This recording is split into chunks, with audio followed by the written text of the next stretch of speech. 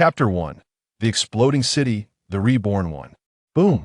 A colossal explosion reverberated ominously in the air, dense and terrifying, gradually becoming clearer and stirring Wang Hao from his dazed consciousness. What is that sound? He uttered a soft murmur, and an instinctive question echoed in his mind, his focus sharpened unconsciously, as if he were striving to comprehend the source of the noise. Boom!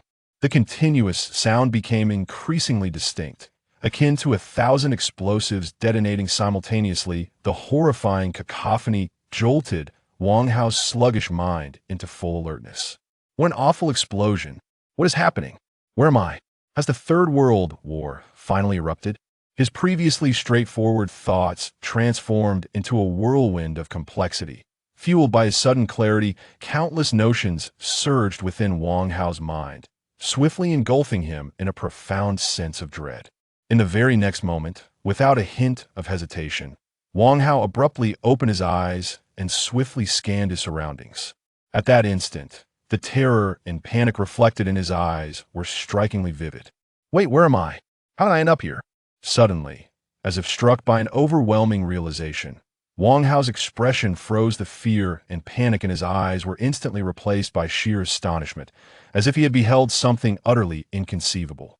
What lay before him was a sight so foreign. The bizarre architectural style was unlike anything found in any city on Earth. This is certainly not Earth, at least not the Earth I am familiar with. Where on earth am I? Have I transcended into another realm? Amidst the astonishment, a thought surged through Wang Hao's mind, and it clung to him tenaciously. Boom! Just as Wang Hao's suspicion solidified, a dazzling energy sphere suddenly intruded upon his vision, hurtling toward him at an astonishing speed. What is that? Before he could fully articulate his bewilderment, the sphere slammed into a nearby, cylindrical building.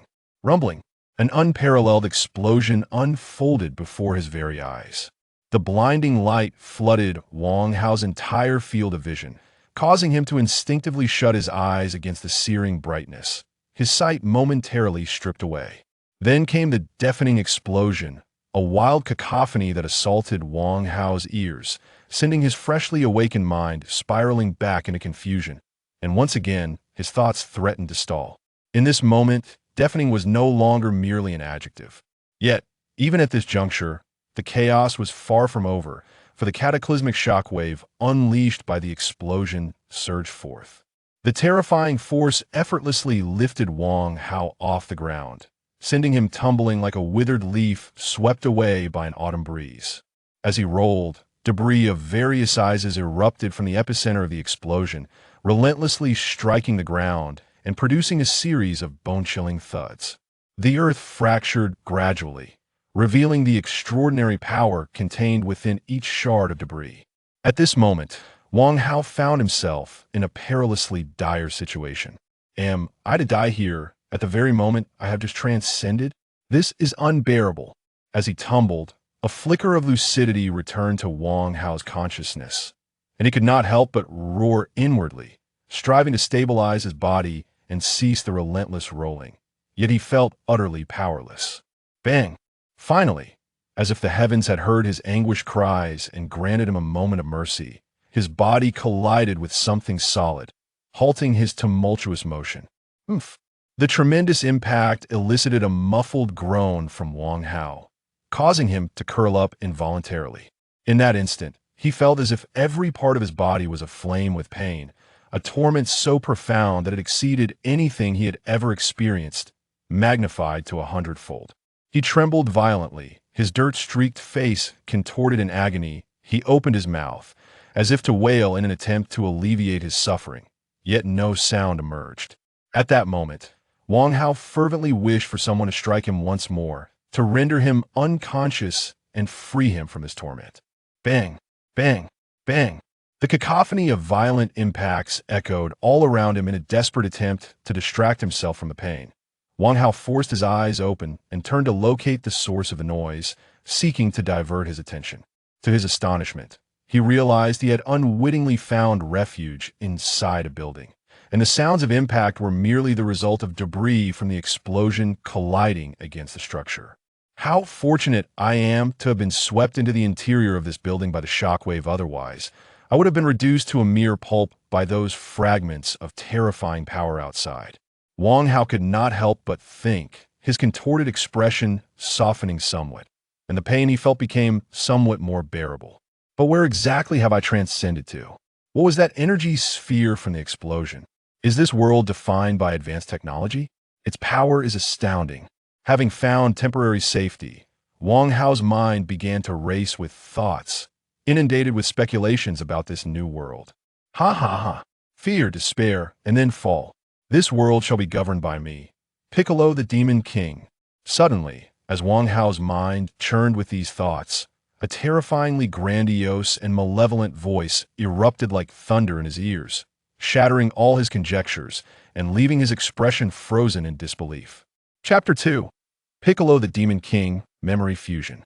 Piccolo the Demon King? How is this possible? Have I truly transcended into the world of Dragon Ball? At this moment, Wang Hao's inner turmoil reached a breaking point. The perilous nature of the Dragon Ball universe was legendary. Even the slightest misstep could lead to annihilation. It was not uncommon for a single death to obliterate an entire planet. In fact, there have been instances where a single demise resulted in the destruction of an entire universe. Did he not see the events of Dragon Ball Super, where that seemingly amiable little king of all casually erased an entire universe? Damn it! I never imagined I would be thrust into this terrifying world. Surviving here will be an arduous challenge. With a sense of unease surging within him, Wang Hao's expression darkened considerably. Oomph! Suddenly, he let out a muffled groan, feeling as if a massive force had been thrust into his brain, threatening to explode his very consciousness. What is happening? Am I under attack? What a bizarre situation. Countless questions sprang forth in his mind, only to be swiftly drowned out, leaving no trace of their existence. What followed was an unparalleled torrent of information, a colossal stream that invaded Wang Hao's mind, relentlessly battering his consciousness in an attempt to assimilate him into its depths. This was the life of a boy. Wang Hao had never known. The information revealed that the boy shared his name, Wang Hao, and was an orphan, currently a student at a small yet renowned martial arts academy. Due to his status as an orphan, he had endured relentless bullying throughout his childhood. Yet upon entering the martial arts academy, he devoted himself to rigorous training, developing impressive combat skills, and had become a well-known fighter in the vicinity. Moreover, the childless master of the academy, his mentor, regarded him as the successor of the dojo and showered him with affection and teachings. Everything appeared idyllic, and had fate not intervened, he would have indeed inherited the academy, becoming a formidable martial artist and living a stable life. However, all of this was brutally shattered not long ago. A peculiar figure, with green skin and antennae, had declared himself Piccolo the Demon King, intent on annihilating all martial artists on Earth. He possessed unimaginable power, effortlessly slaying the strongest master of the academy and reducing the entire dojo to ruins in an instant. Had the boy not seized the moment to take refuge within a large bell, he would undoubtedly have perished. After narrowly escaping with his life, the boy gazed upon the devastated remnants of the dojo, filled with endless rage for his brutally slain master and fellow disciples. The young boy desperately searched for the presence of King Piccolo, yearning to avenge his master and the brothers of the martial arts school. Following the trail of destruction, the boy finally caught up with King Piccolo in this city. Yet, the harsh reality was unforgiving. Before the boy could truly confront King Piccolo, a peculiar demon with green skin and wings struck him down with a single, powerful blow, rendering him unconscious. When the boy awoke, however, the consciousness that now governed this body had transformed into that of Wang Hao, an entity that had traversed dimensions. The terrifying influx of information gradually dissipated, and Wang Hao's awareness regained clarity, having endured the onslaught of this information flow and ultimately claimed ownership of the body. Ah, so I am a soul that has traversed dimensions. The remnants of the previous consciousness must have been stirred by the sound of King Piccolo, only to be assimilated by me, bringing a semblance of calm. As he gasped for breath, Wang Hao contemplated inwardly, having come to understand the sequence of events. However, it is undeniable that I have indeed crossed over into the world of Dragon Ball. Struggling to control his body, Wang Hao slowly leaned against the wall and thought bitterly. From what I recall, this body is entirely that of a purebred Earthling, devoid of any extraordinary abilities, although it possesses decent combat skills. The fact that it was so easily dispatched by the offspring of that demon produced by Piccolo suggests its battle power barely reaches 10. How foolish it is to recklessly confront King Piccolo with such a meager fighting capability. Feeling the severity of his injuries, Wang Hao couldn't help but inwardly scoff, his bitterness becoming more pronounced. He was no stranger to the world of Dragon Ball, in fact. He was quite familiar with it, having grown up watching it. Yet, it was precisely this familiarity that deepened his sorrow, for throughout the entire Dragon Ball universe, Earthlings were overwhelmingly weak, relegated to the role of mere bystanders, while the Scions took center stage in every performance. In the earlier arcs, a few Earthlings led by Krillin could still lend a hand, preventing them from becoming entirely irrelevant. But as the story progressed, no matter how hard they tried, they could only fade into the background, watching as Goku saved the Earth. Even Yamcha was utterly demoralized, completely abandoning his training, with scarcely any opportunities to appear, truly becoming a mere background character. And now, Wang Hao had found himself reincarnated as an Earthling, and at the time of his arrival, his strength had already fallen far behind that of Krillin and Yamcha, let alone the extraordinary Scion. Goku, the difficulty of catching up was staggering. Well, it's too early to dwell on these thoughts. The most pressing concern is how to survive under King Piccolo's very nose. If I die here, there will be no future for me, given the uniqueness of my soul. The likelihood of being saved by the dragon after Goku defeats Piccolo approaches zero. Shaking his head, Wang Hao suppressed his increasingly distant thoughts, mustering the effort to stand up carefully and cautiously make his way toward a shattered window, hoping to glimpse the situation outside and find an opportunity to escape. Chapter 3. Tien and Goku a shock. Upon reaching the window, Wang Hao beheld a city that appeared even more devastated than before. Buildings lay in ruins, black smoke billowed everywhere. Obscuring the sky, the streets were littered with abandoned vehicles, and the ground, strewn with debris, bore witness to the lifeless bodies of the deceased, evoking an apocalyptic atmosphere that was heavy and despairing. It seems King Piccolo has been wreaking havoc in this city for quite some time, otherwise it would not be so eerily silent, with not a single living soul in sight. He pondered whether the inhabitants had fled, hidden, or if they had been entirely annihilated. Yet the last possibility seemed unlikely otherwise. King Piccolo's proclamation would have been rendered superfluous. A heavy gaze crossed his eyes, and Wang Hao's understanding of King Piccolo's power deepened further, prompting him to move with greater caution, as though the demon were lurking in a corner he could not see, observing him. Damn that King Piccolo. May he drown once more in the Mafuba. Suddenly, a thunderous roar echoed from a distance, and a swirling aura of energy filled the sky above that location. The Mafuba. Is Tien here? Is he battling King Piccolo?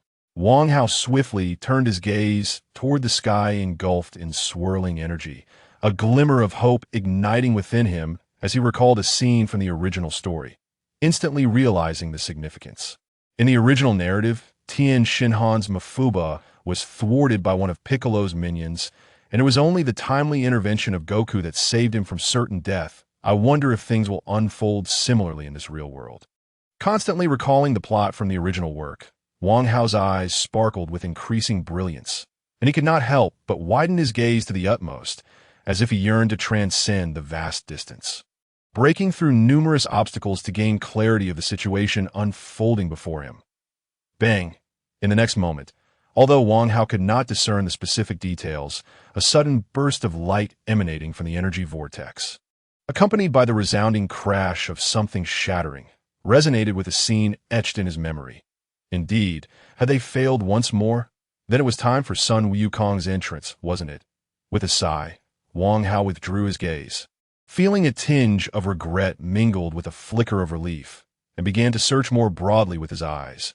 According to the original storyline, it was at this critical juncture that son Wukong arrived riding the golden cloud, rescuing Tianjin Fan, and after a fierce battle, ultimately vanquished the formidable Piccolo, saving the world. Let me witness this with my own eyes, he thought quietly, as he instinctively stepped out of the building and into the bustling street. At that moment, having validated Tianjin Fan's storyline, Wang Hao felt an immense surge of encouragement. Even the fear he previously harbored towards the overwhelming power of the Demon King Piccolo began to subside, and he grew considerably bolder, shedding his earlier caution. Whoosh! Just then, a violent sound of something slicing through the air suddenly reached Wang Hao's ears, causing his expression to brighten instantly, and he eagerly turned to face the direction from which the sound originated. As his gaze shifted, a slender golden line appeared before him, resembling a colossal brushstroke upon the canvas of the sky, both beautiful and awe-inspiring. What astonishing speed! Was it merely the trace of its flight that I could perceive? After a thorough search, Wang Hao reluctantly realized that his reaction time was woefully inadequate, unable to keep pace with the velocity of the golden cloud. By the time he turned his head, the cloud had already vanished from sight. Should I venture closer to the battlefield? After all, this was an authentic battle within the Dragon Ball universe, and such confrontations were exceedingly rare during this time frame. It would be a grave disappointment to miss this opportunity. His eyes unconsciously drifted towards the direction of the Demon King Piccolo, and he found himself ensnared in a tumult of conflicting emotions. How infuriating! Were these mere characters with combat powers exceeding 200 engaged in battle? Though vastly stronger than I am now, since I have arrived in this world, I must certainly obtain powers far beyond this. If I lack even this modicum of courage, how can I ever hope to harness greater strength? This time, I must go. Suddenly, an enraged roar erupted from Wang Hao's lips, his gaze transforming with unwavering determination, and an aura of resolve enveloped him. In the next instant, he took a firm step forward, striding resolutely towards the location of the Demon King Piccolo, gradually fading into the distance at the end of the street. Not traveling a great distance, merely crossing a few streets, Wang Hao's vision opened up before him. Following the sounds of intense combat, two blurred figures entwined in battle came into his view from afar. That was Wang Hao's pupils constricted, his steps halting abruptly, a look of astonishment overtaking his features, growing increasingly evident. Such remarkable speed, such terrifying power. Is this the nature of combat in the Dragon Ball world? And this is merely a battle between those with combat powers of only over 200? Wang Hao's heart roared in disbelief, his face reflecting utter incredulity, although he had mentally prepared himself due to his knowledge of the plot. It wasn't until this moment, witnessing the clash between son Wukong and Piccolo, that he truly comprehended the extraordinary nature of battle power in the Dragon Ball universe. The intensity of this spectacle far surpassed what could be conveyed on screen, or what the characters might proclaim about their prowess to the audience. After all, from the very depths of one's heart, viewers know it is all a fabrication, and how could a mere screen possibly encapsulate such overwhelming awe? Without experiencing their battle firsthand, one could never imagine the extent of their formidable strength. Chapter 4. The Heart of Desire, the diverging battle indeed. What lay before his eyes was no longer mere manga or animation. It was a wholly authentic world, an astonishing realm. The incredulity on his face gradually transformed into boundless excitement and exhilaration, as Wang Hao's gaze ignited with a fervent glow, a yearning for immense power intertwined with an unwavering ambition to transcend the mortal realm. Since I have been fortunate enough to arrive in this world, one day, I, Wang Hao, shall acquire powers even more extraordinary, traversing the heavens and the cosmos, frolicking among the stars, and ultimately becoming the supreme ruler of all. Wang Hao's heart roared with fervor, his eyes fixed intently on the two figures locked in fierce combat, his aura shifting as a heart longing for power awakened within him, pulsating with fervent intensity. Who is this foolish human, daring to gaze upon the might of me, the Demon King Piccolo? Such audacity invites doom. Perhaps due to the fervency of Wang Hao's gaze, even amidst his intense battle, Piccolo felt an unsettling, prickling sensation, his expression darkening in an instant, eyes gleaming with malice as he coldly scoffed. Bang! In the next moment, a resounding crash echoed through the arena as Sun Wukong and Piccolo, locked in combat, were abruptly flung apart by the force of their clash. A genuine, full-force collision. This is bad. Witnessing this scene, Wang Hao's heart tightened, an overwhelming sense of dread surging within him, as if he were being scrutinized by some fearsome, monstrous beast, every hair on his body standing on end. Dodge. With scarcely a moment to think, almost instinctively, Wang Hao leaned back, exerting all his strength as he plummeted towards the ground. Whoosh, just narrowly missing, a blinding beam of energy streaked overhead, impacting a nearby building with tremendous force. Boom! A terrifying explosion erupted instantly, reminiscent of the first scene Wang Hao had witnessed. A building obliterated in an instant, debris and dust swirling as if struck by a massive missile. The horror reaching its zenith. Bang! His back slammed heavily against the ground, producing a loud noise. Under the immense backlash, Wang Hao felt as though his internal organs had been violently jostled, causing excruciating pain. Spitting out a mouthful of blood, he finally felt a fraction of relief. "How dare you take lives before me? I am enraged." At that moment, a youthful, indignant voice rang out amidst the chaos. It was Sun Wukong, finally reacting, mistaking Wang Hao's plight for that of his own demise at the hands of Piccolo. "Humph, just a worthless human. Killing him is trivial. Not only will I slay him, but I shall also claim your life. So despair." Ha ha ha! Seemingly brimming with confidence in his own power, Piccolo failed to suspect that Wang Hao, hidden behind a thicket, had miraculously survived his attack. "I will avenge Krillin, Master Rashi, and all the countless humans you have slain on Earth. Die."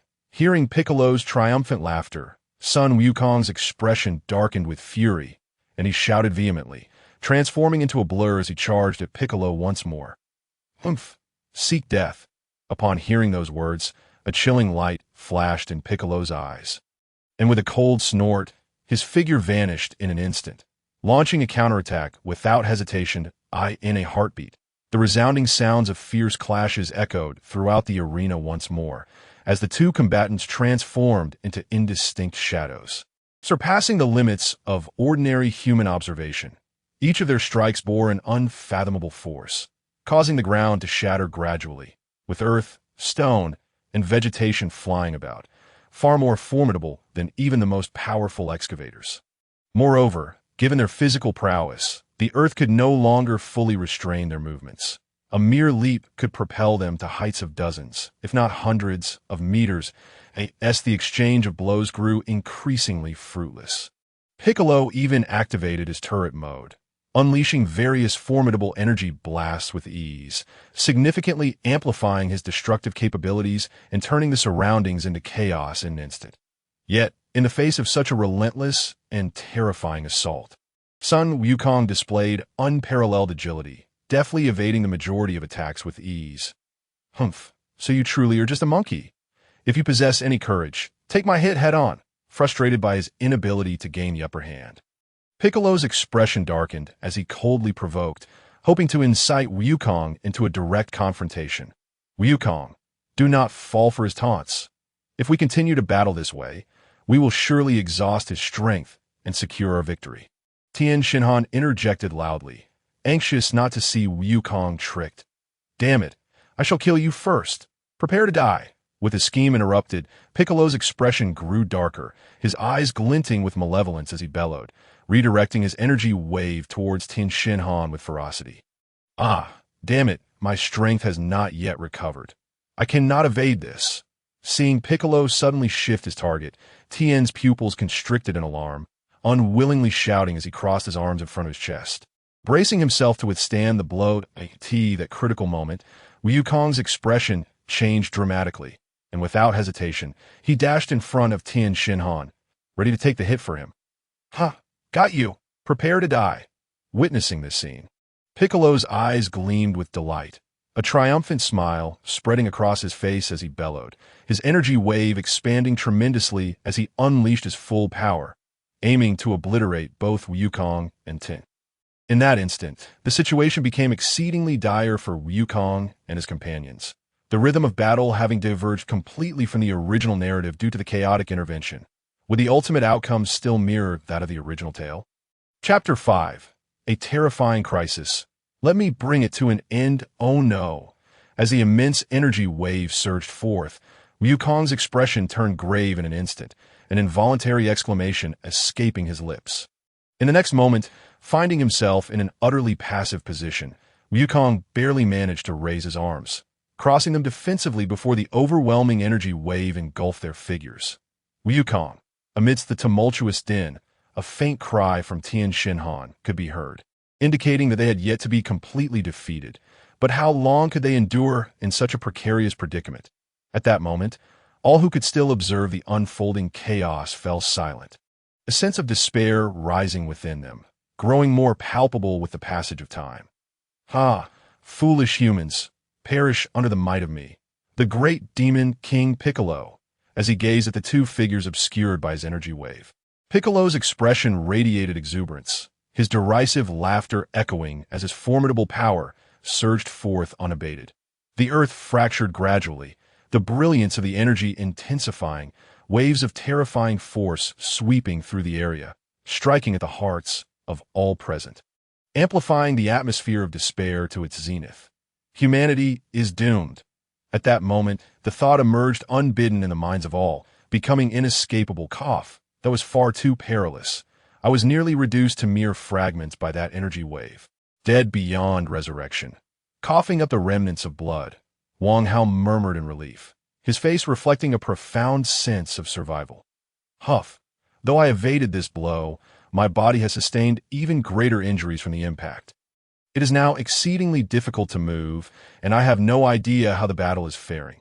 Has Wukong gained the upper hand and is on the verge of defeating Piccolo, gasping for fresh air like a fish cast ashore.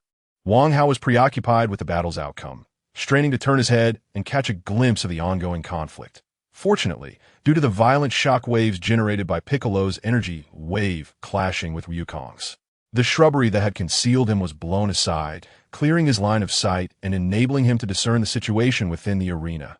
"Nanny, what is happening? Where is Wukong? Could it be?"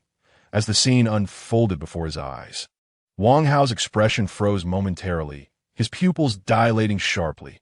"Damn it! How could this be? How has Wukong been suppressed to such a degree, with his body forced to defend against such a powerful energy wave?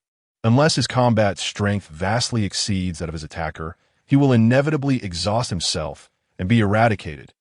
Wang Hao's heart raced with anxiety, the calm demeanor he had maintained despite his near-death experience evaporating, replaced by an overwhelming sense of impending doom closing in on him, with no means of escape in sight. After all, his earlier confidence had rested solely on his knowledge of the plot. No matter how arrogant Piccolo might be, Wukong would ultimately triumph, and he would remain unscathed. Yet now, everything had changed. Wukong was on the verge of defeat and death, without Wukong as his anchor in the narrative. How could he hope to survive? Surely, he would perish. Damn it! Is it because of my sudden appearance here? Otherwise, how could the battle have taken such a turn? Had I known, I would have restrained that impulse and waited until I possessed sufficient strength before involving myself in such a perilous situation.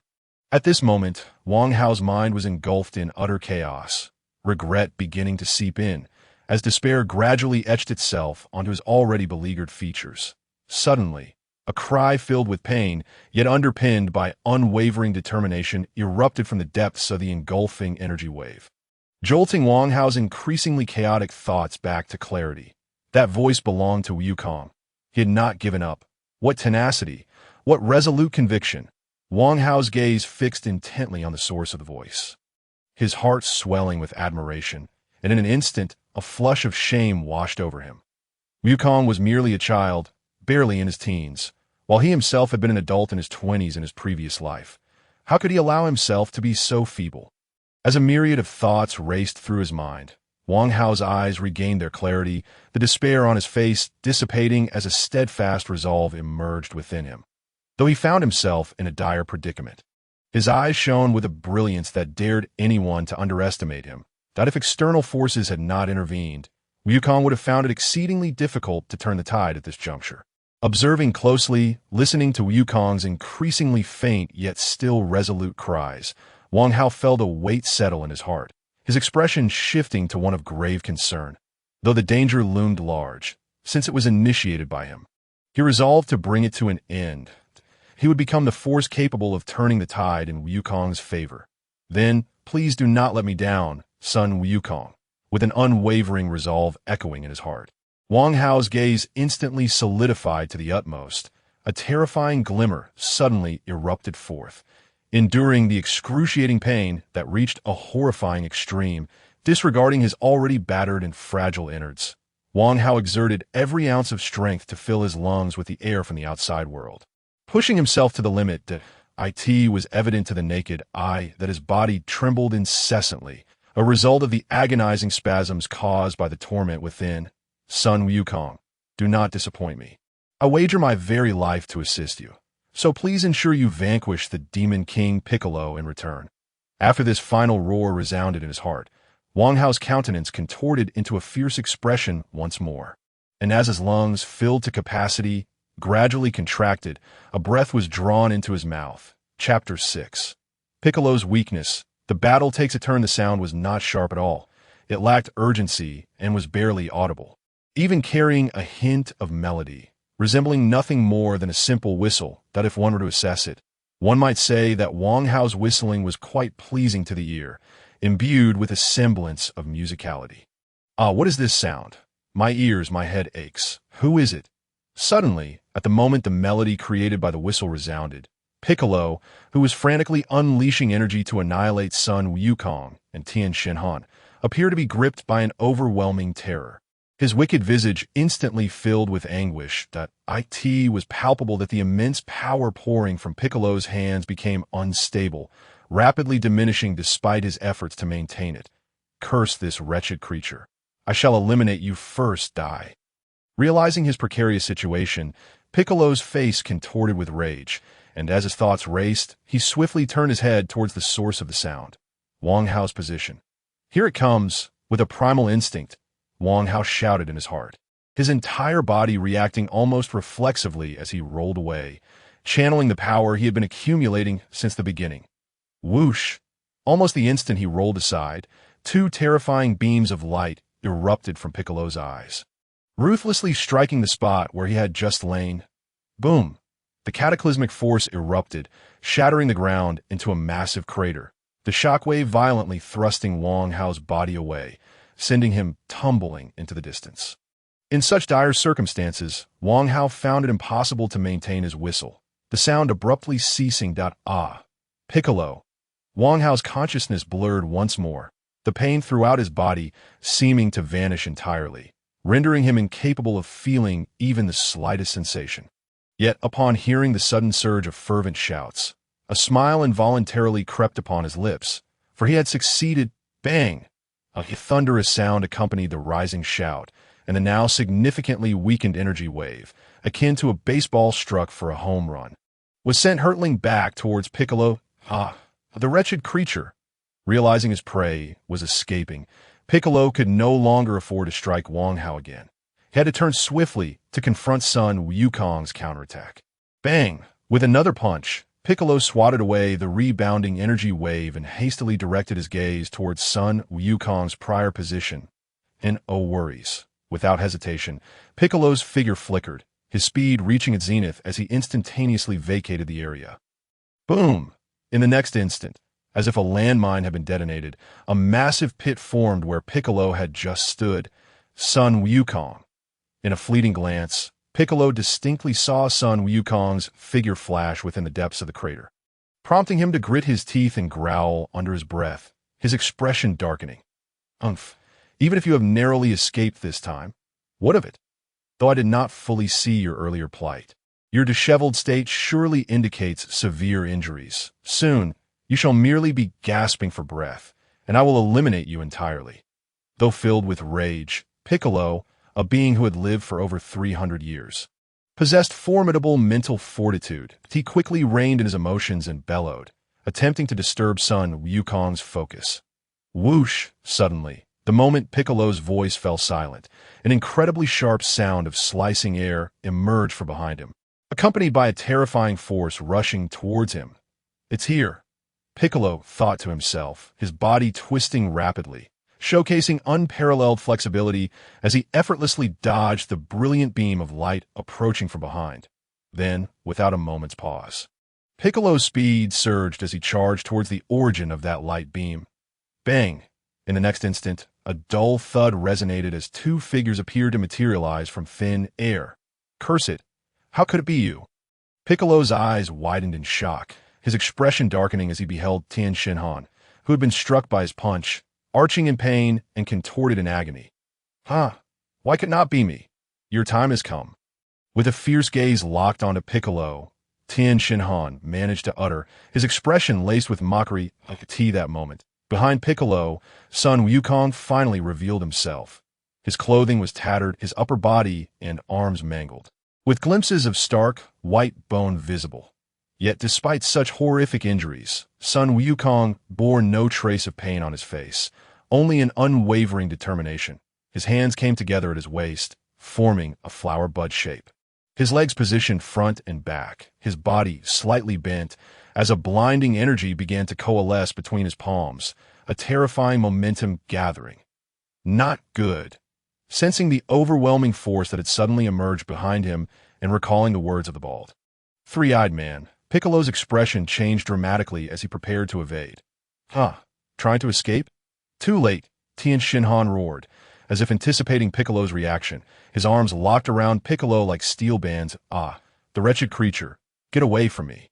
For the first time, a look of panic crossed Piccolo's face as he screamed frantically, his muscles swelling as all his inner strength surged forth in a desperate It was evident that Tien Shinhan's arms were breaking apart, blood bursting forth as he endured forces beyond his limits, on the verge of being thrown off. Kamehameha! Finally, at this critical moment, son Wukong's furious roar resonated, and he gradually thrust his hands forward. In the next instant, a colossal azure beam erupted with a deafening roar, enveloping Piccolo with unparalleled ferocity. Chapter 7. The Death of Piccolo. The Emergence of Yachirobe No. Piccolo's eyes brimmed with fury as he bellowed, the power within him surging violently in response to the imminent threat of death. Boom! At last, as if breaking through some constraint, with a tremendous explosion, a terrifying white aura erupted from Piccolo, burning fiercely and unleashing an unparalleled force that instantly shook off Tien Shinhan's grip. Ah! Tien Shinhan's scream pierced the air as his body was hurled backward. As if struck by a speeding locomotive, Tien Han, you wretched fool! As he witnessed the plan to thwart Piccolo's actions fail miserably, and feeling his body violently hurled away with his breath rapidly waning, son Wukong could not help but cry out in desperation, his rage surging to unprecedented heights. Driven by an overwhelming fury, son Wukong felt an unexpected surge of power erupting from his seemingly exhausted body, causing the Kamehameha wave in his hands to swell larger and its speed to escalate dramatically. Boom! In the next instant, almost before Piccolo could fully react, the powerful attack collided with him. Hiss! It was as if a ladle of water had been poured into boiling oil, resulting in an extraordinarily violent and terrifying reaction, as the force of the Kamehameha wave clashed with the fiery aura emanating from Piccolo's body. Damn it! How could I, the great Piccolo, possibly lose to a mere human? I refused to accept this. As he felt the energy of his aura rapidly diminish and sensed the terrifying presence of imminent death materializing, Piccolo could only emit a frustrated roar. Huffed in that moment. His chest was pierced by the brilliant azure light, creating a massive void that I did it. Observing Piccolo's body being penetrated, a flicker of joy flashed in son Wukong's eyes, and he silently congratulated himself. However, a wave of overwhelming fatigue washed over him, making it impossible to maintain the Kamehameha wave, which dissipated in an instant. Staggering back a few steps, son Wukong steadied himself, his gaze fixed intently on Piccolo's figure, desperate to ascertain his condition. Although his chest was pierced, Piccolo did not perish immediately. Instead, he glared fiercely at son Wukong, his eyes brimming with hatred and fury that seemed to take on a tangible form. Slicing through son Wukong like 1,000 knives? Cough. Damn human. Do you think defeating me is enough? The demon race will never be extinguished. One day, My offspring will rise as the new demon king and will exact vengeance upon all humans. Just wait. After uttering these seemingly prophetic words, Piccolo's neck writhed and swelled, and then he expelled a massive egg from his mouth, sending it soaring into the distance, vanishing from Sun Wukong's sight. Damn it. Although Sun Wukong did not fully comprehend the meaning behind Piccolo's words, the obvious action was unmistakable. Yet he lacked the strength to intervene, only able to shout in anger as he watched the colossal egg disappear from view. Ha ha ha! Just wait for the day when I, the great Piccolo, am succeeded. Huh? Observing Sun Wukong's grim countenance, Piccolo laughed heartily, and then his entire body erupted in a cataclysmic explosion, dissipating entirely from existence, as Piccolo, the Demon King's form, vanished in the explosion. Sun Wukong felt a weight lift from his heart, his body swaying unsteadily before he finally collapsed backward with a dull thud. The battlefield fell into an eerie silence, all combat having reached a standstill. Time trickled slowly, and perhaps due to the prolonged stillness, a figure cautiously approached the battlefield. Wukong, you still owe me a grand meal. Don't you dare die so easily.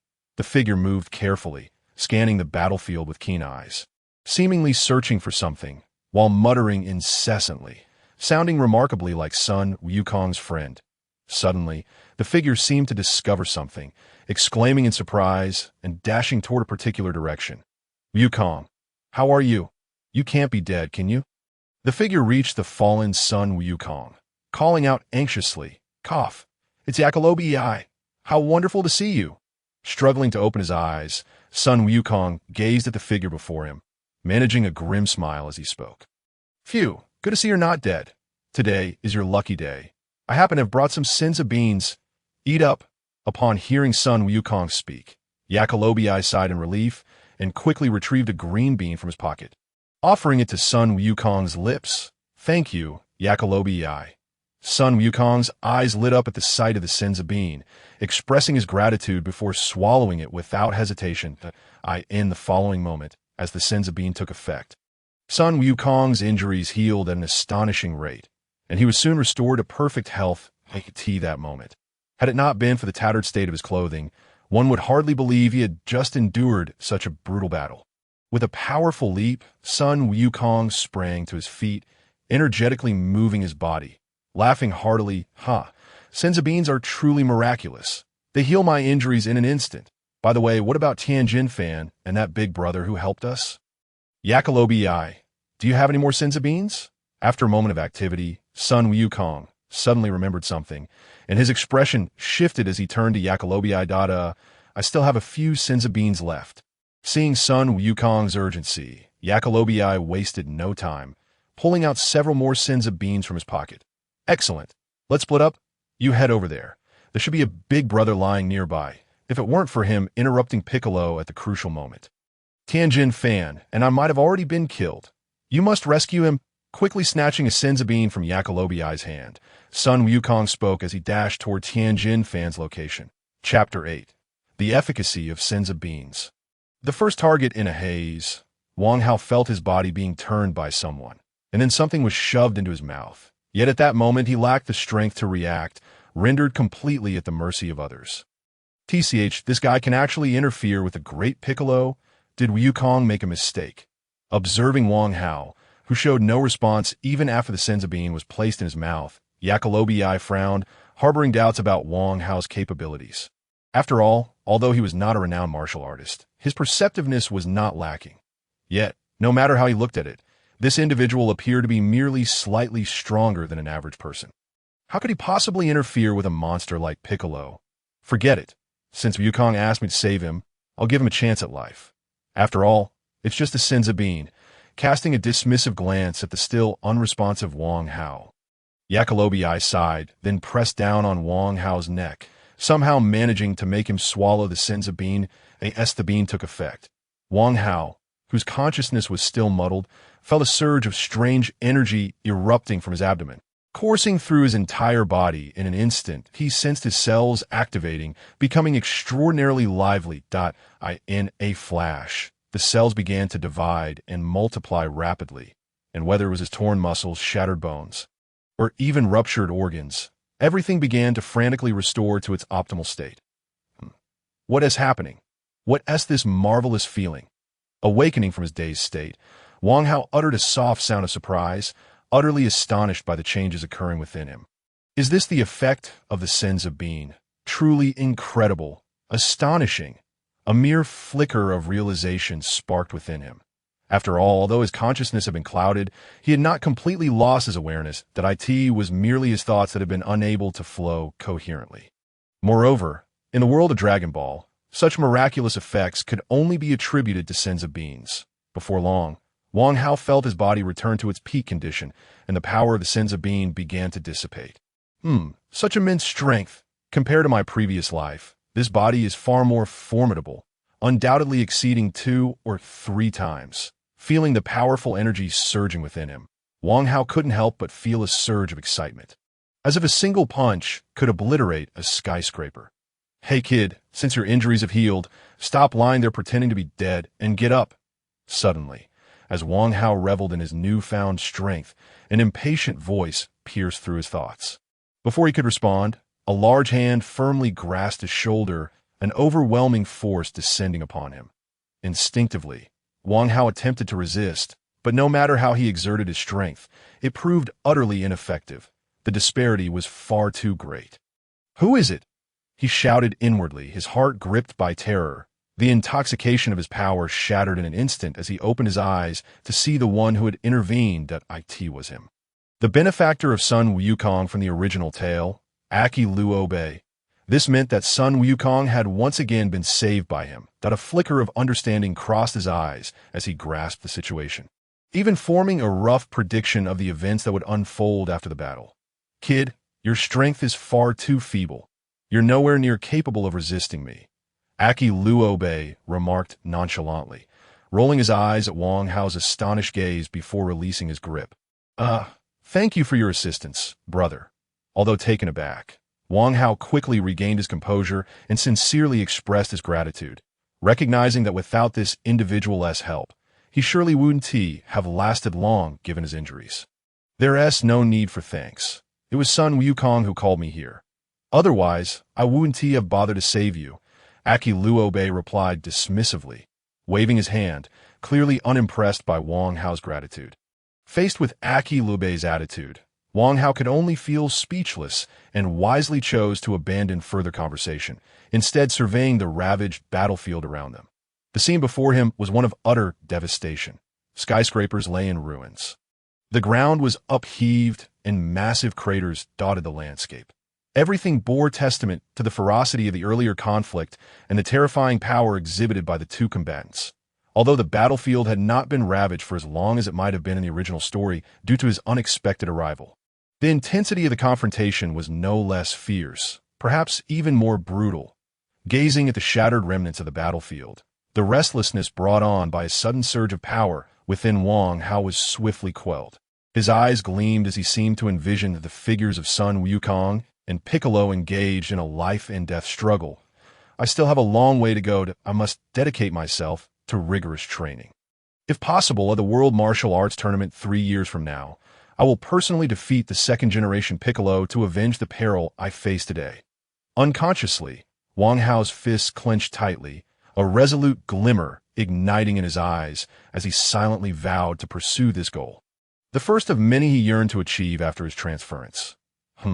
This aura, perhaps this fellow isn't quite as pathetic as I thought, Aki Luo mused, his expression shifting as he regarded Wang Hao. A flicker of interest igniting in his gaze that, of course, none of this would be perceived by Wang Hao, who remained lost in his own world. Chapter 9. The Assembled Group, united as one Aki Luo. The sudden call jolted Wang Hao from his reverie. Turning to look, he saw Sun Wukong, along with the revived Tianjin fan, and 2 other figures, a girl and a boy, approaching him. The one who had shouted was none other than Sun Wukong himself. So, those 3 must be Bulma, Lu Ping, and Lan Qi. They've already joined forces with Sun Wukong. It seems my presence has indeed had a significant impact. As he assessed the approaching group, Wang Hao felt a slight stir within him, easily deducing their identities and growing increasingly indifferent to the plot. It seems I have yet another reason to gain strength. It is imperative that I do not fall victim to the increasingly divergent storyline, but instead acquire the power to shape it, ensuring my survival. As his thoughts raced, Wang Hao's desire for strength intensified. Big brother, you've recovered. That's wonderful. Just now, if it weren't for your help, Tianjin Fan and I surely wouldn't have been able to hold on. Thank you, big brother. As Wang Hao's mind churned, son Wukong and the others drew near. Son Wukong's face was alight with joy as he spoke gratefully. Yes, thank you, Tianjin Fan chimed in, unusually expressing his gratitude. Bro, you're impressive to face off against that terrifying Demon King Piccolo. I'm far behind you, Lu Ping added, admiration evident on his face. Indeed, that Piccolo is so fearsome, and you were able to assist Wukong. You must be incredibly strong, Bulma remarked, her tone filled with it's nothing extraordinary. The Demon King Piccolo seeks to dominate the world and enslave humanity. A martial artist and a human. It is my duty to oppose him. Wang Hao scratched his head, feeling a bit bashful as he spoke humbly. Not bad, not bad. You possess the spirit of a true man, and you're quite handsome too. You're making me feel a bit flustered, Bulma said, admiration evident in her expression. Hearing this, Lu Ping, standing nearby, suddenly interjected, his face clouded with frustration. Humph, you just said you. What was your name again? Bulma shot Lu Ping a disdainful glance. About to retort, when she suddenly faltered, feeling somewhat embarrassed as she turned to Wang Hao. I'm sorry, I forgot to introduce myself. My name is Wang Hao, hailing from Maple Leaf City, and I'm a martial artist. Wang Hao, feeling a bit awkward, quickly introduced himself upon Bulma's inquiry. Humph, with your level of strength, you dare call yourself a martial artist? Just as Wang Hao finished his introduction, Aki Luobe couldn't help but interrupt with a scoff, his expression dripping with disdain. Aki Luobe, how can you say that? Apologize at once. The atmosphere grew tense for a moment before Bulma couldn't help but shout angrily. The other onlookers also frowned at Aki Luobe's remark. All right, Miss Bulma, Aki Luobe is not wrong. My strength is indeed too weak to be worthy of the title of martial artist. Had it not been for luck, I would have surely perished at the hands of the Demon King Piccolo. However, I will strive to improve and attain strength befitting the title of martial artist. Wang Hao interjected to quell Bulma's defense, speaking with unwavering determination, his serious demeanor accompanied by a sudden surge of confidence. In that moment, the atmosphere shifted, and the martial artists present grew solemn, their gazes on Wang Hao sharpening with newfound gravity. Even Aki Luobe, who had just been mocking him, suddenly adopted a serious expression. Addressing Wang Hao, kid, that is quite the spirit. I hope you truly can achieve what you've claimed. That I believe in you. Big brother, you will surely grow strong. I want to battle you then.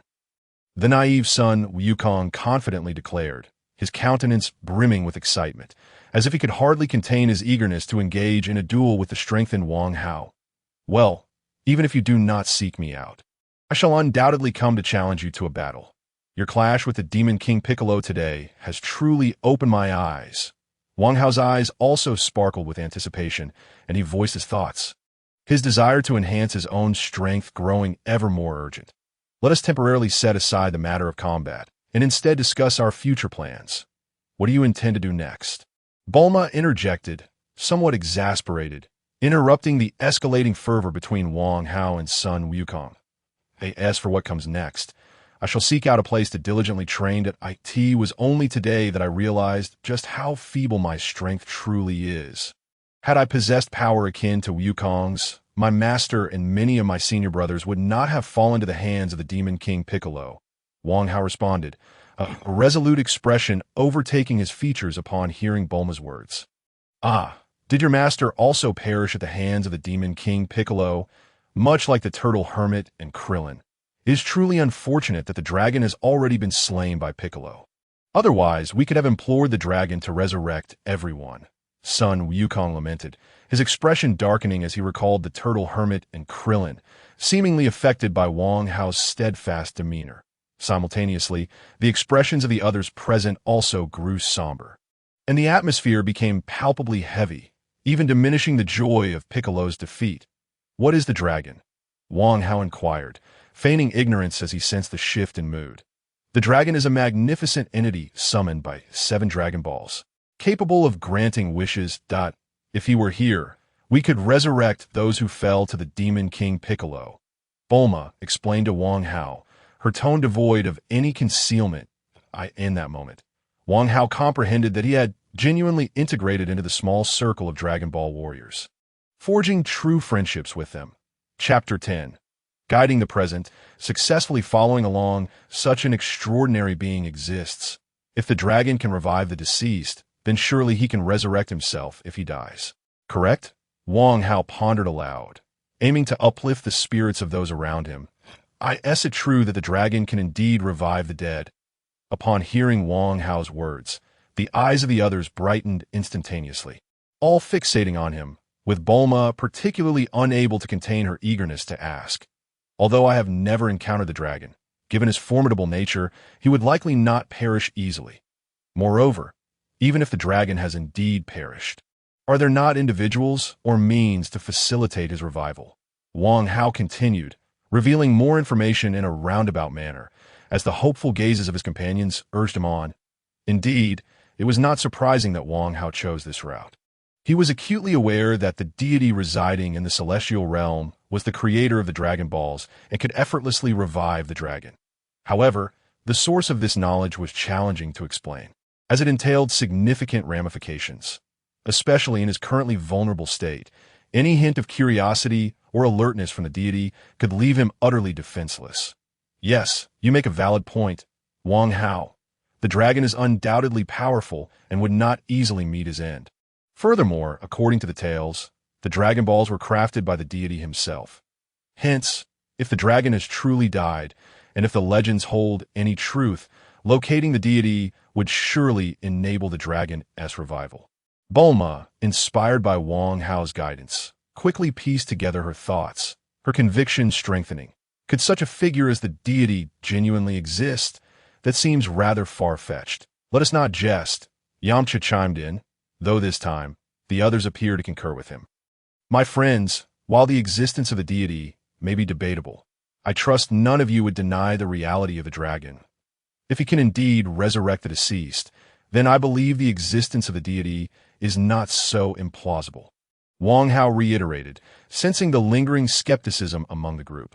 Indeed, upon reflection, the notion that the deceased can be revived is truly remarkable, defying the laws of nature, something only a divine being could accomplish. The group paused, momentarily taken aback by Wang Hao's assertion, before they began to acknowledge the plausibility of his words. Thus, it stands to reason that the deity may indeed exist, but how might we find him? Lu Ping inquired, furrowing his brow as he began to accept the possibility of the deity's existence. I am uncertain of that. Perhaps there are some venerable individuals who have lived for a considerable time and may possess knowledge about the deity. Wang Hao replied, feigning ignorance as he shrugged his shoulders.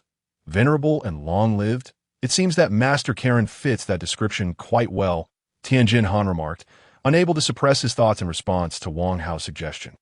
Master Karen? Very well. I shall seek him out at once to inquire whether he knows anything about the deity, son Wukong exclaimed, summoning the flying nimbus without hesitation and soaring into the sky. Hey, Wukong, what about your power pole? Tien called out after the swiftly disappearing figure of son Wukong, but it was too late. Witnessing this scene, the others exchanged glances, rendered speechless. Let Wukong go.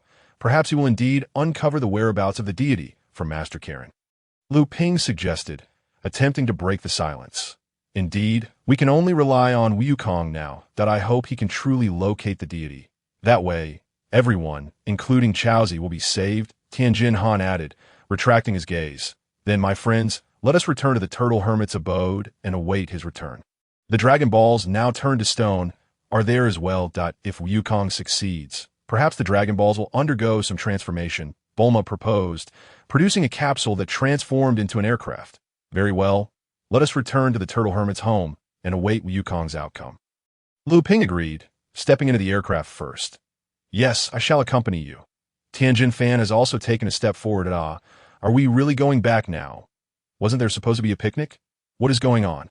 Beside them, Lanchi, with blue hair, who had been silent and disconnected for a long time, finally spoke up, appearing utterly perplexed. The picnic has been cancelled. Perhaps we shall come again another time, Bulma casually remarked as she pushed Lanchi onto the aircraft. And what about you two? Will you be joining us? After ensuring Lanchi was settled, Bulma glanced at Yakalob and Wang Hao, inquiring that I won't be going. I shall head directly to Corinne Tower to find Goku. He still owes me a grand feast. Yakalob waved his hand dismissively, retrieving a universal capsule from his pocket and conjuring a flying car that I currently have nowhere else to be. So if it's not too much trouble, I would like to accompany you, Wang Hao said, contemplating briefly as Bulma's gaze shifted towards him, speaking without hesitation. What a jest! With two of Earth's foremost masters present, to miss the opportunity to seek their guidance on cultivation would be a tremendous loss. Attempting to navigate the path of cultivation alone, despite being well-versed in the Dragon Ball narrative and familiar with numerous methods, would significantly diminish the journey, making it far more arduous to realize one's ambitions. Indeed, it is no trouble at all. Please, do come aboard, Bulma invited with a wave of her hand, unfazed. Ultimately, Wang Hao did not hesitate, swiftly boarding the aircraft and taking a seat beside Lepin. Mere seconds later, the aircraft descended, rapidly vanishing into the horizon. Chapter 11. The commencement of training and the surge of power. Hurry up. Go faster. At this pace, how can we possibly complete the task before breakfast? Do you wish to go hungry? A stern voice echoed relentlessly from a nearby peninsula, not far from Corinne Island. Following the sound, one could see two figures clad in the Turtle School martial arts uniform. Carrying the unique Turtle School shell, sprinting along the morning pathway, bathed in the dawn's light, it was evident that the younger of the two boys was holding a carton of milk aloft, racing ahead, while the slightly older boy trailed behind, empty-handed and roaring in frustration. Ha! I've reached my limit. I can't go any faster. My arms are exhausted, and my lungs feel as though they might burst. I really wish I could take a moment to rest. Listening to Lepin's shouts behind him, Wang Hao couldn't help but think, feeling as if his body were no longer his own, his breath becoming increasingly erratic and labored. Indeed, the figures sprinting towards the dawn were none other than Wang Hao and Lepin, precisely on the morning following their victory over the Demon King Piccolo, the day prior, upon arriving at the Turtle House with Bulma and the others.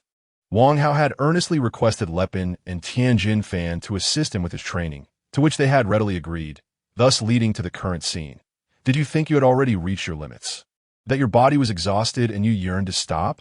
As if sensing Wang Hao's thoughts, Lepin's voice rang out again, laden with seriousness. Yes.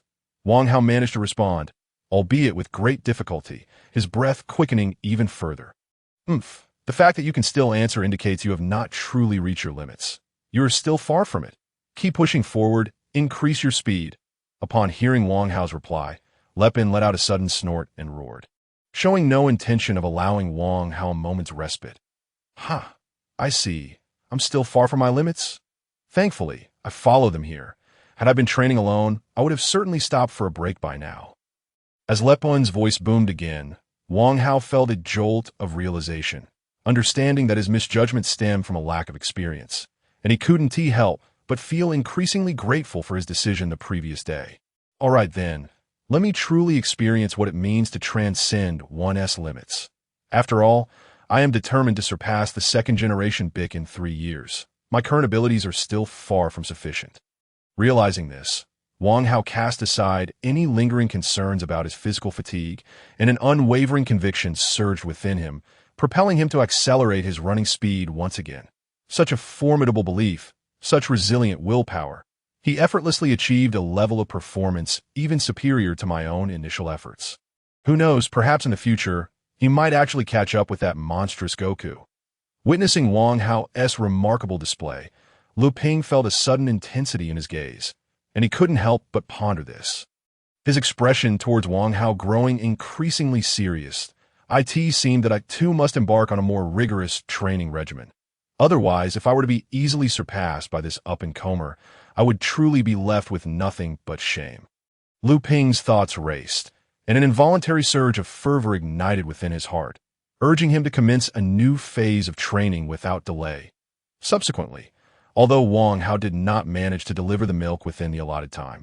Breakfast was still served just in time. After their meal, the two immediately engaged in the next phase of the turtle hermit-style training, tilling the land with their bare hands. Initially, Wang Hao hesitated, unable to fathom the excruciating consequences of using his flesh and blood hands for such labor. Surely, his hands would be left mangled and bloodied, perhaps even resulting in permanent injury. However, all of this changed under Lu Ping's relentless encouragement. After mustering the courage to try, he was completely astonished by the outcome. After tilling a substantial plot of land, his hands were merely scratched, swollen, and slightly sore, far less catastrophic than he had anticipated. In that moment, he finally grasped the reality that the strength of this body he inhabited had reached such an impressive level. With this newfound understanding, many of his reservations dissipated, and he threw himself into training with even greater fervor. Time flew by, and the first day came to an end, only to be followed by a second day of relentless training, this time supervised and guided by Tianjin Fan. The content of the second day's training mirrored that of the first. But since Wang Hao had surplus time after completing the initial two tasks, an additional challenge was introduced, being chased by a ferocious beast that, of course, the first beast summoned was not overly fearsome. It was merely a rather ordinary leopard. Yet, even so, the exceedingly fatigued Wang Hao found himself leaping and dodging to escape its pursuit, sustaining numerous scratches and bruises in the process, but ultimately persevering. On the third and fourth days, Wang Hao felt his strength accelerating at an astonishing rate. His physique grew increasingly robust, his power expanded, and his agility sharpened. Without realizing it, the volume of milk he delivered each morning had multiplied several times over, and his speed had become remarkably swift, with no signs of tardiness. The area he tilled by hand also expanded rapidly, now several times greater than before, and the injuries to his hands diminished significantly. The beast pursuing him had evolved into a saber-toothed tiger, several times more ferocious than the leopard, yet he now faced it with a newfound confidence, no longer suffering grievous wounds at this juncture. Wang Hao's prowess had increased immensely, a marked difference that could only be described as several-fold. He could confidently assert that he could easily vanquish his former self, who had yet to embark on any training. With such remarkable achievements, Wang Hao's enthusiasm for training soared, prompting him to consciously increase his regimen each day, climbing towards new heights. Chapter 12. The Restored Dragon Balls, the emergence of the dragon, just as Wang Hao was immersed in his training. Greedily seeking to enhance his strength further, a matter he had long since relegated to the back of his mind finally reached a resolution, abruptly interrupting his training. This matter concerned the deceased dragon. For the Dragon Balls, which had turned to stone upon the dragon's demise, had finally returned to their normal state. Within the turtle hermit-s abode, everyone was engulfed in a euphoric state, their eyes fixated on the table where the translucent orange-yellow Dragon Ball with red stars shimmered, reluctant to look away. The Dragon Balls have truly been restored, although Goku had previously mentioned the whereabouts of the deity when he returned for the Rui stick. It was only now, with the Dragon Balls revitalized, that I genuinely believed in the existence of such celestial beings in this world. Lu Ping exclaimed, his voice laced with excitement, his face still bearing an expression of disbelief. Indeed, while speculation had existed, it was only when confronted with the truth that one realizes the myriad of astonishing phenomena in this world. Tianjin Fan added, sharing in the excitement, his expression equally animated. I said it before, if the Dragon Balls exist, then the existence of deities is hardly a surprise. There's no argument left to make now, Bulma interjected, her tone tinged with satisfaction that, let us hasten to summon the dragon and see if it has truly been resurrected, suggested Oolong, resembling a small pig, his timid voice drawing everyone's attention and silencing the room. Oolong is right. Given that the Dragon Balls have returned to their former state, we should swiftly verify this. If we are successful in summoning the dragon, those who have perished may well be revived, Wang Hao remarked, breaking the silence. Yes, indeed. Let us commence the summoning ritual immediately, Bulma declared decisively, seizing the Dragon Balls and stepping outside. The others hurriedly followed suit. Outside, Bulma placed the Dragon Balls on the ground and retreated to join the group. The IT's about to begin, she said, her voice laced with a blend of excitement and trepidation. Let us summon it, Bulma. The group urged, their voices filled with anticipation. With the support of her companions, Bulma took a deep breath, her resolve solidifying as she called out, "Come forth, Shenron." In that instant, Bulma's heart raced, fervently wishing for the dragon's appearance. The others shared a similar sentiment, their eyes locked onto the Dragon Balls, silently praying. Even Wang Hao, who had long anticipated this moment, could not help but widen his eyes, eager to witness the awe-inspiring spectacle. Suddenly, as if responding to their prayers, the 7 Dragon Balls erupted with brilliant light, casting a shadow over the sky as if night had fallen prematurely, with a crack of thunder. A terrifying roar echoed in their ears, and a dazzling bolt of golden light shot up from the Dragon Balls, twisting and winding its way into the darkened heavens shrouded in thick clouds. A fearsome roar reverberated throughout the sky, akin to golden lightning, as the celestial light transformed into a magnificent and terrifying green dragon, arching majestically across the expanse of the universe. It's incredible. The dragon has truly been resurrected. The dragon has truly returned. At that moment, everyone erupted in joyous exclamations, their previous anxieties dissipating, replaced by overwhelming elation. Oh, this is Shenron. Witnessing it firsthand is indeed breathtaking. The sheer aura of majesty is far beyond any representation I've encountered. Wang Hao mused, momentarily entranced, utterly astonished by the spectacle before him. Even though he had seen Shenron appear numerous times in the Dragon Ball anime, and had even beheld images of the formidable Super Shenron enveloping countless galaxies, he had prepared himself for this moment. Yet, when faced with the reality, he found himself profoundly moved. If the Earth-esque dragon could evoke such awe, how utterly staggering would it be to witness the Super Shenron in action? At that moment, Wang Hao's thoughts drifted, imagining the scene of the mightiest dragon, the Super Shenron, making its entrance, gatherers of the Dragon Balls. "Speak your wish. Any wish shall be granted, but only one," the dragon proclaimed, its voice resonating with power. That moment, the divine dragon lowered its colossal head, its pair of blood-red eyes fixating on Wang Hao and the others below. It spoke with a voice that resonated with grandeur and authority, akin to the rumble of distant thunder, yet perfectly moderated to avoid harming anyone, even ordinary individuals like Bulma. "Divine dragon, how were you resurrected?" Bulma inquired, refraining from making a wish immediately. "It was your companion, son Wukong, who entrusted the heavenly god with my resurrection," the divine dragon responded without hesitation. "Where is Wukong now?" Lepin could not help but interject. "He is currently undergoing training with the heavenly god, preparing to participate in the World Martial Arts Tournament 3 years hence. That time. You shall meet again," the divine dragon replied once more. "To think he is receiving guidance from the heavenly god. That rascal Wukong is becoming increasingly formidable. It seems I must exert even greater effort in my training, lest I be unable to defeat him 3 years from now."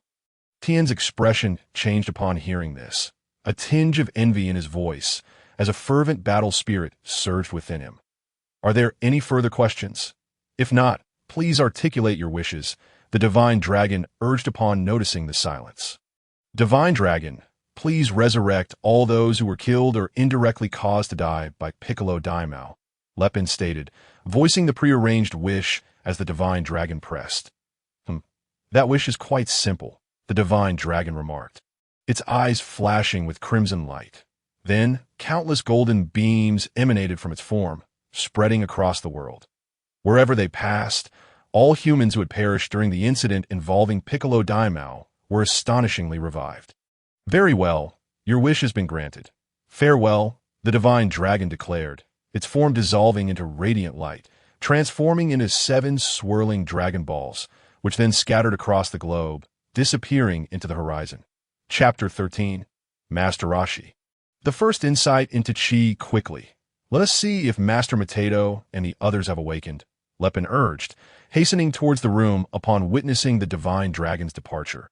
Dumpling, Tien also reacted instantly, almost vanishing from his spot in a blur. Subsequently, the others awakened as well, all heading towards the room. Wang Hao, however, paused to contemplate briefly before remaining in place, initiating his training once more, which had been interrupted earlier. After a brief warm-up, feeling his body attuned to the rhythm, Wang Hao donned the now considerably heavier turtle shell on his back and leaped into the sea, swimming towards the distant peninsula with astonishing speed. Time passed swiftly, and by lunchtime, having completed his morning training, Wang Hao returned to the Kame house. "Young man, your dedication to training is commendable." A voice, imbued with a hint of appreciation, yet marked by age, suddenly reached Wang Hao's ears as he stepped ashore. Startled, Wang Hao's muscles tensed instinctively, wariness evident for but a fleeting moment before he relaxed once more. "Indeed, quite impressive. Your vigilance is commendable. You possess the makings of a fine martial artist," the voice continued. Now closer to him, "Young man Wang Hao, I am honored to meet you, Master Matedo," Wang Hao said with a grave demeanor, offering a respectful bow to the diminutive, sunglasses-clad elder before him. It was worth noting that despite the elder's modest power level of just over 100, he was undoubtedly a master of martial arts, possessing a wealth of experience far surpassing that of Lepin and Tien. It was his teachings that had laid the robust foundation for Sun, Wukong, and Krillin, paving the way for their future remarkable achievements. "I hear from Tien that you intervened to disrupt Piccolo Mouse attack, saving him and Wukong at the moment of peril," Master Rashi acknowledged with a nod. "Indeed, the reason I was able to successfully interfere with Piccolo was that I inadvertently discovered one of his weaknesses. His hearing is exceedingly acute, so much so that a simple whistle is akin to the most jarring noise to him. It was through this that I managed to succeed," Wang Hao explained, noticing Master Rashi's sudden inquiry regarding his interference. "So his hearing is overly sensitive, is it? I never would have guessed, had I known this weakness earlier." "Perhaps. But it is all in the past. Wukong has accomplished far more than I ever could," Master Rashi mused, a hint of nostalgia in his voice, his face reflecting a sense of contentment, observing Master Rashi's demeanor. Wang Hao understood that while Piccolo had not been entirely vanquished, having left behind a son who would likely grow even stronger than his predecessor, he could not disclose this information, deciding it best to keep such concerns from troubling them further. After all, should the second-generation Piccolo return, son Wukong would surely subdue him once more. "One grows old and cannot help but reflect on the past. Please do not take offense," Master Rashi remarked, breaking Wang Hao's train of thought. Wang Hao responded lightly, choosing not to engage further. "Young man, I see you possess the potential of a fine martial artist, and your training aligns with the Kame School's teachings. Do you have any questions?" "Today, I am in a good mood and shall offer you guidance," Master Rashi stated suddenly. "Master Rashi, your guidance on martial arts is a rare opportunity," Wang Hao thought, his eyes lighting up with excitement at the prospect. "May I ask, Master, what is Qi?" he inquired eagerly, having long desired to understand this fundamental concept. Think you would pose such a question. Quite impressive indeed. You have touched upon a fundamental issue, showcasing considerable insight," Master Rashi praised, regarding Wang Hao with surprise. "I humbly request your enlightenment, Master Rashi," Wang Hao replied, undeterred by the elder's compliment. "This question is not easily answered, for even I have yet to fully grasp the essence of Qi. What I can share is that Qi is the very essence of all life. Its potential is limitless," Master Rashi stated, his expression growing grave as he spoke. "Qi is the essence of life. Its potential is boundless," Wang Hao repeated, astonished by Master Rashi's words, contemplating their profound implications. These two phrases seemed imbued with an unfathomable power, their depth overwhelming. This young man possesses remarkable insight. Could it be he truly understands the significance of these words?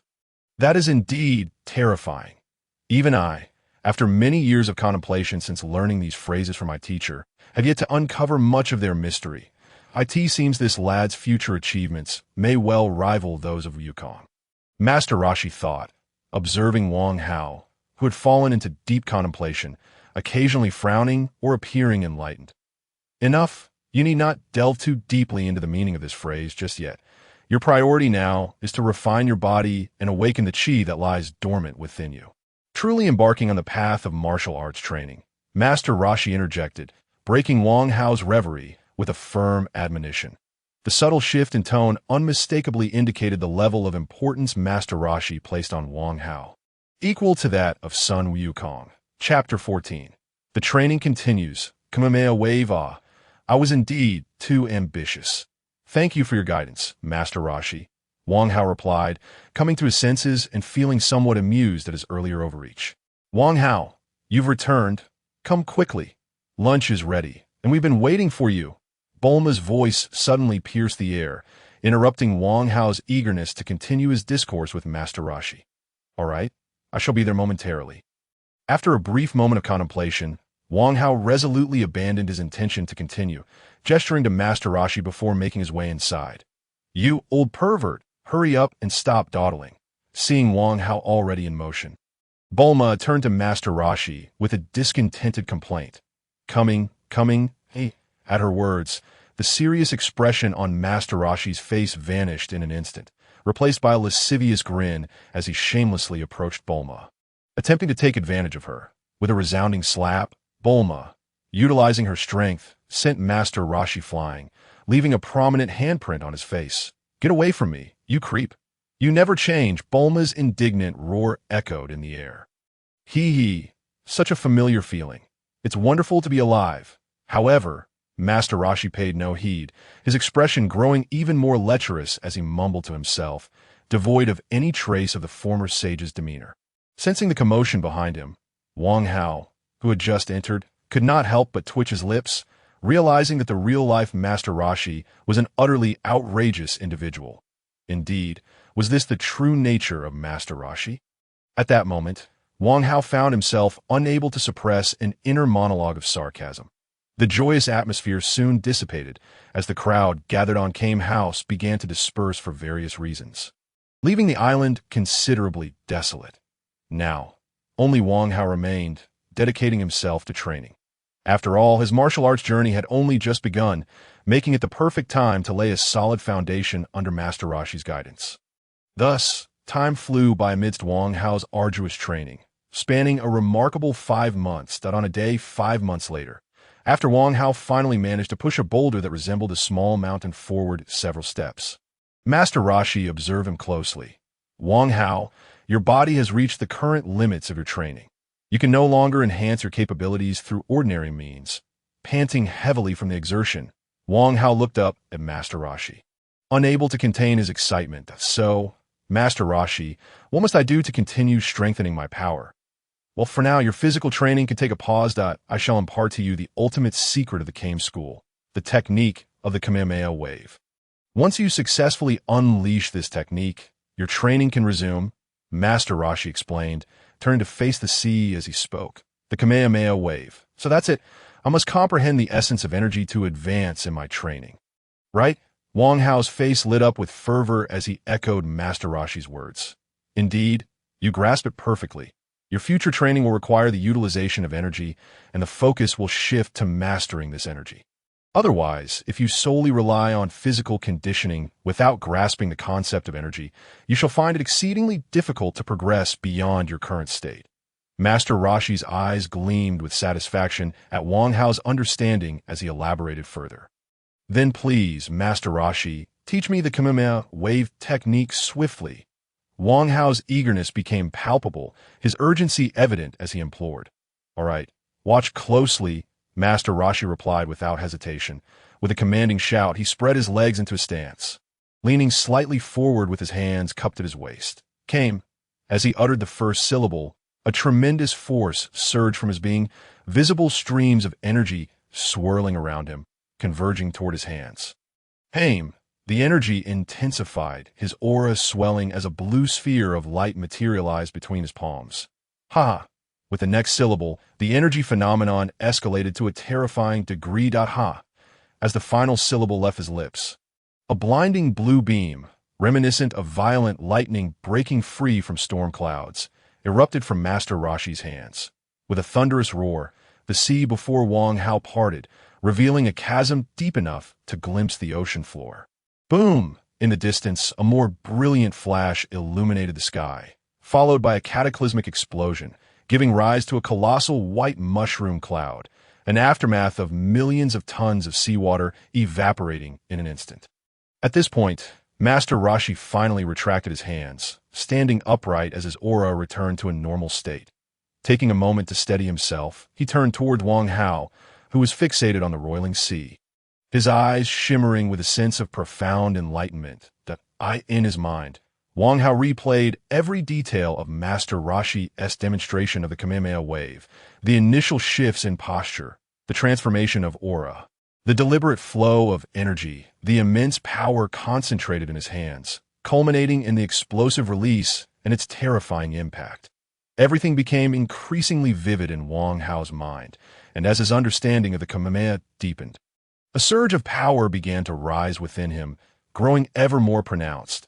Like water boiling in a kettle, it yearned to break free from its confines. Instinctively, Wang Hao's posture shifted, and he executed the exact movements Master Rashi had just demonstrated. Came. The same syllable escaped his lips, and though it was far less potent than Master Rashi's, an impressive aura began to emanate from him. Haim. The energy within Wang Hao surged, mirroring Master Rashi's transformation. Save for the lesser intensity, ha. With the third syllable, Wang Hao's power continued to accumulate, ha. At the fourth syllable, he formed a small sphere of light within his cupped hands. Boom! The final syllable erupted forth as he thrust his hands forward, unleashing a beam no thicker than his pinky finger, which swiftly pierced the still raging sea. With a resounding explosion, a massive splash erupted into the air, reminiscent of a water mine detonating, though it paled in comparison to Master Rashi's earlier display of power. Panting, Wang Hao's complexion turned pale as he staggered backward, barely regaining his balance, breathing heavily as though that single Kamehameha wave had drained him of all his strength. Not bad. Not bad. You successfully unleashed the Kamehameha wave on your first attempt.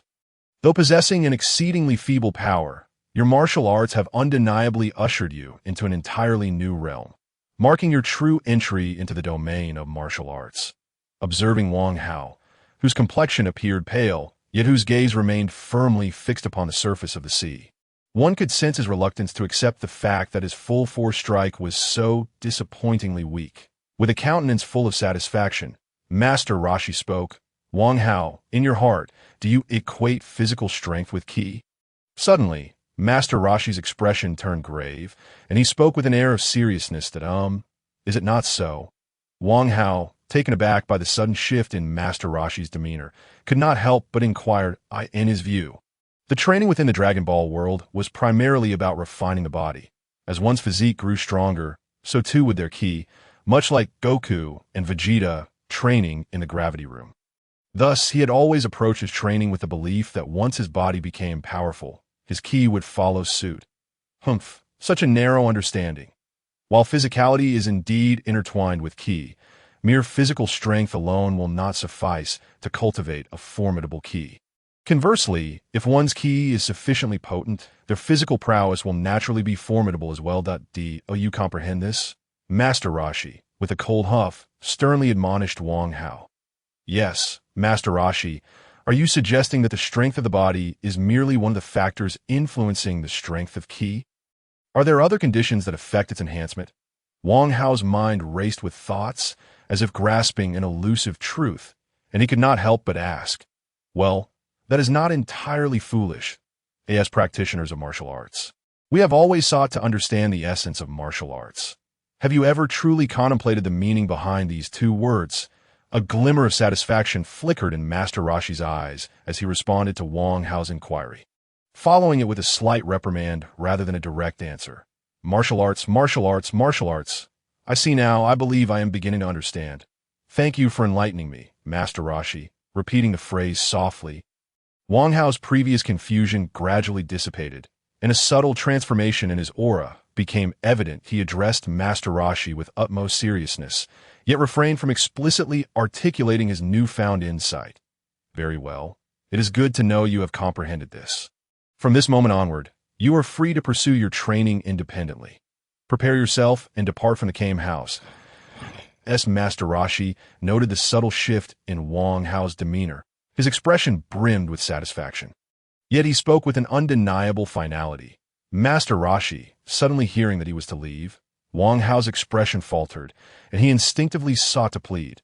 After all, he had only just begun to grasp the art of the Kamehameha. And there were still many questions he wished to pose to Master Rashi. There is no need for further discussion. Your path lies beyond my confines, and I have imparted all that I can teach you. The journey of cultivation that lies ahead must be forged by your own efforts. Remaining here would only serve to hinder you. Before Wang Hao could finish, Master Rashi interjected with an authoritative tone, turning away to re-enter the cane house, disregarding Wang Hao's presence. Watching the departing figure of Master Rashi, Wang Hao opened his mouth, but ultimately refrained from uttering another word. He offered a respectful bow to the retreating back before leaping into the sea, disappearing amidst the surging waves nearby the cane house. May you not forget this moment, Wang Hao.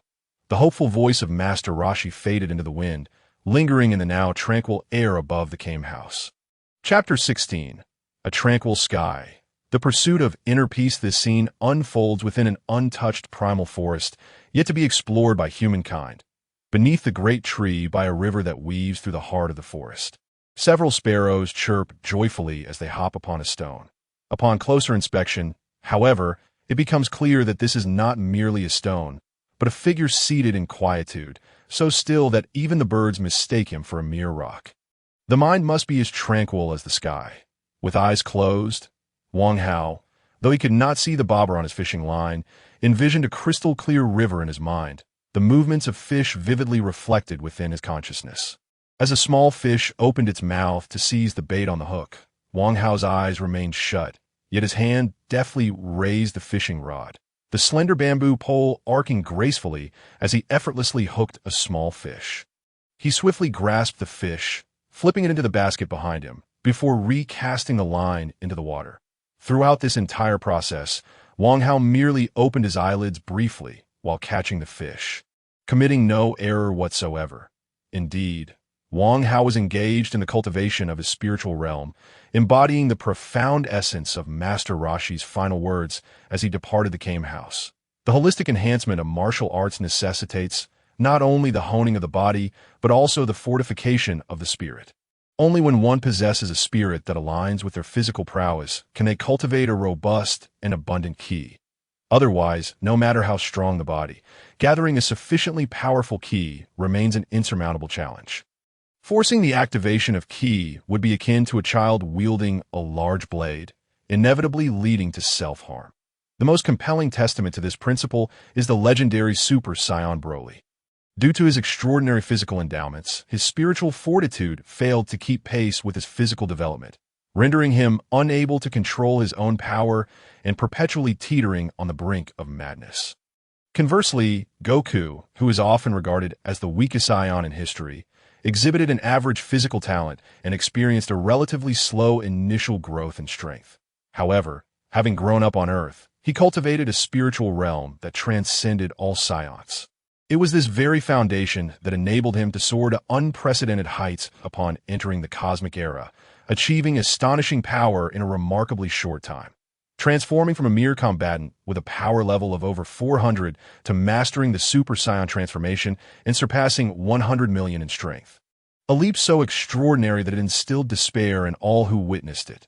Thus, after being enlightened by Master Rashi, Wang Hao embarked upon his own journey of self-discovery. He chose to practice fishing as a means of cultivation, emulating the training experiences of the original Goku, in the original Dragon Ball narrative.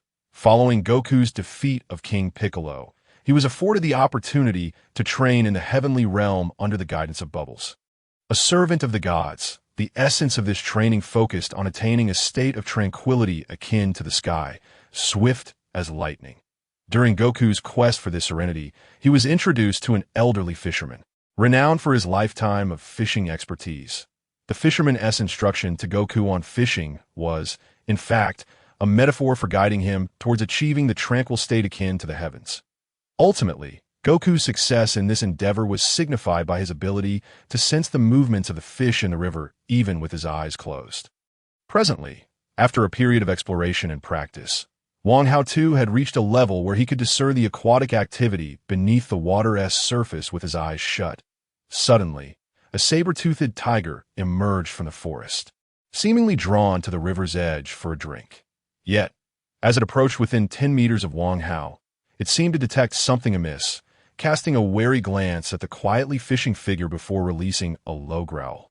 Remarkable, it has already discerned my presence from such a distance. Clearly, my state of tranquility is still rather immature, far removed from the fishing elder depicted in the original Dragon Ball. A surge of thoughts disrupted Wang Hao's calm, causing a ripple of energy to escape him. The saber-toothed tiger, sensing something terrifying, whimpered and hastily retreated into the forest. Alas, the growth of my spiritual realm is indeed a formidable challenge, compared to Goku's innocent heart. My complex thoughts render me woefully inadequate. As he observed the retreating saber-toothed tiger, Wang Hao could not help but sigh. Rising from his seated position and abandoning his forced practice, he recalled the original tale in which the fishing elder remained undetectable to Goku until he called out to him, revealing his presence. Thus, it is indeed a profound manifestation of tranquility akin to the vastness of sky, and I wonder when I might attain such a level myself. Murmuring to himself, Wang Hao was filled with a yearning for that extraordinary realm. However, it seems that enlightenment cannot be hurried. One can only gradually ponder and comprehend.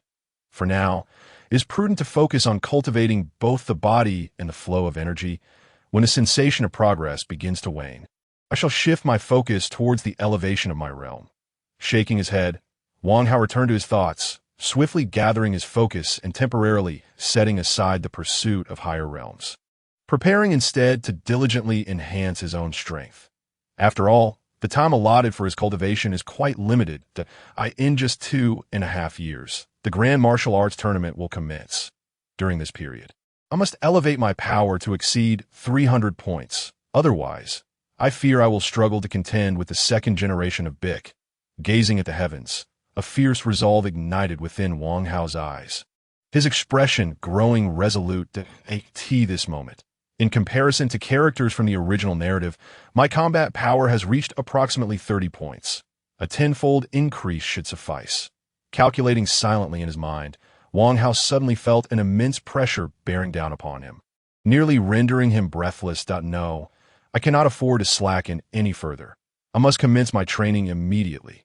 Speaking to himself, Wang Hao wasted no time and swiftly departed to an open area where he began to mobilize his body. Bang, bang, bang. Before long, a tremendous commotion resonated throughout the forest, startling countless birds and animals into flight, creating a scene of chaos. Chapter 17. Bottleneck and cultivation. The goal of the gravity chamber. Turtle school. Kamehameha wave within the forest. A powerful shout erupted suddenly, followed by a dazzling beam of light that burst forth, striking a small mound with a resounding impact. Boom!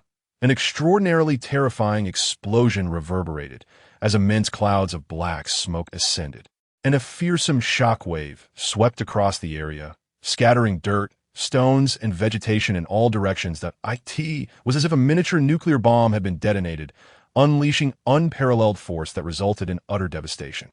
As time passed, the dust slowly dissipated with the wind, revealing an enormous crater where the small mound had once stood, now vanished without a trace. Phew!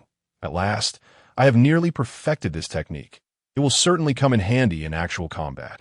Letting out a long breath of stagnant air, Wang Hao ceased the release of the Kamehameha wave, standing tall as he murmured to himself, "By this point, 3 months had elapsed since Wang Hao departed from Kame House for solitary training.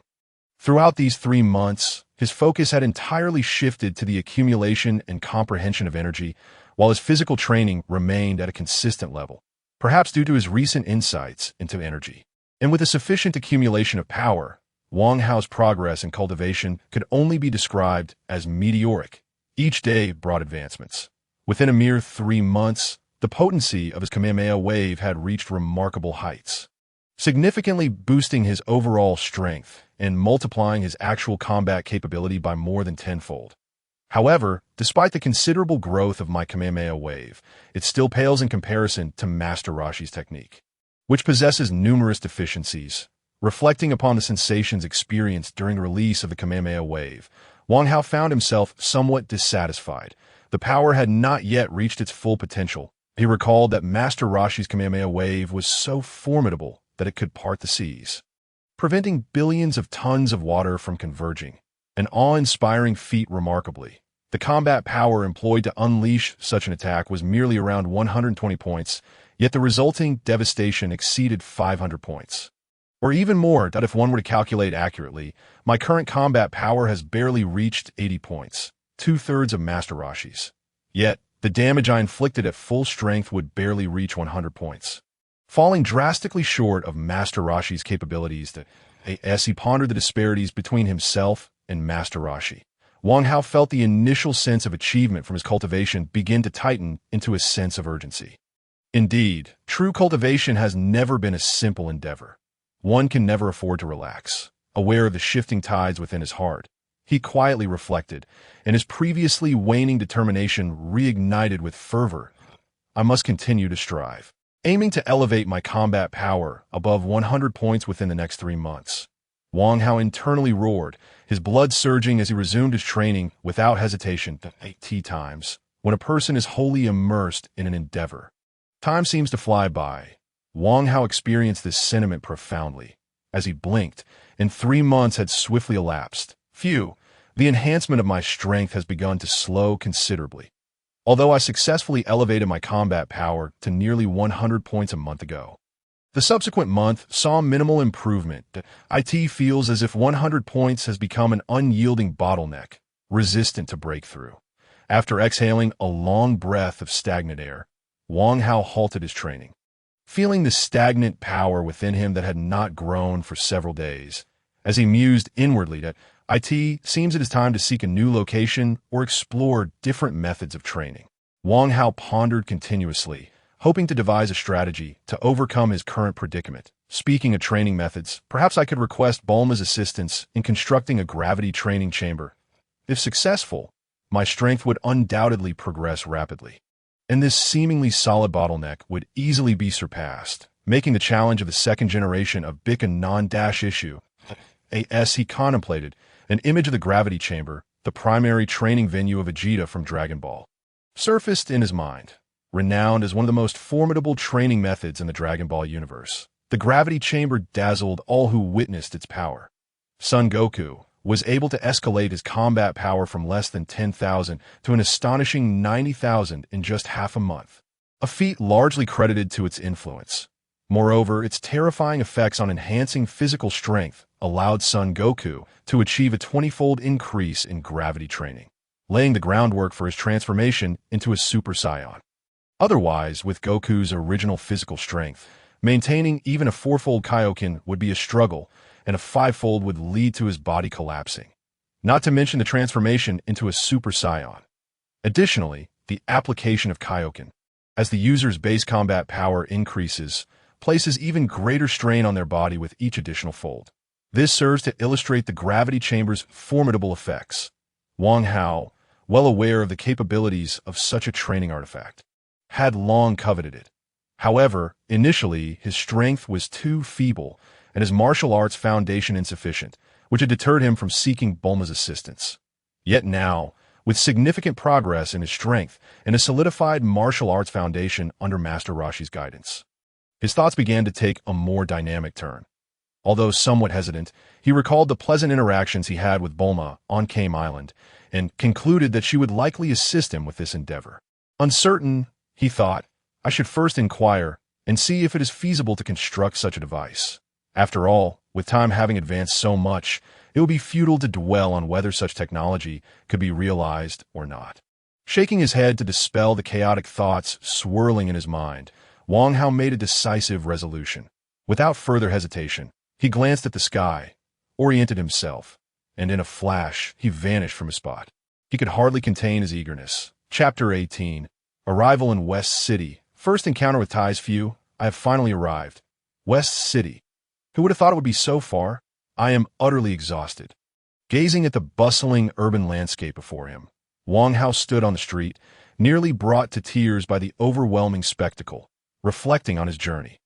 Half a month prior, after departing from his training grounds, he was astonished to learn the location of West City, as it was situated on the opposite side of the earth, an unexpectedly long distance. Ordinarily, major cities like West City would have numerous flights dedicated to transporting individuals there. However, upon arriving at the airport, Wang Hao was met with the unfortunate realization that he possessed not a single penny to his name. In fact, even the clothing he wore was nothing but a crude garment fashioned from the pelts of beasts he had hunted. At that moment, Wang Hao truly understood the adage that a single coin can thwart even the mightiest of heroes, though in his case, it was far more than just a solitary coin.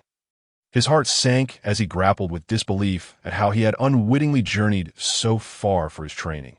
After much contemplation and finding no viable solution, he reluctantly abandoned his plans to fly and resolved to regard this journey as an extended pilgrimage, opting instead to trek on foot to the city of the West. Thus, he traversed mountains and rivers, making several wrong turns before correcting his course. After enduring countless hardships, Wang Hao finally arrived at his destination today. Having set out 2 weeks prior, it had been an arduous journey. Indeed, that as he stood there, lost in reflection, passers-by on the street cast curious glances in his direction, with children voicing their inquisitiveness. "Mom, that uncle looks so strange." "Chalet, don't stare. That uncle seems like a savage. Let's leave quickly. I've heard that savages eat people." Soon, hurried footsteps echoed as people distanced themselves from Wang Hao. Perhaps the chilling notion of savage who devours humans struck too much fear into the hearts of the onlookers, as their expressions changed dramatically, causing them to scatter away from his vicinity. Some even hastily pulled out their phones, preparing to call for help. Amidst the sudden tension in the air and the fearful gazes directed at him from all around, Wang Hao finally snapped back to reality.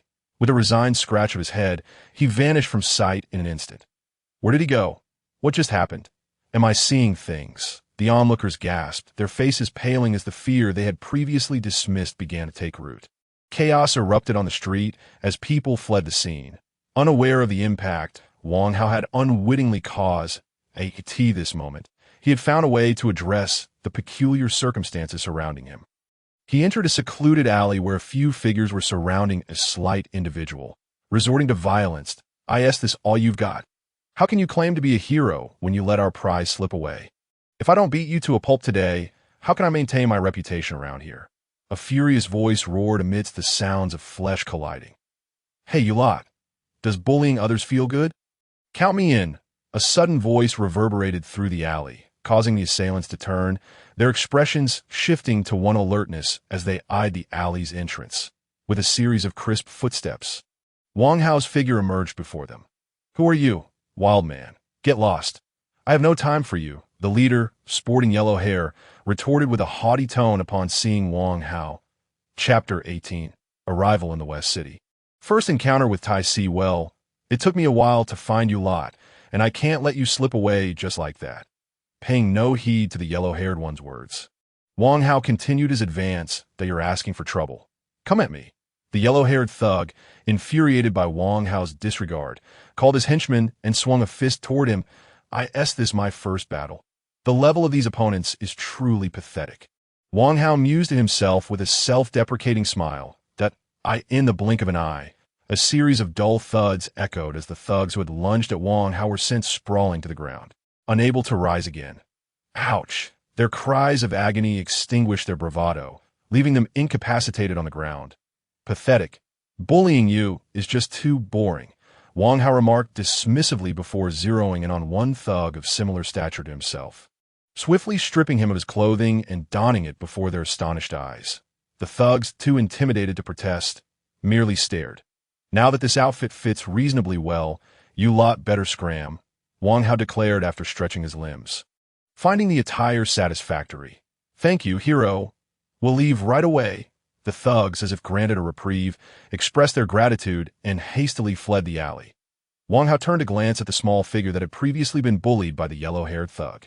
Finding that the individual had only sustained minor injuries and was merely unconscious, he chose not to linger and proceeded to exit the alley. "Hey, why aren't you helping him?" A voice filled with indignation suddenly rang out just as Wang Hao was about to leave, and a figure swiftly blocked his path. "I thought you wouldn't show yourself. Having lurked in the shadows all this time, my lady," Wang Hao said with a smile, observing the blonde beauty before him. "You noticed me long ago, didn't you?" The blonde beauty furrowed her perfectly shaped brows, her tone tinged with surprise. "You must be the girl who was saved by that unconscious fellow, right? Are you not going to check on his condition?" Wang Hao pointed behind him, speaking without acknowledgement. How infuriating!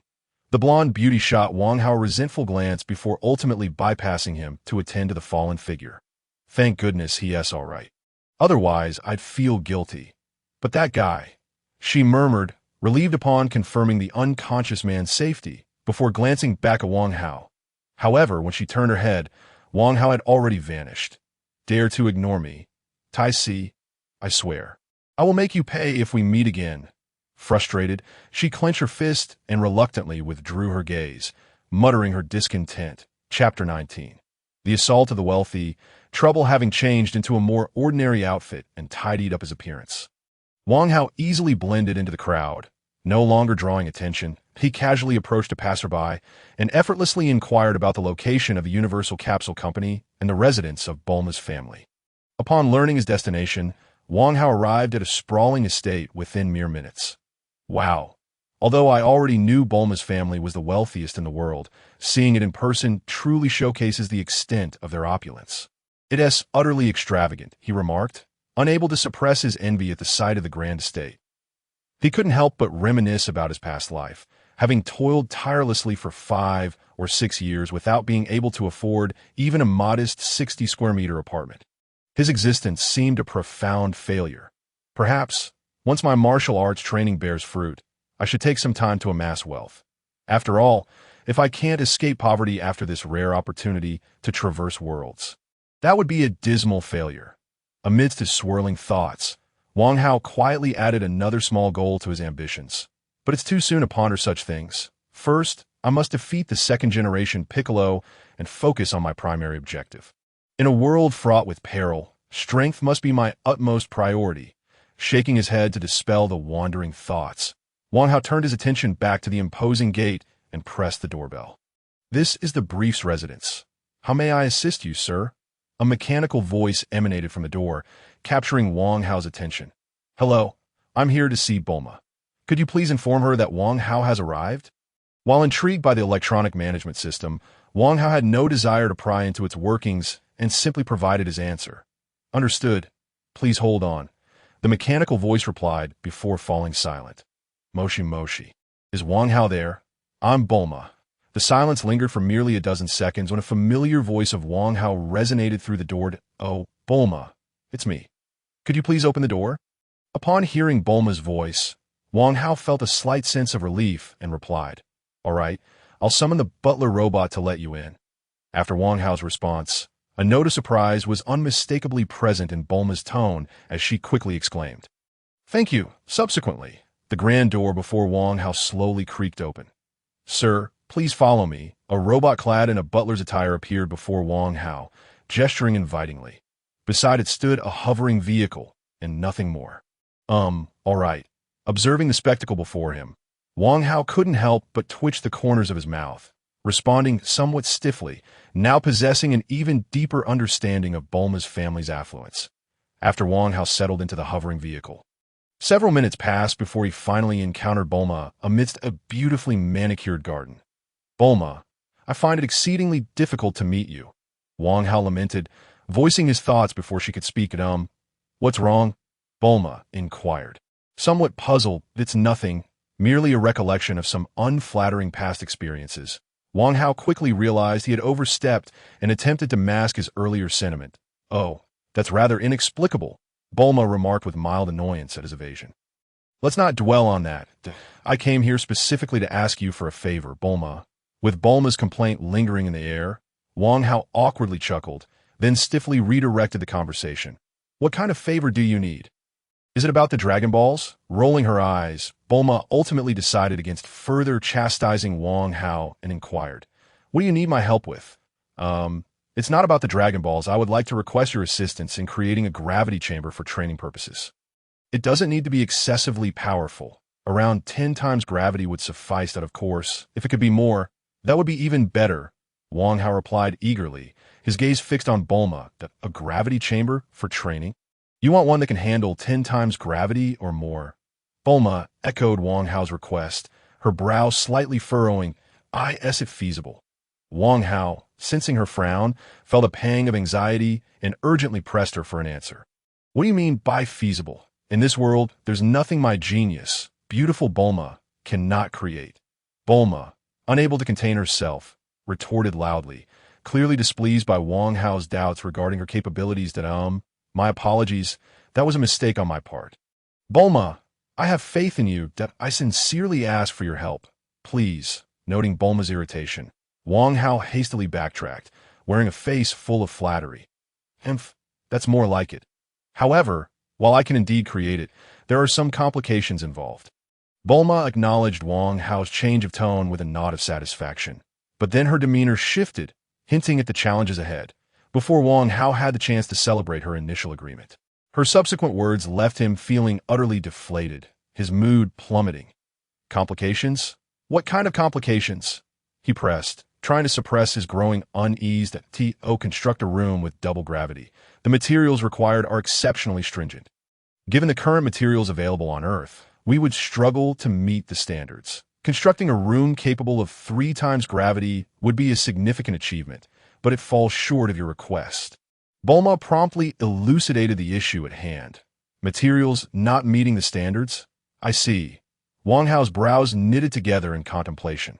Although the Dragon Ball world is rife with advanced technology akin to his previous life, the overall development remains comparable. The military still employs weapons like tanks and artillery, with even beings like Piccolo possessing a combat power exceeding 200, capable of bringing the world to the brink of ruin. No matter the weapon or structure, none could withstand a strike from Piccolo, rendering them as fragile as paper. Thus, it was evident that the material strength available on Earth was indeed inadequate for constructing a gravity chamber. Wait, you mentioned there are some complications, but you never said it was impossible, right? Surely you have a solution? Suddenly, Wang Hao seized upon a detail from Bulma's words, his eyes gleaming with hope as he inquired eagerly. Well, if we reuse the Dragon Balls, with Shenron's power, any materials you desire could be obtained, right? Before Bulma could respond, he continued, seemingly divining her thoughts. But if that's the case, why don't I simply ask Shenron for a completed gravity chamber? That would save us the trouble of constructing one. That moment, Wang Hao felt as though he had been possessed by the spirit of deduction, his excitement mounting as he rambled on. Just then, a sudden loud noise jolted him back to reality. You should pay me some attention instead of ignoring me. An angry voice followed the loud crash, ringing in Wang Hao's ears, nearly causing him to wince. Turning stiffly, he found Bulma glaring at him, her forehead visibly tense with frustration, indicating that she had reached her limit. Please, go ahead, he said, awkwardly forcing a strained smile, feeling somewhat guilty. I end both his past and present lives. Wang Hao had never been adept at interacting with women, and witnessing Bulma's anger only amplified his discomfort, despite his newfound strength. Moreover, he was still in a position of seeking her assistance, which rendered him even more vulnerable. Indeed, while Earth currently lacks the requisite materials, there are plenty beyond its confines, and, conveniently, I know someone who surely possesses the materials necessary to create the gravity chamber you desire, Bulma stated, casting a sharp glance at Wang Hao. Her irritation still evident. A person with materials from beyond Earth? Are they an alien? Wang Hao's expression shifted, his heart racing with caution. For the original Dragon Ball narrative, visitors from space were often adversaries. Each of those extraterrestrial beings was typically far more formidable than the likes of Piccolo, and even the weakest among them posed a significant threat. Given his current combat prowess, he felt utterly incapable of resistance. Thinking back, he recalled that Bulma had indeed once had an alien friend in the original series, someone resembling Ultraman named Gak. Could it be him? As his mind raced, he gradually formed an image of this character, feeling a sense of relief wash over him. What are you thinking? Although I have encountered aliens before, the person I am referring to is not an extraterrestrial. She is entirely human. Sensing Wang Hao's sudden change in demeanor, Bulma felt compelled to clarify, not an alien? Then who could it be? Has someone actually left Earth? Wang Hao, still somewhat relieved, was taken aback by Bulma's explanation and couldn't help but inquire with curiosity. Well, she has been able to leave Earth for many years now, and she spends most of her time traveling through the cosmos, claiming to gather material for her novels. Moreover, she has just recently returned to Earth. So if she is willing to assist, The gravity chamber you requested can indeed be realized. Bulma frowned slightly as she spoke, her tone indicating a reluctance to seek help from the person she mentioned. Who exactly informed me of her current whereabouts? I shall see if I can persuade her to lend a hand. Casting a curious glance at Bulma, Wang Hao refrained from probing into the underlying details and simply inquired. She resides here, my elder sister, named Ties. However, it seems she has already gone out, so you will need to wait for her return. With a sidelong glance at Wang Hao, Bulma revealed the true identity of the person in question. Your sister. Upon hearing this, Wang Hao was taken aback and asked in astonishment. Yes, my sister. Bulma nodded in affirmation, choosing not to elaborate further. Yes, that's so. I recall that in the original narrative, Bulma indeed had an elder sister, a novelist who left Earth long ago to gather inspiration from the cosmos. Thus her appearances in the original work were exceedingly rare. If it is she, it certainly meets the requirements. Although Bulma offered no further explanation, Wang Hao comprehended the situation entirely. It seems I just heard you mention me. Bulma, truly, I have missed you dearly since we last met. Suddenly, a jarring voice resonated in the vicinity, instantly capturing the attention of both Bulma and Wang Hao. Why does this voice sound somewhat familiar? Have I heard it somewhere before? Wang Hao pondered, furrowing his brow as he turned to face the source of the voice. In the next moment, almost in unison, Wang Hao, in a feminine voice, exclaimed, filled with surprise, you two know each other? Bulma, taken aback by their reaction, could not help but voice her astonishment. I certainly did not expect to encounter you so soon. By the way, little brother, you were quite swift in your departure just now. Completely ignoring Bulma's inquiry, Ties regarded Wang Hao with a peculiar smile, her tone dripping with playful mockery. In that instant, Wang Hao distinctly perceived an overwhelming malevolence in her gaze, making the hairs on his body stand on end. You must be Bulma's sister, Ties, right? I'm Wang Hao, a good friend of Bulma's. It's a pleasure to meet you again. I look forward to your guidance. Wang Hao's internal caution surged to its zenith as he spoke, his expression growing increasingly awkward. Damn it, how could it be her? That blonde beauty from earlier. It seems she harbors a grudge that I did help her. Didn't I? Where does this inexplicable animosity stem from? At that moment, Wang Hao felt as if 1,000 llamas were stampeding through his heart, leaving chaos in their wake, rendering him utterly disconcerted. I demand to know what is happening between you two. Wang Hao, explain yourself immediately. Bulma, clearly agitated by being disregarded once more, could no longer contain her frustration and shouted. Is little Bulma feeling jealous? Such a strong reaction. With Bulma's interruption, Ties finally shifted her gaze back to her, then suddenly uttered those words. Stop calling me little Bulma.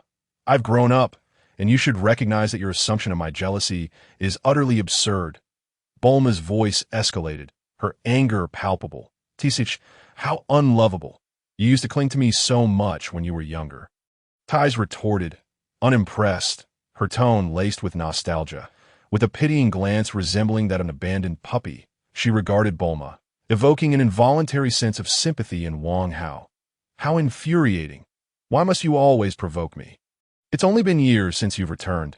Bulma's forehead throbbed, her teeth gritted in frustration, teetering on the brink of a meltdown. Enough of the teasing. Let's discuss this young man's situation. I believe I heard you mention needing my assistance. Observing Bulma's current demeanor, Ties finally relented, turning her attention back to Wang Hao, a devilish smile curling at the corners of her lips. Indeed, there is a slight predicament for which I require your help. Miss Ties, as Ties's gaze fell upon him once more, Wang Hao's heart raced. The flicker of sympathy he felt was swiftly extinguished, and his wariness heightened even further, causing his tone to inadvertently shift to one of respect. This must be a demon cloaked in a beautiful exterior. The chill she emanates is far more terrifying than the so-called King Piccolo. I must not offend her. In that moment, Wang Hao's inner thoughts thundered, his body tense as if facing an opponent of immeasurable strength. You seem rather anxious. What is it that frightens you? I am merely a powerless maiden, Ties remarked, seemingly perceiving Wang Hao's trepidation, her voice soft and delicate, as if she were truly just a fragile girl. Ties, Wang Hao is my guest. You must not toy with him, do you understand? As Wang Hao grappled with his bewilderment, contemplating how to respond, Bulma interjected to defend him, issuing a warning to Ties. Humph. I was initially willing to assist him for the sake of the help he provided me earlier, but since you, little Bulma, distrust me so much, I shall treat this matter with utmost seriousness. Thus, if you wish to receive my assistance, your friend must pass my test. Upon hearing Bulma's warning, Ties' expression shifted dramatically, her tone turning grave and earnest at a test. Wang Hao echoed, sensing an overwhelming whiff of conspiracy, his caution deepening. After all, this was someone who had traversed the cosmos for years unscathed, maintaining an air of nonchalance. If she lacked any means of protection, she would have vanished into the vastness of space long ago. Moreover, he harbored little belief in Ties' earlier claim of providing help for free. It seemed more like yet another jest aimed at Bulma. Ties, please, before you say that, take a look in the mirror and practice your expressions.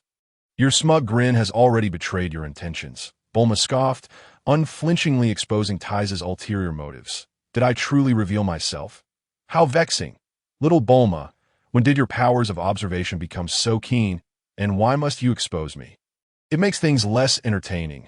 Ties' serious demeanor evaporated in an instant, her dissatisfaction evident as she shot Bulma a glance. Exasperated, Bulma rubbed her forehead, utterly defeated by her extraordinary sister. Let us not dwell on these trivialities. Shall we discuss the matter of the test? Will you accept it?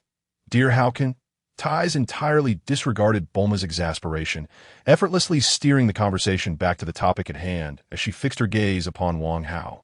Directly posing the question, "To accept or not?" Wang Hao silently questioned himself, his expression gradually growing solemn. With my current abilities, while I may be formidable on Earth, I am still weaker than even the most feeble of Dragon Ball warriors.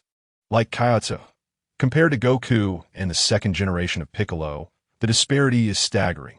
I fear I would be unable to withstand even a single blow from them.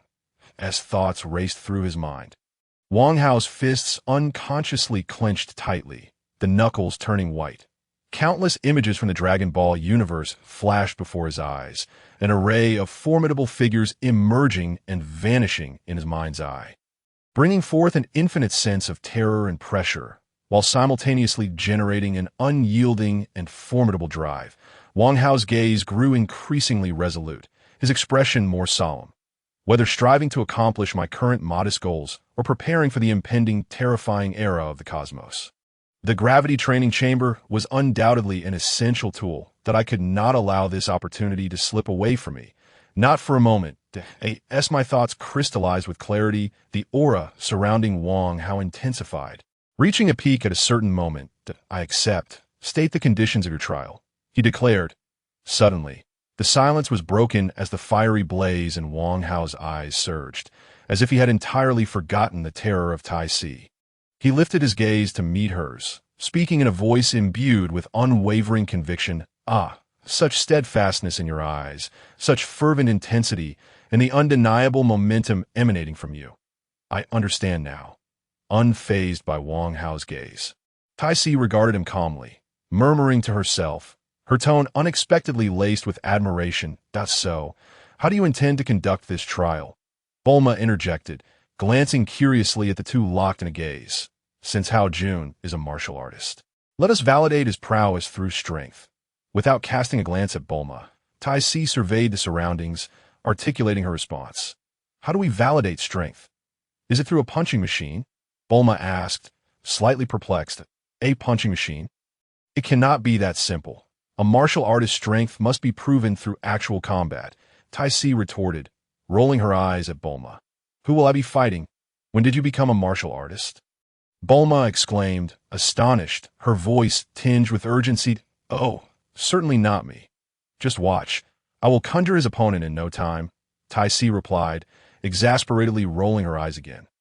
"Well, I shall await your demonstration with bated breath," Bulma responded, relieved by Tai Si's denial, adopting a posture of eager anticipation. Meanwhile, Wang Hao's eyes widened, eager to discern the nature of Tai Si's intentions. With a resounding bang, the distinctive sound of the universal capsule being activated echoed. revealing a bag and a transparent bottle containing a peculiar green liquid before the trio. Duppy, by the way, you won't mind if your garden is destroyed, will you? Tai Si suddenly inquired, grasping the bag and bottle. Oh, not at all. Feel free to wreak havoc. I have long desired to rebuild my garden. After all these years, I have grown weary of this place. Bulma waved dismissively. Then we shall proceed without concern. Tai Si affirmed, seizing a weeding tool and promptly digging a small hole in the ground. Oh, before we continue, I need to assess your combat power. Hao Jun. Otherwise, what if I inadvertently summon something too formidable and inadvertently cause your demise?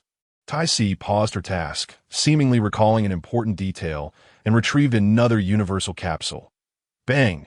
Another subtle sound followed, and a peculiar monocle appeared in Tai Si's hand. This is a combat power detector. Upon recognizing the object in Tai Si's possession, Wang Hao's eyes widened to their utmost, his pupils contracting as he identified its origin. Indeed, she was a seasoned traveler of the cosmos, possessing several common items from the universe. He could see that moment.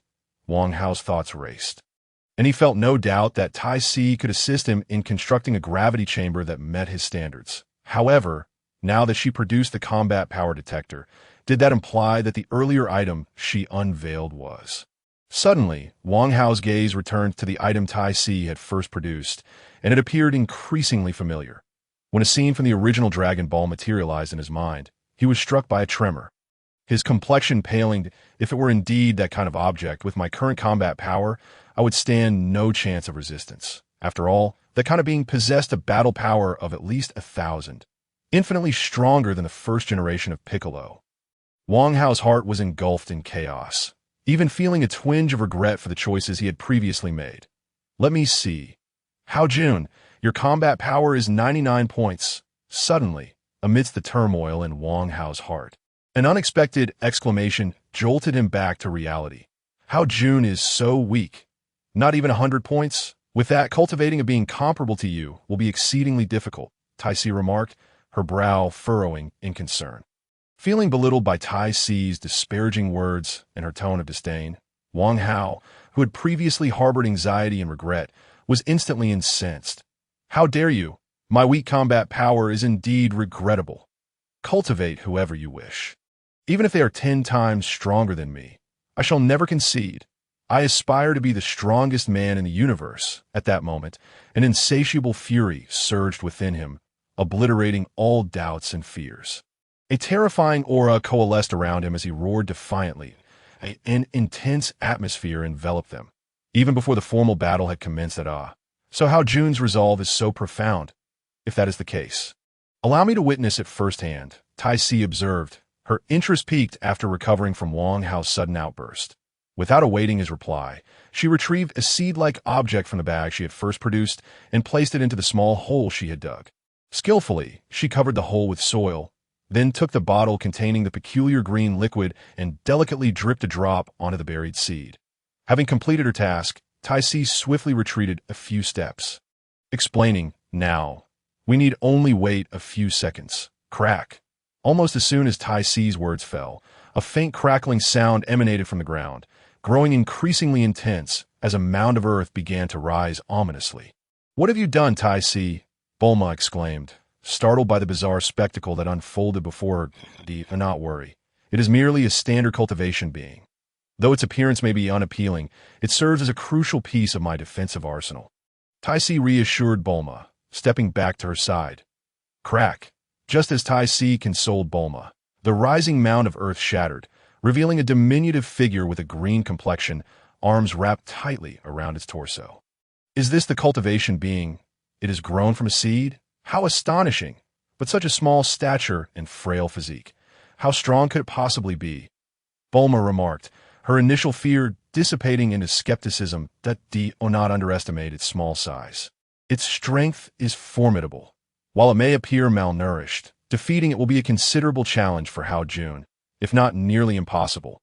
Tai Si countered instinctively, her brow furrowing slightly as she scrutinized the combat power data displayed on the detector. Noting that it exceeded her expectations. From the intensity of its energy, this being's combat power should be around 150. If the strategy is executed well, I might have a chance. At this moment, as Tai Si initiated her movements, Wang Hao, who had been on high alert, could not help but exhale a sigh of relief, secretly pondering to himself. However, the reason this creature was so weak must be intentional on Tai Si's part. The malnutrition was evidently due to that green liquid controlling it. It seems she did not intend to deliberately make things difficult for me after all. Wang Hao's mind raced, easily discerning some of the underlying issues, and his gaze inadvertently shifted towards Tai Si. Casting her a grateful glance, he chuckled softly, realizing she had already perceived the situation. Yet, even so, this creature still surpassed you. How, June? By a significant margin. How will you secure victory? Noticing the glance Wang Hao shot her way, Tai Si's lips curled into a mysterious smile, her eyes glimmering with newfound brightness. Come on, Wang Hao, you must defeat this little imp. Suddenly, at that moment, Bulma's cheers erupted throughout the arena. It was as if the referee had issued the command to commence, and in an instant, both Wang Hao and the creature, previously locked in a standoff, vanished from their positions. Bang! A colossal sound reverberated almost simultaneously with Wang Hao's disappearance. And amidst the swirling dust, a massive crater had replaced the ground where he once stood. Wang Hao, Bulma exclaimed, having distinctly seen a green figure appear at Wang Hao's previous location, only to vanish again in an instant. Bulma, we should move back to avoid being caught in their battle, Tai Si said gravely, seizing Bulma's arm and pulling her backward before she could scrutinize further. Whoosh, whoosh, whoosh, the rapid sound of slicing air echoed through the small garden. Aside from the initial thunderous noise, not a single collision followed. Damn it, this guy possesses immense destructive power. There's no way I can confront him head-on, Wang Hao thought, his expression grave as he resolved to adopt a flanking strategy. With swift movements, he darted between the dense foliage, succeeding in evading the creature's attempts to capture him, which only fueled its frustration. In the next moment, countless small energy blasts were unleashed by the creature, decisively altering the course of battle. Boom, boom, boom. The continuous explosions filled the garden, debris flying as countless flowers and trees were obliterated, transforming the once vast garden into a desolate scene in mere moments. Damn it, Wang Hao muttered under his breath, his face grim as he executed a series of extreme, evasive maneuvers to barely hold on. I cannot remain so passive. Otherwise, a prolonged defense will inevitably lead to my downfall, and my chances of victory will dwindle to nothing. After dodging another energy blast and feeling the shockwave from the explosion behind him, a glint of determination sparked in Wang Hao's eyes as a faint glow began to emanate from one hand. Meanwhile, observing Wang Hao, who was being relentlessly pressured by his continuous attacks, the creature let out a chilling laugh, seemingly reveling in its advantage. Now's the time. At the sound of that laughter, Wang Hao's eyes brightened with newfound resolve. In a swift motion, he pivoted and launched an energy blast toward the air beside the creature. Fool! Wang Hao, you missed. At least take this seriously. Bulma, witnessing the scene, could not contain her frustration and disappointment, her face reflecting her anger. The creature, upon seeing this, cackled even louder, dismissing Wang Hao's attack as it continued its onslaught. But was Wang Hao's aim truly so flawed? A mysterious smile crept onto his lips as the energy blast grazed past the creature's head. In an instant, as the energy blast brushed by, it appeared to collide with an unseen force, abruptly veering off course and striking the creature's head with a resounding impact. Boom! The tremendous explosion rang out, silencing the creature's once arrogant laughter, its form sent tumbling aside by the force of the blast. It's not over yet. Die! Without a moment's hesitation, as the explosion echoed, Wang Hao let out a furious roar, darting forward to intercept the creature's path as it rolled away. Bang! Bang! Bang! His fists and legs unleashed a flurry of strikes, enveloping the creature in a whirlwind of blows. In mere moments, the creature found itself overwhelmed, receiving countless punches without the slightest chance to retaliate. Excellent. Keep going. Keep going. Finish him off. Seeing the tide of battle shift in Wang Hao's favor, Bulma could not help but shout in excitement. However, do not celebrate too soon. Considering the creature's combat power exceeds Hao Jun's by a considerable margin, If he lacks a decisive finishing move, the situation may swiftly reverse, Tai Si cautioned, observing Bulma's excitement with a hint of concern.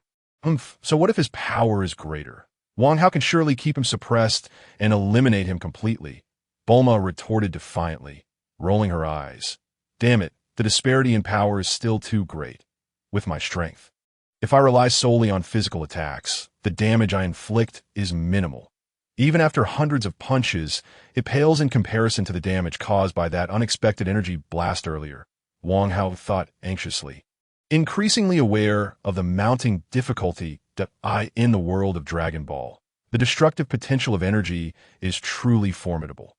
Thus, even a slight superiority in strength can create a pronounced advantage unless the weaker party possesses exceptionally powerful combat skills. Akin to the Kaioken technique, of course, instant burst techniques like the Kamehameha or special beam cannon can also turn the tide if successfully landed on the opponent. Yet at this moment, although Wang Hao still had the Kamehameha at his disposal, the gap in their combat power was too vast. Without absolute certainty, recklessly using it would likely result in a 90% chance of failure, rendering the effort futile. Moreover, given the current intensity of his energy, using the Kamehameha would leave him significantly weakened for an extended period, meaning if he did not secure a decisive hit, he would undoubtedly lose. Suddenly, Wang Hao heard the creature's laughter again, causing his expression to shift dramatically. This is bad. Danger is imminent. Instinctively, Wang Hao shouted internally, retreating without hesitation from the creature's vicinity. As he distanced himself, the creature's head split apart, a white liquid shooting forth with alarming speed. Sizzle! In the next moment, a terrifying corrosive sound erupted, and a long trench formed in the ground. Gasp! Witnessing such a horrific scene, Wang Hao's pupils constricted, and he inhaled sharply, his expression turning grave. Tai Si. This creature is playing unfairly. What if that attack hits Wang Hao? Bulma exclaimed, equally shocked, her voice tinged with indignation as she questioned Tai Si. Well, can't you find a thing called Dragon Balls? If he truly perishes, you can just use the Dragon Balls to resurrect him, Tai Si remarked nonchalantly, casting a sidelong glance at Bulma. Damn it. Frustrated, Bulma stomped her foot, cursing under her breath but realizing she could do nothing against Tai Si. She reluctantly returned her focus to the battlefield, silently praying. Meanwhile, the situation unfolded just as Tai Si had anticipated. Wang Hao was once again suppressed, and the creature regained the upper hand in battle. Moreover, having learned from its earlier folly, the creature became considerably more cautious, evading or obliterating Wang Hao's energy attacks, leaving him with no opportunities. I can't go on like this. I've been exerting all my energy just to keep pace with the creature. If I don't resolve this battle soon, once it seizes the opportunity, I will stand no chance of turning the tide. Amidst the relentless escape and evasion, Wang Hao's breath gradually grew heavier and more erratic. As the situation became increasingly unfavorable, he sensed the urgency in the pursuit, as the pursuer, Peiji Run, continuously shifted his form, closing the distance with fervor. Last, in a fleeting moment, when Wang Hao prepared to change direction to evade a grasp from Peiji Run, his footing faltered, leading to a critical misstep. This is bad. Wang Hao silently screamed within, his expression shifting dramatically. He swung his right fist back, attempting a counter to force Peiji Ren into a direct confrontation, hoping to leverage the latter's strength to make a swift escape from the onslaught. However, despite Wang Hao's well-laid plans, Peiji Ren paid no heed to his powerful strike and retaliated with a punch aimed directly at Wang Hao's torso. With a resounding thud, two dull impacts echoed almost simultaneously. Wang Hao's fist connected squarely with Peiji Ren's head, while Peiji Ren's blow landed solidly upon Wang Hao's back. The force of the impact felt akin to being struck by a speeding train, as an overwhelming power surged through Wang Hao, causing a torrent of blood to erupt uncontrollably from his mouth. As the immense force surged once more, Wang Hao found himself unable to maintain control, hurtling forward and carving a visible path across the ground. Meanwhile, Peiji Ren, having been struck on the head, merely staggered back a step, his head tilting at an angle, yet maintaining his stance, chuckling ominously in Wang Hao's direction. At this moment, the situation had reached a critical juncture. Chapter 25. The eruption of belief, the flash bomb appears. Witnessing the dire turn of events, with Wang Hao spitting blood, Bulma gasped in alarm, her anxiety escalating once again. Ties, you must stop that Peiji run. Wang Hao has already been injured. If we do not intervene now, it will be too late. As if struck by a sudden realization, Bulma quickly turned to Ties. Her voice filled with urgency. Be quiet and observe closely. Hao Jun has not yet conceded defeat, Ties replied, her expression a mask of seriousness as she fixated on the unfolding situation, unperturbed by Bulma's pleas. This is infuriating. Wang Hao, please concede. If you do not surrender soon, Ties won't have time to stop that Peiji run. Bulma shouted angrily at the indifferent Ties, then turned her attention back to Wang Hao, who lay on the ground, her tone thick with desperation. Cough, cough. Just a moment ago, you were cheering me on, and now you lack confidence. Shaking his slightly dazed head, Wang Hao cast a glance in Bulma's direction, feeling a bittersweet pang in his heart. Yet, that fleeting bitterness in his eyes was swiftly replaced by a more resolute determination. If I cannot overcome such a trivial challenge, especially one as diminished as this mere cannon fodder from the original story, how can I ever aspire to pursue greater strength or contend with the likes of Sun, Wukong, and Vegeta, those extraordinary scions? Wang Hao's thoughts spiraled as countless ideas flooded his mind. Murmuring to himself as he gradually rose from the ground, the fierce aura surrounding him intensifying once more. Thus, as long as I can still move, and he remains standing, the battle shall not conclude. Come at me with your best shot. In an instant, as Wang Hao stood again, he roared defiantly. Launching another assault, a ki blast was unleashed towards Peiji Ren's face. The ki blast traveled at a notably slow pace, its hue dim, seemingly a testament to the meager power it contained. All of this seemed to convey that, in his severely wounded state, Wang Hao was incapable of delivering a formidable strike, merely struggling in his dying throes. Peiji Ren displayed a disdainful grin in response to this feeble attack, extending his hand to effortlessly shatter Wang Hao's final counter. I've become blind to this flash bomb. Explode for me. Just as the ki blast was on the verge of being crushed by Peiji Ren's palm, Wang Hao suddenly emitted a cold snort, shouting out as he clenched his hand in the air. Boom! A thunderous sound erupted, accompanied by an explosion of light far more dazzling than any ordinary ki blast, instantly enveloping the vast garden in its brilliance. This was a technique developed by Wang Hao, borrowing from Tianjin Fan's solar flare theory. However, due to his ignorance of the proper application of the solar flare, he could only improvise a makeshift version utilizing the explosive light from the ki blast. Now, it was clear that he had indeed succeeded in his makeshift endeavor. What is happening? Why has such blinding light suddenly appeared? I can't see anything. Bulma, fixated on the unfolding scene, was caught off guard, exclaiming in shock, her closed eyes glistening with tears, a reaction to the overwhelming brightness. There's such a technique. Hao Jun is truly remarkable. Perhaps he will win after all. Ties, now donning a pair of sunglasses, marveled at the unexpected turn of events, her eyes sparkling with renewed hope. That moment, Peiji Ren, just as Wang Hao had anticipated, shut his eyes tightly, standing dazed and confused, rendered effectively blind at a voice, sharp and piercing yet reminiscent of an infant's, erupted from Peiji Ren. In the next instant, countless energy blasts erupted from his hands, cascading in all directions. Unable to accurately pinpoint Wang Hao's position, Peiji Ren resorted to a comprehensive assault, ensuring every angle was accounted for. Boom! Boom! A cacophony of explosions reverberated through the air, with several blasts reaching dangerously close to Bulma and Ties. Fortunately, in the nick of time, Ties activated a peculiar device, erecting a transparent shield that enveloped both herself and Bulma, sparing them from the collateral damage. Even so, Bulma was still startled into a scream. Relax, it's all right. Put these on. Your Hao Jun is about to triumph. With a resigned pat on Bulma's shoulder, Ties produced another pair of sunglasses, placing them on Bulma's face while offering reassurance, these sunglasses gently touching the shades on her face. Bulma's panic subsided slightly, halting her cries as she cautiously opened her eyes. What is this energy shield? Captivated by the transparent barrier surrounding them, Bulma could not help but inquire, momentarily forgetting about Wang Hao's plight. This is an energy field protective shield designed for spacecraft. However, mine is a specially modified version, portable for personal defense, Ty's explained. Without turning back, he began to explain, while Tai Si's gaze remained fixed intently on the battle unfolding before them. At that moment, the Kamehameha, a powerful energy wave, was relentlessly pouring energy blasts from above the cultivator's position.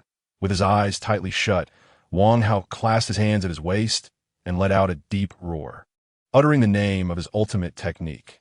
Then, as the final syllable escaped his lips, a massive blue energy wave surged forth from his hands, descending with a cataclysmic force towards the cultivator's body. The cries of wow grew increasingly frantic, but at that critical moment, the cultivator, with great difficulty, managed to open his eyes and realize the peril he was facing against Wang Hao in this moment. For the first time, terror flashed across the cultivator's face. He desperately attempted to evade the seemingly devastating attack, but time had already run out. He cried out in anguish, raising his arms in a futile attempt to block the energy wave, hoping to withstand the onslaught. This ends now, die.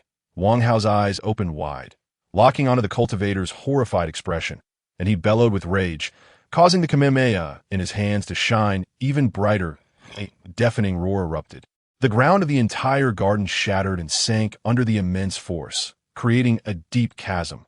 The violent shockwave radiated outward, scattering countless stones and debris, causing the surrounding structures to collapse in ruin, leaving devastation in its wake. After a considerable time had passed, when everything had calmed down, a terrifying pit had replaced the former garden, and Bulma's home had suffered nearly a third of its area in destruction, resulting in significant losses. Wang Hao slowly descended towards the ground, breathing heavily. His gaze remained fixated on the bottom of the chasm. Yet until he fully landed, there was no movement from within the depths of the pit. Have I finally achieved victory? A smile blossomed on his lips as he murmured to himself, though his body swayed slightly. Wang Hao, I'm so relieved to see you're unharmed. At that critical juncture, Bulma appeared by his side, supporting him with an excited expression. Congratulations, Hao Kun. You have successfully achieved victory and passed my test. On the other side, Tai Si also reached out to steady Wang Hao, her face radiant with a bright smile as she spoke. Yes, I have triumphed. Upon seeing the two women beside him, Wang Hao's smile widened, and he repeated, his eyes gleaming with renewed light. Time flew swiftly, and a full week had elapsed since his battle with the cultivator.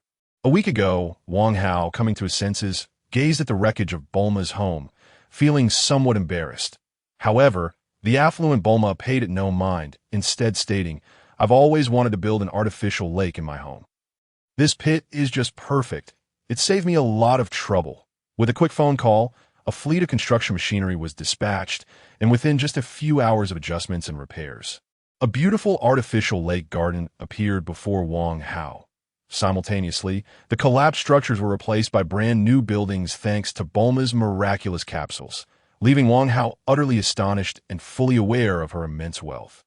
Naturally, such a commotion caught the attention of Bulma and Tai Si's parents, who hurried over while they were busy constructing the new garden. Fortunately, both Bulma's father and mother were remarkably calm individuals. After inquiring about the situation and meeting Wang Hao, they soon departed without a hint of concern. Once these matters were resolved, Bulma and Tai Si began constructing the gravity chamber as Wang Hao had requested. One handled the materials, while the other focused on research, and together they set to work. That it must be noted that Tai Si, being Bulma's sister, exhibited remarkable proficiency despite not dedicating her energy to research, far surpassing the skills of an ordinary scientist. After a week of diligent construction and research, the first gravity chamber was finally completed. Hao Kun, this is the gravity training room you desired. The maximum multiplier has reached 50 times Earth's gravity. Of course, due to it being the initial prototype, the multiplier was only set at this level for the time being, and Tai Si expressed her hope that Wang Hao would not be disappointed. 50 times gravity is more than sufficient for me to utilize for a long time. After such an extensive period, I believe you both can construct an even more formidable gravity chamber. Wang Hao exclaimed with immense excitement as he gazed at the chamber before him. Yes, that's right. Additionally, the gravity chamber is equipped with a voice control adjustment system. You simply need to state the desired multiplier when in use. Moreover, during adjustments, it can increase in increments as small as zero point 0.1 for enhanced safety. Tai Si continued, a smile gracing her lips as she observed Wang Hao's enthusiasm. And there's more. Inside, I've also installed several modified tennis ball launchers that can rapidly and continuously fire tennis balls for training purposes. How does that sound? Are you satisfied? As Tai Si was explaining, Bulma emerged from the gravity chamber, beaming with pride as she presented her creation to Wang Hao. Indeed, I am exceedingly satisfied. I'm also immensely grateful to both of you. Truly, thank you very much. Overcome with emotion, Wang Hao spoke sincerely, his tone filled with heartfelt appreciation. After all, he had contributed nothing yet had received such significant assistance from them. How could he not be moved? With the gravity chamber at his disposal, Wang Hao felt confident that he could rapidly enhance his combat power within the remaining 2 years, potentially even surpassing Piccolo and Son Goku. Although he understood that such an advantage would only be temporary. If he did not discover new methods to swiftly elevate his combat strength before the onset of the Dragon Ball Z saga, he would easily be surpassed again, with no opportunity to catch up. Yet, despite this knowledge, Wang Hao was filled with exhilaration, for this marked the true beginning of his ascent. He understood that if he could first match their pace and then take the lead, he could continue to advance even further. Thus, how could he not feel touched by the 2 women who had brought him all this and helped him secure the crucial first step? Chapter 27, Tai Si's Invitation, a first taste of gravity. Hee. This really isn't much. After all, inventing new machines is my passion. Moreover, being able to create a gravity chamber has made me feel like I've grown significantly. Upon hearing Wang Hao's heartfelt gratitude, Bulma seemed slightly bashful and responded in a playful manner. Well, if you wish to express your gratitude, how about accompanying me on a trip to the universe next time? You could be my bodyguard and provide me with free service for a few years, Tai Si remarked with a smile, glancing at Bulma before suddenly extending the invitation that a trip to the universe. The moment Wang Hao heard Tai Si's proposal, he felt a stir in his heart, repeating the words with a hint of excitement. While Earth certainly had its share of opportunities and remarkable martial arts training methods, it was still merely a low-level planet, with very few possessing true power. In contrast, the universe was vast and expansive, hosting numerous high-level planets that undoubtedly held countless chances for growth, just like the planet Yardrat from the original Dragon Ball, which harbored numerous secret techniques. Son Goku had only acquired one technique, instant transmission, and it had proven immensely beneficial. With such an expansive stage, Wang Hao knew, even with his toes, that the opportunities for his growth in the universe would far exceed those of remaining solely on Earth. Yes, indeed. Let us go to the universe. Upon witnessing Wang Hao's hesitation, Tai Si's eyes flickered with a spark of determination, prompting her to speak once more. Tai Si, Wang Hao has indeed passed her test. Assisting in the construction of a gravity chamber is the price of that test. How can you possibly make demands? At this moment, Bulma, standing nearby, voiced her discontent and countered. I have not forcefully required anything of Lord Hao. Moreover, do you not see that he appears somewhat intrigued? Casting a sidelong glance at Bulma, Tai Si spoke with a confidence that suggested she had already secured Wang Hao's agreement. Wang Hao, do you truly wish to venture into the cosmos with Tai Si? Bulma asked, gazing into Wang Hao's face, where she indeed discerned a flicker of uncertainty, prompting her to express her surprise. Lord Hao, I recall you once proclaimed during your battle with the cultivator that you aspired to become the strongest in the universe. If you merely remain on Earth, how could that ambition ever be realized? Perhaps your strength is formidable here, but in the vastness of the universe, it pales in comparison. Countless powerful warriors abound, and some possess terrifying abilities, capable of obliterating a planet with a single strike, strength at its zenith. That if you journey with me to the cosmos, you shall learn their methods of becoming stronger and encounter innumerable formidable foes to battle. In such an environment, I firmly believe you would rapidly grow in power if you confine yourself to solitary training on this Earth, without formidable opponents to challenge you, even with a gravity chamber. Your achievements will ultimately be limited. Without waiting for Wang Hao's response to Bulma's assertions, Tai Si stoked the flames further, her words seeming to penetrate the depths of Wang Hao's heart. You need not say more. I'm indeed destined to journey into the cosmos, but not at this moment. For I have yet to reach my zenith even on Earth. Suddenly, Wang Hao exhaled deeply, the indecision that had clouded his expression dissipating. Leaving behind an air of tranquility, he spoke in a voice imbued with unwavering resolve. Indeed, the allure of the universe was immense for Wang Hao, yet entering it with his current combat prowess would entail considerable risk, rendering him powerless to reap its benefits. After all, the laws of the universe are fundamentally ruthless, epitomizing the survival of the fittest.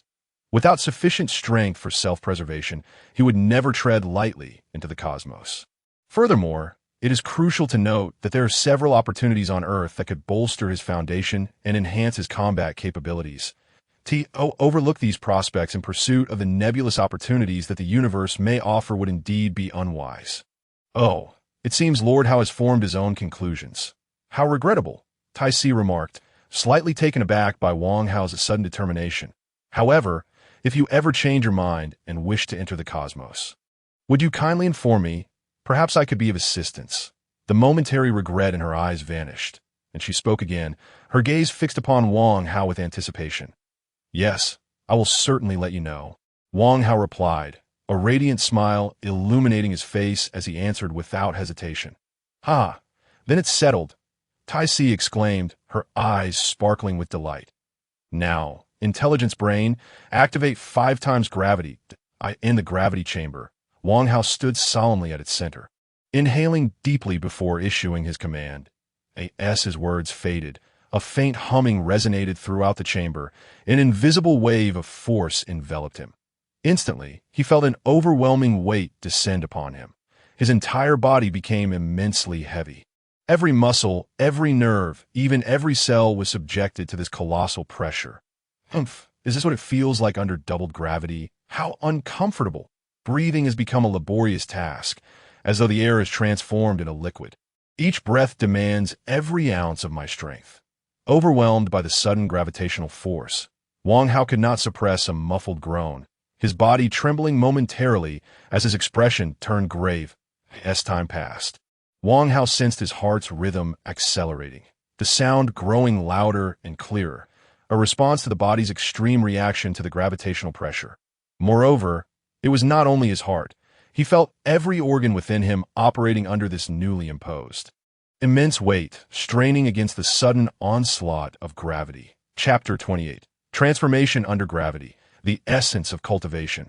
Wang Hao stood quietly in the center of the gravity chamber, diligently practicing deep breaths as the pressure within him intensified. He focused on protecting his internal organs to prevent them from succumbing to the intense strain. Gradually, as time progressed, he felt his body beginning to adapt to the quintuple gravity environment, the chaotic changes within him slowly subsiding. At last, I have temporarily adjusted. I hadn't anticipated that merely 5 times gravity would pose such a challenge. It seems my subsequent training must be approached with even greater caution. Acknowledging the immense pressure weighing down on him, Wang Hao silently contemplated, feeling a tinge of trepidation. Just moments ago, he had nearly commanded the activation of 10 times gravity, yet, comparing it to the current 5 times, the terrifying pressure of the latter would surely crush him instantly, leaving no time to issue a countermand before facing potential demise. Indeed, the disparity between each increment of gravity is not merely a linear increase. It escalates geometrically. While Wang Hao had made strides in strength and possessed a robust physique, his internal organs were not significantly more resilient than those of an ordinary person. Confronted with the relentless, penetrating force of gravity directly impacting his organs, his current strength offered little solace, unless he could somehow survive without them, which was patently impossible, at least for now. I am not yet suited for excessively intense training that I shall commence with the fundamentals. After an internal assessment of his physical condition, Wang Hao embarked on his first training exercise, walking within the gravity chamber. Slowly lifting one foot, he felt the exertion required under the powerful gravity was tenfold that in a normal environment. He gently placed his foot down, raised the other, and moved forward, taking a step ahead. Suddenly, as he lifted his second foot, his body swayed precariously, nearly toppling over. Fortunately, Wang Hao's reflexes were swift. He summoned his strength to stabilize himself. It seems my control still requires significant improvement. Such a simple misstep is utterly inexcusable. After regaining his balance, Wang Hao's expression darkened, and he resolved to intensify his training in control. However, the gravity chamber proved to be an extraordinary training tool. Within such a brief time, it revealed numerous deficiencies in his abilities. Many aspects he believed to have mastered were laid bare by the change in environment, exposing a multitude of shortcomings. In that fleeting moment, Wang Hao's mind was awash with a torrent of thoughts. As he continued to walk, he attentively sensed the most subtle changes within his body, gradually uncovering numerous issues that urgently required his adjustment and improvement. Time swiftly slipped away. Ever since he had acquired the gravity chamber, he had scarcely ventured outside, completing all his sleeping and eating within its confines, in the blink of an eye. This state had persisted for an entire month. A month prior, upon his initial entry into the gravity chamber, he discovered a multitude of problems that needed rectification under the quintuple gravity. Thus, he resolutely began to refine his fundamentals within this gravitational environment. He commenced with the most basic act of walking, followed by running and jumping, all without utilizing a modicum of energy, relying solely on his body's adaptation. Gradually, Wang Hao commenced various forms of cultivation and training, akin to an ordinary individual newly introduced to martial arts. Progressing from the simple to the complex, meticulously establishing his martial foundation. Each day unfolded in this manner. Wang Hao was in no rush to adapt to higher gravity, allowing his body to remain at the brink of its limits, and thus compelling him to grow stronger. At this juncture, one could say he had completely regarded himself as a newborn in a new world, gradually evolving from the most rudimentary beginnings. Now, after a month, the gravity chamber still exerted the same quintuple force. Yet Wang Hao was no longer the same as before, that he had fully acclimatized to this gravitational environment, as if he were inherently meant to thrive within it. Such gravity no longer impeded his combat capabilities in the slightest, allowing him to exert all his strength effortlessly. Moreover, his overall physical prowess had transcended the realm of ordinary earthlings, exhibiting superiority in every aspect, as though he had undergone a transformative evolution.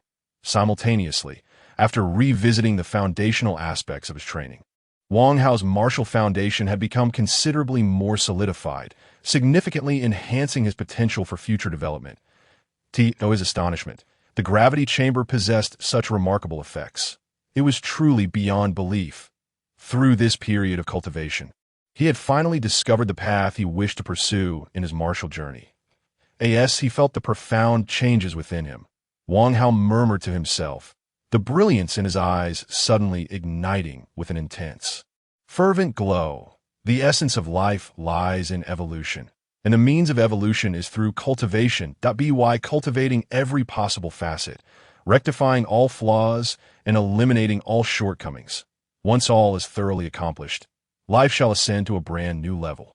Thus began a new cycle of evolution and cultivation, an unending pursuit of perfection, culminating in the attainment of true divinity.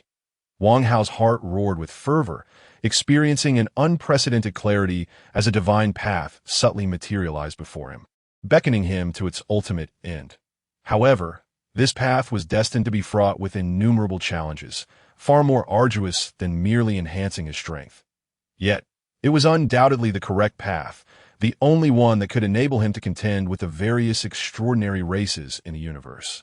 After all, each evolution was an enhancement of his depth and potential. Only by advancing the level of his life to a degree comparable to those cosmic races could he hope to gain the strength to rival them. Chapter 29. Cultivation slows, seeking the Dragon Ball radar indeed. While I did not deliberately refine and strengthen my energy, the passive growth has been quite impressive, perhaps even comparable to that of the initial cultivator. Clenching his fist, Wang Hao felt the surge of energy within him, far mightier than it had been a month ago, causing his smile to blossom even more radiantly. At this current rate, I must have caught up to Luping by now. And soon, I shall also surpass Tianjin, Fan, and Klin. After that, it will be Sun Wukong and Piccolo. Wang Hao mused internally, feeling an overwhelming surge of battle intent ignite within him, his blood boiling with fervor. Now, Let us initiate the eightfold gravity. Wang Hao exhaled deeply, managing to suppress the overwhelming battle intent within him, his eyes glimmering with determination as he announced in a hushed yet commanding tone. At this moment, Wang Hao was eager to advance to an even higher level. Merely operating under quintuple gravity, the extent of evolution was still rather limited. Although he was indeed stronger than the average person, possessing greater potential, he remained vastly inferior when compared to the cosmic races etched in his memory. In fact, his current state was merely the beginning. He could not afford to relax in the slightest. Upon receiving the command, the air within the gravity chamber suddenly thickened, and a faint humming became noticeably apparent. Subsequently, the body that had previously felt no pressure was abruptly weighed down once more, becoming exceedingly heavy. After quietly acclimating for a few minutes until his body reached a semblance of calm, Wang Hao began anew, setting forth on his next round of training. Time flew by, and before he knew it, a month had once again elapsed. Is this the case? The further I progress, the more challenging it becomes to fully adapt to the increased gravity. After completing his final training session of the day, Wang Hao sensed a lingering pressure on his body, causing his expression to darken. In the initial phase of quintuple gravity, I managed to adapt completely within a month, prompting a transformation in my body and a significant increase in strength. Yet now, merely elevating to eightfold gravity, I find myself still lacking, having spent the same duration without achieving full mastery. It seems I will require at least another week to eradicate this slight imperfection altogether. After carefully assessing his internal situation once more, Wang Hao's expression grew increasingly grave. It appears I must find methods to expedite my training. Otherwise, relying solely on my current approach, while the prospects remain promising, the duration required is simply too prolonged. This moment, Wang Hao's mind raced through the plot of the Dragon Ball world over the next few years, and an overwhelming sense of urgency surged from deep within him, making it impossible for him to continue training in a methodical manner. After all, what he lacked most at this juncture was time.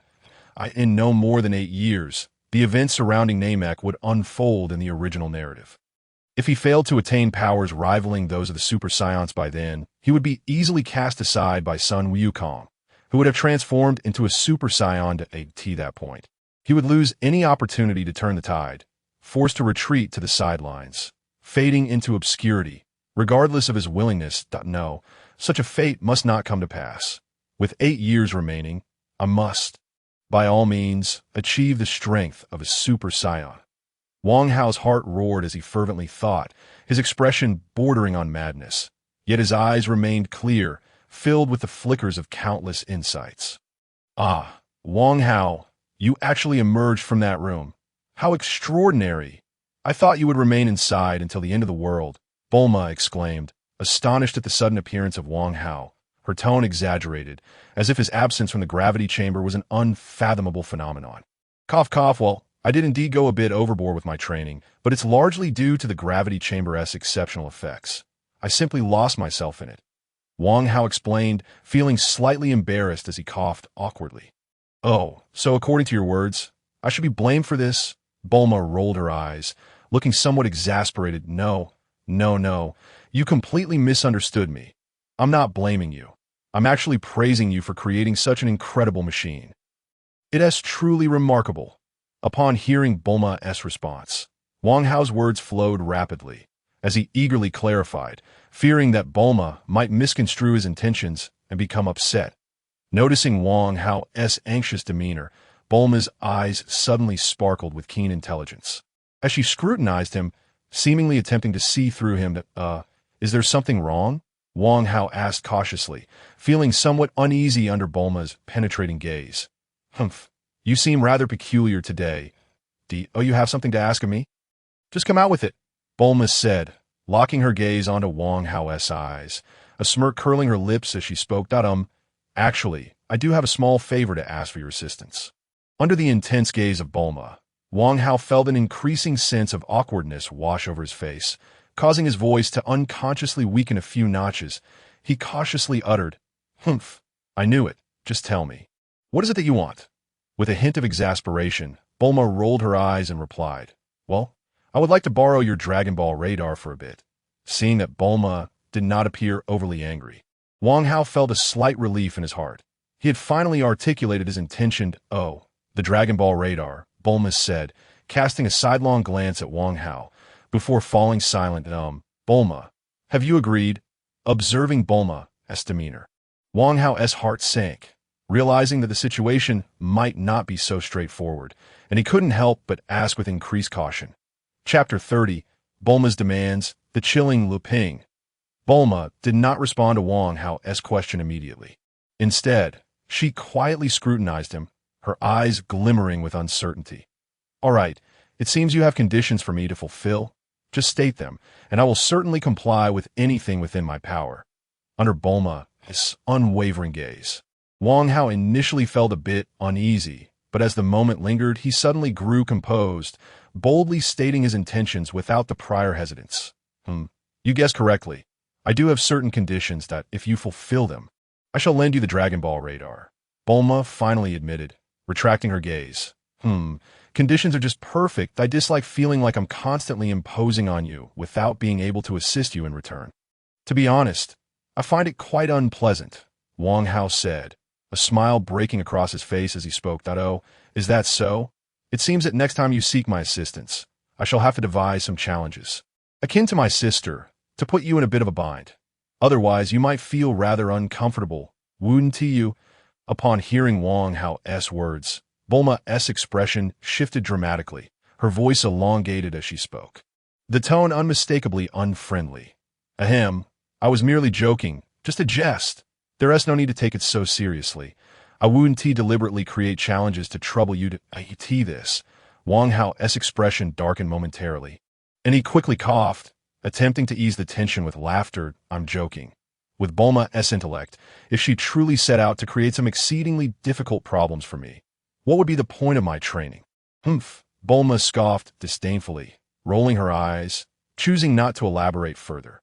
Now let us discuss what sort of assistance you require from me. With Bulma back to her usual self, Wang Hao hastily shifted the topic. My request is simple. You must immediately locate Lu Ping, unleash your utmost strength, and give him a thorough lesson. Then inform him that you're training with my assistance. As Wang Hao broached the subject of conditions, Bulma's expression darkened once more, a cold snort escaping her lips as her tone turned ominously somber. Could you perhaps enlighten me as to what transpired with Lu Ping that has you this incensed? Observing Bulma's sudden change in demeanor, Wang Hao felt a chill run down his spine, yet curiosity compelled him to inquire. Are you that eager to know? Bulma narrowed her eyes at Wang Hao, her voice dripping with a foreboding chill. I have no interest in the details. After all, I am but a martial arts enthusiast, and only the pursuit of martial prowess and strength concerns me. In response to Bulma's inquiry, and feeling the oppressive aura emanating from her, Wang Hao decisively dismissed his curiosity, swiftly asserting his stance. If that is the case, you should set off now. The sooner you complete the task, the sooner you can obtain the Dragon Ball radar, correct? With that, Bulma let out another cold snort, but refrained from further outbursts, merely waving Wang Hao off. All right, I shall depart immediately, ensuring I locate Lu Ping with utmost speed, deliver a good lesson, and finally reveal the truth of my training to him. Without a hint of hesitation, Wang Hao stood at attention and proclaimed, then in the next instant, he soared into the sky, disappearing at astonishing speed. Hey, you must not hold back. From a distance, Wang Hao seemed to hear Bulma's voice calling out, his expression turning somewhat peculiar. I hope your strength is sufficient. Otherwise, you'd better pray for mercy. Lu Ping. With this thought in mind, Wang Hao's speed increased even further. Meanwhile, on the other side, Lu Ping, engaged in rigorous training with Tien and the others, suddenly felt a shiver run down his spine, as though a foreboding sensation had washed over him. Bang! In his moment of distraction, Lu Ping, while charging forward, failed to halt in time and collided violently with a nearby rock, producing a sound that was undoubtedly painful. Ugh, what was that? Why do I feel an overwhelming chill, as if something ominous is about to unfold? Rubbing the large bump on his head, Lu Ping rose from the shattered rock, still gasping in shock and confusion. Hey, Lu Ping, what are you doing? How did you suddenly fall? Tien and Krillin rushed over, concern etched on their faces. I'm not sure what happened. I just felt this sudden chill, and in a moment of fright. I made a mistake. It really hurts, Lu Ping replied, continuously massaging his head, a lingering look of confusion and apprehension on his face. Is it truly that strange? Do you sense anything else? Noticing Lu Ping's lingering fear, Krillin inquired. Other feelings? Well, not really, but I can't shake off the feeling that something bad is about to happen. It makes me quite uneasy. Lu Ping reflected before speaking up that I've heard that those with profound martial arts can sense impending calamities related to themselves. Perhaps your intuition is correct, Lu Ping. Something truly dreadful may soon occur, Tien opined, his expression becoming grave as he pondered the implications. Boom! Just then, as if in response to Tien's words, a thunderous roar suddenly echoed from afar. The ground trembled slightly, and a plume of black smoke soared high into the sky, turning the distant horizon a fiery red. That's a volcanic eruption. Oh no! I assentee that in the direction of the village we visited before. The group turned to see the source of the disturbance, their expressions shifting dramatically as they wasted no time in rushing toward the scene. Chapter 31. Rescuing the village, confronting the volcano's fury. Damn it, I wonder how everyone is faring. Have they managed to escape? Krillin's face was etched with anxiety, the image of a blue-haired girl named Mei Jun flashing through his mind, that we must quicken our pace. We need to reach the village before the lava engulfs it. Otherwise, it will all be too late. His 3 eyes sparkled with sharp determination as he sensed the gravity of the situation. Don't worry about your stamina. Let us give it our all. Everyone. Lu Ping glanced at Tien, a glimmer of resolve in his eyes as he spoke. Whoosh, whoosh, whoosh. In the next moment, with perfect synchrony, the figures of the 4 friends transformed into mere shadows, vanishing from sight at a speed unfathomable to ordinary people. Mei Jun, where are you? It's Krillin. As they exerted themselves to the utmost, the 4 soon arrived at the village, with Krillin calling out urgently, his voice laced with worry. It's Krillin. Thank goodness. I'm over here. Almost immediately, a girl's voice echoed back, filled with relief. Thank goodness. Mei Jun is safe. Upon hearing her response, Krillin's face lit up with joy as he hurried toward the source of the voice. Mei Jun, why are you still here? It's extremely dangerous. You should leave immediately. Rushing to a toppled statue, Krillin finally spotted Mei Jun along with 2 others, his urgency palpable as he spoke, but my grandfather's keen gaze at the concerned expression on Mei Jun's face. His attention shifted to the elderly man nearby, who was fervently praying, his countenance marred by uncertainty. The man was beseeching the mountain deity for forgiveness, hoping to quell its wrath at that moment. A burly figure beside them interjected with an explanation. How infuriating, especially at such a critical juncture. Witnessing this scene, a trace of anxiety crept on Klin's face, yet he felt at a loss for words to offer comfort. Klin, I intend to halt the flow of lava. Will you join me? Suddenly, Tianjin Fan, who had also arrived, interjected, his 3 eyes gleaming with an intense fervor as they fixated on the erupting volcano. Nanny, are you out of your mind? How could one possibly achieve such a feat? Klin had yet to respond when Lepin, standing nearby, could no longer suppress his astonishment and exclaimed that if such a thing is beyond reach, how could we ever hope to prevail against Goku? If it were him, he would undoubtedly succeed. Hence, I too shall make an attempt. Without a backward glance, Tianjin Fan's gaze remained locked on the torrential lava, and he spoke with a solemn tone in the next instant. He dashed up the mountain without hesitation. Tianjin, the ever-loyal Jiaozi, called out, following suit without a moment's pause. How infuriating! If that is the case, then I shall go as well.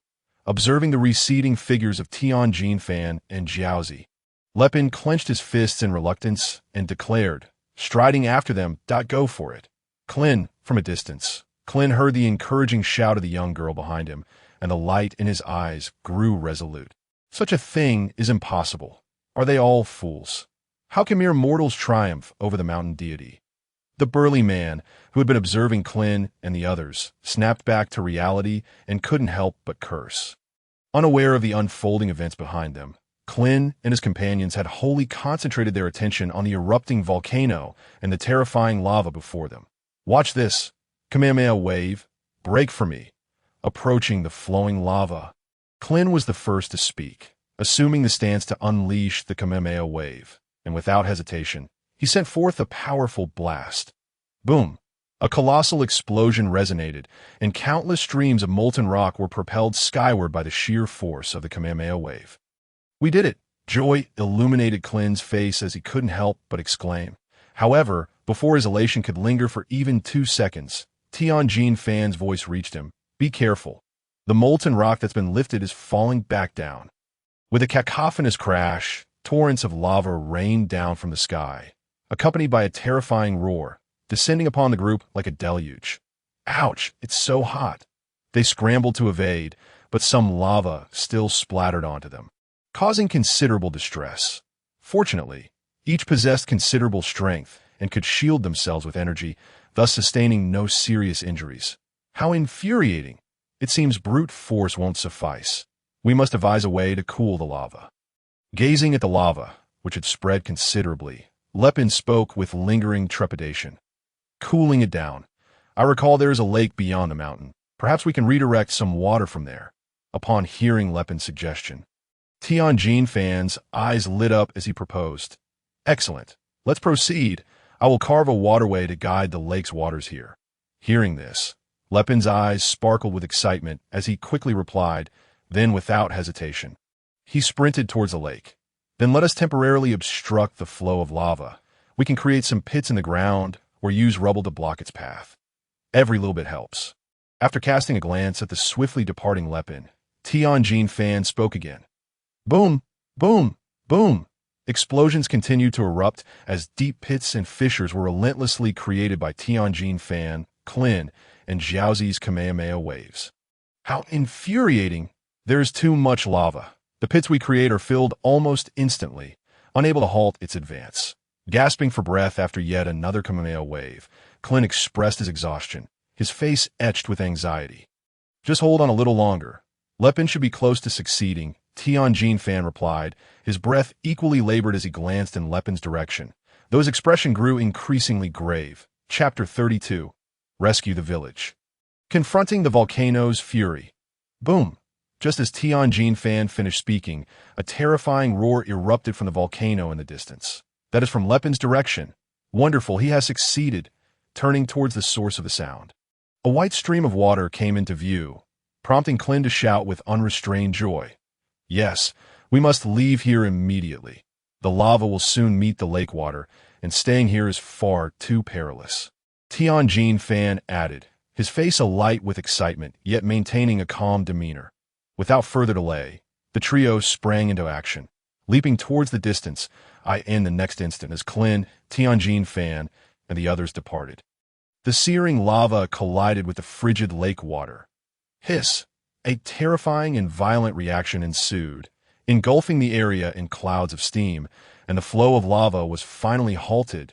We did it! Clin exclaimed from a high vantage point, his face radiant with triumph. Indeed, we succeeded. Tien Fan, too, wore a smile that, oh, we are saved.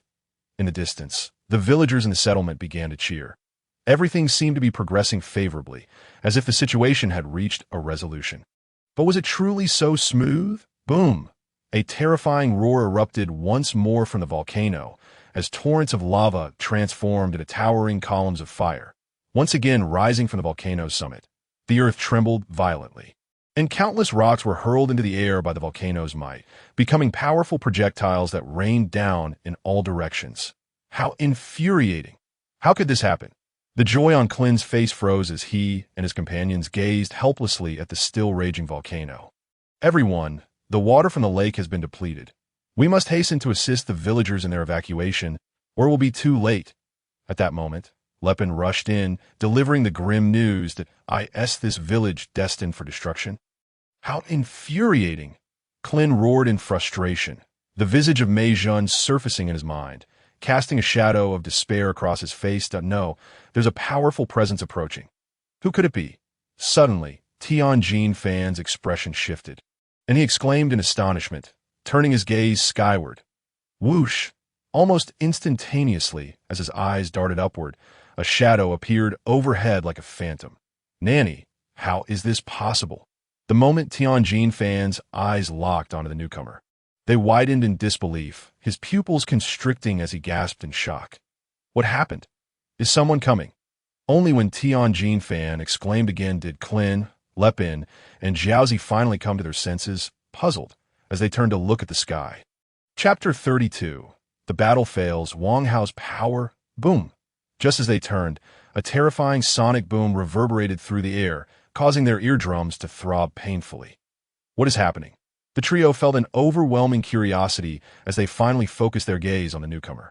Thus, the same reaction that Tianjin Fan had displayed played out once more. Long time no see. Everyone, observing the astonished and dazed expressions on Lepin and the others, a wicked smile crept across Wang Hao's face as he cheerfully declared. Wang Hao. Hearing his voice, the others relaxed slightly, then almost in unison exclaimed, their tones laced with confusion and uncertainty. Indeed, it is me, without a doubt. With words escaping his lips, Wang Hao gradually lowered his form, landing before the group of individuals. How could it be? It has only been a short while, and you have already become this powerful. Upon witnessing Wang Hao's acknowledgement, the expressions on the faces of the others turned increasingly astonished. With Lu Ping unable to contain his incredulity, exclaiming with disbelief, well, the growth in strength is rather mediocre. It hardly counts for much, as Lu Ping spoke. Images of formidable characters from the latter part Dragon Ball flashed through Wang Hao's mind, dampening his spirits, leading him to respond with a hint of resignation. That not significant. I feel as though I've once again encountered Piccolo, the Demon King. How on earth have you honed your skills? At that moment, Tianjin Fan also interjected, his three eyes fixated intently on Wang Hao, a tone of disbelief saturating his voice. For now, let us set aside matters of strength. You intend to thwart the magma from engulfing that village. Do you require my assistance? Without addressing Tianjin Fan's inquiry, Wang Hao turned his gaze toward the direction of the encroaching magma and suddenly inquired, do you have a solution? Upon hearing Wang Hao mention the magma, the group snapped back to reality, with Lu Ping being the first to pose the question. Indeed, there is a method. Wang Hao's eyes scanned the environment surrounding the volcano as he replied, as long as there is a way. Please act swiftly, otherwise the village shall be lost. Upon hearing Wang Hao's response, Krillin could not suppress the look of excitement that graced his face, urgently urging him to proceed. Very well, step back a little. Seizing this opportunity, I can also test my power. Wang Hao took a few steps forward, reaching the edge of the elevated ground. While issuing his command in response, the group silently retreated a few paces.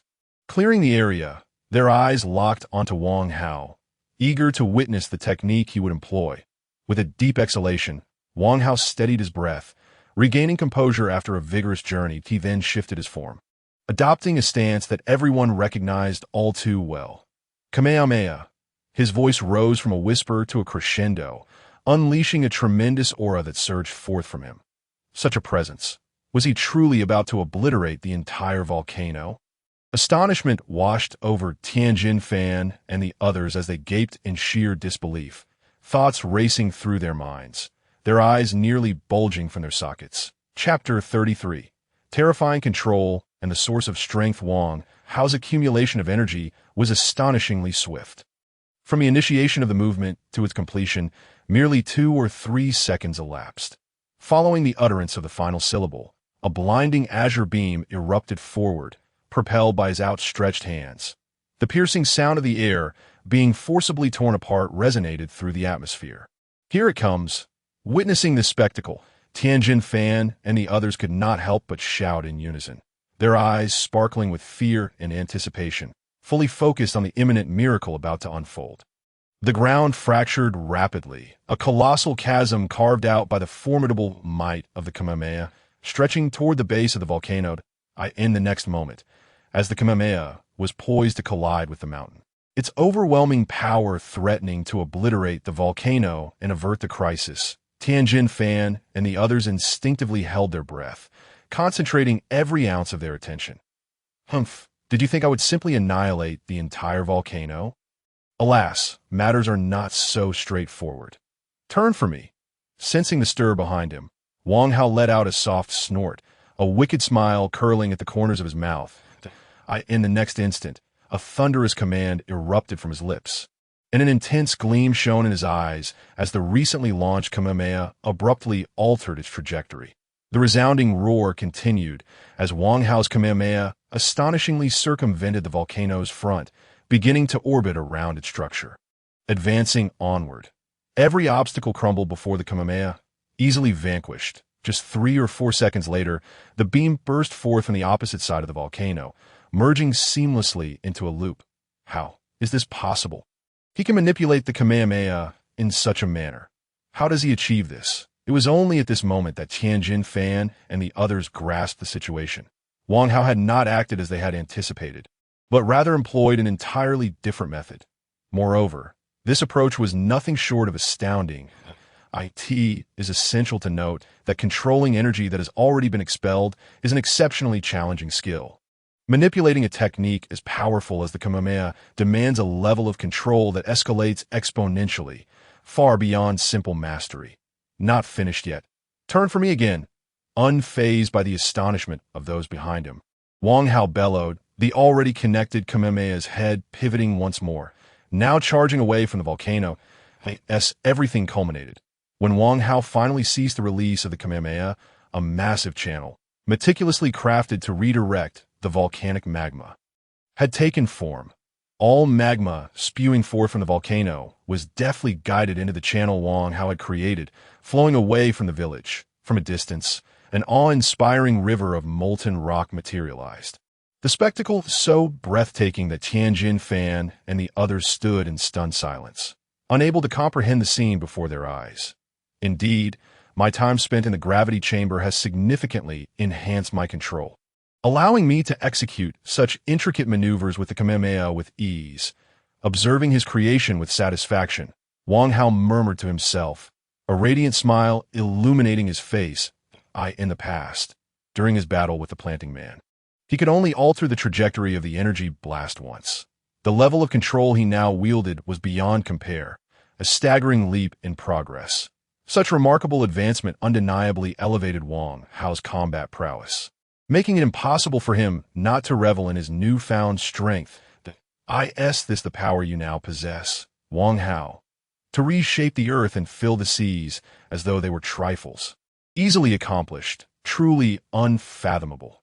Perhaps due to Wang Hao's soliloquy, Tianjin Fan and the others finally regained their composure, with Lu Ping unable to restrain himself from exclaiming, his face still adorned with disbelief. With such strength, Wang Hao, you have indeed reached the level of Piccolo the Demon King. How have you trained to achieve such rapid progress? Tianjin Fan, now fully present, could not help but inquire, his eyes shimmering with intense curiosity and fervor. Fixated upon Wang Hao, eager to uncover the secret behind his swift ascension. Thank you, Wang Hao. Were it not for you, the village in Meizhun would have faced dire consequences, though Krillin was equally astounded by Wang Hao's power. He remained focused on the well-being of Meizhun and the village, expressing his gratitude. Indeed, my strength has grown considerably, but I believe you will soon catch up. You simply need to head to West City and seek out Bulma. Wang Hao's gaze swept over the group, finally settling on Lu Ping's face as he spoke. Bulma. Upon hearing Wang Hao's response, the group visibly reacted, Lu Ping unable to suppress a gasp, his expression one of utter confusion. Clearly, Wang Hao's revelation had taken him by surprise, a notion he had never even considered. However, speaking of Bulma, she did contact me a while ago, claiming to have developed a highly useful machine to aid training.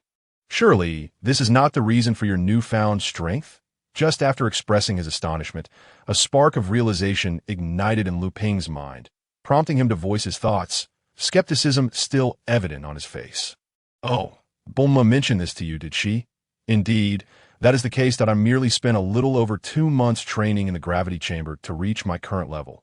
Upon witnessing Lu Ping's reaction, Wang Hao felt a slight stir in his heart, as if he had surmised the reason behind Bulma's summons to punish Lu Ping, that it called a gravity room. It seems Bulma has indeed created something extraordinary. Upon Wang Hao's acknowledgement, A bitter smile involuntarily crept across Lu Ping's face, and he couldn't help but voice his thoughts. Chapter 34. The Attack on Lu Ping, the Observation of Qi Ball's Gravity Room. Wang Hao, did you bring the gravity room? I wish to try training in it. On another front, Tianjin Fan's eyes glimmered with an intense fervor as he eagerly inquired. For someone as passionate about martial arts as he, nothing could bring more joy than discovering a method to rapidly enhance his strength. I'm afraid I did not carry the gravity room with me. If you wish to utilize it, you must seek out Bulma, Wang Hao replied with a resigned gesture, casting a glance at Tianjin Fan. Seek out Bulma? Tianjin Fan's brow furrowed slightly, and he felt a twinge of conflict within.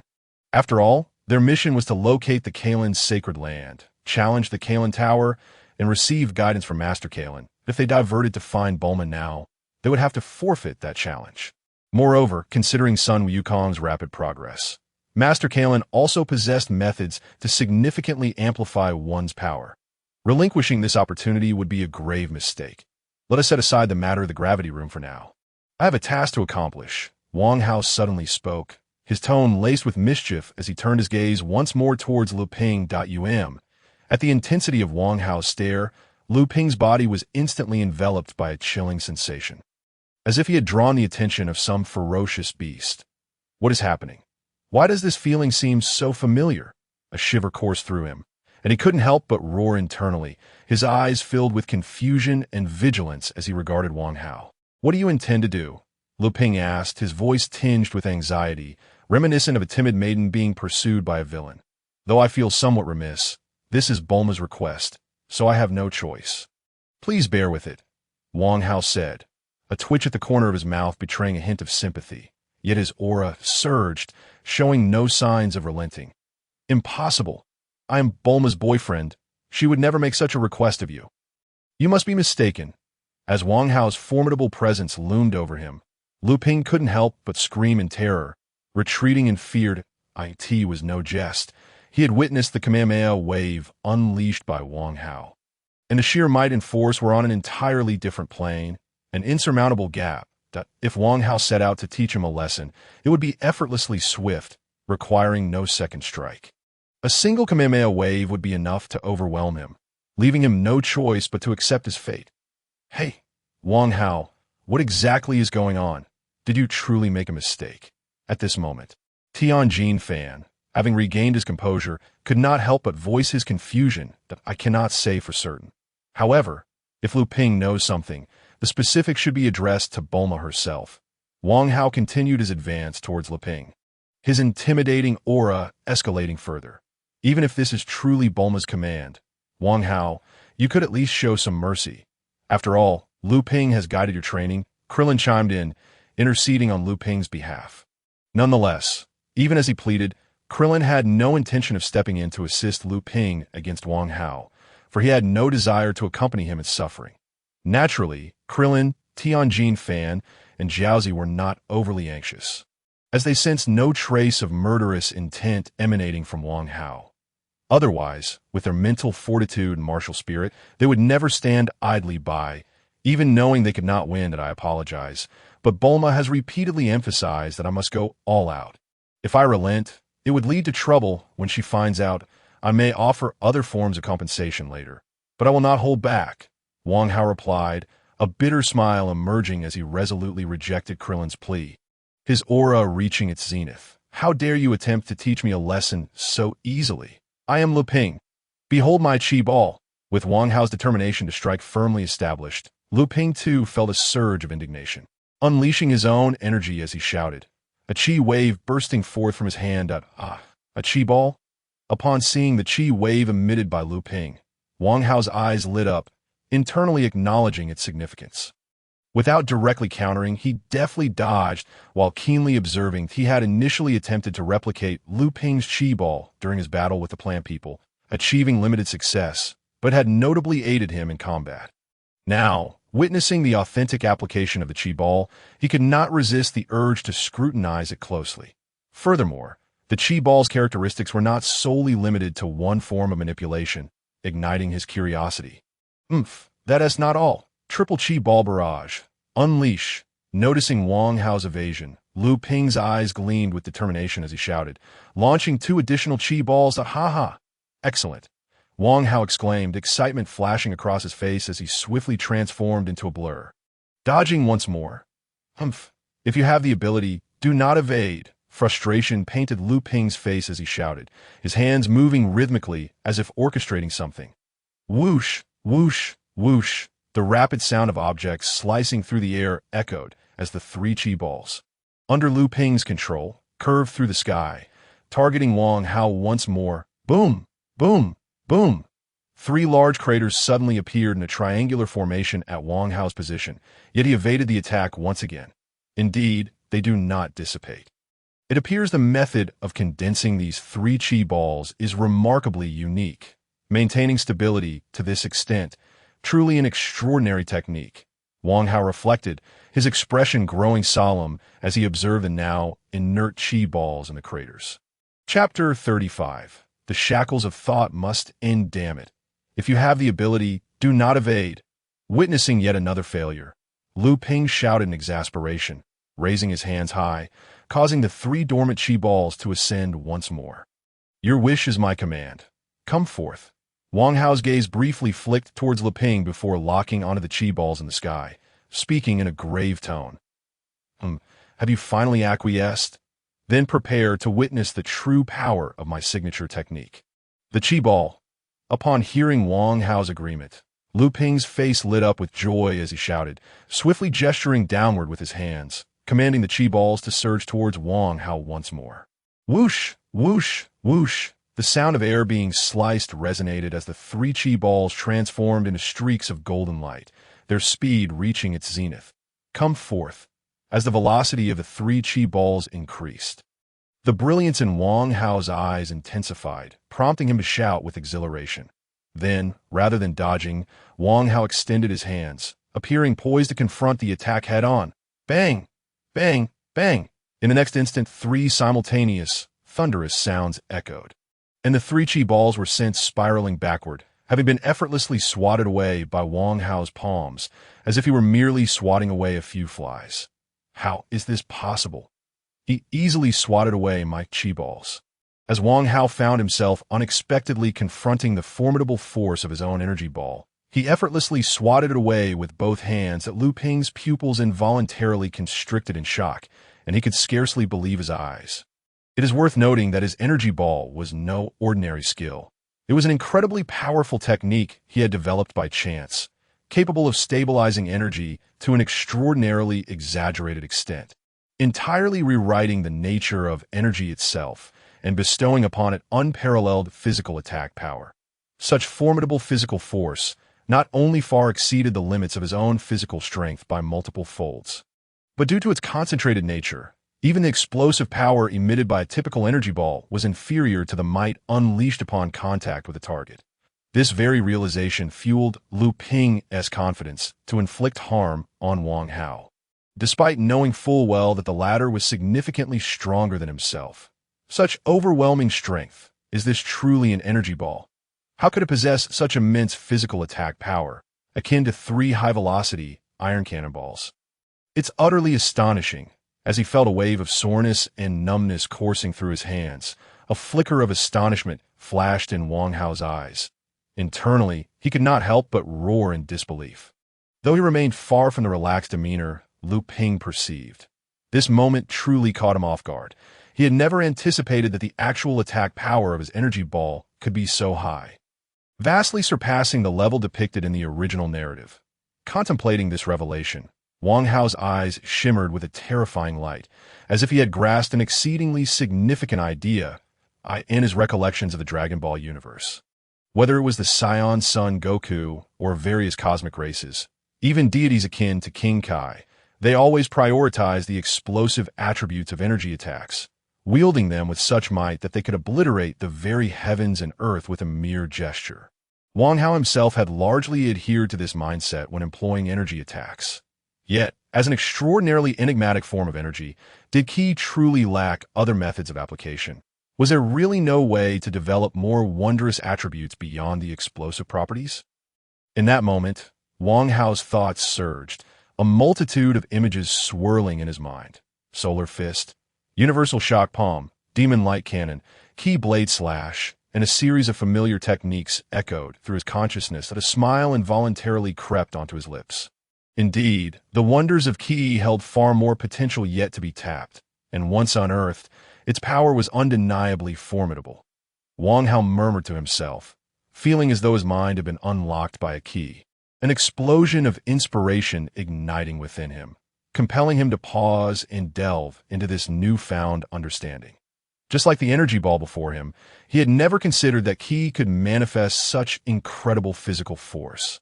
Its attack potency so piercing, had he not undergone rigorous training in the gravity chamber, thereby significantly enhancing his physique and bolstering his defensive capabilities with Ki's innate protection. The impact of such overwhelming force would surely have shattered his hands instantly, even with a battle power exceeding that of Lu Ping.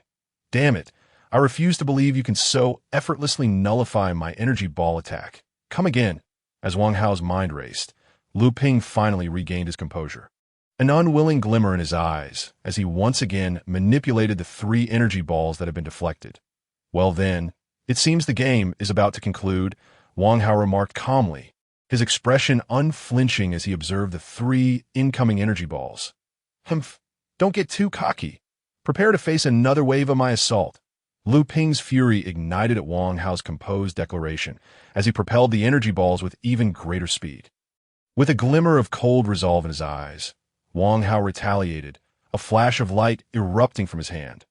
Break for me! Suddenly, with a sharp command, his figure flickered and swiftly darted past the 3 energy balls, positioning himself directly before Lu Ping. Impossible! My energy balls were just shattered head-on. Lu Ping murmured in disbelief, still unable to comprehend the situation as he stared at Wang Hao standing before him. With a series of hissing sounds, the 3 energy balls in the sky abruptly split in half before rapidly vanishing into the An O technique is absolutely invincible. It was only a matter of time before it was countered. Just continue refining it, and strive to ensure that next time it won't be so easily dispelled, Wang Hao advised, raising his illuminated hand as his aura surged once more. Chapter 36. Abandoning the mission. The agreement of Forwell. It appears I am indeed no match for you that I concede. You may now proceed with your task. Upon hearing Wang Hao's words, Lu Ping's expression softened slightly, and he no longer harbored any intent to resist. His tone tinged with disappointment to be surpassed by someone who had trained for such a shorter time, and to be surpassed so effortlessly and thoroughly, struck a blow to Lu Ping's spirit. Are you truly not going to fight back? Wang Hao observed Lu Ping's demeanor and furrowed his brow, finding the sight somewhat disconcerting. For someone like Wang Hao, who valued spirit and tenacity, it felt profoundly stifling to strike someone who offered no resistance, leaving him at a loss for how to proceed. Wang Hao, perhaps it's best to let this go, Krillin interjected, concern etched on his face as he watched Lu Ping's disheartened state. After all, they had been friends and comrades for many years. And witnessing Lu Ping's demoralization deeply affected Krillin. Wang Hao, given Lu Ping's current condition, I believe you have already fulfilled your obligation. If you forcibly continue, not only will your own heart remain unsettled, but Bulma may also lose her temper, Tien added, his voice laced with a hint of disappointment, having once been one of Wang Hao's mentors when he first embarked on his martial journey. All right, this is where it ends. I shall not strike again. Tien persuasion ultimately swayed Wang Hao to a decision, his tone lightening as he spoke. I could see that moment. Wang Hao finally comprehended the situation fully. After all, Lu Ping and Bulma were in a romantic relationship. If he were to deliver a harsh lesson without mercy, Bulma might adhere to their agreement and provide him with the dragon radar. But she would undoubtedly harbor resentment afterwards, and their friendship could very well be jeopardized. Conversely, if he chose to withdraw now, Bulma might express her grievances, yet such complaints would likely dissipate swiftly, especially once Lu Ping reconciled with her. As clarity dawned upon him, Wang Hao found increasing validity in this line of thought, a sense of dread creeping into his mind. After all, women in love are notoriously unpredictable. Thank you, Wang Hao, regardless of the tumultuous thoughts swirling in Wang Hao's mind. Upon hearing his response, Krillin couldn't help but express his excitement, his expression visibly relaxing. Rest assured, Lu Ping has been a guide in my training. I must show him this courtesy. Awakened by Klin, Wang Hao couldn't help but chuckle as he spoke. Having completely set aside the task entrusted to him by Bulma. Leping, if you wish to defeat me in my current state, it is quite simple. Just go find Bulma right now. Having come to a clear understanding and made his decision, Wang Hao began to show concern for Leping, stating earnestly the pivotal aspect of his own power enhancement.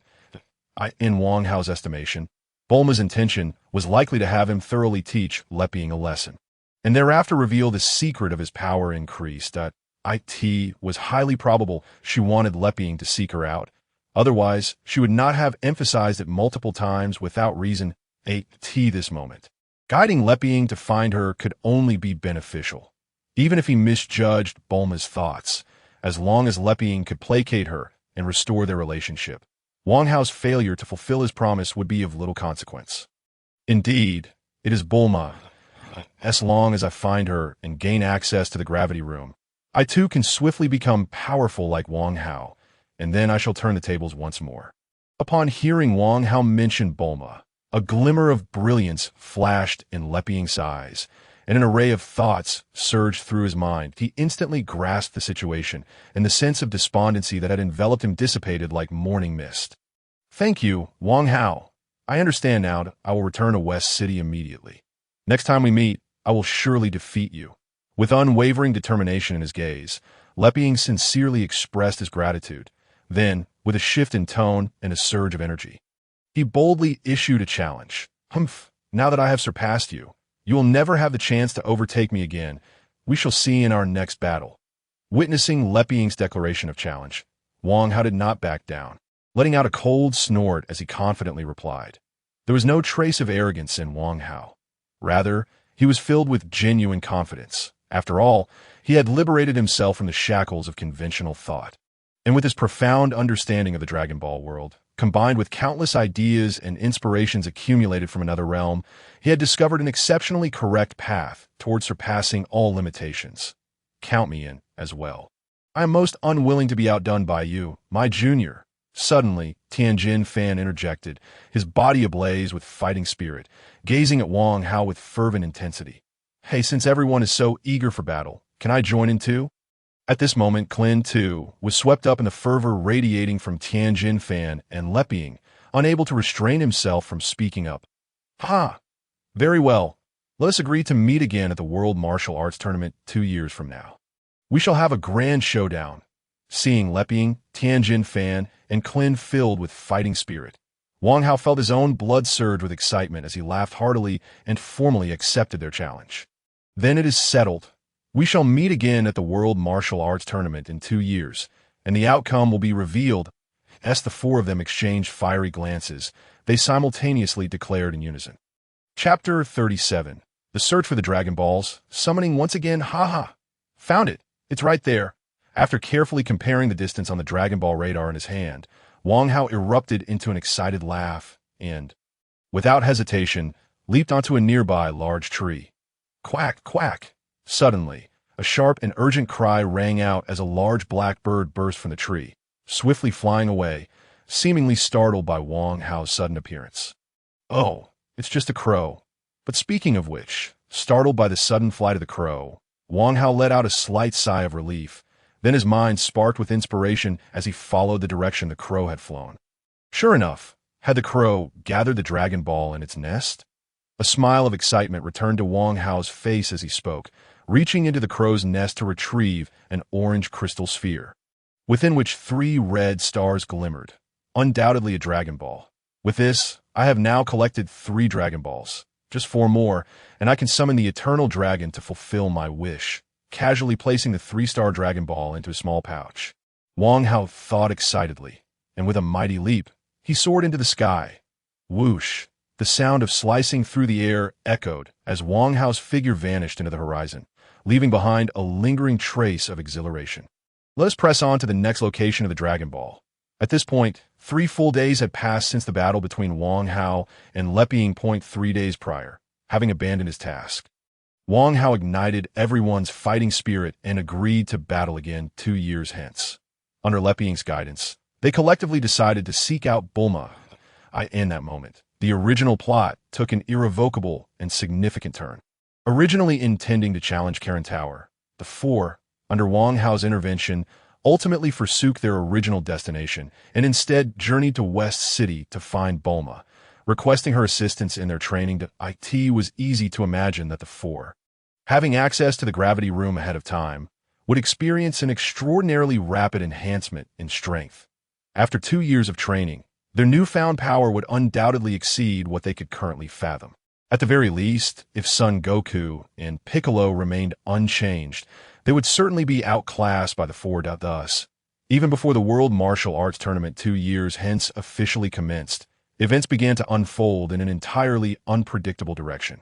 Naturally, Wang Hao was fully aware of this and had no intention of stopping it.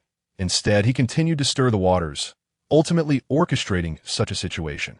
The reason for this choice was not that Wang Hao was unaware of the benefits of grasping the plot. Rather, he understood very well that the so-called plot had diverged from the moment he arrived in this world.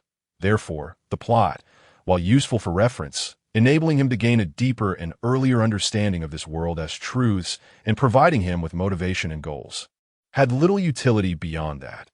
Upon returning to West City with the others, the subsequent events unfolded as Wang Hao had anticipated, though Bulma was angered by Wang Hao's failure to adhere to their agreement, and showed little kindness to Lepiang. Through Lepiang's persistent comforting and efforts to seek forgiveness, they reconciled within just 2 days, leading to a joyous resolution. Wang Hao, too, was forgiven and successfully obtained the Dragon Ball radar. Eager to set forth, Wang Hao wasted no time and, within the short span of half a day, had successfully gathered 3 Dragon Balls, a remarkable efficiency. Upon reaching this point, even Wang Hao could not help but marvel at how incredibly easy it was to collect the Dragon Balls with the radar in hand. Moreover, if the collector possessed immense power, capable of soaring through the skies and disregarding most dangers, the task became even simpler. Thus, after a little over 3 hours, aided by the radar and employing his flight technique, Wang Hao discovered the remaining 4 Dragon Balls scattered across a cliff, a lake, a field, and a small island. Thus, Wang Hao's journey to collect the Dragon Balls concluded perfectly after a total of 7 hours and 35 minutes. Phew! Finally, it's over! Had it not been for my training in the gravity room, which fully evolved my body and significantly enhanced my stamina and recovery, I truly could not have completed this task in such a short time frame. After all, the distances I flew nearly encircled the Earth twice. Remaining on the small island where the final Dragon Ball lay, Wang Hao gazed excitedly at the 7 glimmering Dragon Balls on the ground before him. He couldn't help but exhale a long breath, reflecting on the journey. Now, the most crucial moment approaches. If my wish can be fulfilled, I shall carve a new path in this universe, ascending to the pinnacle of existence as a mere Earthling. Once again exhaling a breath of murky air, Wang Hao murmured to himself, his eyes shimmering with an intensely fervent light, while his expression grew increasingly excited. After all, the object before him was the greatest aid that could assist him in reaching the pinnacle of power. Arise, divine dragon, and grant my wish. With unparalleled fervor, Wang Hao bellowed the incantation to summon the dragon, his countenance reflecting the zeal of a fervent believer standing before a deity. Buzz! As the incantation resonated, the radiance atop the 7 Dragon Balls burst forth with dazzling brilliance. Then, a terrifying humming sound erupted, and countless dark clouds materialized from thin air, casting the entire world into shadow in an instant. Akin to the arrival of night, crack! Amidst the tumultuous clouds, lightning flashed, a golden bolt descending like a divine spear, striking the Dragon Ball with tremendous force. Roar! As if a fearsome beast had been abruptly awakened. A colossal roar reverberated, causing the luminosity of the Dragon Ball to surge once more, enveloping the golden lightning, and a horrifying figure gradually began to materialize. Chapter 38. Farewell, Divine Dragon. Wang Hao's wish-gatherers of the Dragon Balls. Speak your wish. Any wish may be granted, but it is limited to one. A voice of immense authority resounded like thunder, as an enormous dragon head gazed down benevolently upon Wang Hao, the sole figure below. Huff! Even though he had encountered this marvel once before, an overwhelming sensation of awe surged within him. affirming the dragon's divine nature. Taking a deep breath, Wang Hao forcefully suppressed the tumult of emotions rising within him. Murmuring softly, though his expression grew exceedingly grave, "Divine Dragon, I wish to possess a comprehensive system, tailor-made for me, capable of simultaneously honing both body and mind, allowing me to rapidly grow stronger and continuously evolve into a higher form of existence through training methods." Despite his utmost effort to maintain composure, as Wang Hao voiced his wish, his expression betrayed his mounting excitement. For Wang Hao, a traveler from another world, the existence of such an incredible realm as that of the Dragon Balls led him to ponder. If this universe could be real, then surely the multitude of powerful worlds he had learned of in his past life could not be mere figments of imagination. And if those worlds did exist, how could the sophisticated and flourishing civilizations of martial cultivation within them not be real? Just the thought of protagonists in those worlds, who began as complete underdogs yet ascended to immortality and divinity through potent techniques and abundant resources, ignited a spark within Wang Hao. How could he, Wang Hao, not achieve the same? If he could acquire a formidable technique that allowed him to reach profound realms of cultivation, he too could undoubtedly shatter the limitations of his earthly lineage, becoming one of the universe's most formidable beings, or even greater. After all, the methods of cultivation within the Dragon Ball's universe were rather rudimentary. Even Earth, with its relatively developed cultivation system, paled in comparison to those worlds that had perfected the art to its zenith, resembling the chasm between ordinary humans and super scions, completely incomparable. Originally, even if the worlds Wang Hao was aware of truly existed, and he could indeed practice their formidable techniques, he had no means to obtain them. After all, he could not traverse world again to acquire the techniques only to return. However, by sheer fortune, he found himself in the world of Dragon Balls, where existed an entity capable of granting any wish. Thus, Wang Hao's thoughts inevitably became vibrant. If he could appeal to the divine dragon, perhaps it could indeed fulfill his desire, as he contemplated the formidable adversaries he would face in the future. He resolved to embark on a quest for the Dragon Balls. Now, the time had come for him to reap the rewards of his efforts. Success would see him soaring to the heavens, while failure would leave him languishing in despair. "Apologies, your wish cannot be fulfilled. Please rephrase your wish." Just as Wang Hao's heart brimmed with anticipation, the divine dragon suddenly doused him with cold water, rendering him momentarily dazed. After a long pause, Wang Hao finally regained his composure, furrowing his brow as he urgently inquired, "What is the matter, divine dragon? Why can you not grant my wish?" In his estimation, such a knowledge-based desire, if reasonable, should not exceed the dragon's capabilities. Much like Goku's wish to learn the transformation method into a super saiyan god in the series, "I cannot comprehend your wish." Overly vague desires cannot be fulfilled, the divine dragon explained in response to Wang Hao's query. "How can you not comprehend? Very well, I will articulate the specific details of the technique I desire in my mind. Divine dragon, you may read my thoughts to understand my wish." Upon hearing the dragon's explanation, Wang Hao instantly grasped the situation that it was akin to a primitive man with no concept of technology, failing to comprehend what technology truly was. Due to the absence of martial techniques in the entire Dragon Ball universe, the divine dragon could not comprehend the specific meaning of such techniques. This scenario was reminiscent of asking a primitive person to forge a gun. Devoid of any concept, they would be incapable of accomplishing it, even with magical powers at their disposal. I understand now.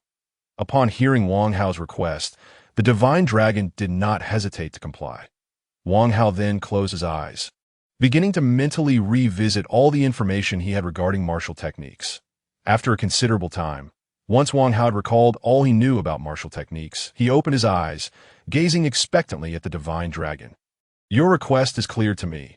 However, I still cannot fully grant your wish, as such a technique exceeds my limits, unless you can lower your request to a certain degree."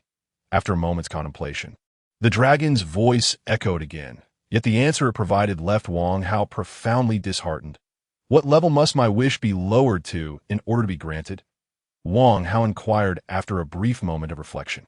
"To a level just one tier above the current methods of cultivation on Earth," the divine dragon replied without hesitation. "Damn it, how can this be? upon hearing the dragon's response. Wang Hao's expression soured instantly, his heart seething with indignation, and his brow furrowed tightly.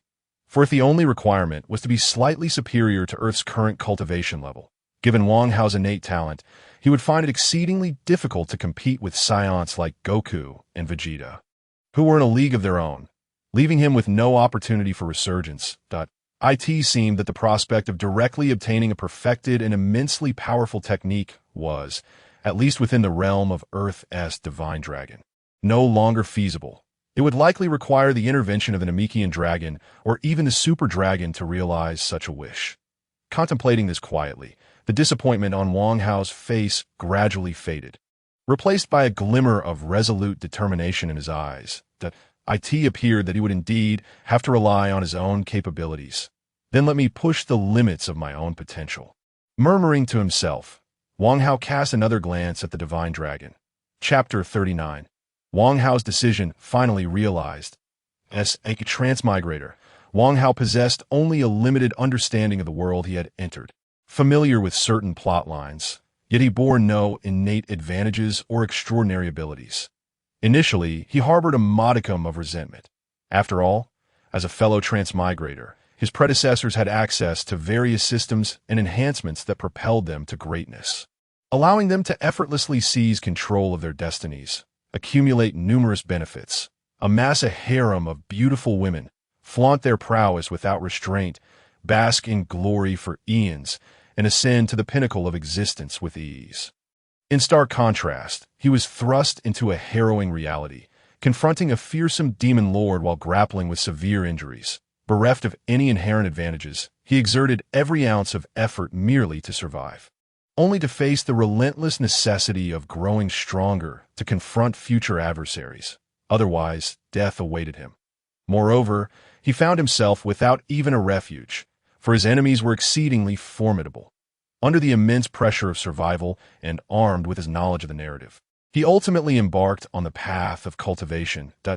As his training progressed, his power steadily increased, and he gradually integrated into this world. His mindset underwent a subtle transformation. Thus, when he completed his first metamorphosis in the gravity chamber, matching the strength of Sun Wukong, a profound clarity erupted within him. As for these so-called advantages, I require none. This world itself is replete with powerful benefits. Wang Hao's thoughts roared within him, a multitude of ideas swirling in his mind. His cognition clearer than ever, and his path forward more evident than it had ever been.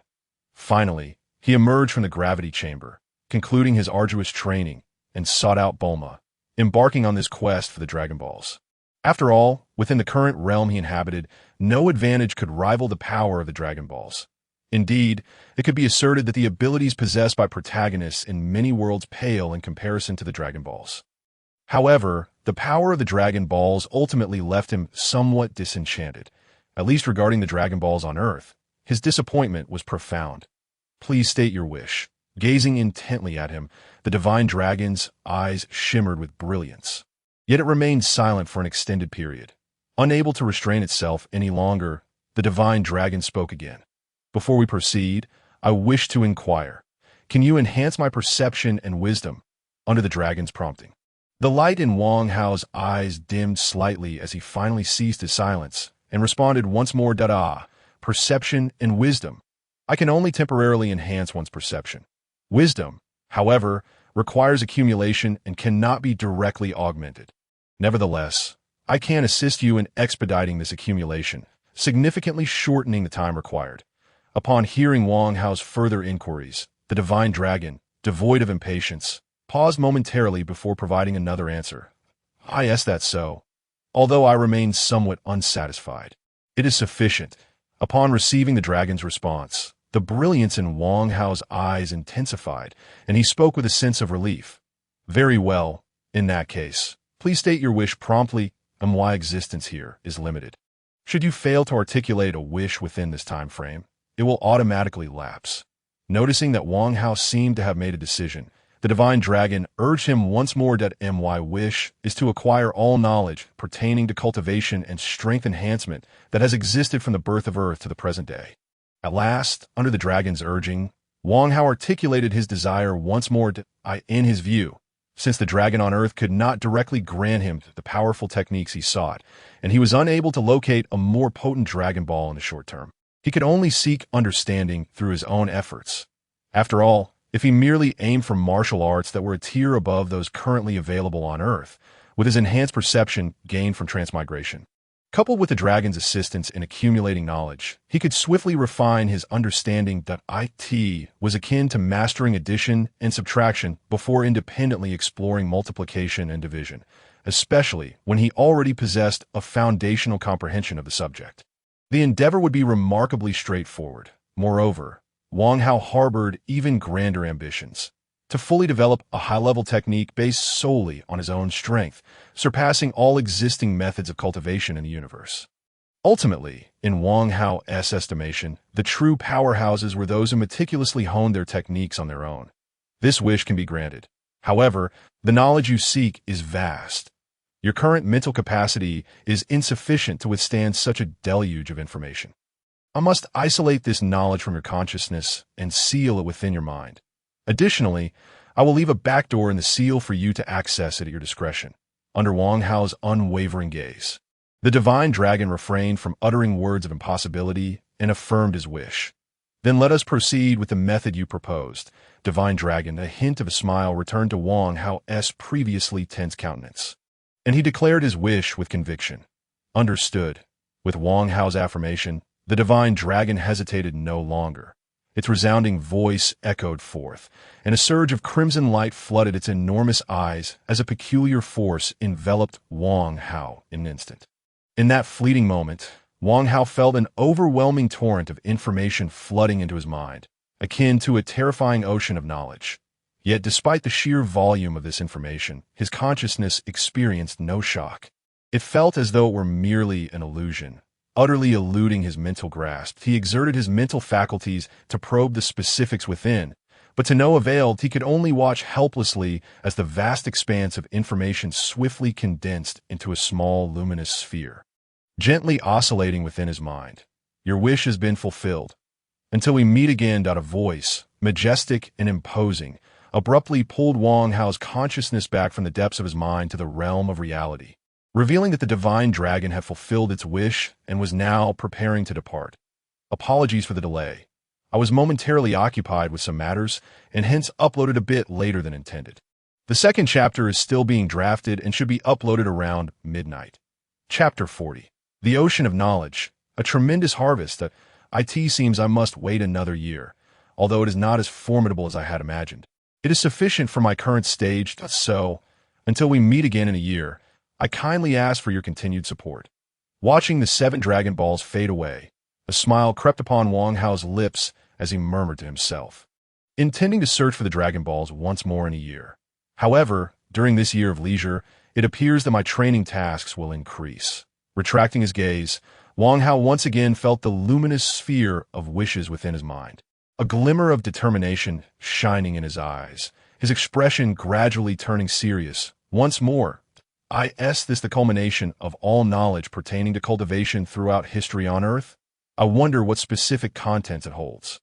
Contemplating silently, Wang Hao closed his eyes, plunging his consciousness back into the depths of his mind, beginning to perceive the luminous sphere with his mental prowess. This time, he successfully entered the interior of the sphere, revealing a vast space reminiscent of a grand library that suddenly materialized within his consciousness. Is this the interior of the luminous sphere? How does one navigate through such a multitude of books? Even with a mind that surpasses the speed of the naked eye, comprehending them all would be an exceedingly lengthy endeavor, he thought, feeling somewhat overwhelmed by the sight of the immense library.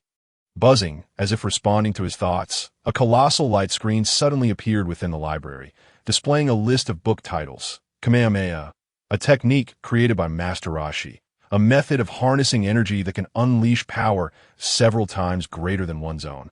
Possessing terrifying might, the multi-form technique, a special method developed by Master Matedo that generates powerful currents to paralyze foes, wielding immense power. The evil containment wave, a technique painstakingly mastered by Master Matedo with the assistance of Karen. Ultimately used to seal the legendary Demon King Piccolo, renowned for its formidable force.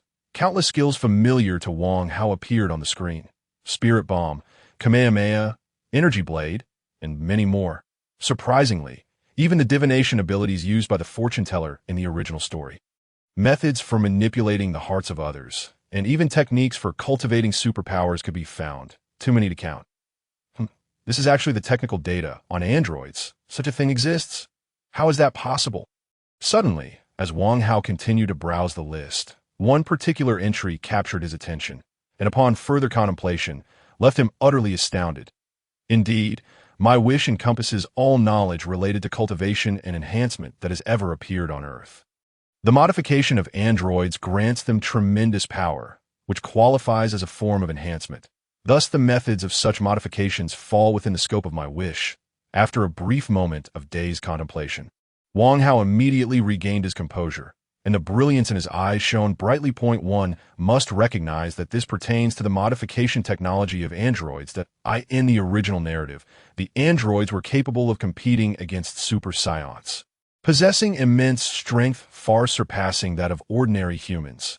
Holding such knowledge, even if Wang Hao had no intention of modifying himself, there are countless benefits to be gleaned, not to mention as a powerful form of human modification technology.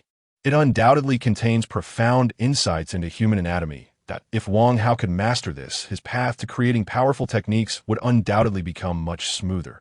And for this alone, Wang Hao was overwhelmed with joy.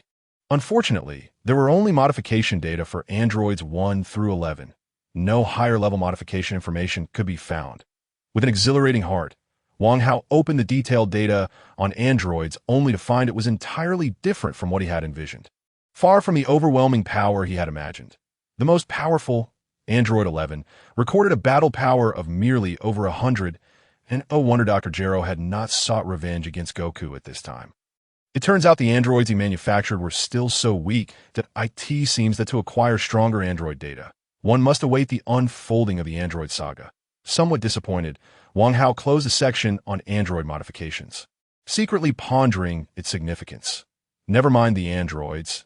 It would be another decade before such matters could be considered. For now, the priority is to adhere to my original plan, swiftly organizing methods to expedite my cultivation, continuously enhancing my strength while gradually perfecting a powerful cultivation technique. Shaking his head to dispel his wandering thoughts, Wang Hao resumed his exploration of the information within his mind. Time flew by rapidly. The sun, which had hung high in the sky, slowly began its descent, disappearing beyond the horizon. Yet Wang Hao remained, just as he had at the outset, standing motionless upon the small island, eyes closed, wholly immersed in the ocean of knowledge. Has it truly become evening? How swiftly time passes. Perhaps due to the significant change in light, Wang Hao finally emerged from his reverie, murmuring as he opened his eyes. As Wang Hao's eyes opened, two beams of light seemed to burst forth, illuminating the surrounding darkness for a fleeting moment. The brilliance of boundless wisdom flickered in his gaze, captivating and mesmerizing, only gradually receding after a while. Indeed, it is only by standing upon the shoulders of giants that I can see further, discovering more avenues and inspirations. The gains from this brief half-day could rival all I have accumulated since the beginning of my cultivation journey. Gazing at the vast, dark ocean before him, Wang Hao released a radiant orb of light, akin to a miniature sun, murmuring to himself, his expression brimming with satisfaction. It felt as though a person who had long been deprived of a hearty meal finally indulged in an extravagant feast. The satisfaction was overwhelming. Chapter 41. The multifaceted nature of Qi, unveiling new techniques. The light attribute transformation of Qi. At last, my flash bomb has been thoroughly perfected. Tien truly is a genius, observing the brightly glowing energy wave that gradually ascended, illuminating a vast area around him. Wang Hao murmured to himself, unable to conceal his excitement that a few days prior, Wang Hao had been astonished by the remarkable stability and formidable physical power exhibited by Lu Ping's energy blast, which unlocked the shackles of his thinking and inspired him to explore further applications of Qi. Today, with the help of the divine dragon and the foundational knowledge established by countless predecessors, these inspirations were finally realized by Wang Hao. The radiant orb before him was merely a trivial manifestation of his newfound understanding of Qi-'s potential, in Wang Hao's current comprehension. Qi was no longer just a means to unleash energy blasts with devastating force. To him, the capabilities and boundaries of Qi had been redefined to an entirely new height. The development of the multi-attribute transformation of Qi represents the most significant gain for Wang Hao in this instance of information retrieval. But what exactly is a multi-attribute transformation? This concept can indeed be likened to a particular anime Wang Hao had encountered in his previous life, Naruto. Within that world, chakra was manipulated in countless ingenious ways, showcasing an array of elemental transformations with remarkable potency. Qi, as a form of energy, is not entirely devoid of distinctions. It too can be transformed into various attributes, just as in the original work, where Tien executed the solar fist, demonstrating the light attribute transformation of Qi. Wang Hao has similarly refined his flash bomb. Moreover, the technique known as the universal ultimate palm, taught by Master Rashi, converts Qi into the attribute of lightning, unleashing powerful electrical attacks. Beyond this, can Qi be transformed into other attributes? Previously, Wang Hao may have been uncertain, but now he is fully capable of affirming that it can indeed be done. This conclusion is not derived from merely two techniques, but rather from Wang Hao's acquisition of a multitude of similar skills that have led him to this important realization.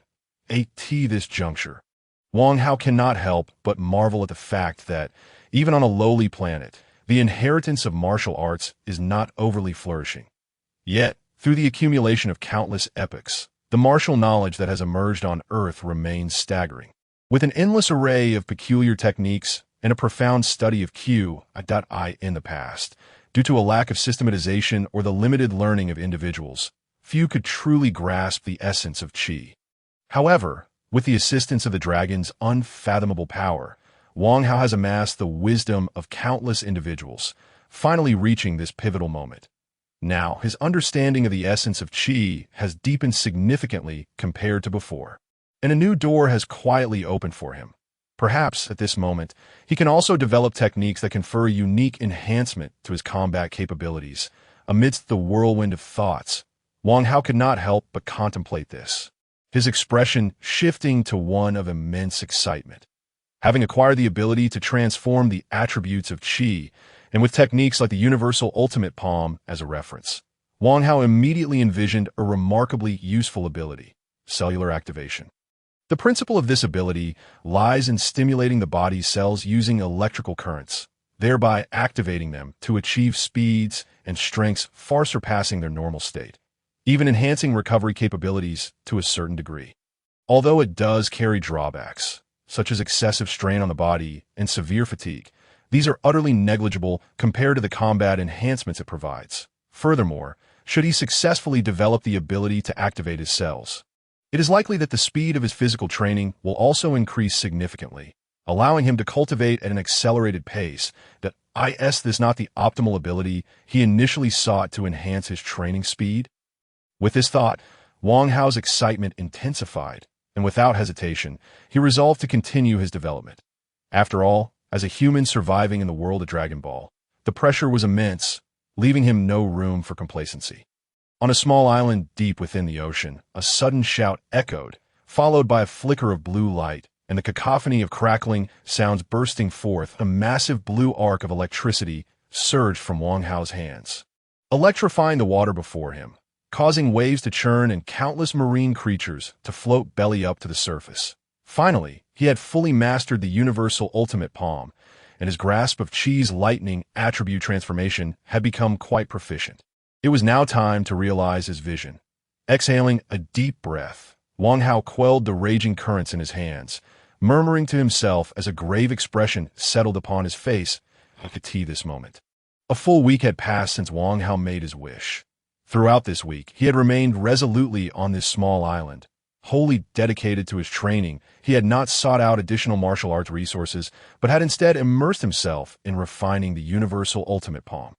From initial clumsiness to growing proficiency, from conjuring a single arc of electricity to commanding dozens, from a preparation time of over 10 seconds to a mere second of release, Wang Hao diligently familiarized himself with the method of transforming qi into lightning. Becoming increasingly adept by today, he felt confident that his understanding of Qi's lightning attribute transformation had met his expectations, and he finally resolved to embark on the experiment he had envisioned. With another deep exhale, Wang Hao concentrated, gathering a thread of Qi in his hand. As his thoughts crystallized, dazzling arcs of electricity began to shimmer continuously within his grasp. However, unlike before, Wang Hao did not release the arcs as an attack. Instead, he directed them to spread across his arm. The sound of crackling electricity under his control was not overly intense, producing only a subtle crackle. There's a tingling sensation in my arm. It seems to be reacting more sensitively. Is this effective? As he felt the changes coursing through his arm, a glimmer of excitement sparked in Wang Hao's eyes, prompting him to unconsciously amplify the transformation of qi. Suddenly, the sound of the current intensified, and the arcs enveloping Wang Hao's arm grew significantly in size. What tremendous power! It feels as though the strength contained within this arm has increased by over 50% compared to its normal state. With the surge of electricity, Wang Hao perceived an explosive increase in strength, conjuring the illusion that he could shatter a mountain with a single punch, causing him to beam with joy. "Let us see where my limits lie now," he exclaimed, filled with exuberance, and without hesitation, he intensified the transformation of qi, causing brilliant blue light to flicker and the crackling sounds to escalate into a frenzy. Before long, visibly thicker arcs of blue electricity coiled around Wang Hao's arm. Gathering increasingly potent forces, it became obvious that his arm was growing more robust, muscles expanding and formidable veins becoming starkly pronounced. "Damn it, have I already reached my limit?" he mused, feeling sharp pains radiating from his arm. His expression shifting slightly. After a moment's contemplation, a fierce glint flashed in his eyes as he thought, if that's the case. In the next instant, as if tempted by the sudden surge of overwhelming power, Wang Hao's expression turned fervent, and he unleashed a powerful punch against the island beneath him. The tremendous, violent power erupted, causing the ground below to collapse as though struck by a meteor. The sound reverberated with a thunderous roar. Waves of earth rising and crashing, dust swirling, and debris scattering, as the small island sank into the ocean, engulfed in chaos. With no land to impede the force, the impact surged into the sea, launching a colossal column of water skyward.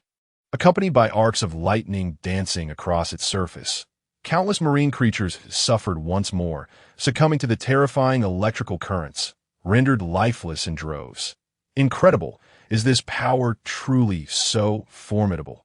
Standing steadily upon the ocean's surface, Wang Hao gazed in astonishment at the aftermath of his punch, murmuring to himself in disbelief, his breath still ragged.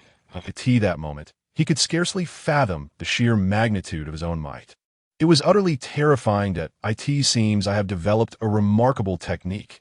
After a considerable time, Wang Hao finally regained his composure, murmuring to himself, his face once again alight with excitement. The force of that last strike undoubtedly exceeded 5 times his normal capacity, and with the added electrical damage, its power was further amplified, rendering it utterly formidable. As he replayed the details of that earlier blow in his mind, his excitement surged even more, and without pausing for rest, he eagerly resumed his experimentation. "This time, I shall activate the cells throughout my entire body and see what power that yields." In his heart, Wang Hao contemplated quietly, his expression suddenly turning serious as he once again summoned the energy within him. Beginning the transformation towards the lightning attribute. Crackle! Crackle! In the next instant, a dense array of electric arcs enveloped Wang Hao's entire being, his hair standing on end, and a formidable aura surged forth dramatically. At that moment, had it not been for the fact that his hair remained black and his eyes unchanged, one might have mistaken him for a super scion, his power seemingly magnified. Indeed, he had succeeded. Joy blossomed on Wang Hao's face as he internally rejoiced, eagerly anticipating the upcoming experiment. Crackle! Suddenly, like a lightning bolt striking, Wang Hao's figure vanished from sight, leaving only a blue streak of lightning in the air, a speed infinitely greater than his ordinary state. Whoosh! The terrifying, peculiar sound of sonic boom erupted, significantly quieter than in his usual form. Even the subsequent shockwave diminished, as if the air itself offered less resistance to Wang Hao. Boom! In less than a second. A thunderous explosion resonated across the sea 1,000 meters away, a towering column of water crackling with electricity, signaling that Wang Hao's attack had once again descended. Due to the electric currents. The air resistance has actually decreased, allowing my speed to increase further. Quite remarkable, Wang Hao mused, casting a fleeting glance at the spot he had just vacated, his eyes glimmering with insight. A surge of elation filled his heart as he comprehended this newfound ability. However, while the increase in speed was unexpected, the power he wielded in this fully activated state was not as terrifying as before. Was there indeed a limit? Glancing once more at the still-churning sea, he reflected on the previous strike's magnitude, causing his joy to temper slightly, a thoughtful light flickering in his gaze. Based on the recent experiment, he surmised that his strength in this activated state was roughly double that of his ordinary form, while his speed had reached nearly triple, resulting in a substantial overall enhancement that surpassed simple multiplication. Gently clenching his fists, Wang Hao felt the lingering remnants of his formidable energy and secretly thought. A smile once again gracing his face. Although it lacked the terror of his initial experiment, it was undeniably more powerful overall. Moreover, this was merely the result of his first trial. He firmly believed that with each new endeavor, his strength would continue to grow, and the potency of this technique would only intensify. Concluding his reflections, Wang Hao silently encouraged himself, no longer harboring thoughts of further experimentation. After all, moderation is key, and the gains he had achieved today were already plentiful. Moving forward, he merely needed to continue honing his skills systematically, ensuring his growth in all aspects would accelerate. Perhaps it was time to set a more ambitious goal. After all, in 2 years, even Piccolo would be a foe I could best. Strolling across the surface of the sea, Wang Hao's voice drifted softly, gradually dissipating with the sea breeze. Chapter 43. A year later, challenging the Corinne Tower. Is that the Corinne Tower? I can't even see its summit from this distance. Truly a remarkable place. Gazing at the slender yet imposing structure that stood resolutely amidst the clouds, Wang Hao couldn't help but express his WT that moment. His demeanor grew solemn, and he continued his approach. A year had passed since Wang Hao made his wish, and only 11 months remained until the World Martial Arts Tournament. Just a few days prior, he had once again sought out the Dragon Balls, posing his usual inquiries before requesting a wish from the Eternal Dragon. Without delay, he had journeyed to this location, the site of the Corinne Tower, which would serve as a crucial training ground for him. Who goes there? Before Wang Hao could make his ascent, a figure dressed as an Indian warrior suddenly emerged, brandishing a spear in his direction, vigilance evident in his voice that, the guardian of the Corinne Tower? I have come to challenge the tower, Wang Hao replied calmly, casting a detached glance at the intruder, showing no signs of surprise. After all, given his current strength, he had already sensed this individual I see. However, it seems there have been many challengers in recent years, and they all possess remarkable strength. Yet, young man, you truly are extraordinary. More so than a boy named Sun Wukong whom I encountered, the guardian remarked, his hostility dissipating as he regarded Wang Hao with admiration. What leads you to that conclusion? I have yet to showcase my true power. Wang Hao raised an eyebrow, mildly astonished that the guardian could discern his capabilities. It's not that my vision is particularly keen, but rather your current state is exceedingly apparent. Your pristine demeanor, akin to a leisurely outing, and your unwavering composure in the face of my aura. These traits are certainly beyond that of an ordinary person. The guardian chuckled heartily, explaining his reasoning. Is that so? I stand corrected, Wang Hao acknowledged, his expression transforming to one of respect for the guardian. Will you challenge the Corinne Tower now, or do you wish to rest and return tomorrow? The guardian inquired, his demeanor remaining affable. There's no need for rest. With my strength, it won't take long to complete the challenge. Wang Hao gazed up at the seemingly endless tower with confidence. Remarkable, I must admit. I underestimated you. Please proceed, the guardian replied, his eyes glinting with interest, clearly impressed by Wang Hao's self-assuredness. Nodding respectfully to the guardian, Wang Hao took a deep breath, then, without hesitation, propelled himself into the air, swiftly vanishing into the clouds above. Wow, such incredible speed. This young man is truly astonishing. The guardian watched in awe as Wang Hao's figure disappeared, realizing he had underestimated him, but I see now. The current tower is protected by a special barrier. No wonder it can reach such heights without detection by ordinary people. Under the relentless ascension, Wang Hao felt as if his body had suddenly traversed a certain barrier. Although the scenery before him appeared unchanged, it was as if he had entered an entirely different realm, that a peculiar aura permeated the surroundings, causing a palpable jolt of energy to surge through him. Clearing his mind, Wang Hao endeavored to grasp the enigmatic essence enveloping him. Yet no matter how hard he tried, it eluded him like a mirage, impossible to fathom. This aura was reverent and mysterious, obscure and difficult to comprehend. Could this be the unique essence of the deities within the Dragon Ball universe? If that were indeed the case, it seemed that with my current level of understanding, it would be a challenge to discern it. After a lengthy period of contemplation, Wang Hao reluctantly abandoned his futile efforts, murmuring to himself. Yet he could not shake the growing suspicion regarding the surrounding aura. Never mind. As long as I diligently cultivate my abilities, there will come a day when I will comprehend these essences. Perhaps even I could possess such an aura one day. Shaking his head to suppress the flicker of discontent within, Wang Hao's inner energy surged, and his ascent accelerated several levels. Boom! The terrifying speed generated a tremendous sonic boom as he rapidly approached the pinnacle of the tower. This individual possesses immense power, far surpassing even Goku.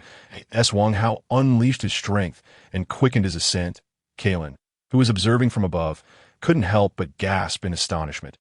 Almost instantaneously, as Kalen exclaimed in awe, a figure broke through the clouds, suddenly hovering outside the tower.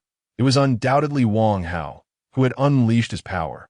That was incredibly fast. Upon seeing Wang Hao's figure, Kalen's pupils constricted, and he couldn't suppress an internal roar. His entire being instinctively tensing up. Rumble. Just then, the colossal roar left behind by Wang Hao finally caught up, causing Kalen, already on edge, to shudder involuntarily, almost unable to restrain himself from reacting. Fortunately, Kalen's profound level of mastery allowed him to endure at the last moment. And the atmosphere in the area grew subtly tense. Chapter 44. Reunion with Yachirobe. The exchange of Senzu beans. That fellow actually created such a tremendous noise. Does he not care whether others can sleep? Suddenly, amidst the increasingly bizarre atmosphere, an irritable voice rang out, seemingly belonging to someone who had just been roused from slumber, filled with anger. Is that voice Yachirobe? It has indeed been a long time. The peculiar ambience dissipated significantly upon hearing this voice, and Wang Hao, momentarily taken aback, recognized its owner and couldn't help but speak. Who is calling my name? Is someone here to see me? As soon as Wang Hao's words fell, a rotund figure finally emerged from a staircase, exclaiming in confusion, "Is it not Yachirobe? How could you forget me?" With a slight surge of energy, Wang Hao soared into the interior of Kalen Tower, landing before Yachirobe, and spoke. You do seem somewhat familiar. Where have I seen you before? Gazing at Wang Hao, who floated before him, Yachirobe squinted his eyes and remarked, feigning deep thought, "All right, it seems you have forgotten. In that case, I shall not bother to prepare a grand feast for you."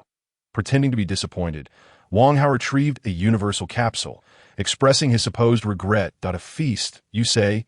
You are the one who interfered with Demon King Piccolo. The one calling himself Wang Hao. How could I possibly forget you?" Upon hearing of a grand feast, Yachirobe's eyes sparkled with excitement as he hurriedly attempted to snatch the universal capsule from Wang Hao's grasp. Do you desire a grand feast?" With a nimble sidestep, Wang Hao evaded Yachirobe's attempt to seize it and spoke with a playful tone. "Tisich, I never expected that after 2 years, you would have grown so powerful. However, you need not come just to tease me." Surprised to see Wang Hao easily evade his grasp, a glint of brilliance flashed in Yachirobe's eyes, yet he feigned disdain as he spoke. Take it. It is a token of gratitude for the Senzu beans you provided me 2 years ago." With a light chuckle, Wang Hao tossed the capsule to Yachirobe, speaking sincerely. Oh, now that is more like it. Delightedly receiving the universal capsule, Yachirobe exclaimed, unhesitatingly pressing the release button. Bang! With a soft sound, an opulent feast materialized before him. This is splendid. I shall not hold back. Eyes gleaming with delight at the sight of the banquet. Yachirobe shouted as he began to feast heartily, leaving Wang Hao, the provider of this food, completely neglected. Observing Yachirobe's antics, Wang Hao chuckled lightly again, then turned his attention to Kalin, who was watching him with keen interest. Kalin, although speaking in a questioning tone, Wang Hao's demeanor conveyed a resolute certainty. I am indeed Kalin. Seemingly reassured by Wang Hao's earlier actions, Kalin's muscles relaxed as he openly acknowledged his identity, shedding the earlier wariness. I have come here not only to see Yachirobe, but also to ask for your assistance with two matters, esteemed Kalin. Wang Hao stated directly. With your current power, there is no one on Earth stronger than you. What could you possibly require me for? Kalin inquired, puzzled. The ability to assist is not solely dependent on strength. Just like when I aided Goku in disrupting Demon King Piccolo, my power was negligible. Yet I still succeeded in my endeavor.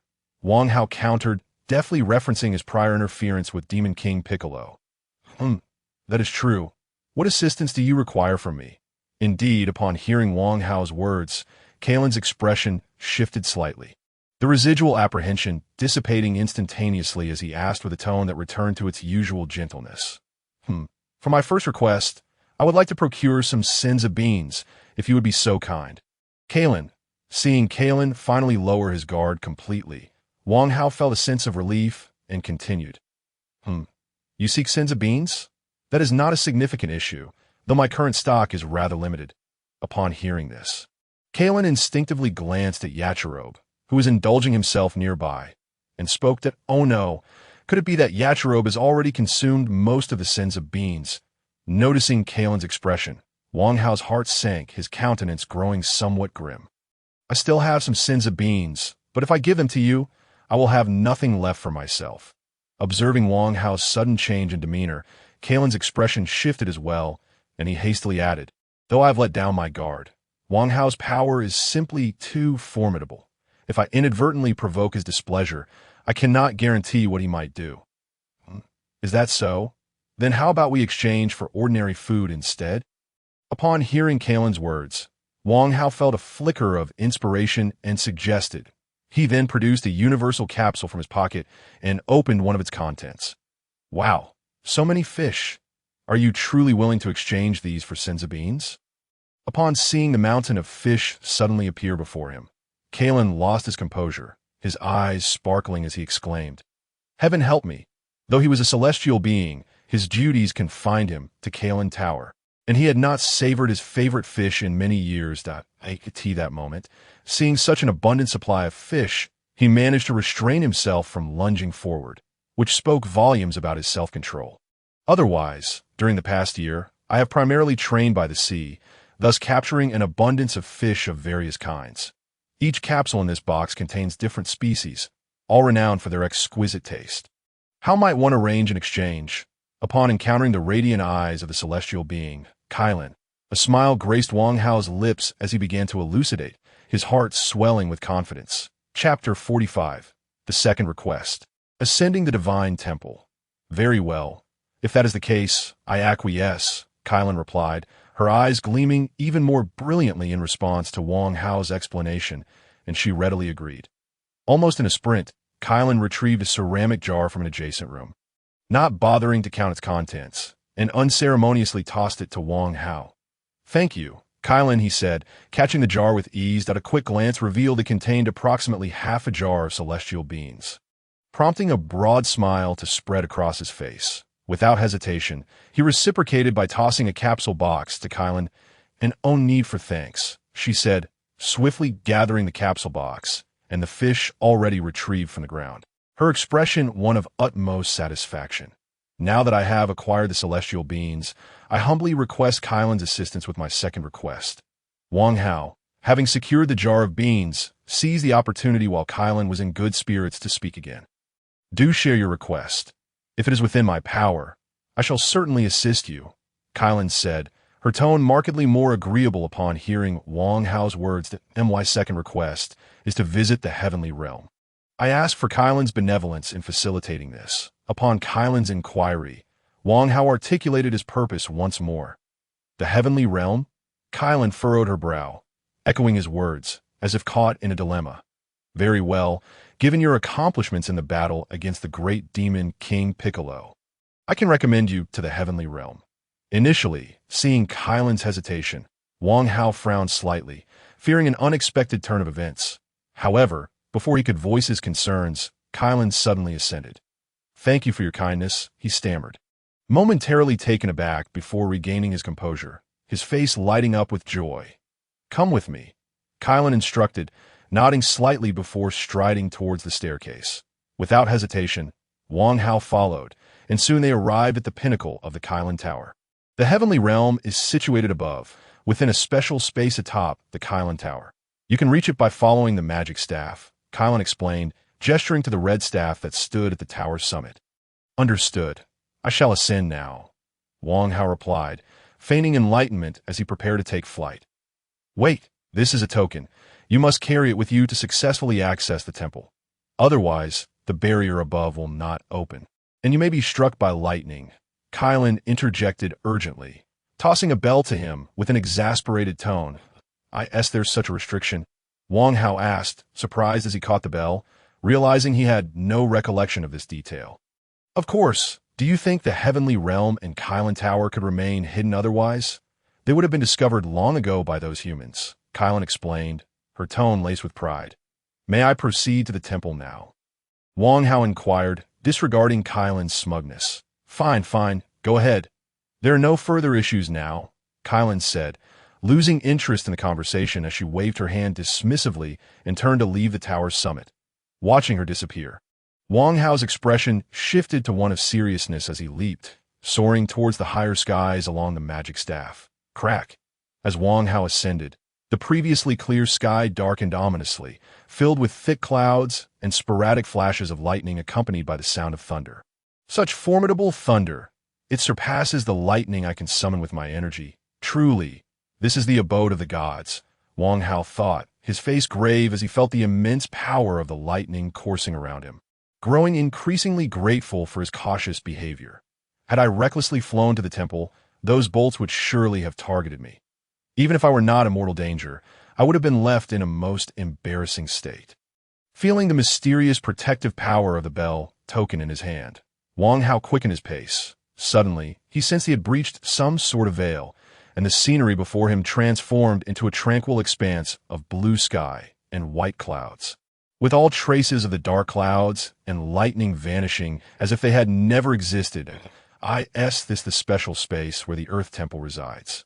So that must be the temple, Wang Hao mused, as he felt the atmosphere around him thicken with an enigmatic essence and noticed an ever-growing dark spot emerging above him.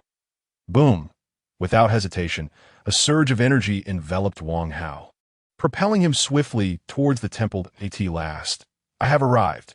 Meanwhile, at the edge of the temple, sensing the unmistakable powerful aura emanating from Wang Hao, the deity suddenly opened his eyes, his expression grave.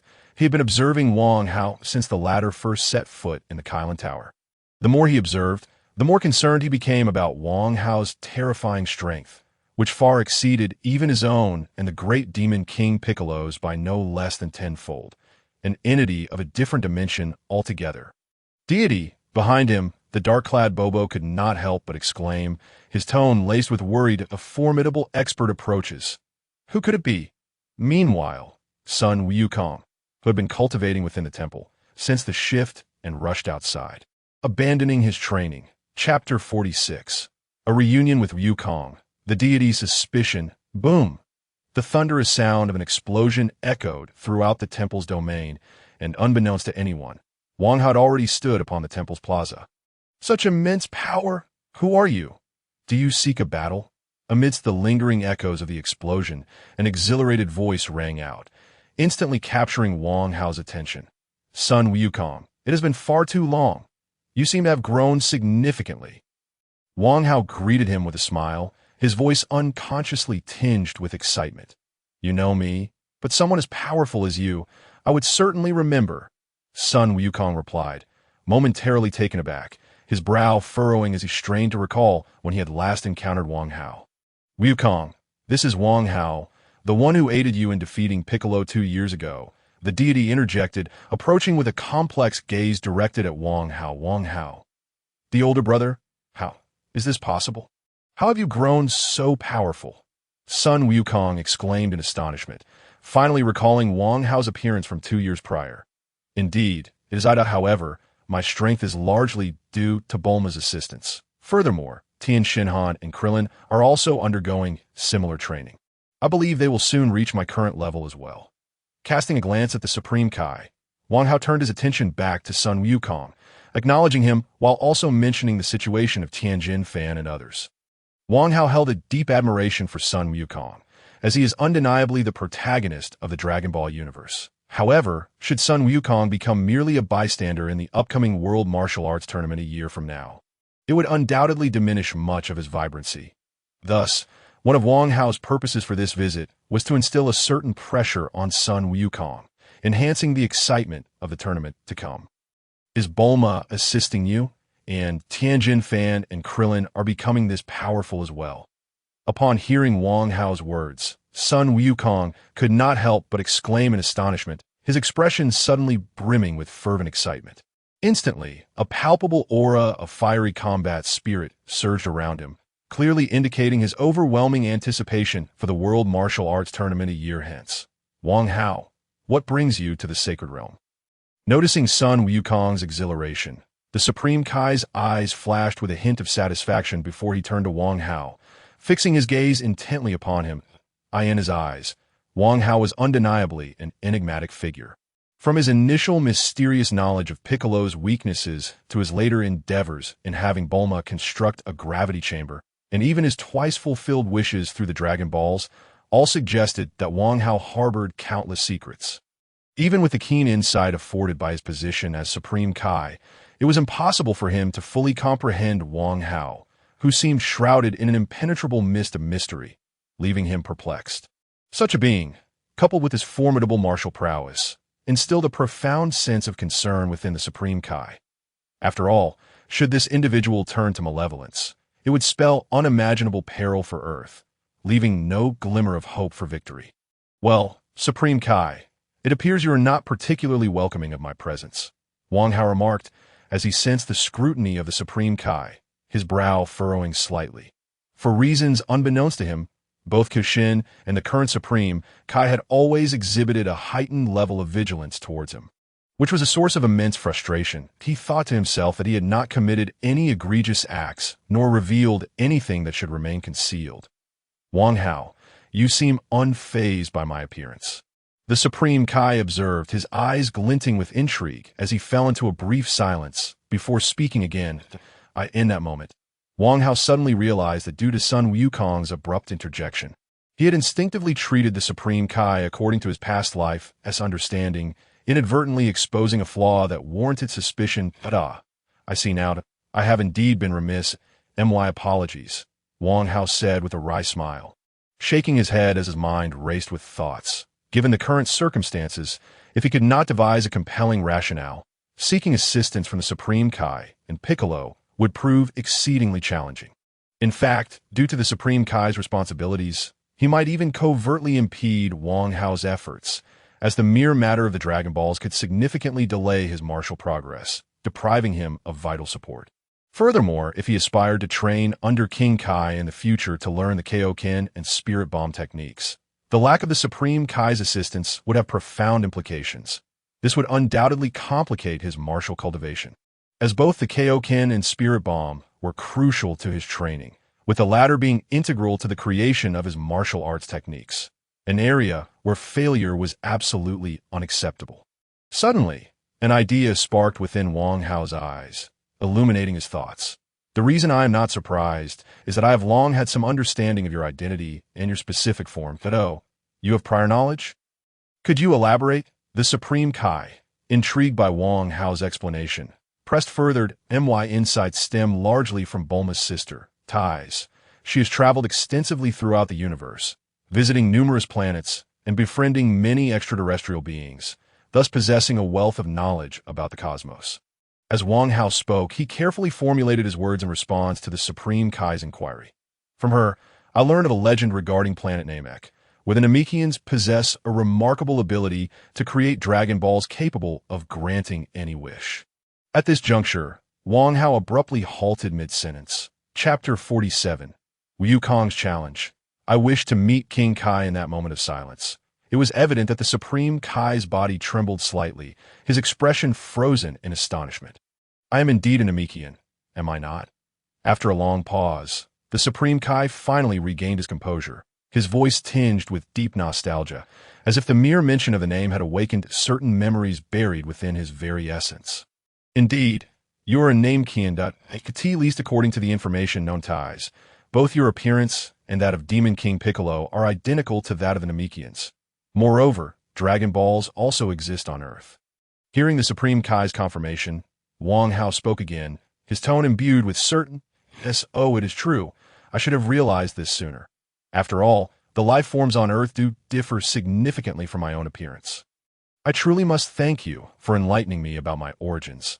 The Supreme Kai regarded Wang Hao with a complex gaze, no longer exhibiting the wariness he had shown earlier. What are you two discussing? At this moment, Sun Wukong, having regained his composure from his earlier excitement, interjected, bewildered by the peculiar atmosphere surrounding them. Enough of that. Let us engage in battle. Wang Hao, I wish to ascertain just how much stronger you have become. Without waiting for further explanations, Sun Wukong shouted, issuing a challenge to Wang Hao. With that, he unleashed his energy without reservation, his expression filled with exhilaration, the light in his eyes nearly transforming into a tangible force. Wukong, are you certain you want to fight me right now? Taken aback by Sun Wukong's sudden challenge, Wang Hao hesitated before responding, a hint of excitement creeping into his demeanor. After all, the challenger before him was none other than Sun Wukong, the future Super Saiyan, the strongest warrior of Universe 7, and the undisputed protagonist of the Dragon Ball world. Although Sun Wukong had yet to reach his full potential, and Wang Hao had already surpassed him due to his prescient advantage, Sun Wukong remained the same indomitable figure he had always been. The thrill of being challenged by such a formidable opponent filled Wang Hao with exhilaration, even as he recognized the disparity in their strengths. Of course, I am positively brimming with enthusiasm. If I do not witness your power, I will surely regret it. Therefore, please unleash your full strength. In response to Wang Hao's inquiry, Sun Wukong showed no hesitation.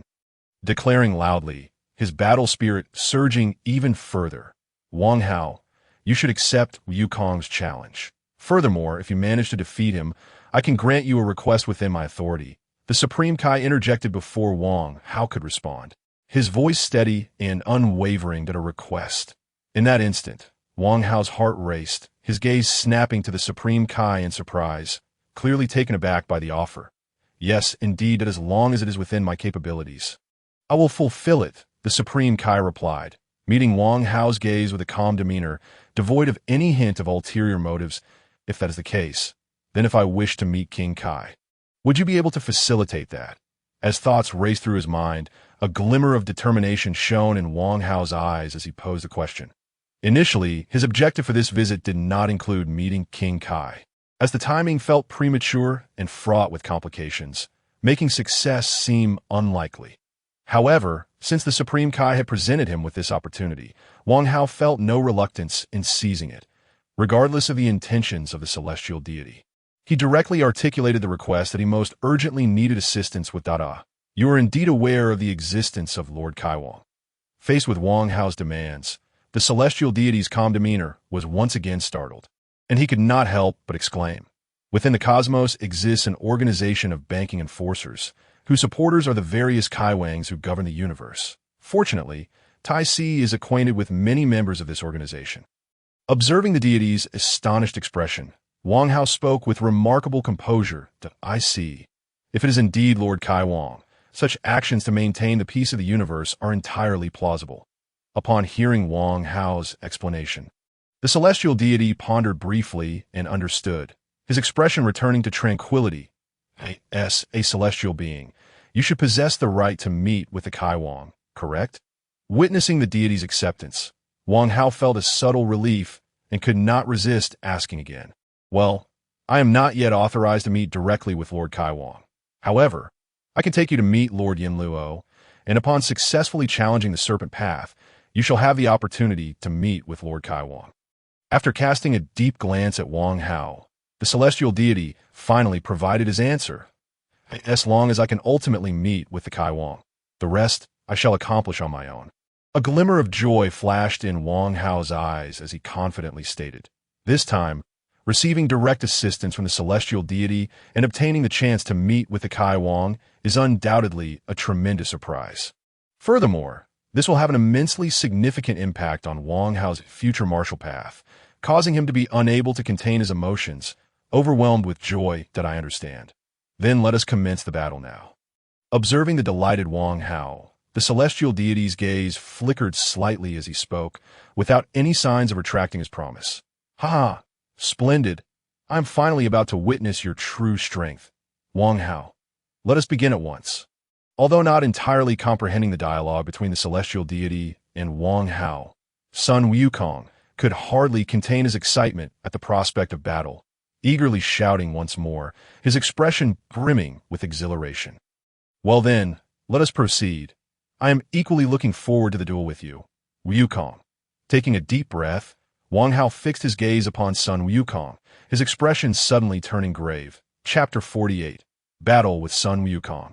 Wang Hao's power with Wang Hao's response. The atmosphere in the arena shifted dramatically, and Sun Wukong's previously exuberant demeanor transformed into one of utmost seriousness. In this moment, one could clearly perceive the piercing intensity radiating from Sun Wukong's eyes. A stark contrast to his usual self. You may attack first, otherwise you shall have no chance at all. Observing Sun Wukong's intense seriousness, Wang Hao also spoke gravely, then shifted slightly, adopting a standard stance of the ghost immortal flow. With a soft murmur, Sun Wukong's gaze sharpened, yet he refrained from contradicting and readily agreed. The tension in the air grew thicker. The celestial deity and Bobo had silently retreated to one side, their faces solemn as they watched the unfolding scene. Boom! Abruptly, the ground beneath Sun Wukong exploded, debris flying as his figure vanished from sight in an instant. Whoosh! A piercing sound sliced through the air, rapidly closing in on Wang Hao. How clever to feign an attack with the debris, a commendable tactic, but regrettably ineffective against me.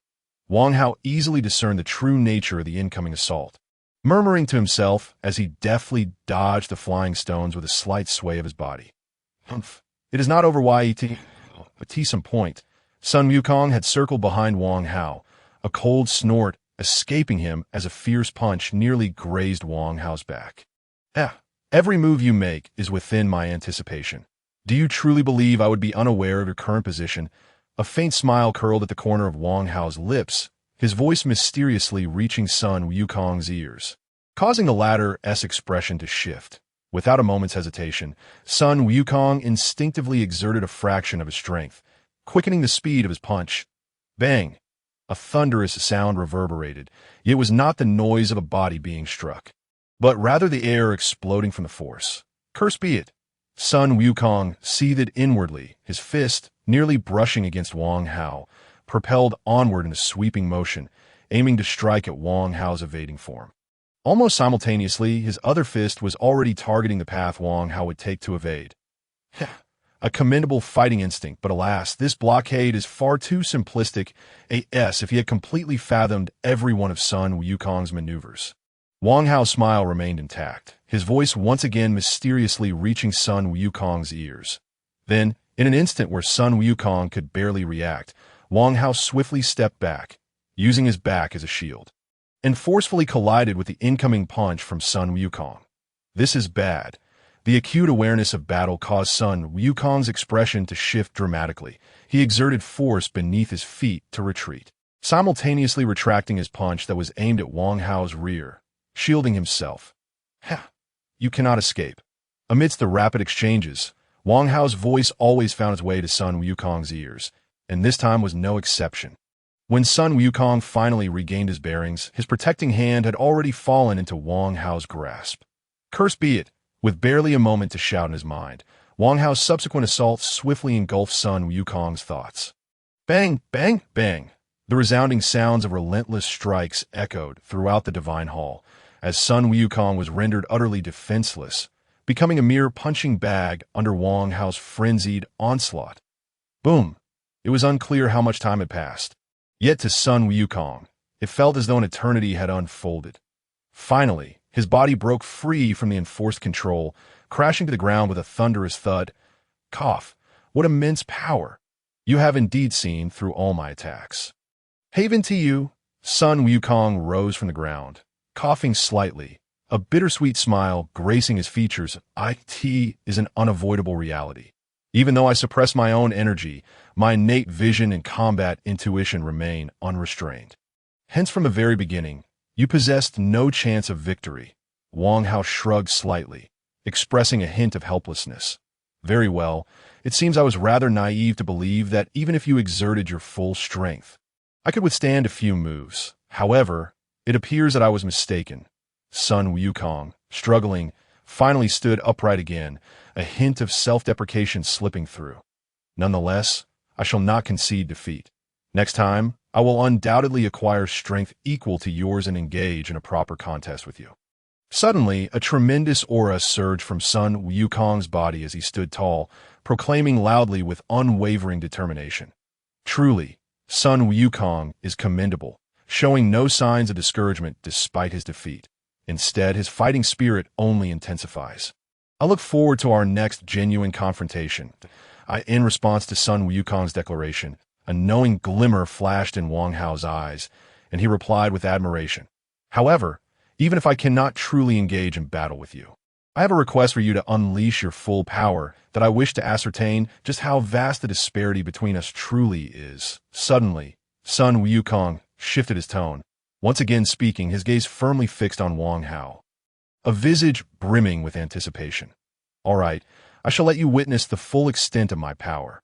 Observing the fervent glimmer in Sun Wukong's eyes, coupled with the probing presence of the celestial being nearby, Wang Hao exhaled deeply and spoke with solemnity. In truth, at this moment, Wang Hao himself was also quite intrigued by the prospect of unleashing his full strength. After all, since his training commenced, apart from that singular battle with the cultivator, he had yet to encounter anyone capable of standing shoulder to shoulder with him. Having expended all his energy on cultivation, he had never truly unleashed his complete power, only possessing a rough estimate of its magnitude. This occasion, serendipitously, provided a splendid opportunity to thoroughly evaluate his own strength. Wonderful! I feel my blood surging once more. Upon receiving Wang Hao's consent, Sun Wukong's expression became electrified with excitement, his voice erupting with fervor, the brilliance in his eyes seemingly taking on a tangible form.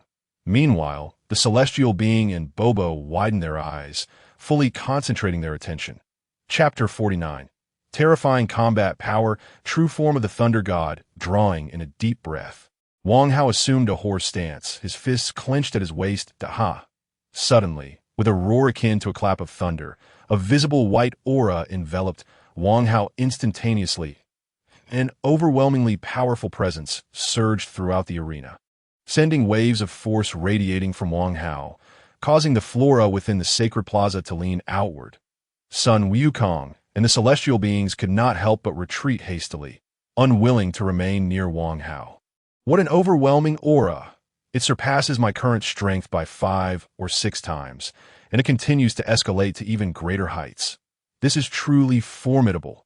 Gazing in awe at the figure shrouded in a magnificent aura, Sun Wukong's expression turned increasingly exhilarated and fervent.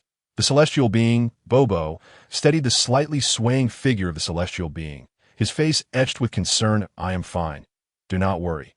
Yet my intuition proves correct. His power exceeds that of Piccolo and myself by 10-fold. And no one on earth stand a chance against him now. Offering a brief reassurance to Bobo, the celestial being's gaze remained fixed on Wang Hao, his expression laden with complexity and seriousness. Since the moment Wang Hao ascended to the Kalen Tower, the celestial being had been observing him in secret. It was precisely for this reason that he had formed a rough estimation of Wang Hao's strength. However, conjecture remains mere speculation, and there exists a degree of fortunate possibility. Thus, the celestial being had harbored a sliver of doubt, urging him to engage in battle with son Wukong to attain definitive confirmation. It was only now, as Wang Hao truly unleashed his full power before him, that the celestial being grasped the sheer magnitude of Wang Hao's terrifying strength. Wang Hao's roar continued, as torrents of formidable energy surged forth from within him, amplifying the increasingly fearsome aura surrounding him. Were there a combat power detector present, it would clearly display Wang Hao's power soaring to unprecedented heights. 1,000, 2,000, 3,000. It ascended as if boundless, reaching a level that defied belief in the eyes of son Wukong and his companions. How could this be? His aura shows no signs of waning. It is ascending wildly, now exceeding my current strength by more than tenfold. At this moment, son Wukong's voice rang out in astonishment, laced with incredulity. Reaching this juncture, even son Wukong, who had never shied away from challenges and reveled in battling the strong, found himself unsettled. After all, at this moment, he was not yet the future Super Saiyan, where various trump cards could emerge in succession, allowing him to fight with powers multiplied by dozens or even hundreds, growing stronger with each confrontation, ultimately turning the tide against his foes. Incredible! He has surpassed my expectations to such an extent. How could this be? What manner of training has he undergone? Meanwhile, the celestial being was equally taken aback, his eyes wide with disbelief as he murmured to himself, thoroughly intimidated by Wang Hao's ever-increasing aura. 4,000, 5,000, 5,005. The rise in aura seems to have slowed down. How could this be? Suddenly, as Wang Hao continued to roar, he sensed a peculiar anomaly within his own aura, causing him to furrow his brow in surprise. At this moment, Wang Hao had immersed himself entirely in releasing his internal power. It was precisely because of this that he acutely sensed an unusual condition within him. Damn it! Damn it! Damn it! I can clearly feel that there's a stronger power within me yet to be unleashed. Yet no matter how hard I try, I cannot release it. What on earth is happening? Roaring in frustration within, Wang Hao's aura surged violently, as if attempting to catalyze the dormant power within him. Boom! In that instant, Wang Hao's aura became unprecedentedly ferocious, his inner fury infusing his energy with a terrifying sense of oppression and aggression, causing son Wukong and the celestial beings watching to change countenance, their gazes toward Wang Hao growing increasingly grave. What is happening? Why is Wang Hao's aura transformed so drastically? He seems exceedingly furious and unwilling. What on earth is transpiring? Both the celestial being and son Wukong found themselves pondering this. Yet their own powers paled in comparison to Wang Hao's, leaving them with no room to intervene. They could only observe silently, awaiting the unfolding of events. Damn it! It seems I have no choice but to resort to that move. Sensing that his aura had come to a complete standstill, no matter how he exerted himself, it would not continue to grow. A glimmer of determination replaced the raging anger in Wang Hao's eyes as he resolved inwardly. True form of the Thunder God, transform. Without a moment's hesitation, he bellowed with conviction, activating one of his greatest trump cards out of course. While his proclamation sounded grand, it was merely a rebranding of the cellular activation he had developed, now adorned with a more imposing title, Crackle, Crackle. Then, with Wang Hao's words, a cacophony of frenetic electrical discharges erupted, visible blue arcs of lightning dancing across his form, enveloping him entirely. Boom! In that instant, akin to a nuclear explosion, an unprecedented wave of terrifying energy erupted, the once menacing white aura inflating dramatically as if doused with gasoline. At this moment, Wang Hao felt with utmost clarity that the previously dormant energy within him had finally responded. Akin to an oil drum ignited in a firestorm, erupting violently in the blink of an eye, Wang Hao's aura surged fivefold, reaching an astonishing magnitude. What on earth is this power? It is utterly terrifying.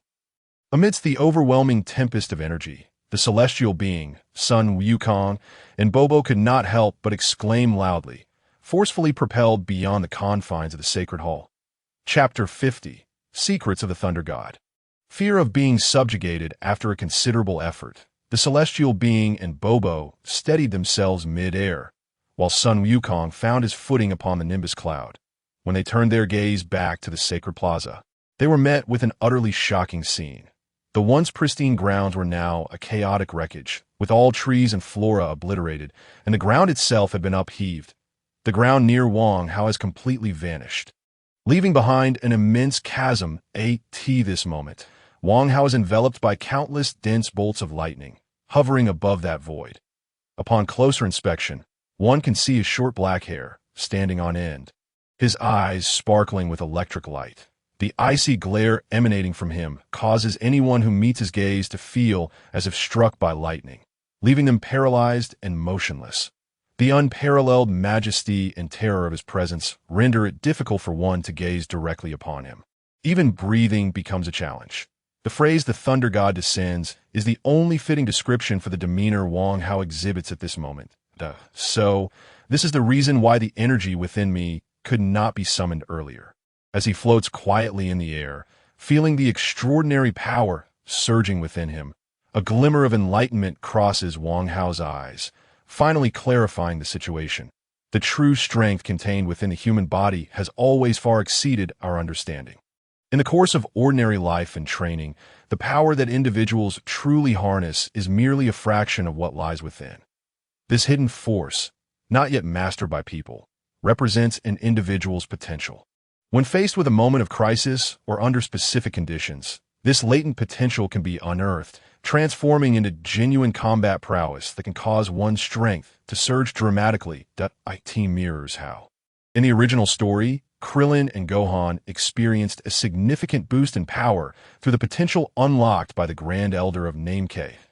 This moment, Wang Hao has tapped into a portion of his hidden potential due to the activation of the Thunder God's true form, allowing him to sense this latent power within himself. By employing the techniques of the Thunder God's true form, he successfully channels it forth. It is precisely this that causes his combat strength to multiply exponentially, reaching an astonishing level.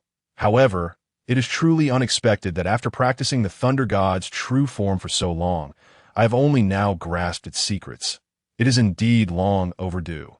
With a mixture of joy and dissatisfaction, Wang Hao speaks, the brilliance in his eyes growing ever brighter.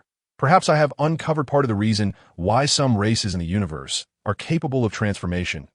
In this moment, Wang Hao's mind is abuzz with thoughts, and an array of inspirations ignites within him. He feels as though he has taken another step closer to his ultimate ambition of becoming the strongest being in the universe. Wang Hao ponders deeply. The shock felt by Sun Wukong and the others nearby is palpable. The terrifying energy unleashed by Wang Hao penetrates the sanctuary's confines, reaching the outside world. The first to be stirred is the Kai of the West, who gazes in disbelief towards the direction of the temple, murmuring, "Indeed, what a monstrous being! This energy is incomparably stronger than that of the gods. Can humans truly attain such heights?" Meanwhile, a Kairolobe, still struggling with his meal, suddenly jolts, choked by his food, and begins to cough uncontrollably. This energy from that guy Wang Hao. How can it be so terrifying? He has only been training for 2 years after finally catching his breath. He neglects his meal, his face a mask of incredulity as he exclaims.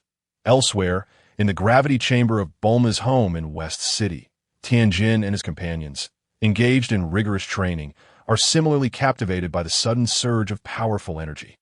Halting their exercises, after a moment of intense scrutiny, they cannot help but shout that energy belongs to Wang Hao. How can he be so strong? It's only been a year since we last parted. How has he trained?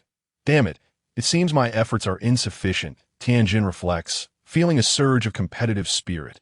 With the excellent training conditions of the gravity chamber, I can't believe I've fallen so far behind.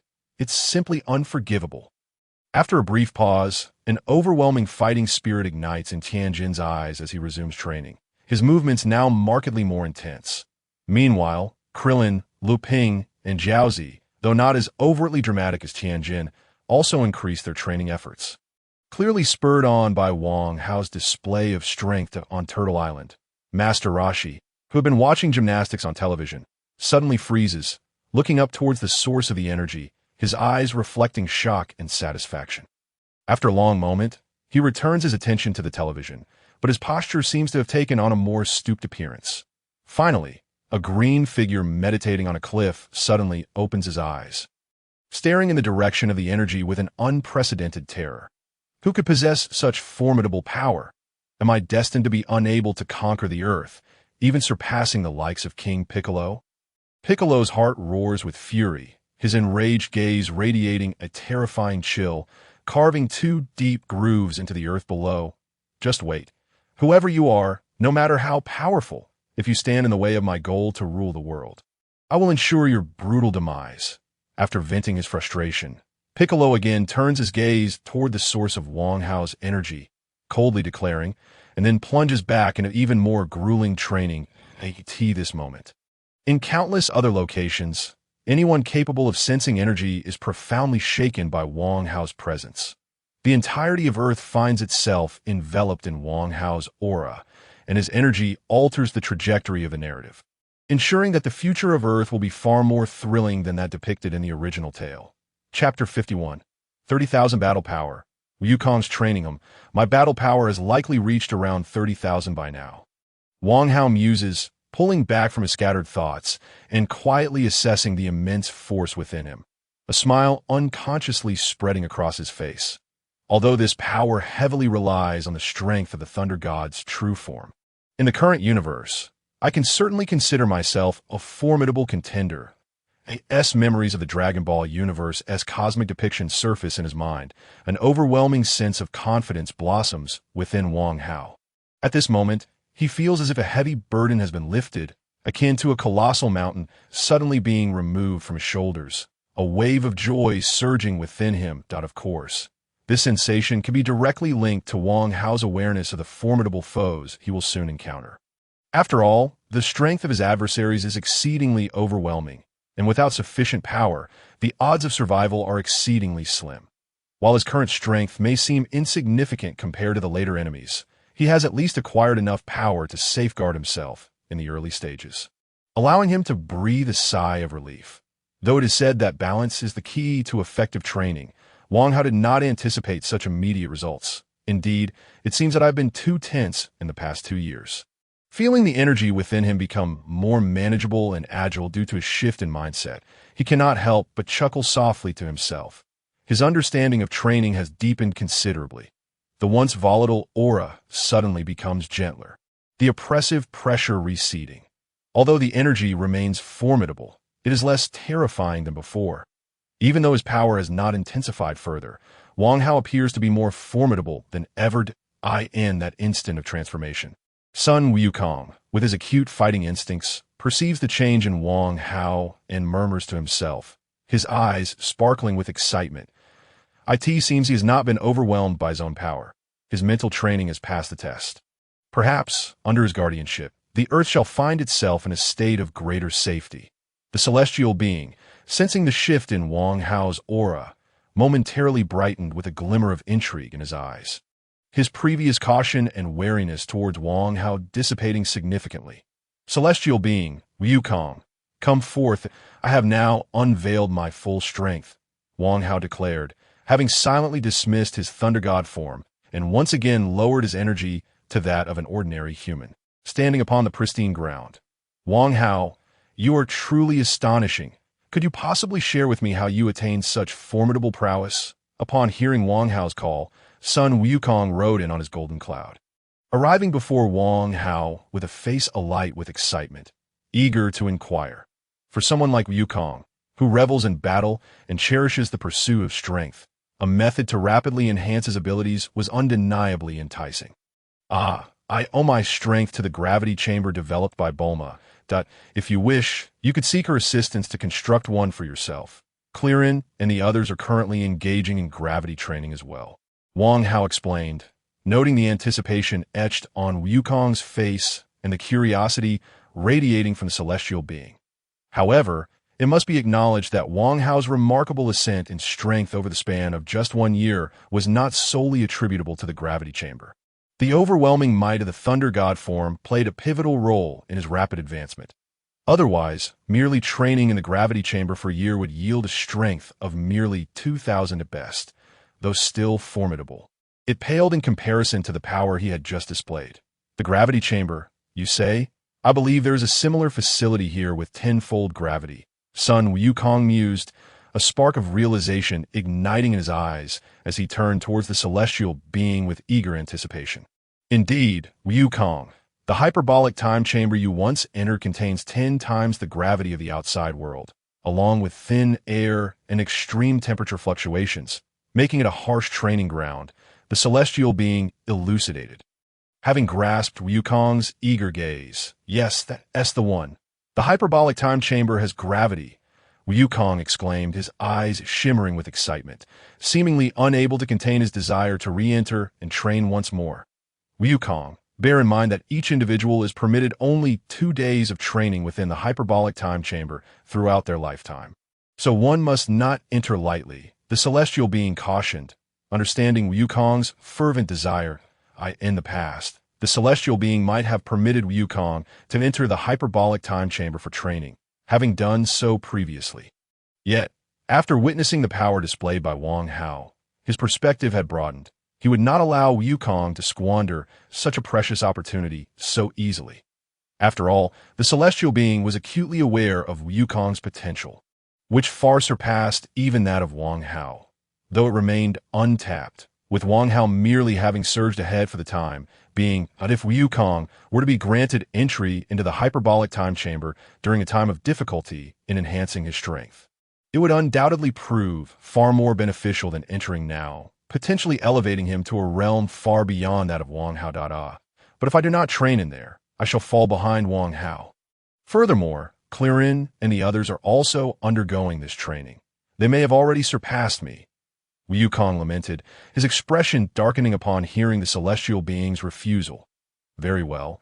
I can send Bobo down to seek Bulma's assistance in constructing a gravity chamber for you. The celestial being proposed, his gaze shifting to Wukong, who was in distress. Ah, splendid. I shall entrust this to you, Bobo, Wukong exclaimed, rejuvenated with excitement, casting an eager glance at Bobo. Celestial being, I wish to meet with King Kai at once. Could you assist me in this endeavor? Ignoring Wukong's exuberance as he engaged with Bobo, Wang Hao redirected his attention to the celestial being, reiterating his request. So urgent? The celestial being furrowed his brow. Seemingly troubled. Is there a complication? Wang Hao inquired, sensing the celestial being's hesitation. It is not so much a complication that if you insist on it, I can take you to the underworld immediately to meet Lord Yama. The celestial being replied, casting a penetrating gaze at Wang Hao, his brow easing. Very well. As long as there are no obstacles, I am fully prepared. Let us depart without further delay. Wang Hao responded, relief washing over him at the celestial being's explanation, eager to leave without lingering. All right then, since you were so adamant, the celestial being conceded, stepping closer to Wang Hao. Without needing to be prompted, Wang Hao placed his hand on the celestial being's shoulder. Bobo, I am heading to the underworld with Wang Hao now.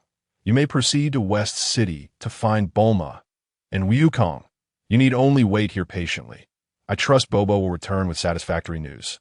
The celestial being instructed, casting a brief, surprised glance at Wang Hao before turning to Bobo and Wukong. Then, without awaiting their responses, the celestial being summoned a mysterious power from within, connecting with an even greater force beyond the veil. And in an instant, both he and Wang Hao vanished from sight.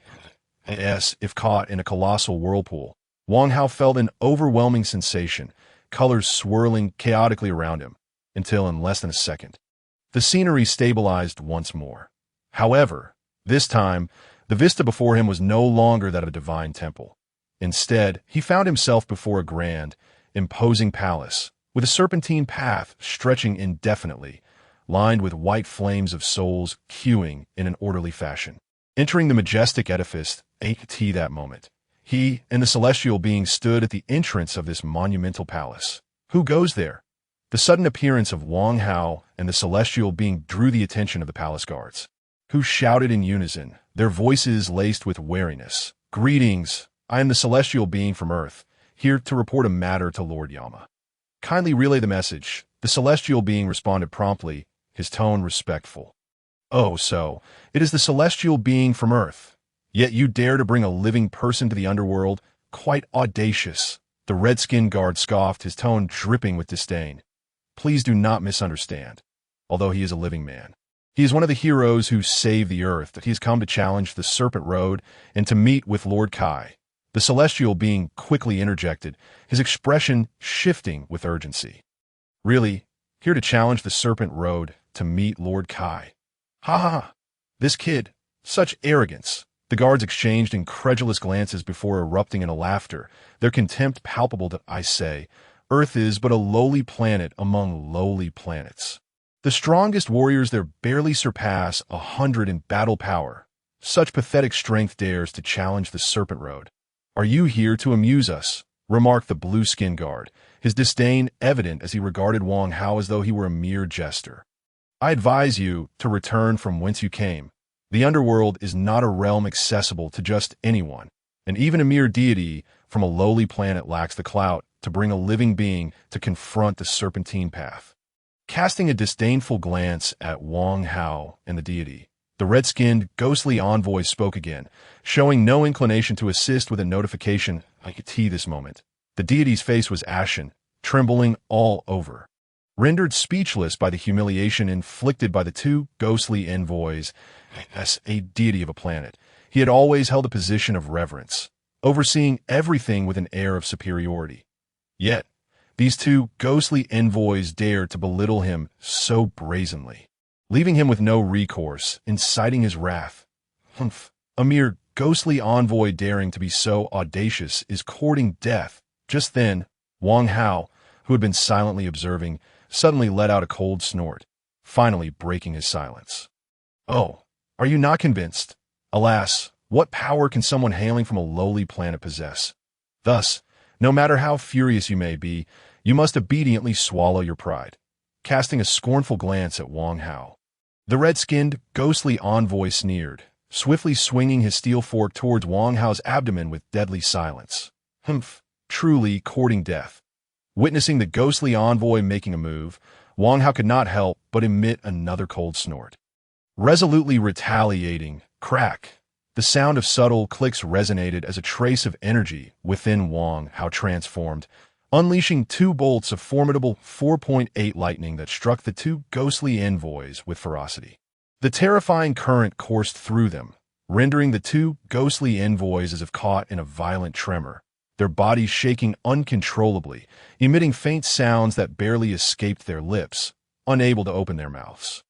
Under Wang Hao's control, the electric current surged relentlessly, visibly causing smoke to emanate from the ghostly envoys, their hair standing on end, their skin acquiring a charred hue. Wang Hao, cease at once. If this continues, you will electrocute them to death. Observing the ghostly envoys in such a state, the deity felt a surge of satisfaction, but could not help but turn pale, urgently calling out, fearing that Wang Hao might inadvertently kill the two ghostly envoys. Chapter 53. Unaccountably Unraveled. Meeting King and Luo, even as ghostly envoys, those from the underworld, to some extent possessing physical forms, cannot alter the fact that they are dead and not alive. Therefore, if they were to be electrocuted to death by Wang Hao here, it would signify their true demise, leaving no trace behind. Should matters escalate to such a point, Wang Hao would undoubtedly breach the fundamental rules of the underworld, incurring the wrath of King Yin Luo and other deities. At that juncture, even with Wang Hao's current prowess, which allowed him to look down upon the entire Earth and be regarded as a formidable figure in the universe, he would find himself with no avenue for resistance, easily subdued on the spot. Moreover, the deity who had guided Wang Hao into the underworld would also face immediate revocation of his divine status and be cast into hell, regardless of his position as a deity. Perhaps the deity's anxiety had alerted Wang Hao, as he pondered briefly before letting out a cold snort, finally retracting his methods and ceasing the punishment. Bang! Bang! With two soft sounds, the two ghostly envoys collapsed to the ground like puddles of mud. Their earlier arrogance completely extinguished, the Tio speak of it, The strength of the two ghostly envoys was not to be underestimated. Each possessed a combat power of around 1,500 points, comparable to Raditz' initial arrival on Earth in the Dragon Ball Z storyline. It was precisely due to this that they dared to humiliate the deity of Earth and looked down upon Wang Hao. Yet, regrettably for them, Wang Hao's might far exceeded their expectations, leading to their severe comeuppance.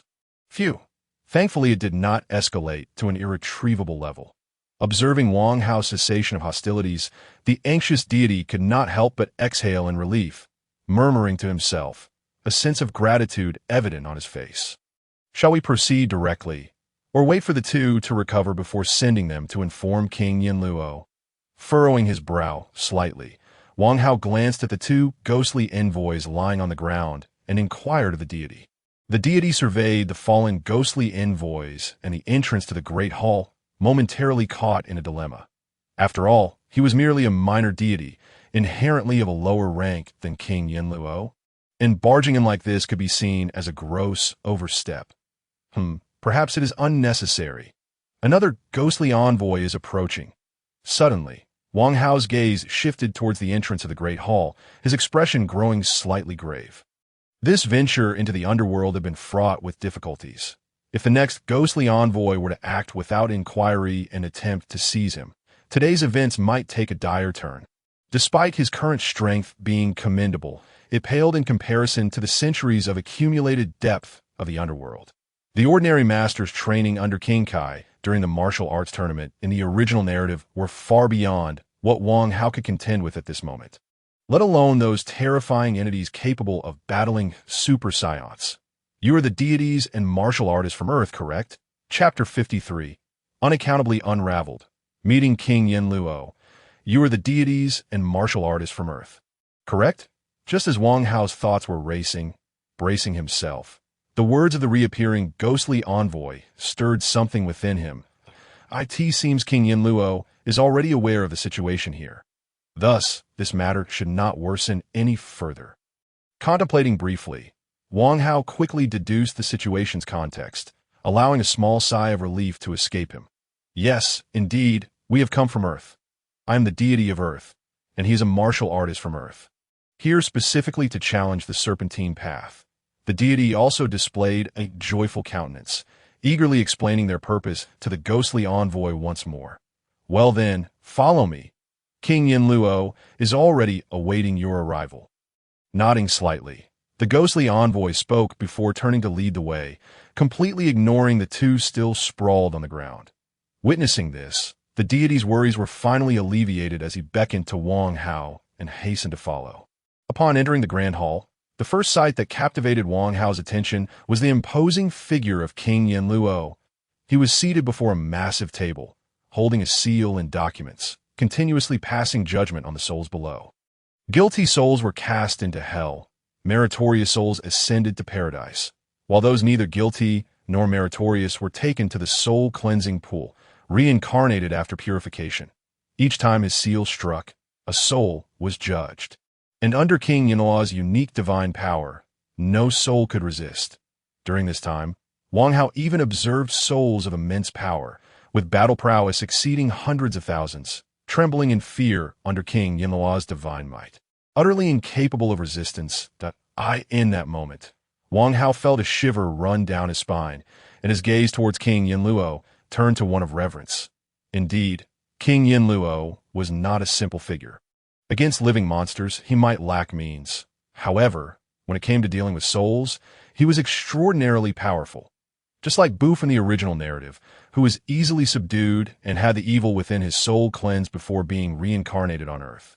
At this moment, countless pieces of information from the Dragon Ball world replayed in Wang Hao's mind, deepening his understanding of King Yinluo, which in turn cultivated a growing sense of awe within him. After all, he was merely a slightly more powerful mortal.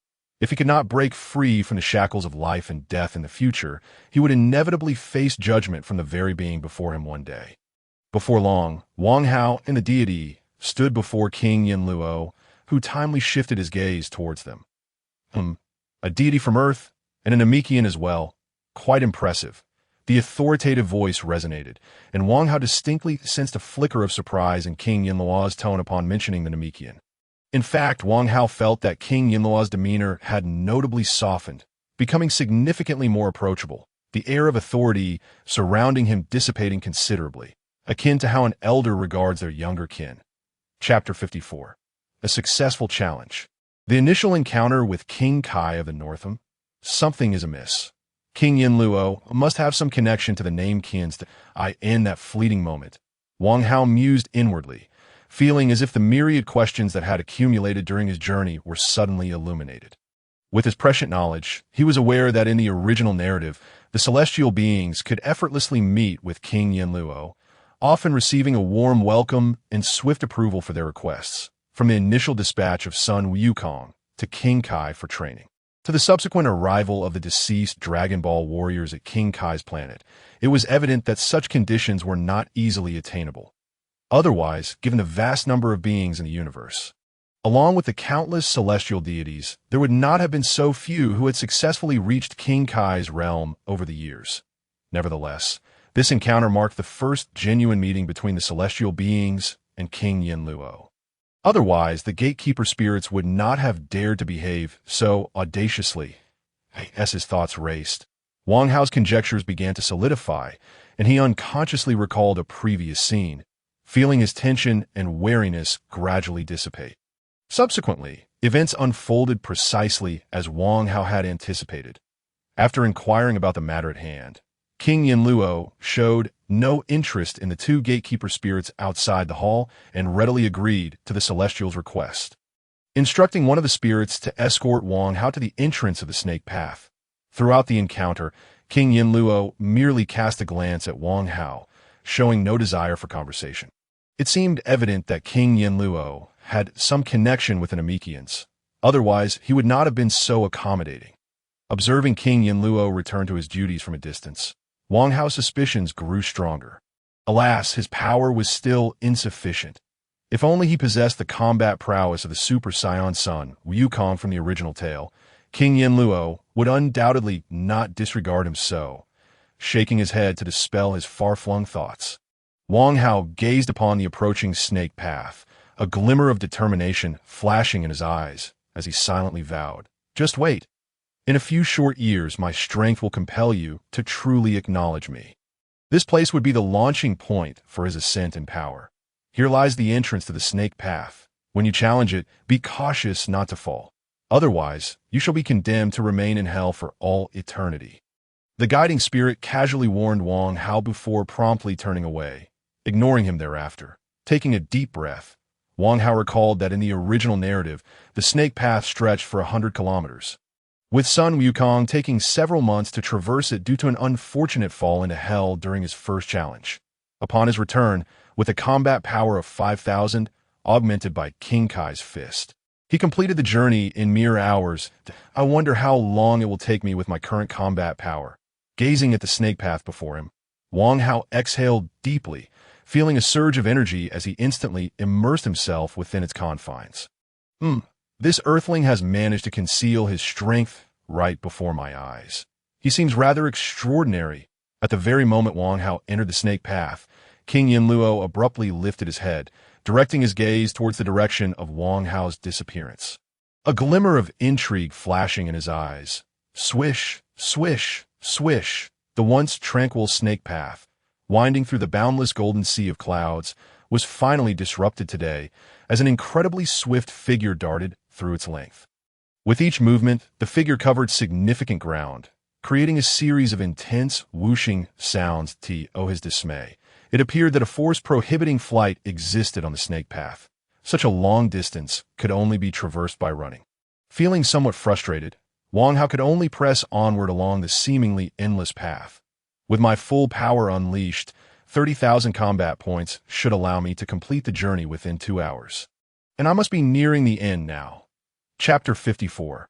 A successful challenge. First encounter with King Kai. Fixating his gaze ahead, Wang Hao calculated silently that if to affirm his estimation, the seemingly endless snake path abruptly came to a halt. Have I arrived at the end? Wang Hao's pupils constricted, and joy radiated across his face. That King Kai's planet. It appears just as small as depicted in the anime. Turning his gaze slightly, Wang Hao easily spotted King Kai's planet suspended in the air at the end of the snake path, his joy intensifying. It seems someone is approaching. At that moment, King Kai, residing on his planet, sensed Wang Hao's arrival and expressed his curiosity. Never mind.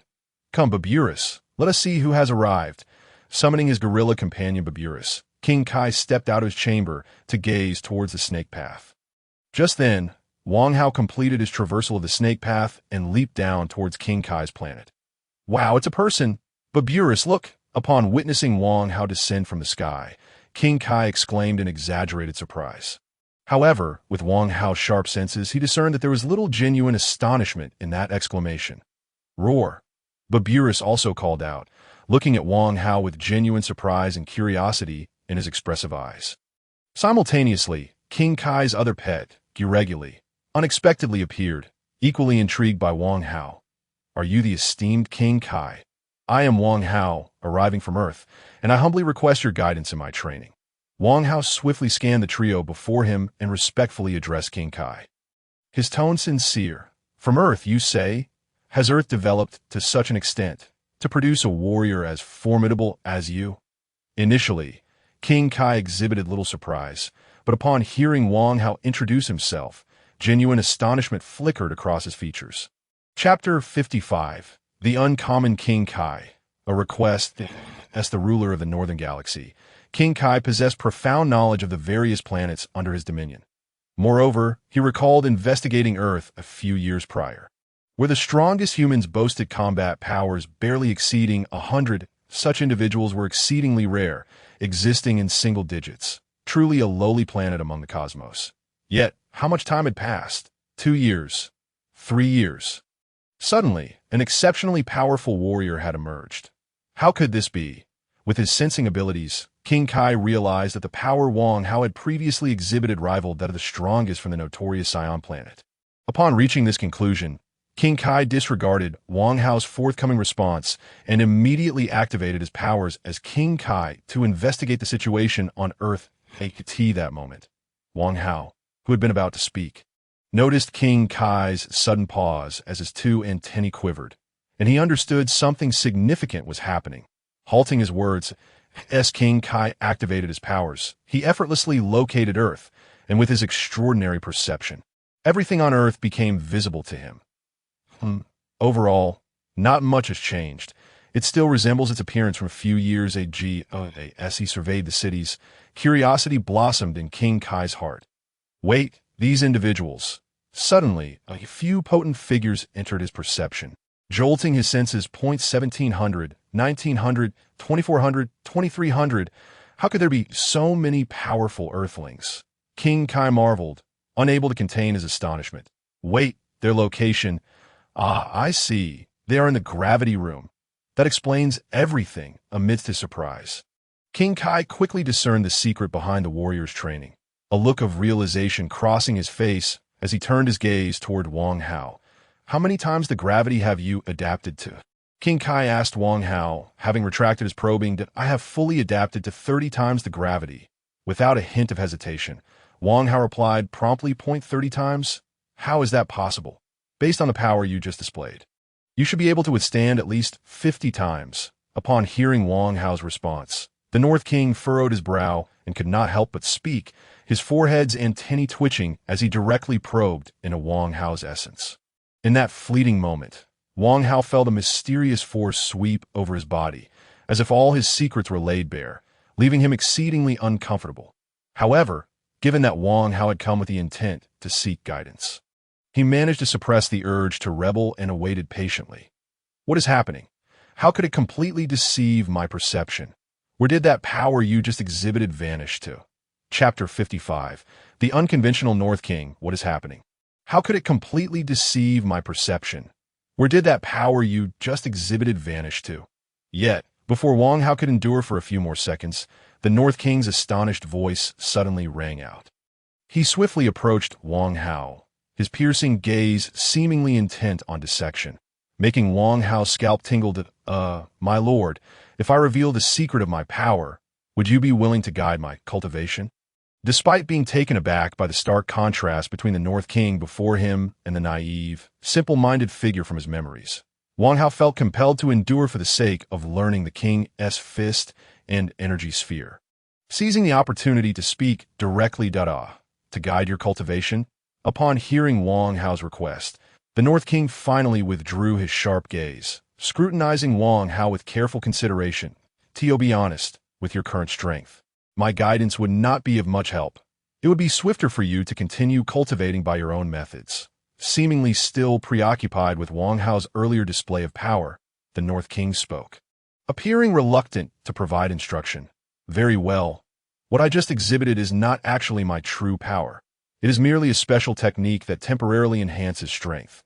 Hearing the North King's subtle refusal, Wang Hao's thoughts raced, and after a moment's hesitation, he gritted his teeth and began to elucidate the secrets of his Thunder God form. Of course, in Wang Hao's explanation, the Thunder God form was merely a unique martial skill that temporarily increased strength. Imposing a significant burden on the body, he refrained from mentioning its ability to accelerate cultivation speed or awaken latent powers so that's how it is. It bears a striking resemblance to the king's fist I developed. After Wang Hao's explanation, the North King exhibited a look of enlightenment.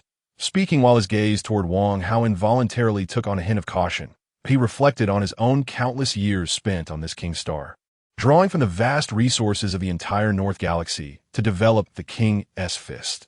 Now, here stood a person who could create a technique remarkably similar to his own, albeit inferior. The sheer potential of such a talent was unfathomable. If such a person possessed a kind heart, they would surely become a boon to the universe. Conversely, if they strayed onto a dark path, they could become a terror even more fearsome than Frisia. My lord, you mentioned that you developed a technique to temporarily enhance power. May I witness it? Just as the North King contemplated how to approach Wang Hao, the latter's voice drew him back from his musings. Oh, you mean the king's fist? While showing it to you is not out of the question. I haven't employed that technique in many years. Moreover, it places a tremendous strain on my old bones, so perhaps I should refrain.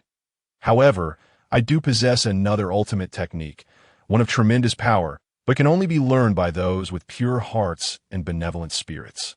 How about it?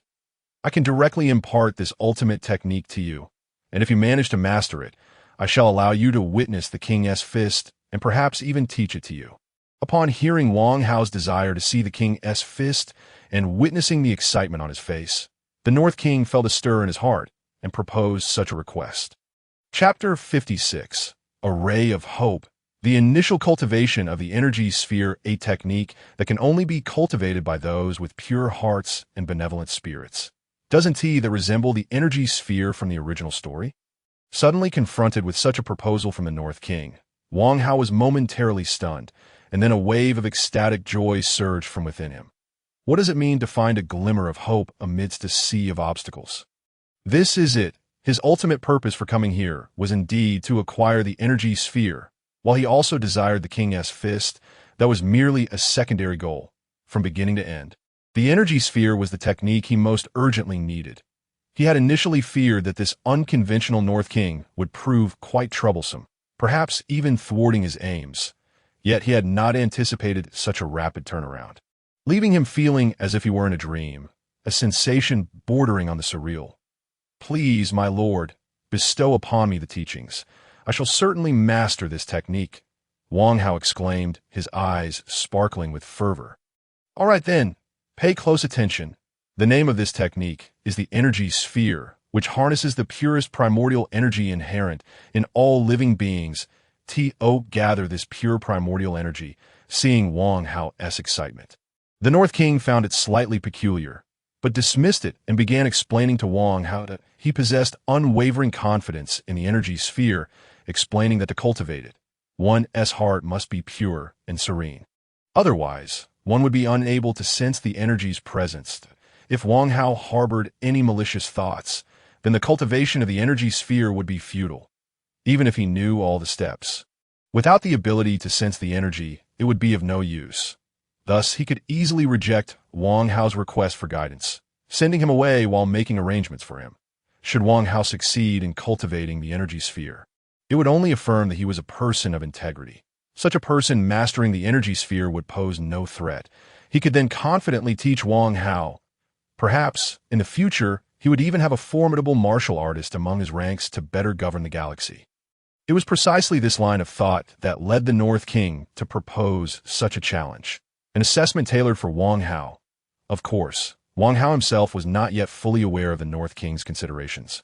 Yet he had already surmised some of its implications. He wholeheartedly welcomed this challenge, eagerly wishing for more such opportunities.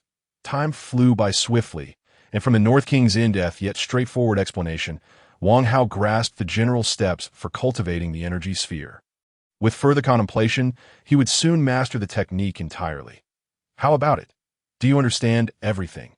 After finishing his final statement, the North King inquired, looking at Wang Hao with anticipation. Yes, I have a general understanding. However, my lord, I would like to experience the energy sphere's true form. Would you be willing to demonstrate it personally? Upon hearing the North King's question, Wang Hao's eyes gleamed, and his mind raced as he spoke. Ah, a personal demonstration, you say? Very well. I shall make an exception and show you once. The North King slightly furrowed his brow, contemplating for a moment before ultimately agreeing. Without hesitation, he raised both arms slowly, and a wave of intention emanated from him. Life forms of King Star, lend me your primordial energy.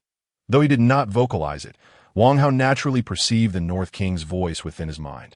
Chapter 56. A Ray of Hope, the initial cultivation of the energy sphere. Though he did not vocalize it, Wang Hao naturally perceived the North King's voice within his mind. Gradually, a soft white glow began to rise from the surrounding flora, converging toward the North King's outstretched hands. This the primordial energy. Wang Hao, with an unparalleled sharpness, keenly sensed the exceedingly pure power contained within those scattered glimmers of light. Although their numbers were not vast, their essence was remarkably profound. He attempted to harness his will to influence them.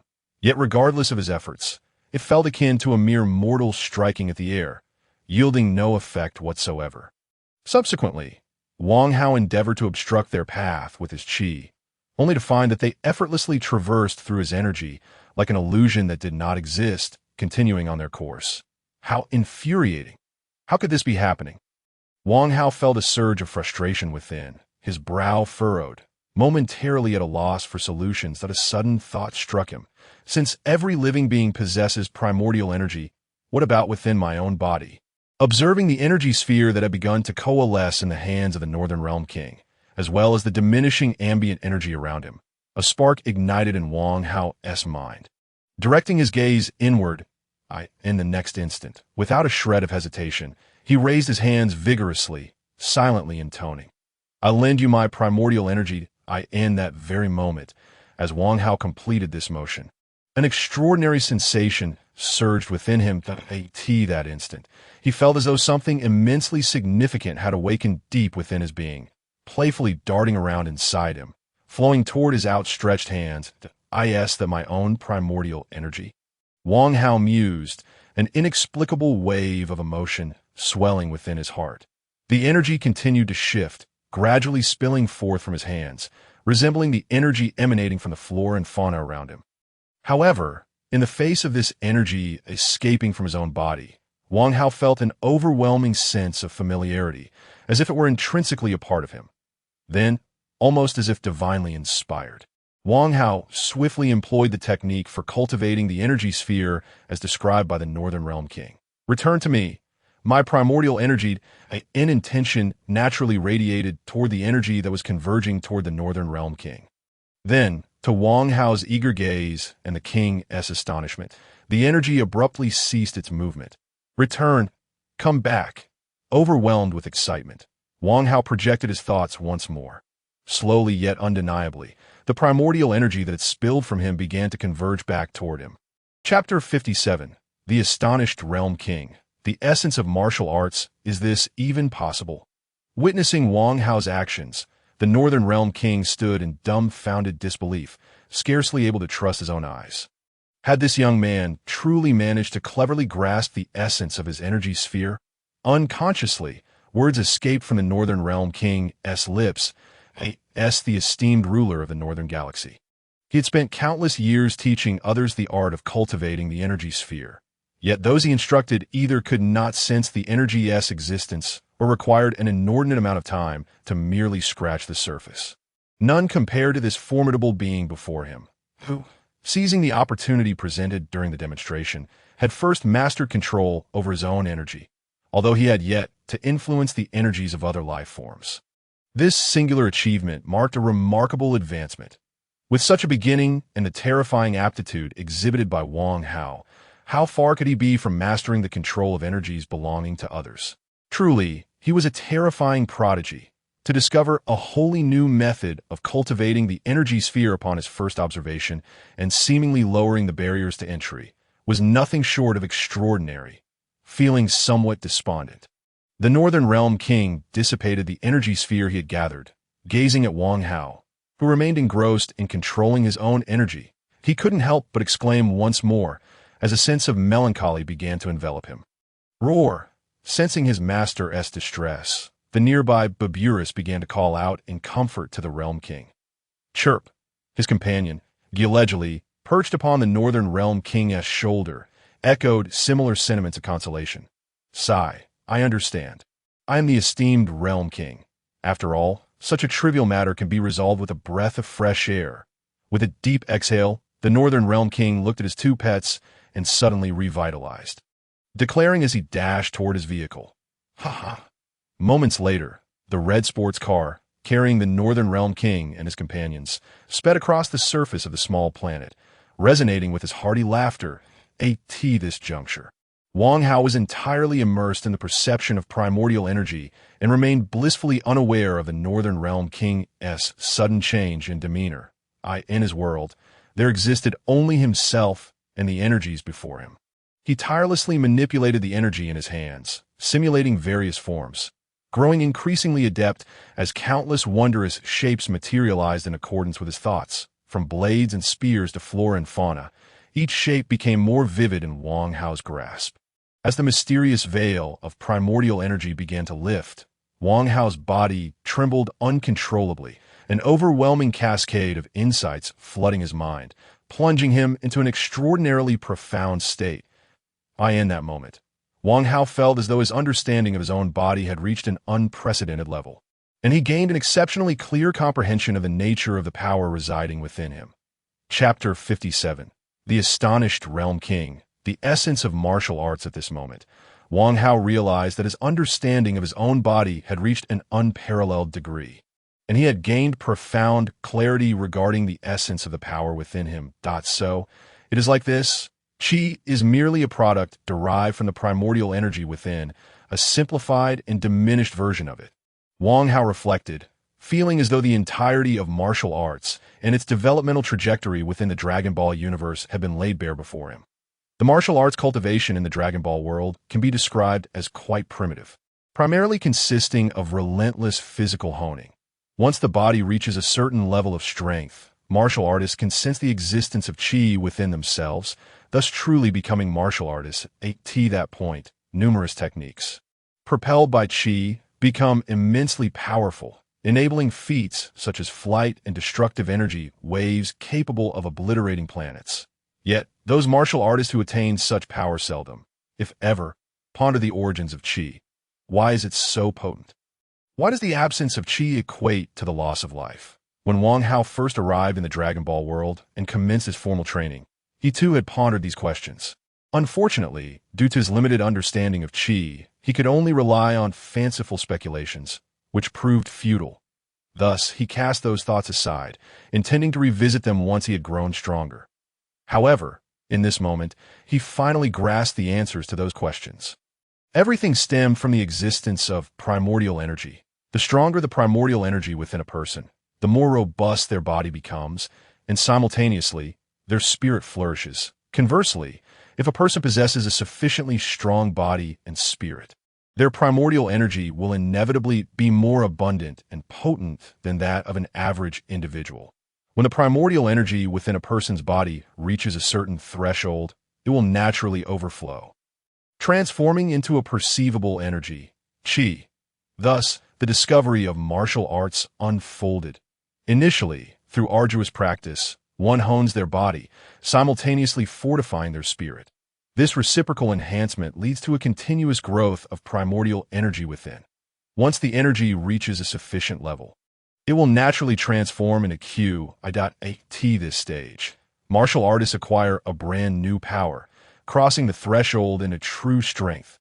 Subsequently, martial artists, through their profound understanding and manipulation of the internal energy known as Qi, continuously amplify this force, thereby experiencing a relentless augmentation of their power, growing ever stronger.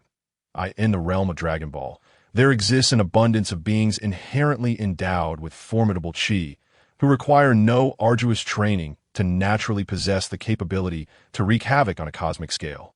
Among such beings, the notorious Frisia of the Frost Demon race stands as a paragon.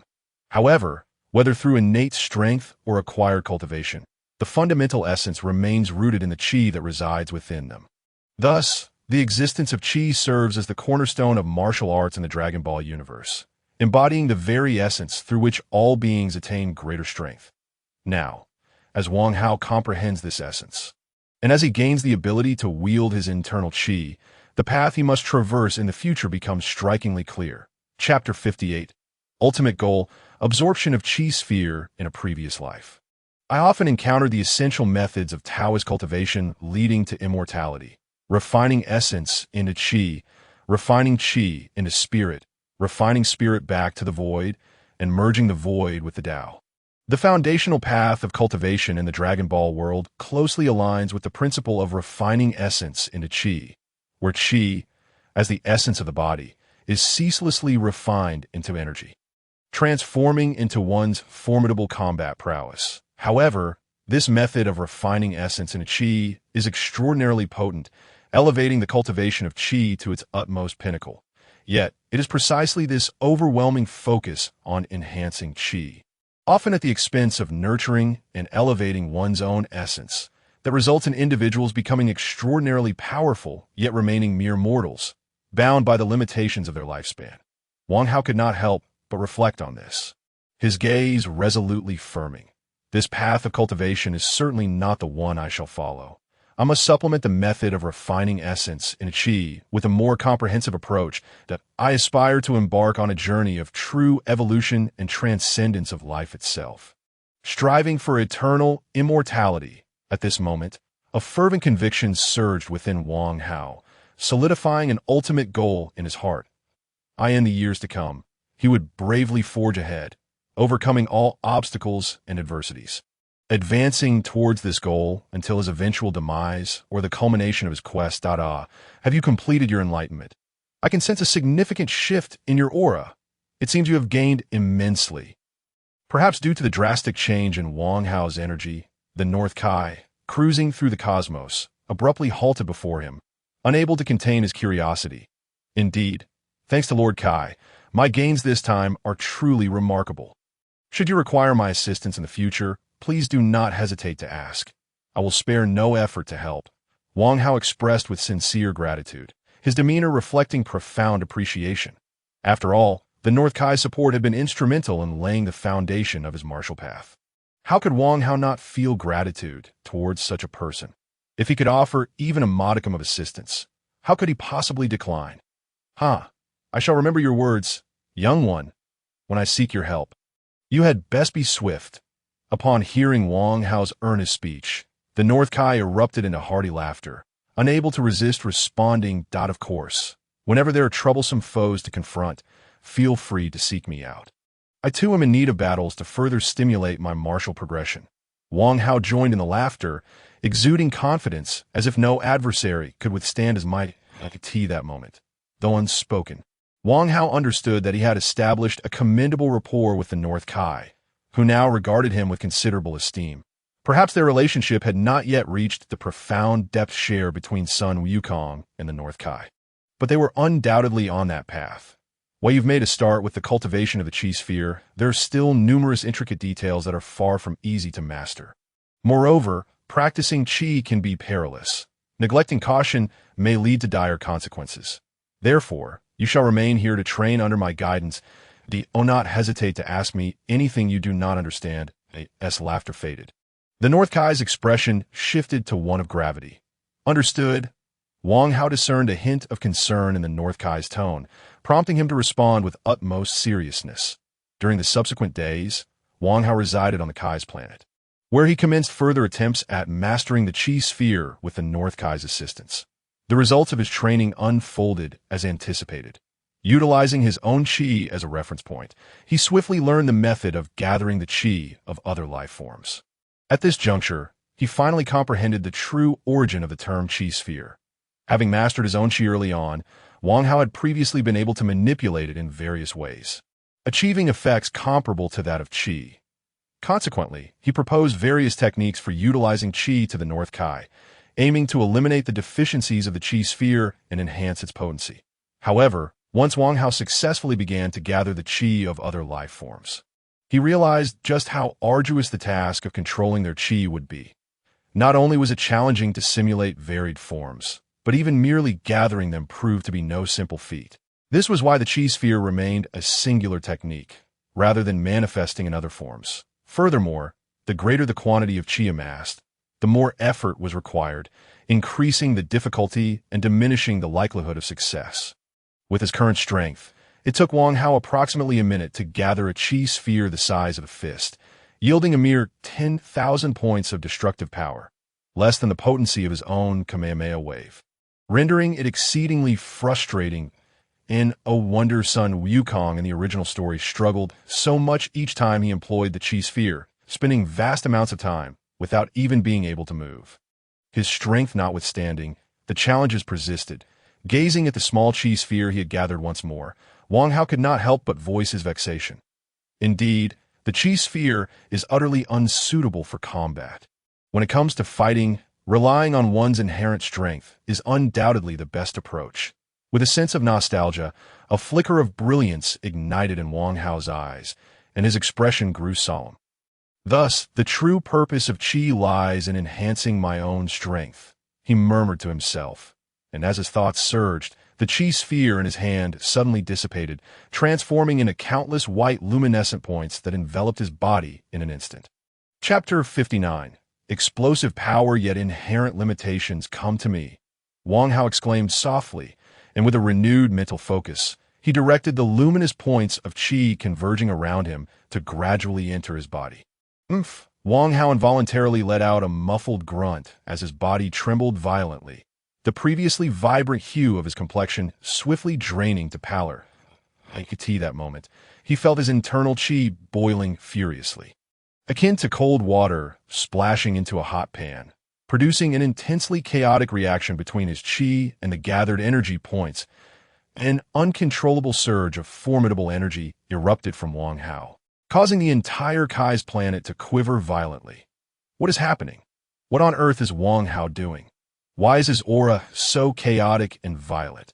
In his quarters, the North Kai, disturbed by the sudden upheaval, could not help but exclaim in confusion as he hurriedly exited his room, rushing towards Wang Hao's location.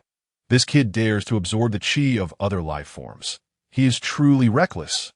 With a mere glance, the North Kai discerned Wang Hao's current state, his expression shifting to one of alarm. It is crucial to understand that Qi forms the essence of life and inherently contains the most fundamental imprints of existence. Recklessly absorbing another's Qi will only lead to chaos within one's own power, potentially resulting in self-destruction due to the violent clash of energies. Moreover, to absorb such a substantial amount of Qi at once is utterly disastrous. The two antennae upon his forehead danced incessantly, probing the condition within Wang Hao's body. However, the more they discerned, the more the countenance of the Northern Realm King darkened, unable to suppress his complaints. He felt utterly helpless in the matter. Humph, my vital energy, suppress yourself? Yet at that moment, an abrupt roar erupted from Wang Hao's mouth, and a wave of pure and formidable vital energy surged forth from within him, rapidly targeting the foreign energies invading his body for suppression. What is this? Is it the vital energy he possesses? Suddenly witnessing this scene, the Northern Realm King was momentarily taken aback, murmuring to himself. Before a glimmer of brilliance erupted in his eyes, think it could manifest in such a way. This young man has taken the technique of the vital energy bomb to an extraordinarily terrifying level. Unable to contain his astonishment, the Northern Realm King's gaze towards Wang Hao became increasingly complex. Meanwhile, within Wang Hao, the conflict gradually subsided. All foreign energies were suppressed by his own vital energy, obediently residing within him. Success! Observing this development, Wang Hao's heart soared with joy, and he could not help but exclaim, a smile unfurling upon his face. Next, I shall utilize my own vital energy to completely assimilate these energies. Branding them with my own mark, without pausing his actions, Wang Hao pondered, his thoughts surging as he began to circulate his vital energy, allowing it to flow through his body along with his blood. Commencing the thorough process of assimilation and absorption that as time passed, the foreign energies within Wang Hao gradually shed their individual marks, beginning to merge with his own vital energy. As Wang Hao's vital energy grew increasingly powerful. His aura intensified, becoming ever more formidable and terrifying. If, at that moment, someone were to aim a combat power detector at Wang Hao, they would discover that his combat prowess was rapidly escalating. Chapter 59. The Surge of Power. Yet it is not without limits. If, at that moment, someone were to aim a combat power detector at Wang Hao, they would discover that his combat prowess was rapidly escalating, 7,000, 8,000, and then 10,000. Eventually, when his aura finally stabilized, his combat power had doubled, reaching an astonishing 12,000 points. With a long exhale of turbid air, Wang Hao ceased his cultivation. Indeed, the method of assimilation and absorption was too rudimentary, taking such a long time merely to achieve initial success in assimilation. Sensing the state within him, Wang Hao's expression grew complex, murmuring to himself, devoid of any joy at his newfound strength. Although his combat power had seen significant growth, his control over that power had diminished considerably, necessitating a substantial investment of time to fully harmonize and reclaim mastery over it. Moreover, the vital energy within him would require additional time to settle before he could continue absorbing new energies, leading to further growth in strength. Clearly, I must urgently seek a more efficient method for refining vital energy. I wonder if the divine dragon on earth can resolve this issue, as thoughts swirled in his mind. Wang Hao's gaze flickered slightly, inevitably recalling the divine dragon from earth. If that fails, perhaps it is time to fulfill my promise to Tai Si. Murmuring to himself, a long-forgotten figure suddenly emerged in Wang Hao's mind. Wang Hao, have you truly managed to absorb the vital energy bomb? Seeing Wang Hao halt his cultivation, the Northern Realm King, who had been tense all along, could hardly contain his excitement as he approached Wang Hao, eagerly inquiring, "Yes, indeed, Lord Kai Wang, I have absorbed some vital energy into my body. However, although my strength has indeed increased significantly, my control over that power has diminished, requiring considerable time and effort to regain mastery." Wang Hao, not wishing to conceal anything from the eager Northern Realm King, offered an explanation with a wry smile. "Has your control diminished? I see. So, before you can regain mastery over the surging power within you, you cannot absorb any more vital energy." Upon hearing Wang Hao's explanation, the Northern Realm King contemplated for a moment, then articulated his understanding, appearing somewhat relieved. After all, if vital energy could be absorbed indiscriminately, Wang Hao's rate of growth would be utterly outrageous. Furthermore, continuously siphoning off vital energy would inflict unbearable harm upon other life forms. In such a scenario, the Northern Realm King might have no choice but to eliminate Wang Hao, the source of calamity. Indeed, that is the case. That I estimate that for at least 6 months, I must refrain from absorbing new vital energy. Otherwise, it would severely impact my martial path. Sensing the Northern Realm King's concerns, Wang Hao reiterated his explanation. Chapter 60. 6 months of cultivation. The martial artist from heaven. You should minimize the practice of absorbing vital energy in the future. Even when you do, you must be cautious and avoid inflicting irreparable harm on other life forms. With a serious expression, the Northern Realm King earnestly advised Wang Hao, deity maintaining the cosmic order. Although he had decided to trust Wang Hao and had assisted him in mastering the vital energy bomb, he could not neglect his admonishments. Rest assured, Lord Kai Wang, that I will exercise utmost caution in utilizing vital energy, refraining from actions that would be akin to killing the goose that lays the golden egg or draining the pond dry.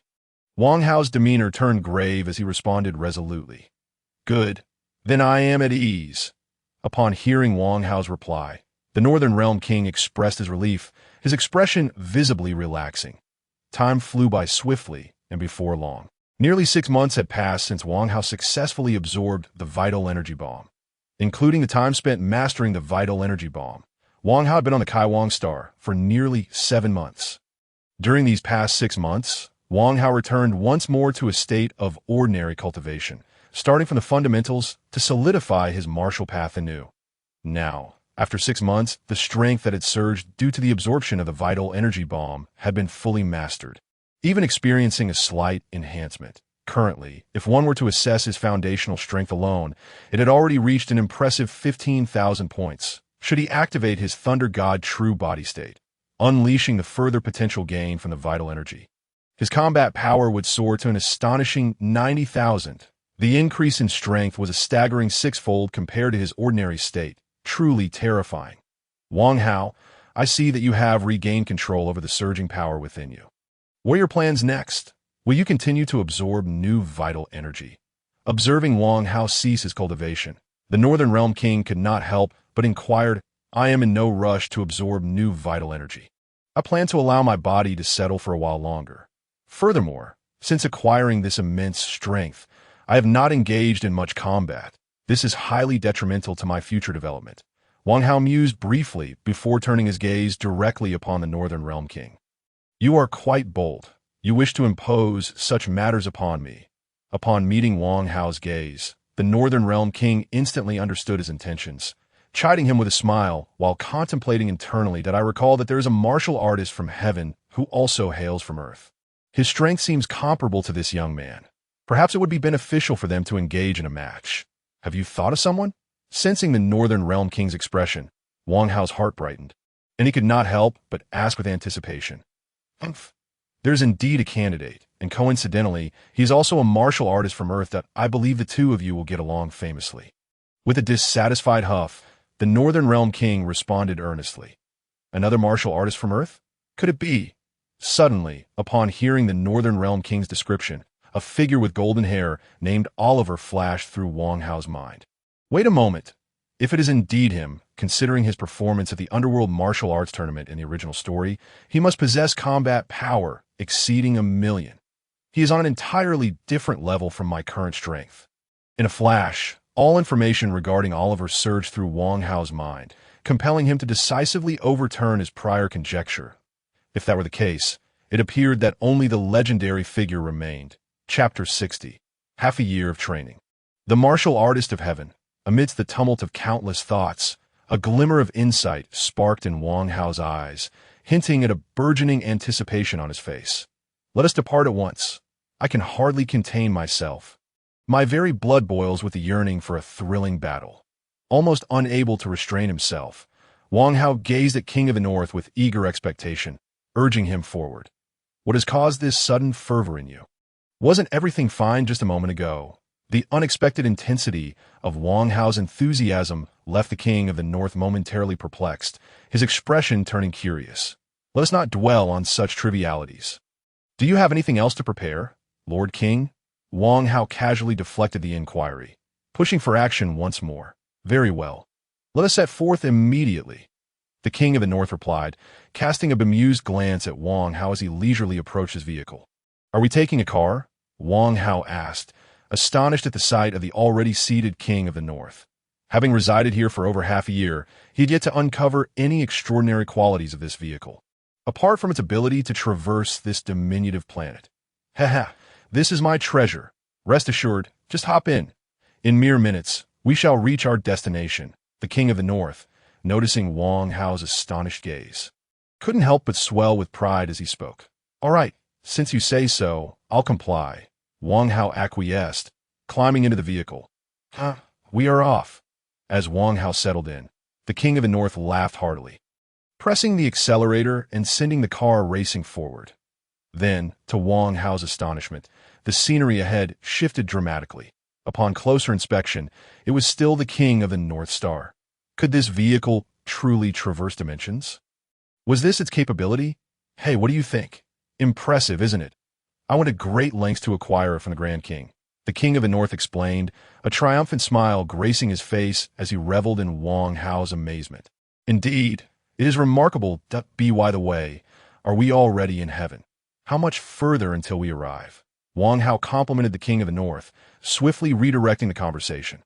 Almost there, just up ahead, the King of the North replied, his smile broadening as he pointed towards a valley in the distance. Chapter 61. The resonance of battle intent. The clash begins. The King of the North's aura, along with an unfamiliar presence.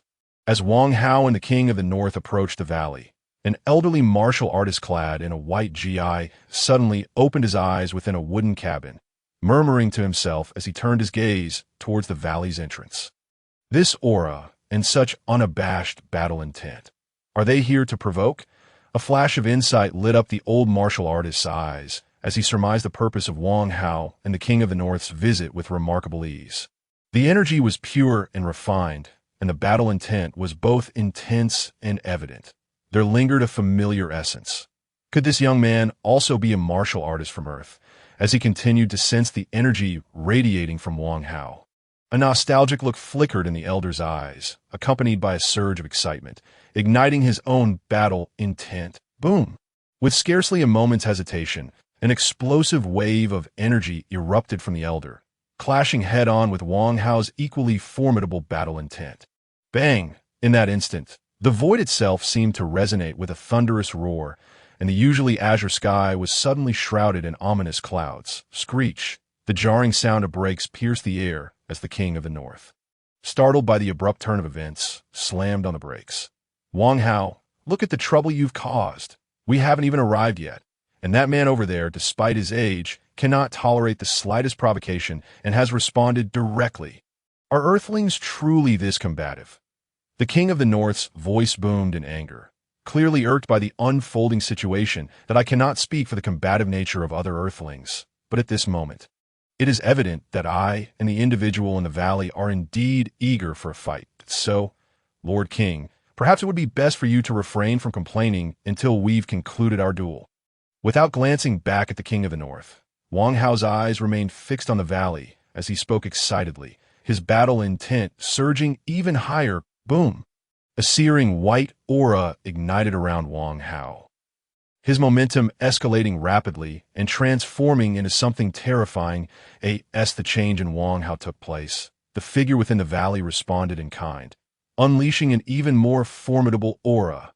Bang! Bang! Bang! At that moment, the clouds above roiled violently, the sounds of explosions multiplying in intensity as their confrontation soared to new heights.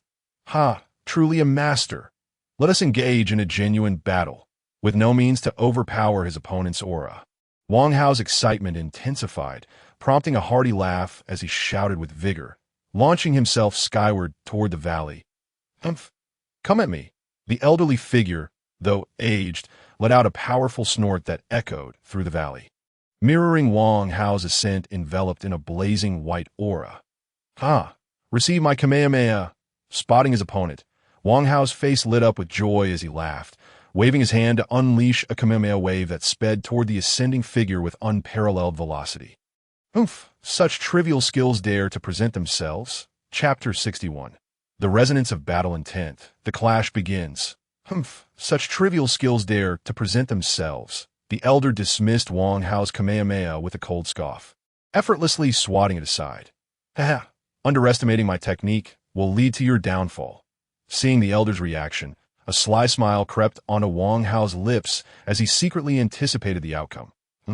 The elder's keen eyes caught the peculiar expression on Wang Hao's face, his gaze sharpening as a sense of alarm surged within him. From behind? When? Could it be the Kamehameha the first just swatted away? Suddenly, a sense of danger ignited within the elder, his instincts alerting him to the source of peril, causing his expression to shift. Such a peculiar maneuver. However, as a martial artist, you are still too naive. Your expressive changes betray you. The elder's mind swiftly assessed the situation, yet his face remained impassive, with a mocking smirk. He surged forward towards Wang Hao with incredible speed. Has he truly not noticed? As the elder charged toward him, a flicker of confusion crossed Wang Hao's mind. He knew that while his energy projectile was silent, it would not be easily overlooked by a seasoned martial artist. For all truly powerful martial artists possess acute perception and intuition. Given the elder's demonstrated strength and Wang Hao's prior knowledge of him, he could not believe that the elder's martial instincts would be lacking. Something was amiss, in a flash of insight. Wang Hao's eyes gleamed with determination, and he pressed forward without retreat, ready to confront the threat head-on. Perhaps you are not as foolish as you appear. Although Wang Hao's expression changed only slightly this time, he could not escape the keen gaze of the old man, who thus became even more cautious in his attitude towards Wang Hao. Bang! In the next instant, a terrifying explosion echoed through the sky as the shockwaves surged. Strangely, Wang Hao's body did not fly backwards. Instead, he lunged forward. In that fleeting moment, Wang Hao and the old man swapped positions, and the energy blast he had intended to catch the old man off guard with was now directed back towards his own body. This fellow, truly worthy of being a grandmaster of martial arts, possesses such extraordinary techniques. His combat skills surpass mine by a significant margin. Ignoring the impending energy blast aimed at himself, a glimmer of seriousness flashed in Wang Hao's eyes, even as his expression grew increasingly excited. Once more, without a moment's hesitation, Wang Hao let out a loud shout, and his body, which had been rolling uncontrollably, suddenly came to an eerie halt. Chapter 62. Strange Techniques. Thunder Sea Purgatory. What is this? Observing Wang Hao's sudden and bizarre halt, the old man's pupils constricted, and a flicker of surprise crossed his face. That moment, Wang Hao's entire body was supported by a glowing hand, as though an invisible figure behind him was assisting in dissipating the forces from their previous clash. The energy blast that should have struck Wang Hao's body suddenly vanished, as if it had never existed. Be able to manipulate energy to such an exquisite degree. This young man truly is a genius. At that instant, the old man could not help but think this, and his expression grew increasingly grave. Whoosh! With an intensely sharp sound of slicing air, aided by the glowing hand, Wang Hao surged forward, initiating another attack against the old manat. This moment, Wang Hao's speed had surpassed his normal limits, reaching a truly terrifying realm. Yet, as his speed increased, the glowing hand behind him quietly disappeared, replaced by 4 rings of light resembling bracelets adorning Wang Hao's limbs. What are those rings up to? Noticing Wang Hao's renewed assault, the old man immediately detected the anomaly and frowned slightly. Let me see what other strange techniques you possess. Suddenly, a glint of sharpness flashed in the old man's eyes, and he let out a cold snort, his body remaining completely still. Defend, adapting to changes with steadfastness. This moment, the old man, unable to discern Wang Hao's intentions, opted for this very cautious approach. Can you not see through my techniques? Observing the old man's method of response, a flicker of understanding illuminated Wang Hao's eyes, and a peculiar smile involuntarily spread across his face. Bang! In the next instant, a thunderous explosion reverberated through the air as one of Wang Hao's fists forcefully shattered the atmosphere, heading straight for the old man's face. As the fist suddenly loomed larger in his vision, the old man's pupils constricted with confusion, and he quickly raised an arm to counter the blow. My fist cannot be so easily blocked. Observing the old man's counteraction, Wang Hao let out a cold snort as the glowing ring around his fist shimmered, and then, in a most peculiar manner, his fist shifted 3 inches forward. Just as I suspected, utilizing materialized energy to forcibly alter one's form, making it difficult for the enemy to accurately gauge the timing of the strike, thereby forcing them into a passive defense.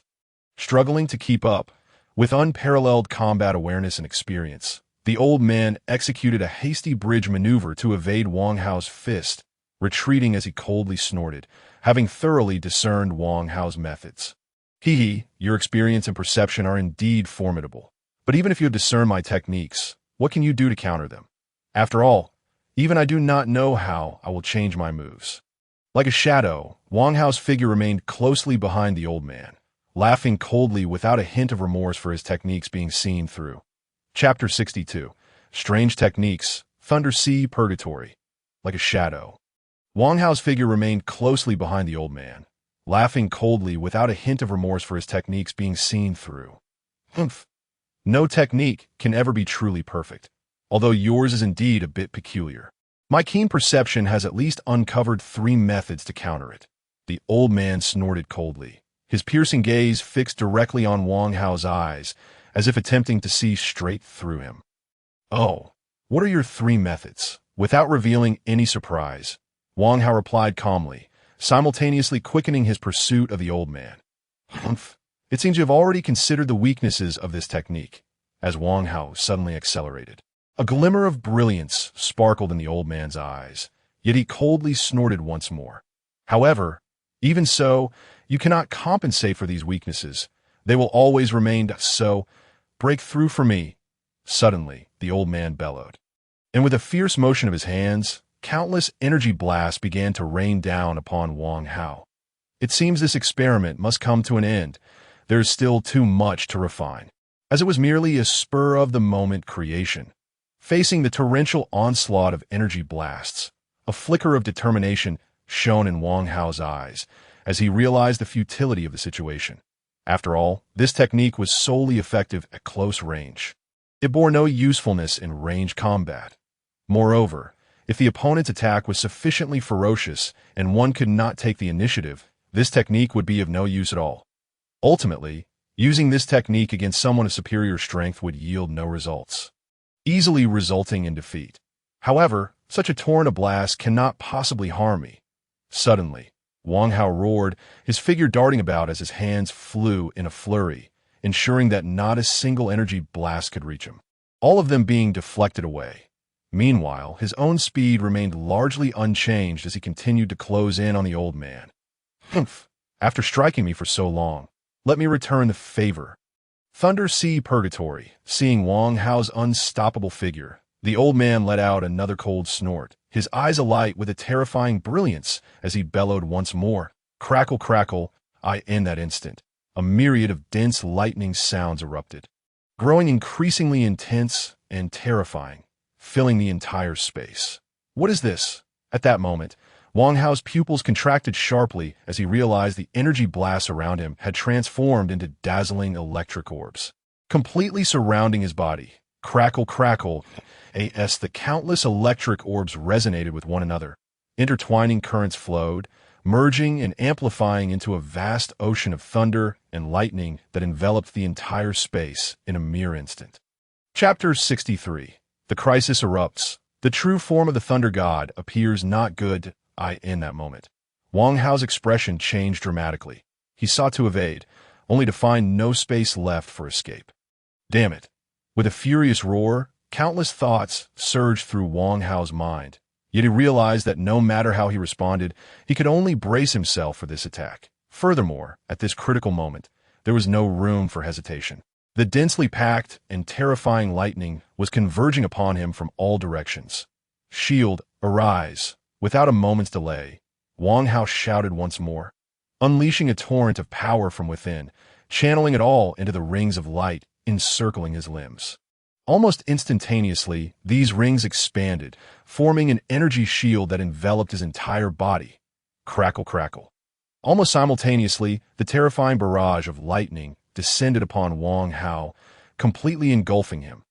Humph! A shield, you say? Unfortunately, it has fallen into my Thunder Sea Purgatory, where even the strongest shield shall be shattered. Despite the interference of lightning, the elder remained acutely aware of Wang Hao's current predicament, letting out a cold snort and sneering as he spoke. As the elder's words resonated through the air, all the energy projectiles that serve as sources of lightning blazed forth with an even more intense and chaotic brilliance. Crackle, bang! The ferocious reaction ignited instantaneously, causing the already terrifying lightning to surge to an unprecedented level. It was a veritable sea of thunder, where countless bolts seemed to transform into tangible waves of water, churning and roaring ferociously. Unleashing terrifying surges, the protective barrier enveloping Wang Hao's body appeared to transform into a fragile boat amidst the tempestuous ocean, utterly helpless and merely adrift, continuously battered by the waves, awaiting the moment of inevitable destruction. This is unbearable. The pressure surrounding me is overwhelmingly terrifying. There is no escape. Moreover, the depletion of energy is occurring at an unimaginable rate. If this continues, once my internal energy is exhausted, I will undoubtedly lose. Struggling to steady himself, Wang Hao's heart raged with fervent determination, and a glimmer of resolve shone more brightly in his eyes. Indeed, it was essential to unleash a force far beyond the limits of this sea of lightning to shatter its bindings. With this thought firmly in his mind, Wang Hao ceased to persist any longer. An intense glimmer surged in his eyes as he suddenly roared, "True form of the thunder god, arise! Crackle! Bang!" Countless bolts of lightning erupted from Wang Hao's very being. His hair standing on end, as an aura far exceeding the ordinary exploded forth from him. What on earth? What is happening to his aura? How could it have surged so dramatically? In that moment, the elder's expression shifted profoundly. He roared in disbelief, his gaze fixated on Wang Hao, filled with utmost gravity. Chapter 63. The crisis erupts. The true form of the thunder god emerges. Amidst the sea of thunder, Wang Hao's roar crescendoed, growing ever more resounding and grand, and unparalleled. Ferocious power surged from within him, manifesting as waves of terrifying shockwaves that forcibly dispersed the surrounding lightning. "Explode for me!" Realizing that the sea of thunder could no longer hinder Wang Hao, the elder's eyes sparkled with intensity, and with a cold snort, he unhesitatingly commanded the core of the thunderous hell to detonate. Boom! Boom! Boom! An incredibly dense barrage of explosions instantly filled the sky, an unimaginable force unleashed in an instant, bathing everything in a blinding radiance, as if the sun had plummeted to this realm, the terror reaching its zenith. Yet, in the face of such a dreadful assault, Wang Hao's shouts rang out clearly from the heart of the explosion. Completely unaffected. What a troublesome junior! Hearing Wang Hao's unaffected roar, the elder's heart sank, a flicker of admiration flashing through his eyes, yet his battle intent surged with fervor as a master of his generation on earth, who had practiced in this celestial realm for over 300 years. The elder's mindset and power had reached an extraordinarily profound level, making it utterly inconceivable for him to easily respond to Wang Hao's provocation. The reason for his current demeanor was that he had discerned Wang Hao's origins, stirring a sense of nostalgia within him, prompting him to test this junior's strength. After all, while many Earthlings had perished and arrived in the underworld, those possessing power, especially of such magnitude, were exceedingly rare. Naturally, since the elder's intention was to probe, he had not placed Wang Hao in the category of a true adversary during their battle, and thus had not exerted power beyond what Wang Hao had demonstrated. However, at this juncture, Wang Hao's displayed strength far surpassed the elder's expectations, reaching a realm that was terrifyingly equivalent to his true power, leaving the elder with no choice but to hold nothing back. After all, a being of such formidable strength as Wang Hao was indeed a terrifying master of his own caliber. But this battle is just beginning to be interesting. Let me see just how monstrous your abilities truly are. Exhaling a deep breath, the elder murmured to himself. The white aura enveloping him suddenly paused, before erupting into a frenzy of flames. Boom! The terrifying aura shot upward like a signal fire, stirring the clouds in the sky and forming a massive funnel-shaped vortex. The elder's voice, imbued with an unmistakable battle fervor, resonated, and in conjunction with his overwhelmingly terrifying aura, none dared to underestimate the elder at this moment. Bang! Sensing the shift in the elder's aura, Wang Hao, still amidst the explosions, unleashed a surge of energy even more potent than all preceding shockwaves, ultimately dispersing the entirety of the explosion's force and revealing his form anew. His hair stood on end, his body crackling with electric energy, muscles slightly expanded yet not exaggerated, and his eyes, sharp as lightning, unmistakably displayed the true form of the thunder god. Chapter 64. The battle escalates, experimenting with the dark force technique. This stance combined with the inescapable aura of lightning surrounding him, so it is he is harnessing lightning to stimulate his body, unleashing an extraordinary state of power with a mere glance at Wang Hao. The elder's keen eyes discerned the secret behind his transformation, and a note of admiration inevitably surfaced in his gaze. Truly, as expected of the martial arts grandmaster who saved Earth 300 years ago. His combat experience, insight, and sheer power are astonishingly formidable. Wang Hao's gaze, sharp as a blade, bore into the elder, who, despite the excitement coursing through him, spoke with a grave tone. Mere reputation is insignificant in this realm. But you, young man, are indeed worthy of being personally brought here by the Lord of the realm, capable of pushing me to such extremes. You are truly formidable. Undeterred by Wang Hao's intensity or admiration, the elder replied in a deep voice, his battle intent intensifying. Thus, let the second round of battle commence. Locking eyes, Wang Hao spoke once more. Fight!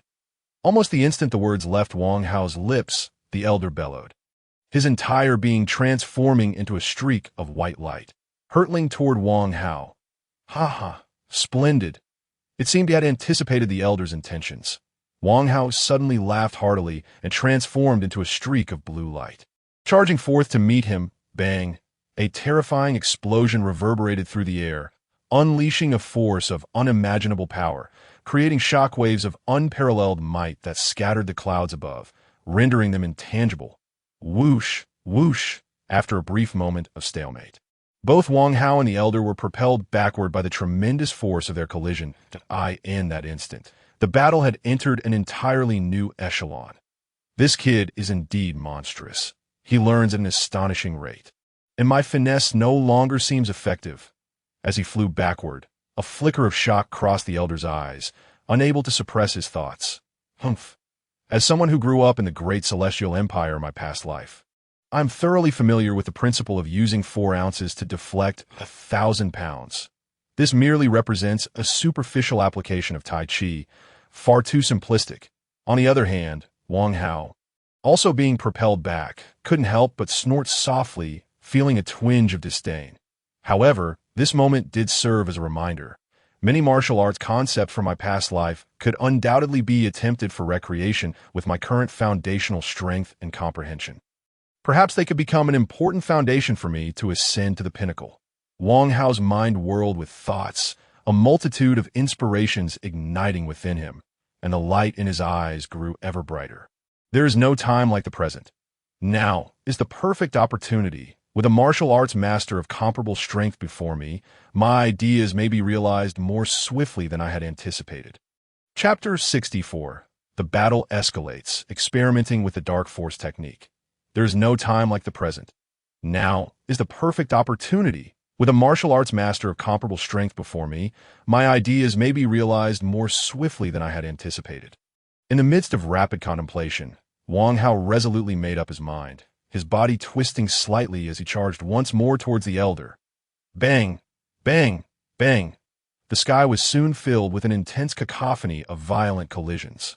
In martial arts, there exists a distinction between bright and dark energies. The bright energy is forceful and domineering, straightforward in its approach, with its destructive power plainly visible. In contrast, dark energy is subtle and elusive, penetrating with unparalleled finesse, erupting silently within the enemy's body, striking them without a trace. Should one manage to cultivate a state where both bright and dark energies coexist, achieving a balance of rigidity and softness, they would ascend to the realm of transformative power. At that point, each strike would be executed with ease, unleashing the full extent of one's strength, manifesting an unparalleled and terrifying lethality. Reflecting upon his previous encounters with the principles of martial energy, Wang Hao suddenly felt that his grasp of power was remarkably crude, with an abundance of potential yet to be fully unearthed. Thus, guided by his inner intuitions, Wang Hao commenced an attempt during the skirmish to develop the techniques of dark energy. This young man displayed an unpredictable fluctuation in power with each strike, an almost imperceptible and peculiar energy seemingly concealed beneath his force, each attack appearing to infiltrate and damage my internal organs. Amidst the ongoing exchanges, the elder keenly discerned Wang Hao's strange maneuvers and the subtle discomfort that began to arise within him, causing his expression to grow grave, making him increasingly cautious during their confrontations. No, This young man has not yet fully mastered the intricacies of this technique. He is using me as a test subject. After exchanging dozens of blows, the elder gradually detected the nuanced changes in Wang Hao's attacks. Instantly deducing his intentions, a mix of shock and ire igniting within him as a master of martial arts. A powerful warrior, it was an affront to his prowess that an enemy would so casually experiment with new techniques during their combat. This was utterly intolerable. Oomph! To treat me as a mere guinea pig is tantamount to courting death. I shall shatter you. In the next instant, a cold snort escaped the elder's lips, his eyes flashing with cold light as his movements transformed. Appearing as if he had suddenly become a different person, swiftly overpowering Wang Hao that moment. The elder was displaying over 3 centuries of terrifying martial experience and skill before Wang Hao. Each strike executed with precision and peak perfection, devoid of any superfluous motion. Although the elder's attacks did not wield the hidden dark energy, the might behind each blow was undeniably concentrated, not wasting an iota of force. Bang, bang, bang.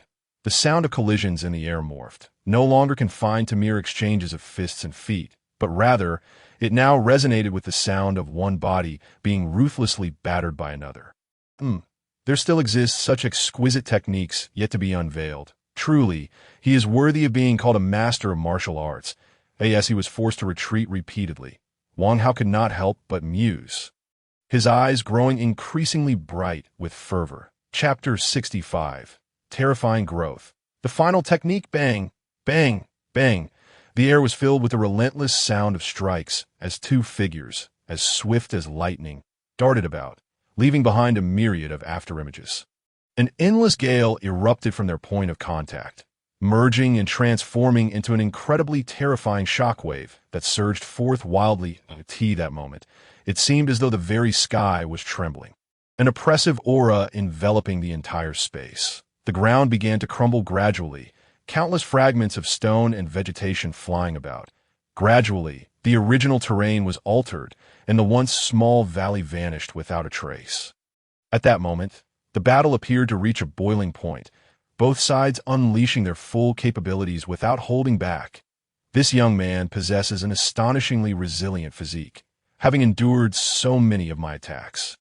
He seems completely unfazed, showing no signs of diminished breath. After once again using his superior technique to push Wang Hao back with a punch, the elder's expression grew exceedingly grave, a sense of dread creeping into his heart as he gazed at Wang Hao with increasing astonishment. Moreover, his combat experience was rapidly advancing. At this point, it was becoming increasingly difficult to land a hit on him. If this continues, As he swiftly pursued Wang Hao once more, the elder's heart was filled with a dark thought. A glimmer of determination flashing in his eyes as his aura subtly began to shift. Indeed, only through battle can one truly hone their martial skills. I feel that I am now capable of contending with 3 of my former self simultaneously without faltering. Amidst his continuous retreat, Wang Hao could not suppress the excitement bubbling within him, his gaze toward the pursuing elder growing ever more fervent. However, with my growth, the pressure I currently face is no longer sufficient. I require even greater and stronger challenges. As he pondered this, a glimmer of brilliance suddenly flashed in his eyes, and then his voice resounded suddenly. Wutu, you have indeed grown old, after striking me so many times. You have failed to inflict any injury. If this continues, your title of master will soon weep. His voice boomed, shaking the heavens, filled with mockery and provocation. Such a crude tactic to incite me. However, at this stage, I have no other choice. If I wish to claim victory, I must fully unleash my strength. Upon hearing Wang Hao's taunt, the elder Wu Tidu remained unfazed, his eyes glinting with a piercing light as he coldly snorted, seemingly having already seen through Wang Hao's intentions. Truly worthy of being called Wu Taidu, your insight is sharp. Then allow me to witness the terrifying might of your full commitment. Without a trace of surprise at his intentions being uncovered, Wang Hao continued to laugh heartily, inviting him openly. Then watch closely. Upon hearing Wang Hao's laughter, Wu Tu showed no hesitation, suddenly halting midair. Observing this, Wang Hao also came to a stop, holding his ground against Wu Taidu, his aura swirling, ready to meet the elder's impending ferocious assault. Boom! An immense aura suddenly erupted from Wu Taidu, who then positioned his hands slightly apart in front of him, forming a hollow shape aimed at Wang Hao's body. Chapter 65, Terrifying Growth, the final technique. An immense aura suddenly erupted from Wu Taidu, who then positioned his hands slightly apart in front of him, forming a hollow shape aimed at Wang Hao's body. That is the initiating stance for the Kiko cannon. This is bad. Upon witnessing Wu Taidu's starting movement, Wang Hao's pupils constricted, and he instantly reacted, internally exclaiming a warning. Wang Hao is acutely aware of the Kiko cannon's formidable power, as the method of its cultivation still resided vividly in his mind. And precisely because he understood it so well, he recognized the danger it posed, far surpassing that of the ordinary Kamehameha. Moreover, having learned to manipulate his internal energy, Wang Hao was further horrified to discover that the Kiko cannon's launching mechanism involved the very essence of energy, capable of interfering with the transformation of his internal energy. This was precisely why the Kiko cannon imposed such a tremendous burden on its user. Even a slight overexertion could lead to complete exhaustion and death, just like in the original tale, where Tenshinhan forcibly used this technique against the Scion Nappa, resulting in the depletion of all his energy and leading to his tragic demise. Yet, despite its significant flaws, the Kiko cannon's explosive power remained undeniably formidable. Furthermore, the most crucial point is that this technique was originally conceived by the very person before him. Now, 3 centuries have elapsed. Who would dare to assert that he has not further perfected the Kiko cannon in these 300 years? Much like the character Tien from the original work's Android Saga, he has already rectified the flaws of the Kikoho, elevating its power to an unimaginably terrifying level. Indeed, he has utilized the sheer terror of this technique to ascend through countless ranks, forcibly suppressing the second stage of Cell, rendering it unable to retaliate.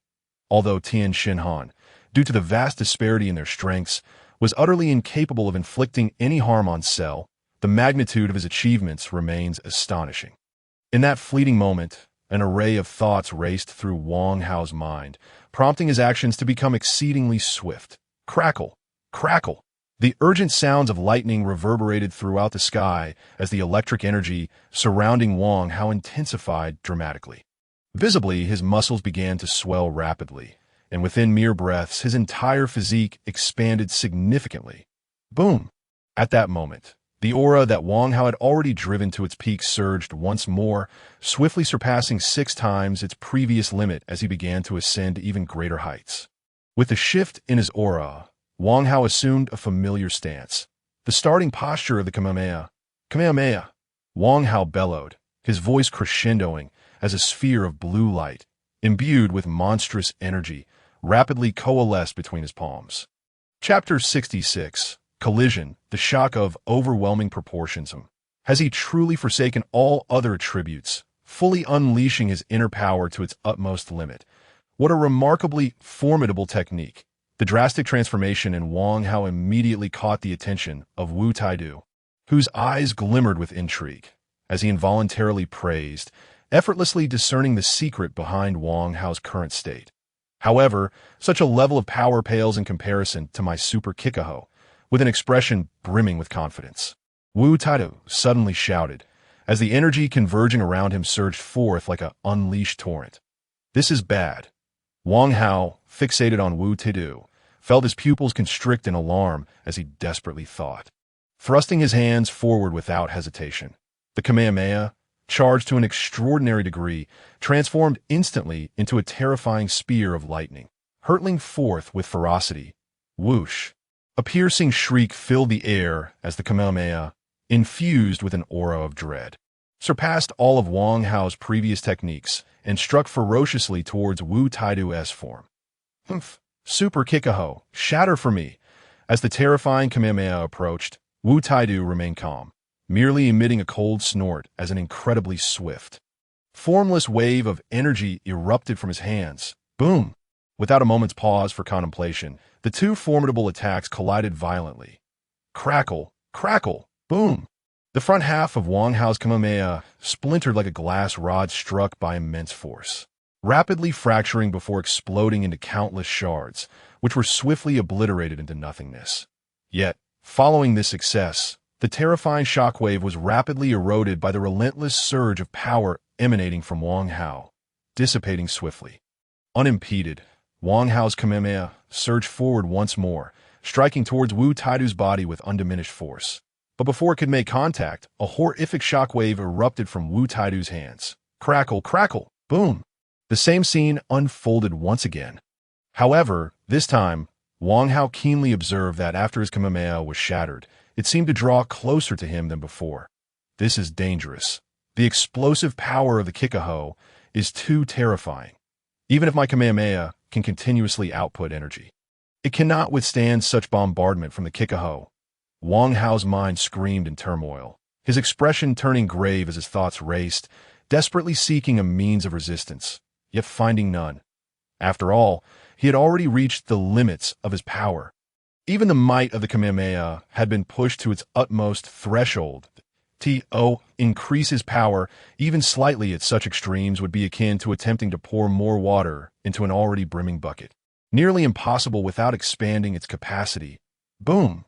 Chapter 66. Collision. The shock of overwhelming proportions. Boom! Another terrifying shockwave surged forth, pressing Wang Hao's Kamehameha to within a meter of himself. If this situation remained unchanged, his Kamehameha would be utterly obliterated, completely engulfed by the Kikaho's assault. Given the overwhelming power of the Kikaho, even with his currently formidable physical strength and the aid of ki for defense, he would be unable to withstand it, easily breaking through his defenses at that moment. Even if Wu Taidu were to retract his strength in time, Wang Hao would not perish, but he would undoubtedly suffer a humiliating defeat. Damn it! As these thoughts coursed through his mind, a surge of unwillingness boiled within Wang Hao, prompting him to roar furiously, disregarding his physical limits, and once again activate his thunder god form. Sizzle, sizzled in that instant, the balance of Wang Hao's body shattered. The force he endured exceeding his limits, causing numerous wounds to erupt across his body, blood gushing forth in mere moments. He became a figure drenched in blood. Yet with such sacrifice, Wang Hao's Kamehameha expanded once more, its power becoming even more formidable. Subsequently, the pressure from the Kikaho was momentarily alleviated and both sides stalemated. He has actually achieved such a feat. This young man is indeed terrifying. Noticing the halt in his super Kikaho, Wu Taidu's eyes widened in astonishment as he muttered to himself, his gaze towards Wang Hao filled with unparalleled shock. It is important to note that his super Kikaho can unleash over 10 times its terrifying power in an instant. Furthermore, its unique successive attacks generate a horrific shockwave, rendering ordinary Kikaho utterly incapable of withstanding more than 2 or 3 strikes before collapsing entirely. Should it strike the human body directly, its explosive force and shockwave would effortlessly shatter the enemy's form, leaving them utterly defenseless. Even if the adversary were 10 times stronger, it would be of no consequence. Even foes 100 times stronger, if struck head-on by this technique, would find their mobility temporarily suppressed, rendering it a force of utmost terror. Yet, this remarkably formidable technique has been held back by this young man before me. It is simply inconceivable to think that with his battle power already nearing 100,000, the destructive capacity of this move exceeds 1 million. And this young man, his actual battle power is roughly around 15,000. The disparity is monumental. Yet this individual, first employing a powerful technique to temporarily elevate his strength beyond 100,000, then unleashing a Kikaho of tremendous might, has managed to exceed 100-fold, manifesting destructive power in the millions. Truly unfathomable. Chapter 67. Entrapped in obsession. The blood-red Kikaho crackle. Crackle. Boom. Once again, a fierce collision ensued, with violent forces annihilating each other. Yet neither could gain the upper hand. However, following this strike, Wang Hao could no longer suppress himself, spewing forth a mouthful of blood, his complexion paling dramatically. The strength he forcibly summoned had pushed his body beyond its limits, resulting in a dire state. This is bad. That young man is truly nearing his limit. If this deadlock continues, even if he is not struck by my super Kikaho, he will collapse under the overwhelming power surging within him. The initial shift in Wang Hao's condition captured Wu Taidu's attention immediately, and he easily discerned the dire straits Wang Hao found himself in, prompting a drastic change in his expression. After all, this battle was merely intended as a sparring session, and its escalation to such a degree was entirely unexpected. If, in the end, Wang Hao were to lose his life due to this, it would indeed be a most lamentable fate. Young man, we have fought to this extent. It is sufficient. How about we each restrain our powers and cease hostilities simultaneously? Without a hint of hesitation, Wu Taidu called out loudly, his tone tinged with a sense of urgency. However, upon hearing Wu Taidu's plea, Wang Hao paid him no heed, his gaze filled with unwavering determination as he fixated on Wu Taidu, murmuring incessantly, "I will win. I can surely win. This is merely the beginning. I can become even stronger. I will definitely become stronger. Damn it, that boy has already succumbed to his own obsession, filtering out any external distractions. This truly spells disaster." Wang Hao's unusual reaction caused Wu Taidu's expression to shift immediately. And upon a moment's observation, he swiftly grasped the gravity of the situation, his brow furrowing deeply as he could not help but curse vehemently. At this juncture, it was evident that the situation had spiraled beyond control. If he did not wish to be obliterated by Wang Hao's Kamehameha wave once more, he had no choice but to continue to endure alongside Wang Hao. Yet, should he proceed in this manner? Given Wang Hao's current state, the scene of his body collapsing and perishing could unfold at any moment. Lord King of the North, I know you're watching our battle. Please, think of a solution. If this continues, that young brother will surely succumb to bodily collapse. As thoughts raced wildly in his mind, a figure suddenly materialized in Wu Taidu's consciousness, and he shouted towards the heavens as if grasping a lifeline. "Curse be it! Silence, will you? I am fully aware of the current predicament. However, that young lad, Wang Hao, has completely ensnared himself in his own world. Even my mental communication has failed to rouse him." Just as Wu Taidu's words trailed off, the frantic voice of the North King resounded in his mind. What shall we do now? Are we to simply watch him perish?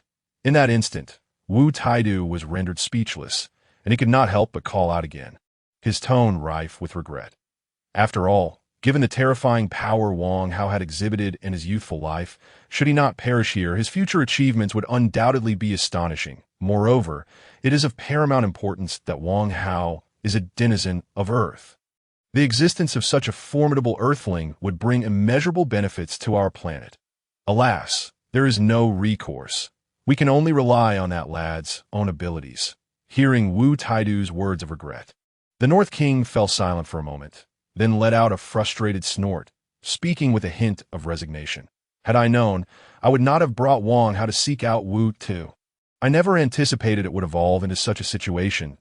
At this moment, the North King found himself uncharacteristically regretting his decision, his mind swirling with doubts, and his expression fraught with turmoil. Chapter 67. Trapped in Obsession. Blood red coming up. In this moment, the North King found himself uncharacteristically regretting his decision, his thoughts racing, and his expression reflecting profound inner conflict. It appeared that the North King had conversed with Wu Taidu for quite some time. Yet, due to the nature of mental communication, the actual duration was merely a fleeting second or two, nevertheless. Even so, Wang Hao, who was still erupting with energy, had reached an extraordinarily perilous state. The aura emanating from him had turned a vivid crimson hue. Tainted by his own blood at this moment, it seemed inevitable that Wang Hao would succumb to the overwhelming pressure and perish. Both Wu Taidu and the North King, as well as the multitude of gazes drawn from various realms in paradise, all wore expressions of grave concern. Suddenly, at this critical juncture, Wang Hao's roar surged once more, yet simultaneously, the energy he had been exuding began to plummet. Has he finally reached his limit? In that instant, everyone could not help but think this, even interpreting Wang Hao's elevated roar as a wretched cry of impending demise. No. Wait, this surge of resistance is formidable. What on earth is happening?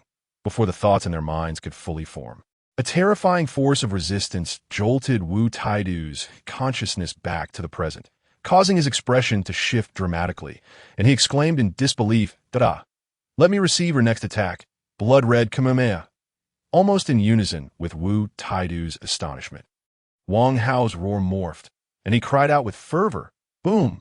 Instantly, the Kamehameha wave that Wang Hao had maintained transformed into a blood-red torrent, its thickness expanding dramatically to that moment.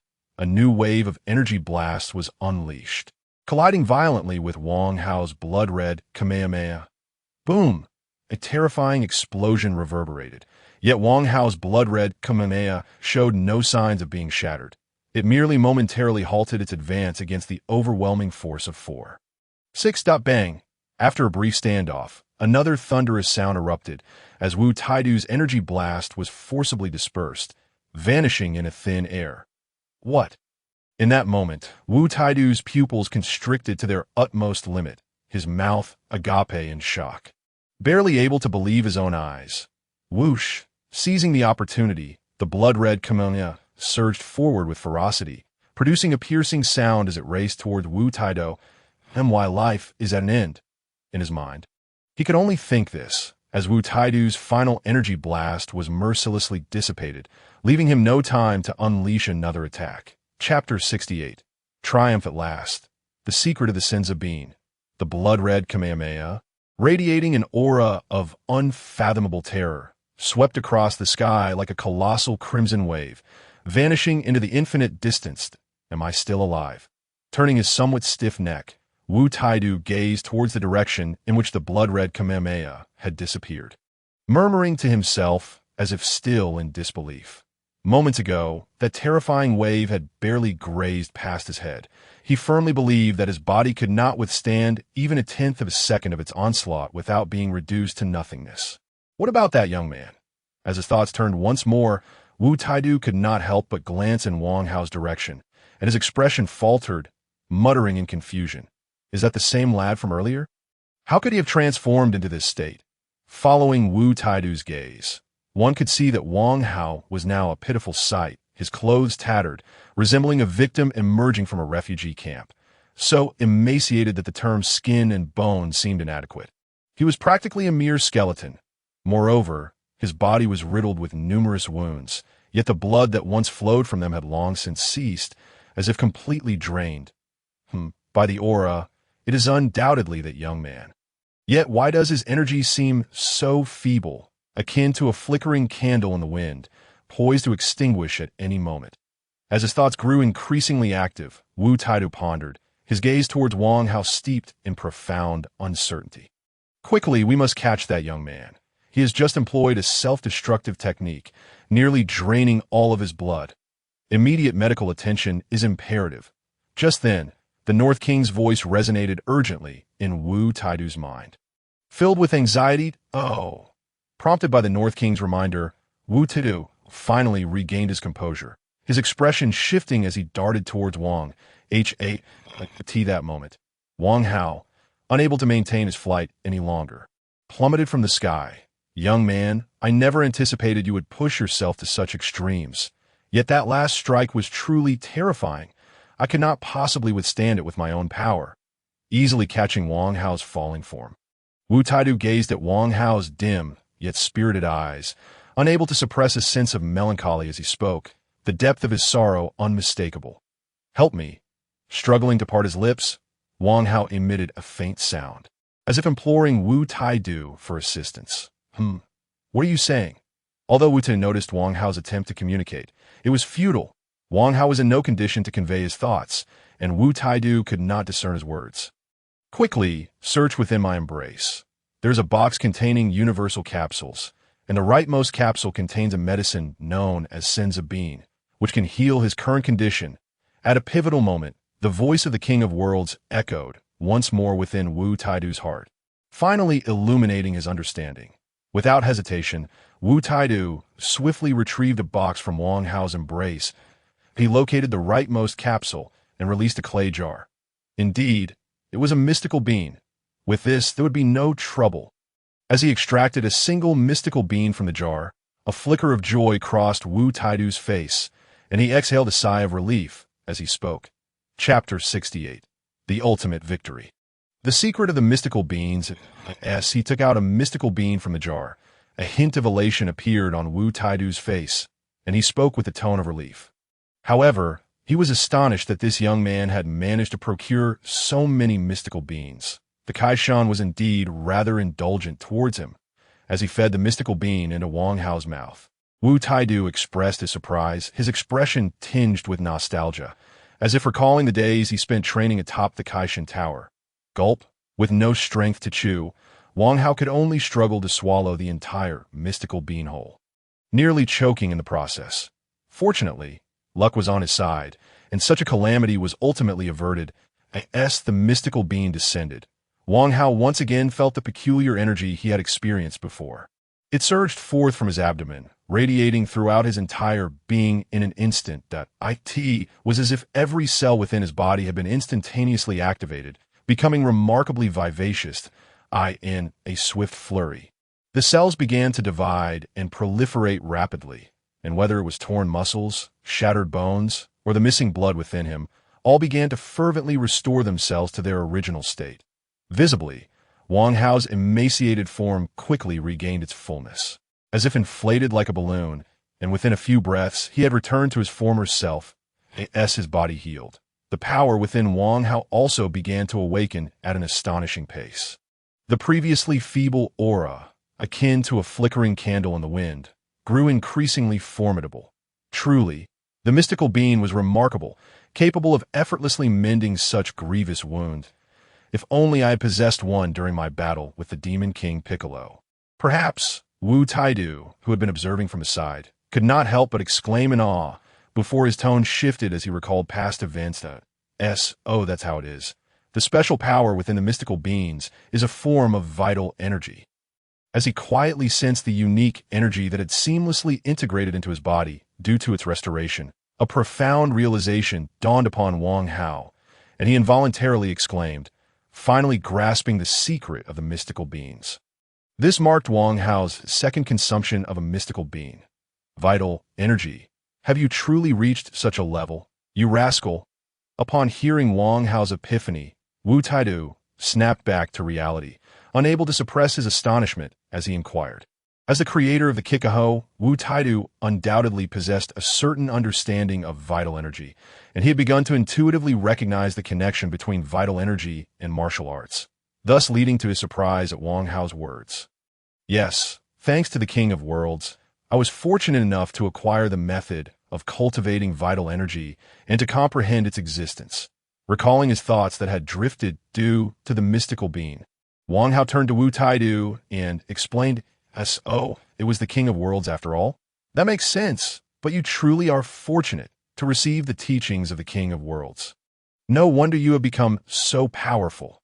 Upon hearing Wang Hao's explanation, a look of understanding flashed in Wu Taidu's eyes, and he spoke with a hint of envy in his tone. Chapter 69. The North Kai's Teachings. The King Fist in the universe of the living. Although the King of Worlds is the nominal ruler, their actual control over the cosmos is quite limited due to the existence of many powerful beings who have evaded their grasp. In fact, after the deliberate machinations of these formidable entities, very few in the universe are even aware of the King's existence, resulting in a chaotic state of affairs, in stark contrast, the realm of the afterlife, where the kings reside, exhibits immense control. Everyone there is acutely aware of the king's presence. Thus, Wu Taidu felt a deep envy towards Wang Hao, akin to a common citizen in a nation coveting the attention of a national leader bestowed upon another ordinary citizen. At this moment, Wu Taidu's lack of jealousy was indicative of his profound state of mind. You two come down here. Just as the topic of the kings was broached, the voice of the North Kai suddenly resonated in the hearts of Wang Hao and Wu Taidu. Both were momentarily taken aback and instinctively turned their gazes towards the ground. There they saw the North Kai, having inexplicably arrived in his small car. Without hesitation, both Wu Taidu and Wang Hao descended and landed beside the North Kai's vehicle. You two, before either Wang Hao or Wu Taidu could speak, the North Kai eagerly began to berate them, offering a torrent of complaints without repetition. Yet despite this, the concern in his tone was unmistakable, a sentiment captured by both Wang Hao and Wu Taidu. Hence, both remained silent, adopting a demeanor of respect and attentiveness as they absorbed the lesson. Have you both grasped the essence of this? After an indeterminate period, the North Kai finally ceased his tirade and, disregarding his slightly disordered breathing, continued with a serious demeanor, inquiring further. Understood? Understood. Upon hearing this, both men jolted and quickly responded, evidently impressed by the North Kai's profound lecturing prowess. Good. It's reassuring to know you comprehend. Seeing their response, the North Kai nodded in satisfaction, embodying the look of a teacher pleased with his students. However, the North Kai's expression soon turned serious once more. His gaze fixated on Wang Hao as he spoke. But what was that self-destructive technique you used earlier? How could it possess such terrifying power? Upon hearing the North Kai's inquiry, Wu Taidu's interest was piqued, and he looked at Wang Hao with a fierce determination. That technique I just used was born out of desperation, a sudden inspiration that struck me. The principle behind it is to ignite the vital energy within my blood, transforming it into an incredibly ferocious force, thereby amplifying the power of the Kikaho. Meeting their intense and curious gazes, Wang Hao pondered briefly before explaining. Ignite the vital energy within the blood, you say? How intriguing. Blood, as a vital substance nourishing the entire body, contains the most abundant and rich vital energy. It's no wonder such a terrifying force can be unleashed in an instant. Chapter 69. The North Kai's Teachings. The King Fist. Ignite the vital energy within the blood, you say? How intriguing. Blood, as a vital substance nourishing the entire body, contains the most abundant and rich vital energy. It's no wonder such a terrifying force can be unleashed in an instant. Upon hearing Wang Hao's explanation, a look of enlightenment crossed the North Kai's face as he murmured to himself, having comprehended the concept completely. Meanwhile, Wu Taidu's gaze also reflected a sense of realization, tinged with a newfound respect for Wang Hao. But you truly are a prodigy. You grasped the essence of the vital energy technique the moment I taught you. Now, I haven't even instructed you on the King Fist yet, and you've already touched upon its core. Suddenly, it seemed as if the North Kai had suffered a blow, speaking with a tinge of dejection as he regarded Wang Hao. The essence of the King Fist? Does that mean your King Fist is also related to vital energy, King of Worlds? Upon hearing the North Kai's words, Wang Hao's expression stiffened, and he quickly reacted with astonishment. Indeed, or do you think that the exponentially increasing power comes from thin air? It can only be unleashed through the transformation of vital energy within the body. With a roll of his eyes, the North Kai spoke tersely, unveiling the secret of the King Fist. That's the secret of the King Fist. I should have realized it long ago. Upon hearing the North Kai's definitive response, a spark of inspiration ignited in Wang Hao's eyes, and he found himself murmuring to himself, overwhelmed by a surge of ideas. Burning the vital energy within the blood can unleash immense power.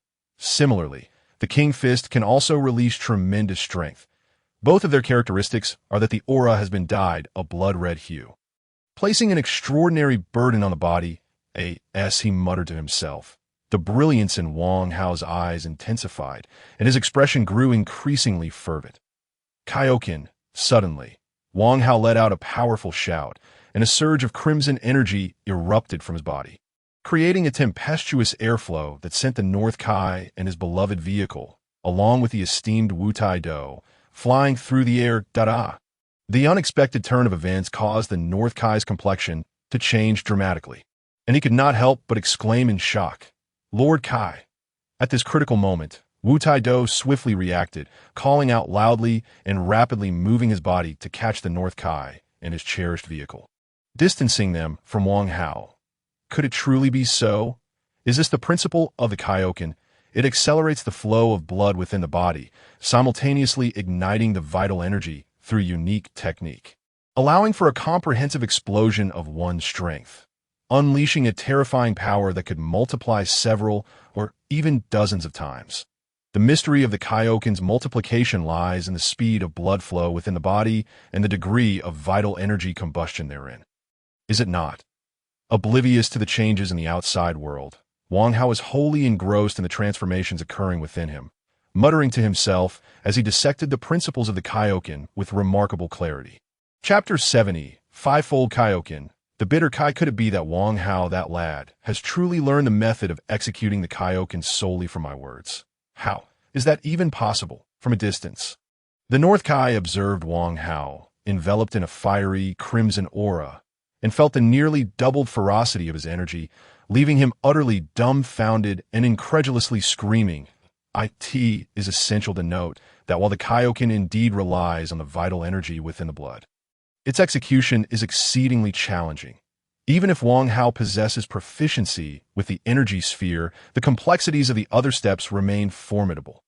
Not to mention, just mastering how to ignite the vital energy within the blood without causing actual harm or collapsing the body requires exceptionally specialized skills. Thus, the difficulty of executing the Kaioken is not far behind that of the energy sphere. How could it possibly be so easily learned?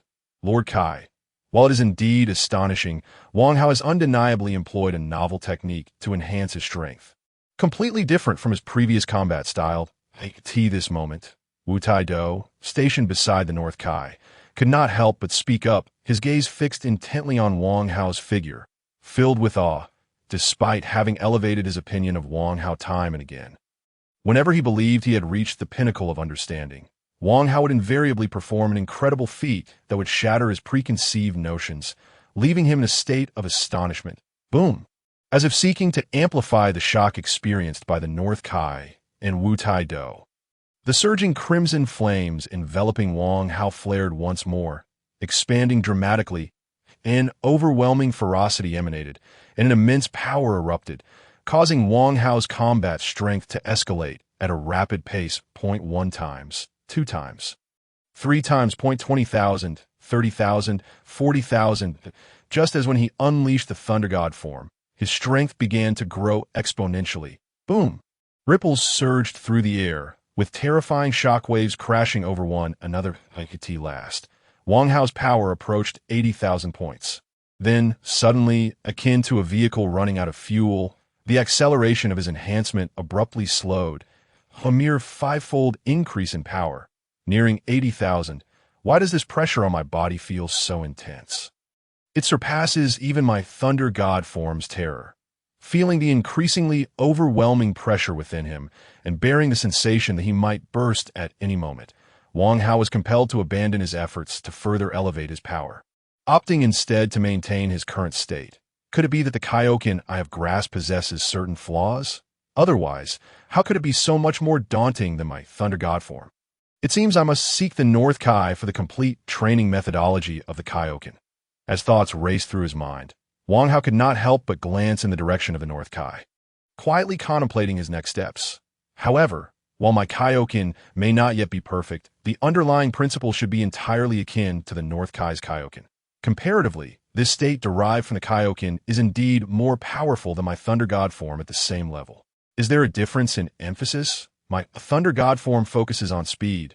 Perhaps, in the future, I could invest some time in merging these two skill states, potentially yielding an even more formidable state technique. Feeling the tumultuous and terrifying power surging within him, Wang Hao's thoughts began to race, and he could not help but muse. However, achieving this goal does not seem to be an easy feat. It would be wise to first resolve the matter of the Kaioken thoroughly.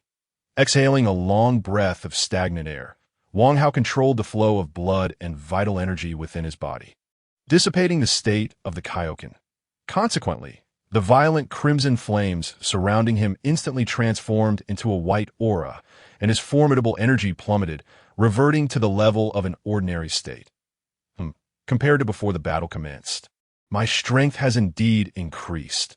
Am I nearing 16,000 points? Silently clenching his fist, Wang Hao felt a noticeable surge in power compared to his initial state, and a glimmer of brilliance ignited in his eyes, prompting his thoughts to spiral once more that if I were a scion, after that previous battle, I would surely have multiplied my strength several times upon recovering, replaying the images of Goku and Vegeta's rapid power growth after their battles in his mind.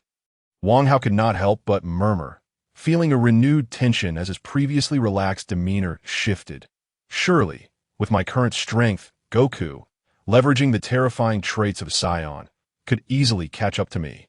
Contemplating this, Wang Hao felt an overwhelming pressure descend upon him, nearly rendering him breathless. It seems imperative to commence a new round of training post-haste. After all, if my talent cannot keep pace, I must exert every effort during this relatively safe period to widen the gap. Otherwise, the challenges ahead will only grow more daunting.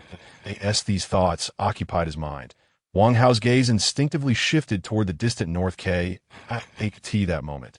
Having noted Wang Hao's return to a calmer state following the dissolution of the Kaioken, the North Kai and Wu Tai Do made their way toward him.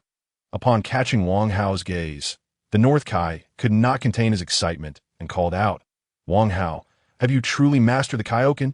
Perhaps due to the surreal nature of Wang Hao's performance, even witnessing it firsthand, the North Kai could not help but harbor a hint of skepticism, only fully believing it upon hearing Wang Hao's confirmation. If what you, Lord Kai, said about the essence of the Kaioken is accurate, then the power I just exhibited is undoubtedly the Kaioken.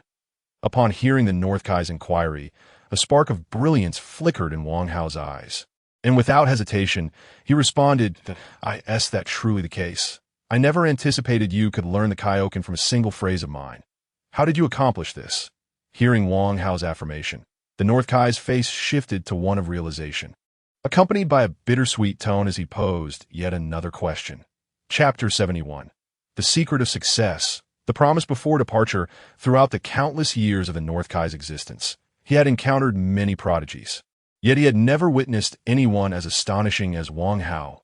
This left him utterly perplexed, unable to comprehend Wang Hao's growth, compelling him to inquire directly. As the North Kai spoke, Wu Tai Do beside him perked up, clearly intrigued by Wang Hao's secret as well. "Well, in truth, I am not as formidable as you imagine.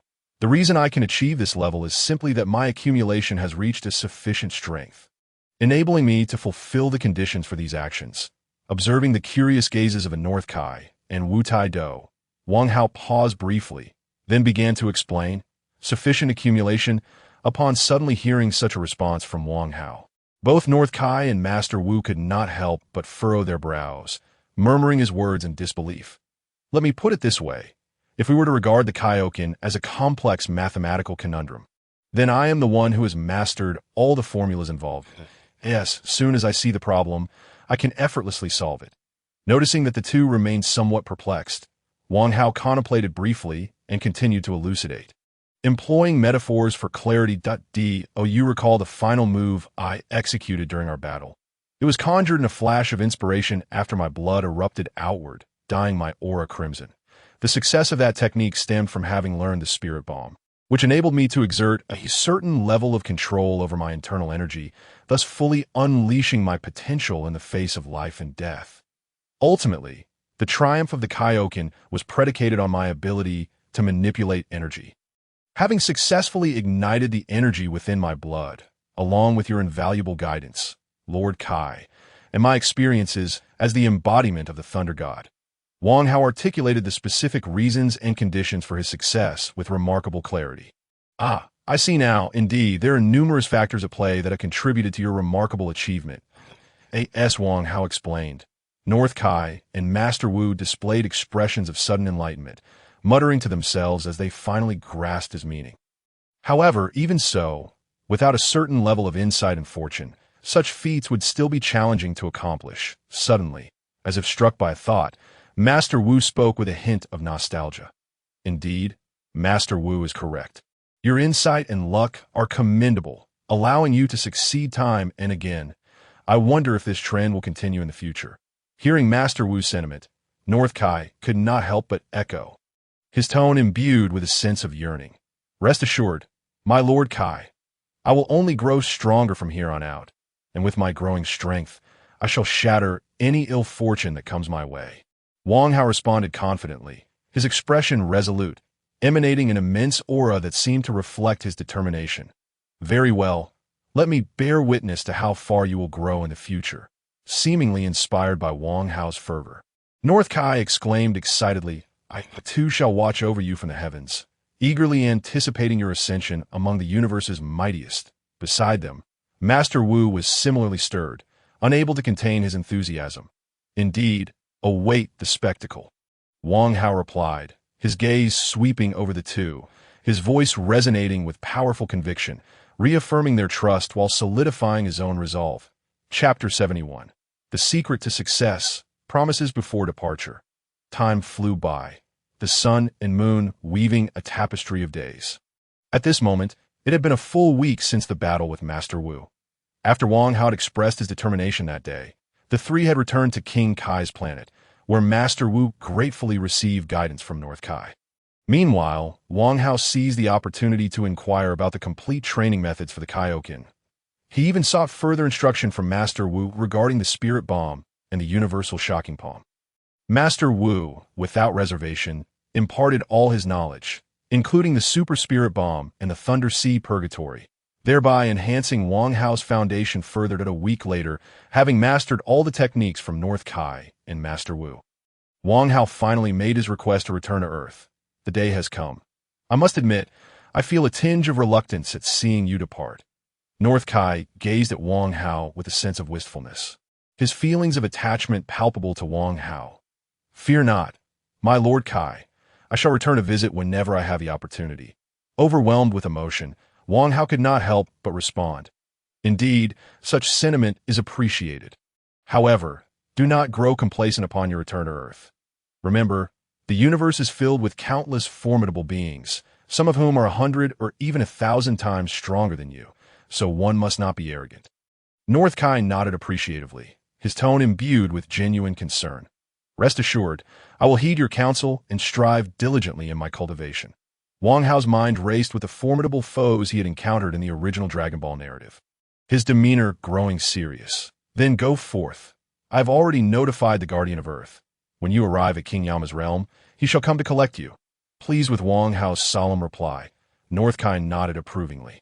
Thank you, my Lord Kai. A hint of joy graced Wang Hao's face as he expressed his gratitude, then turned to the silently standing Master Wu. I end the days spent in the underworld. I trust you have come to recognize the lowly status of Earth within the cosmos. Upon your return, I hope you will strive to develop martial arts on Earth, empowering our home planet, as I have entrusted my skills to you. Gazing intently into Wang Hao's eyes, Master Wu smiled warmly, but spoke with earnestness. Do not worry, Senior.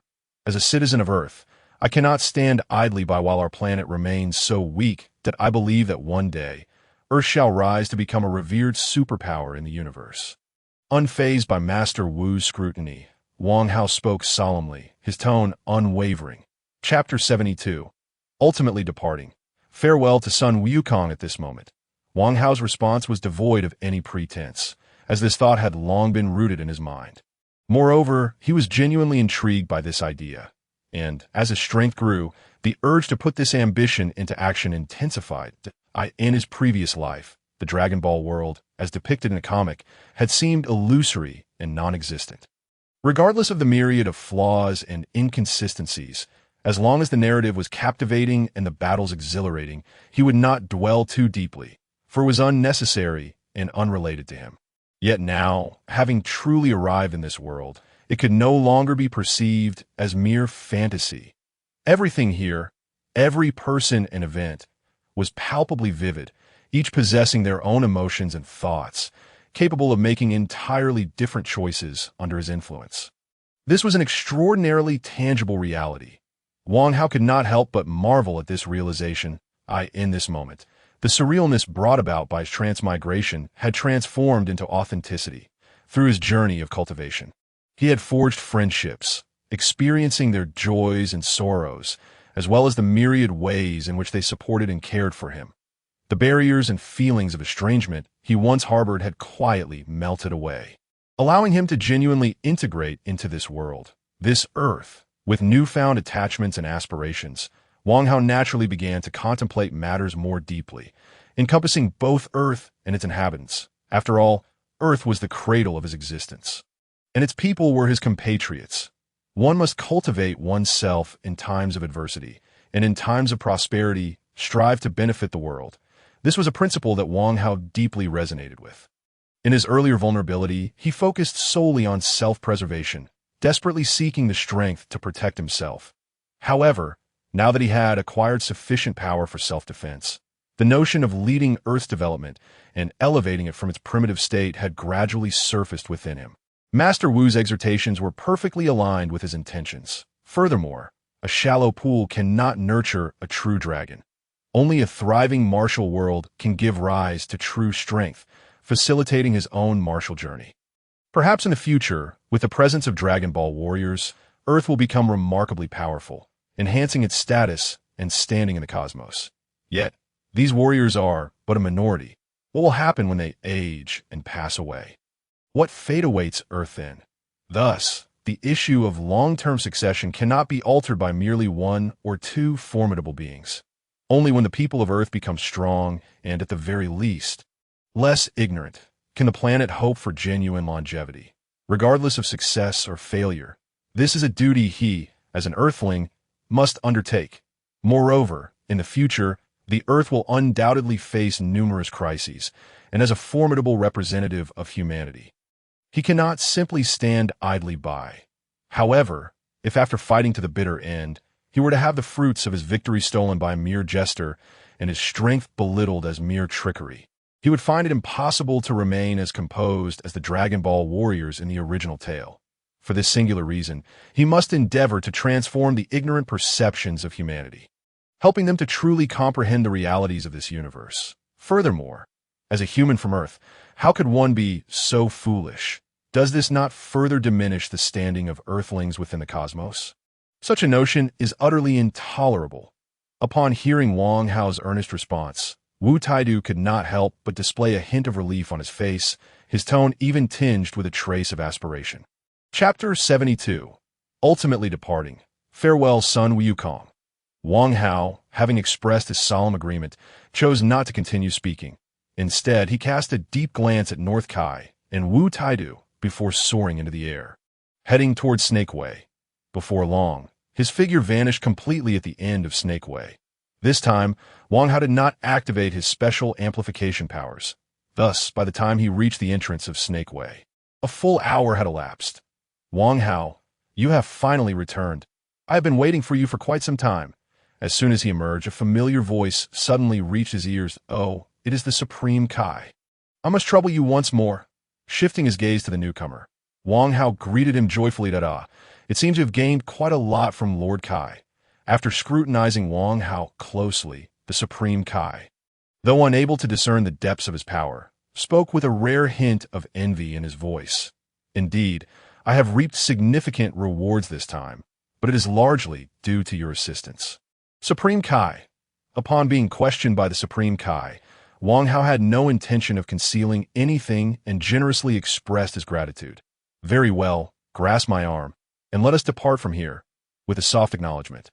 The Supreme Kai did not dwell on Wang Hao's gratitude, but instead extended an arm. Seeing that the Supreme Kai had no desire to continue the conversation, Wang Hao did not hesitate and took hold of his arm. With a swift sound as time and space shifted, the familiar scenery of the Divine Palace reappeared before Wang Hao's eyes. Wang Hao, you have indeed returned. Come, let us fight. I have become much stronger since our last encounter. Just as Wang Hao returned to the Divine Palace, even before his vision had fully cleared, a voice he knew all too well rang out in his ears. Son Wukong. Wang Hao mused inwardly, immediately turning his gaze towards the source of the voice. How about it? Do you want to battle me? I have grown significantly stronger this time and will not lose to you easily. Upon seeing Wang Hao, Sun Wukong's excitement only intensified, and he could not help but shout in anticipation. In an instant, he unleashed his energy, demonstrating that he was indeed much stronger than before. Chapter 73. Troubles. Entering the hyperbolic time chamber, the overwhelming energy released from Sun Wukong created a whirlwind around him, a result of the rapid expansion of his internal power. How is it? How is it? My strength is formidable now. Isn't it? Sun Wukong exclaimed excitedly, his expression filled with anticipation as he awaited Wang Hao's astonishment. Not bad, not bad. You have indeed reached a battle power of 3,000. However, if you wish to challenge me, you still fall woefully short. With a mere flicker of perception, Wang Hao instantly gauged Sun Wukong's current battle power and replied nonchalantly, his own energy erupting forth. Boom! The air seemed to resonate with a thunderous roar as a wave of energy burst from Wang Hao, completely suppressing Sun Wukong's presence. How powerful! You are indeed many times stronger than I am now. And this must be your ordinary state. Just how strong would you be in that lightning form? Straining to withstand the energy Wang Hao released, Sun Wukong could not help but exclaim in awe, his eyes glowing with fervor. Show me. Let me see your full strength so I may know just how much stronger you have become over these past few months. Brimming with excitement, Sun Wukong urged, his gaze fixed intently on Wang Hao, his expression reflecting utmost eagerness. Perhaps not. Let us save that for another time. Suddenly, Wang Hao lowered his energy to that of an ordinary person, chuckling lightly. What? Why not? I've been looking forward to this. Sun Wukong's expression shifted to one of disbelief, his tone imbued with a hint of melancholy. If you wish to gauge my true power, then you must see how much you can compel me to unleash. If you cannot draw out my full strength, then knowing it would be of no consequence. With a light-hearted chuckle, Wang Hao reiterated, showing no intention of revealing his true capabilities. Very well. Then I shall personally test your strength. Sun Wukong's eyes lit up with determination as he excitedly declared, his form flickering as he launched a punch towards Wang Hao without hesitation. The attack was sudden and left Wang Hao with no time to prepare, akin to a sneak attack. However, with a sharp crack, Wang Hao effortlessly caught Sun Wukong's fist, bringing his momentum to an abrupt halt. I ask you, was the power I just displayed not sufficient? You must at least reach that level before challenging me. Wang Hao remarked, gazing at Sun Wukong with a mix of exasperation and bemusement. Did you really react that swiftly? I thought I might catch you off guard. Sun Wukong, not heeding Wang Hao's words, expressed his disappointment, yet his excitement only grew. All right, with less than 4 months until the next World Martial Arts Tournament. How about we battle then? I believe Krillin and the others will also surprise you. Wang Hao, seeing Sun Wukong's enthusiasm, let out a resigned sigh and attempted to divert his attention. 4 months until the World Martial Arts Tournament. I understand. I will train even harder to draw out more of your strength during the tournament. Upon hearing Wang Hao's suggestion, Sun Wukong's eyes sparkled with renewed determination, his enthusiasm palpable. Chapter 73. Troubles. Entering the hyperbolic time chamber, seeing Sun Wukong's eyes light up with excitement, Wang Hao encouraged him, subtly guiding him in the right direction. Yes, I must begin my training immediately. 4 months is not a long time at all. Under Wang Hao's guidance, Sun Wukong's fervor for training surged anew, and with a loud shout, he vanished from Wang Hao's sight in a flash, off to train vigorously. Phew, finally managed to mislead him. As Sun Wukong departed, Wang Hao exhaled deeply, feeling as though he had narrowly escaped a crisis. At the same time, he could not help but reflect. Indeed, dealing with a combat fanatic who is not on your level can be quite troublesome. Wang Hao, Wukong has been mentioning you for quite some time.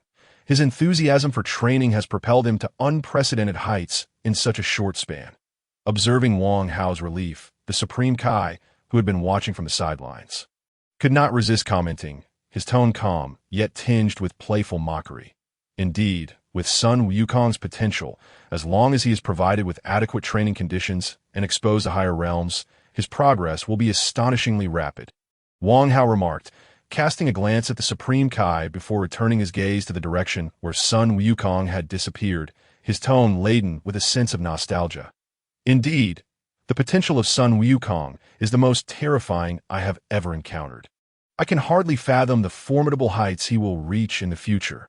Upon hearing Wang Hao's exclamation, the celestial being's expression grew solemn, and he spoke with a tone imbued with anticipation. Celestial, I wish to enter the spirit time room for training. Retracting his gaze, Wang Hao looked at the celestial being, whose face was awash with expectation and with a glimmer of resolve in his eyes. He spoke directly. The spirit time room? The celestial being was taken aback by Wang Hao's words, his countenance shifting to one of seriousness as he gazed intently at him. Indeed, you heard correctly. I wish to enter the spirit time room.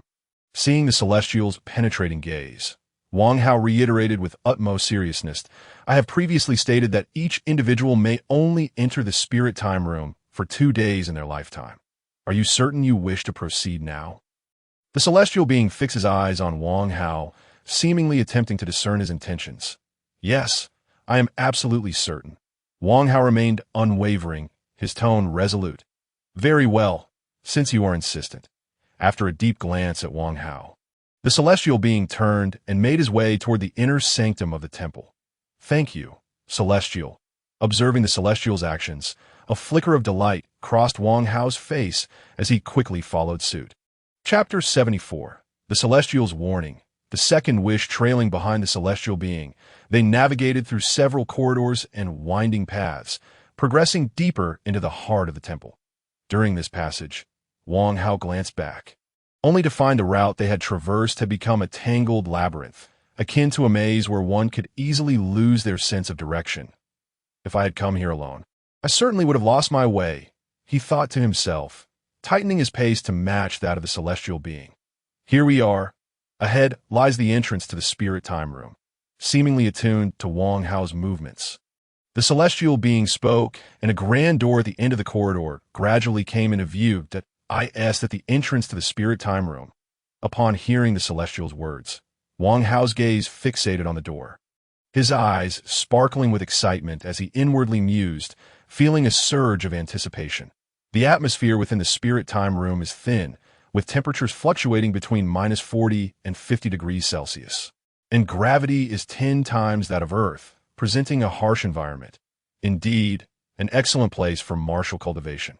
However, as they walked, the celestial began to elaborate on the conditions within the spirit time room. Yet, as his explanation concluded, his tone shifted dramatically, becoming profoundly serious. Yet, these harsh conditions are not the true challenge. The real test lies in one's mental fortitude. At this juncture, the celestial turned to face Wang Hao, his expression grave. Regardless of who you are, spending a year or even several years in an expansive, desolate environment poses a significant challenge to the psyche. If you cannot endure this solitude, your spirit will inevitably suffer irreparable harm. And not only will you fail to grow stronger within, but it will also be detrimental to your future development. In that moment, the celestial's tone was imbued with a sense of urgency, almost as if issuing a warning. Rest assured, I am fully prepared for this, both physically and mentally. After all, to genuinely become stronger, one must be willing to pay a price and embrace the risks inherent in the process of growth. Meeting the celestial's gaze, Wang Hao spoke with unwavering conviction. I understand that your determination to enter the spirit time room stems from a pressing desire to grow stronger, and while I am powerless to dissuade your decision, I must caution you. Sometimes, one need not push themselves too hard in their cultivation, for such an approach often leads to entirely contrary outcomes. The celestial cast a long, contemplative glance at Wang Hao before turning to push open the door to the spirit time room. Fear not, I will fight for the earth. Furthermore, mere solitude pales in comparison to the sensation of death. Without a hint of hesitation, Wang Hao stepped through the door, leaving behind those words that echoed through the air. Bang! In the next moment, the door slammed shut, severing the celestial's surprised and probing gaze. Chapter 74. The Celestial's Warning. The second wish in the blink of an eye, the door closed with a resounding bang, blocking the celestial's astonished and inquisitive eyes. Will the earth face danger? It seems I must prepare in advance. The celestial mused to himself, his eyes glistening with determination as he silently turned to leave. Before him lay a pure expanse of white. Apart from the structure behind him, there was naught else to be found in this vast void. Tap, tap, tap.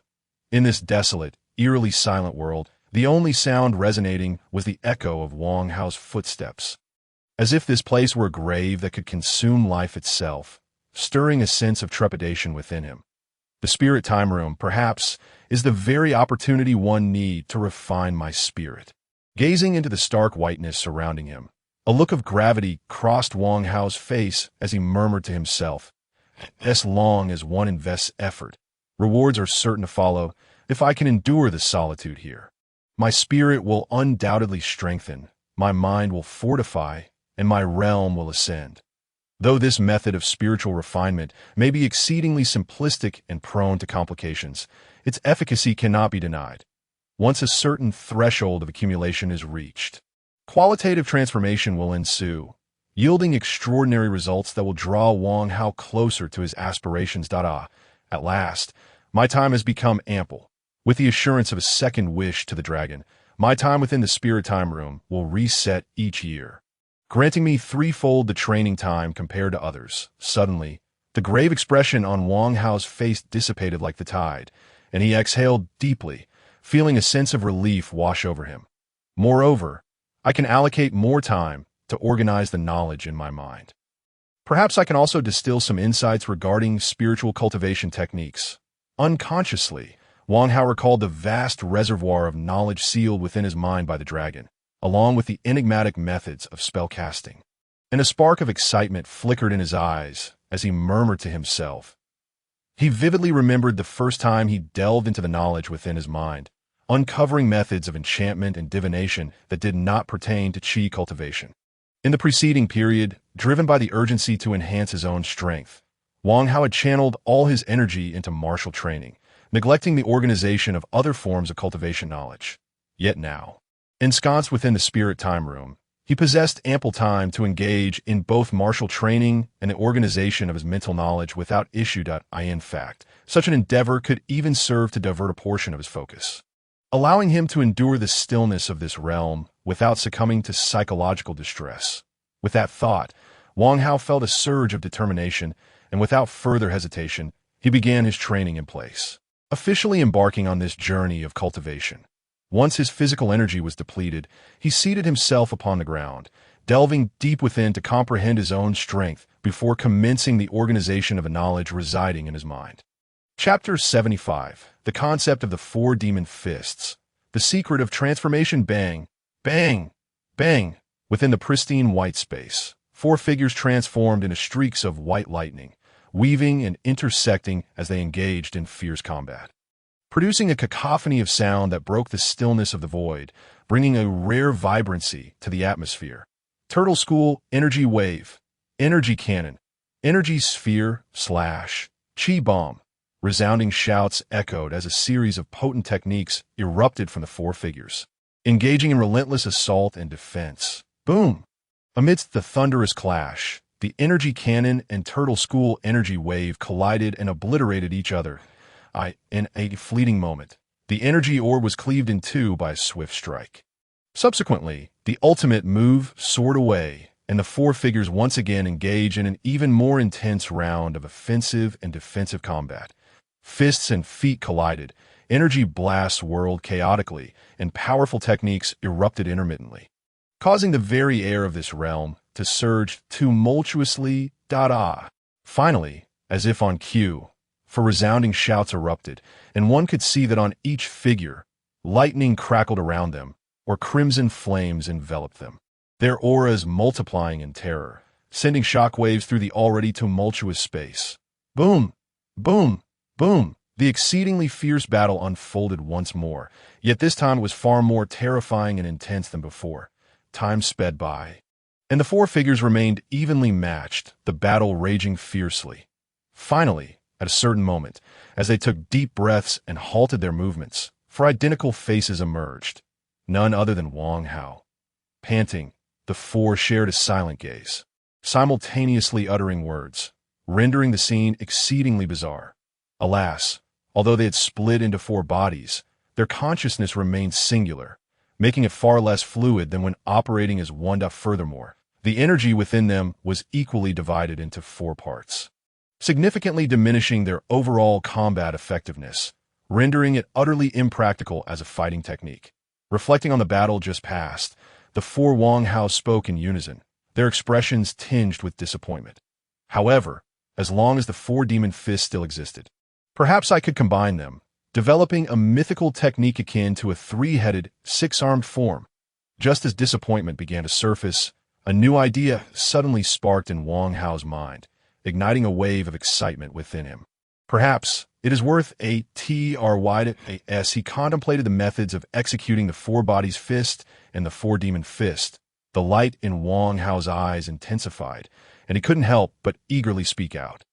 Without delay, he maneuvered the four bodies to converge swiftly into one, relentlessly commencing his experimentation. Chapter 75. The Concept of the Four Demon Fist. Secrets of Transformation. Wang Hao did not hesitate, guiding the four bodies closer together, rapidly merging into a singular entity, and without resting, he began his trials. Focusing his energy, he swiftly adjusted his internal power to an optimal state. A sudden cry erupted as Wang Hao's body bent slightly, as if enduring some unimaginable agony. Gradually, the muscles on his back began to writhe, swelling into two large bulges, as if something were striving to break free. His cry ascended in pitch, and then, with a soft hissing sound, two entirely new arms abruptly sprouted from Wang Hao's back. His astonishment. The four-demon fist proved even more challenging to execute than the four-body's fist. Breathing heavily, Wang Hao murmured to himself, his expression tinged with a hint of excitement. Yet, this feeling is truly extraordinary. It is entirely unlike the four-body's fist. I even feel a slight enhancement in my internal energy, manipulating the newly formed arms. A peculiar light flickered in Wang Hao's eyes as he murmured, seemingly struck by inspiration, that I recall that the North King once mentioned that the so-called transformation races can alter their physical forms to gain enhanced combat capabilities. There are primarily two methods for changing one's physical form. The first involves altering the body's structure itself, enabling it to endure and unleash greater power, thereby enhancing combat effectiveness. The second, however, activates the latent power within the body without changing its structure, potentially causing partial transformations that result in enhanced combat prowess. Strictly speaking, the latter cannot be classified as true transformation. It is merely a special state capable of unleashing greater strength. Yet, due to the partial physical changes and significant combat enhancement it entails, it is categorized under transformations. If one were to seek representatives for these two types, Frisia's Frost Demon race epitomizes the first type, while Goku's Scion race exemplifies the second. Wang Hao murmured, seemingly transported back to the moment he inquired about transformation races from the North King. Under the North King's explanation, it became clear that transformation races, aside from those with inherited bloodlines, could also emerge from individuals who cultivate specialized techniques, thus birthing entirely new transformation races. After all, nothing exists from the outset. Everything has evolved over time to arrive at its current form, including these transformation races. Furthermore, if Wang Hao were to cultivate the power of the Thunder God form to a sufficient level, his body would inherently memorize the essence of the Thunder God transformation.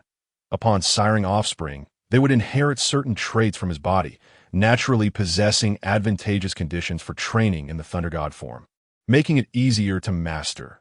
Ultimately, through continuous inheritance, a brand new transformation race could emerge. Perhaps, once I successfully develop the envisioned three-headed, six-armed form, I too will possess the abilities of the first type of transformation. As Wang Hao pondered, the light in his eyes grew ever brighter, and he couldn't restrain himself from murmuring, his expression brimming with excitement.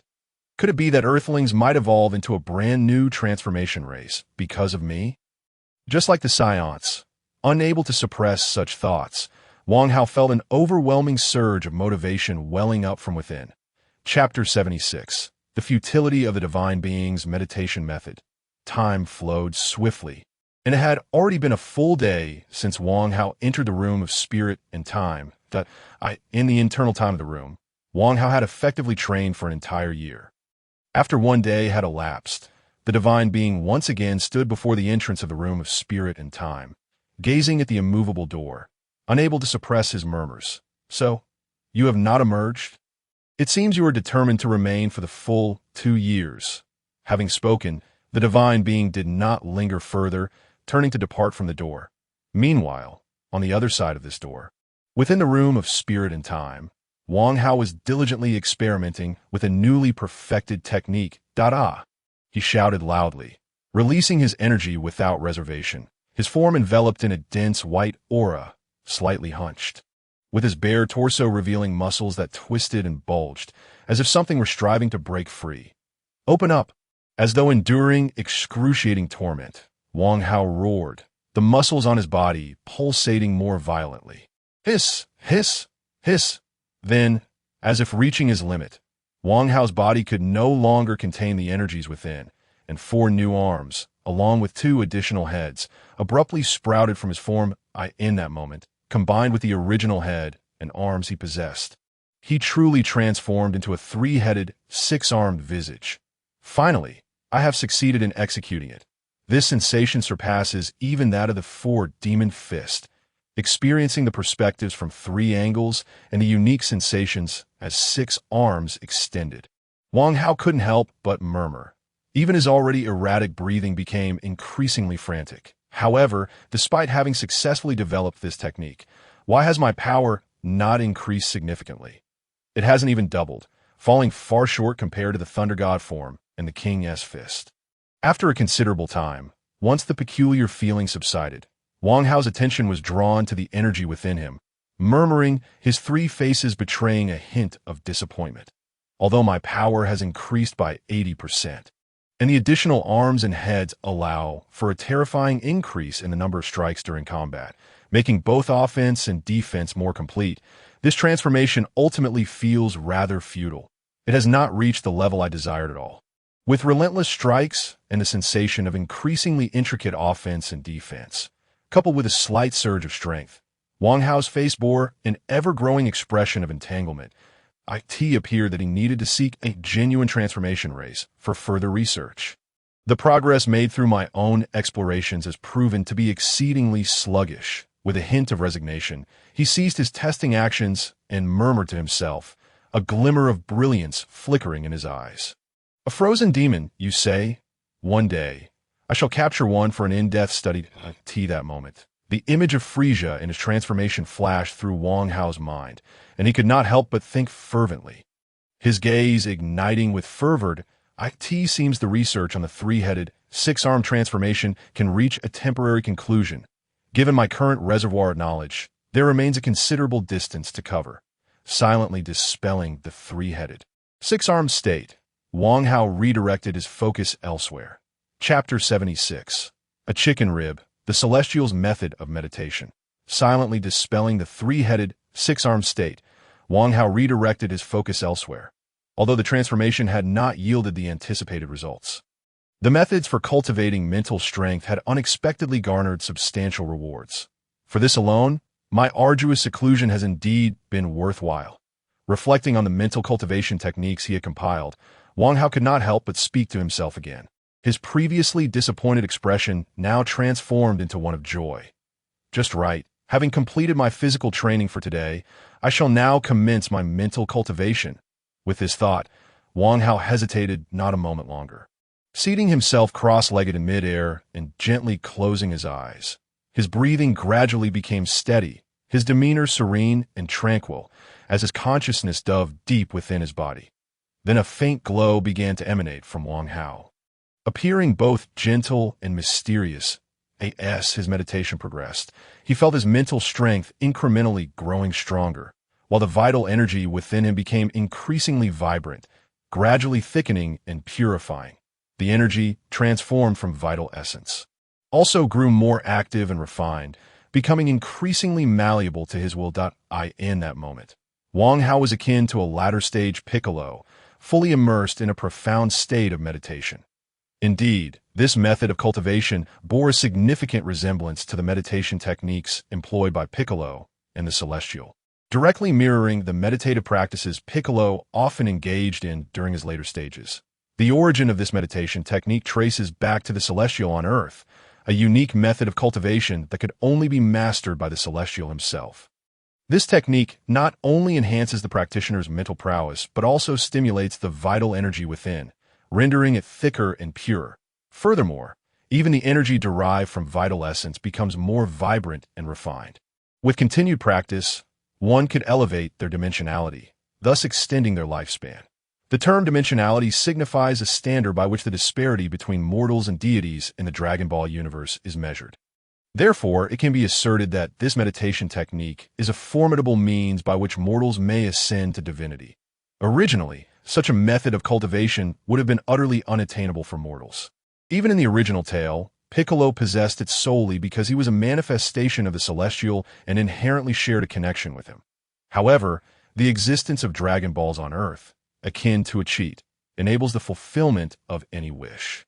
Fortuitously, The knowledge Wang Hao had wished for, encompassing all that pertains to cultivation and enhancement throughout history, included this very technique. Thus, this method of cultivation found its way into Wang Hao's hands, meticulously organized during his year of training within the room of spirit and time. Chapter 77. Harvest, exiting the room of spirit and time. Time once again sped by, and in the blink of an eye, another day had passed outside while a year had elapsed within the room of spirit and time. Throughout that year, Wang Hao entirely abandoned the study of transformation secrets, channeling all his energy into physical training and the practice of meditation, and he lived a life utterly fulfilling, sensing his gradual strengthening, to the point where even the previously desolate surroundings began to take on an air of interest, having no adverse effect on him whatsoever. With such wholehearted dedication, Wang Hao's progress was monumental. His baseline combat power had shattered the 100,000 barrier, soaring to over 110,000, nearing the terrifying realm of 120,000. His physique had grown even more formidable, whether it be the Kaioken or the Thunder God form. Both had been cultivated to a tenfold amplification, and revealing a combat power of 550 was no longer a mere dream. He had truly reached the level of a minor expert in the universe. However, upon reaching this stage, Wang Hao discovered that his advancement had become agonizingly slow, with even the training of the Thunder God form and Kaioken hitting a plateau, leaving him unable to progress further. While his inherent strength was still manageable with diligent training, yielding gradual growth, the same could not be said for the Thunder God form and Kaioken. They had seemingly reached their current limits, as the reservoir of vital energy within him could no longer support further explosive states. Unless he could elevate his vital energy to a new level, he would remain forever confined to the tenfold amplification threshold. Moreover, as his strength continued to rise, should the ratio of energy to his internal vital essence diminish, his amplification multiplier would further shrink until it could no longer amplify at all. It appears that the conventional path of increasing vital energy can no longer keep pace with my progress. I must consume the vital energy from the outside world to further enhance myself. Halting his meditative practice, Wang Hao slowly opened his eyes, murmuring to himself, his gaze inevitably drawn toward the exit of the room of spirit and time. Has 2 years truly slipped by unnoticed? When immersed in cultivation, one loses all sense of time. It seems it is time to leave this place. Moving effortlessly toward the exit, Wang Hao murmured again, his expression betraying a hint of excitement. Despite the passage of time spent in cultivation, 2 years in this desolate space had inevitably accumulated a fair amount of negative emotions within him. Although, with his current mindset and spiritual cultivation, he could easily suppress these negative feelings, it was still not ideal. He needed to express and resolve them appropriately. It seems I shall need to spend some time after exiting to unwind and recalibrate my mindset. Otherwise, if I continue to bottle these emotions, I may encounter significant issues in the future. Instantly realizing the discomfort within his heart, a glimmer of clarity flashed in Wang Hao's eyes as he silently contemplated. As he pondered, Wang Hao found himself at the exit of the room of spirit and time, and without extending his hand to grasp the door, he merely concentrated, summoning a large hand formed from energy that materialized instantaneously before the door. Creak! In the stillness of the environment, a sound resonated, and the entrance door slowly opened under the influence of Wang Hao's energy hand. Welcome back, Wang Hao. As the door swung open, the voice of the celestial echoed in Wang Hao's ears, and his figure came into view. It has indeed been a while. Wang Hao greeted the celestial with great pleasure, his expression growing increasingly animated and joyful. I understand your sentiment, but for me, it has only been 2 days since our last encounter. Chapter 77. Harvest, exiting the room of spirit and time. I understand your sentiment, but for me, it has only been 2 days since our last encounter. Observing Wang Hao's cheerful demeanor, the celestial's expression softened considerably, and he quipped, creating a light-hearted atmosphere. Indeed, that is a fair point.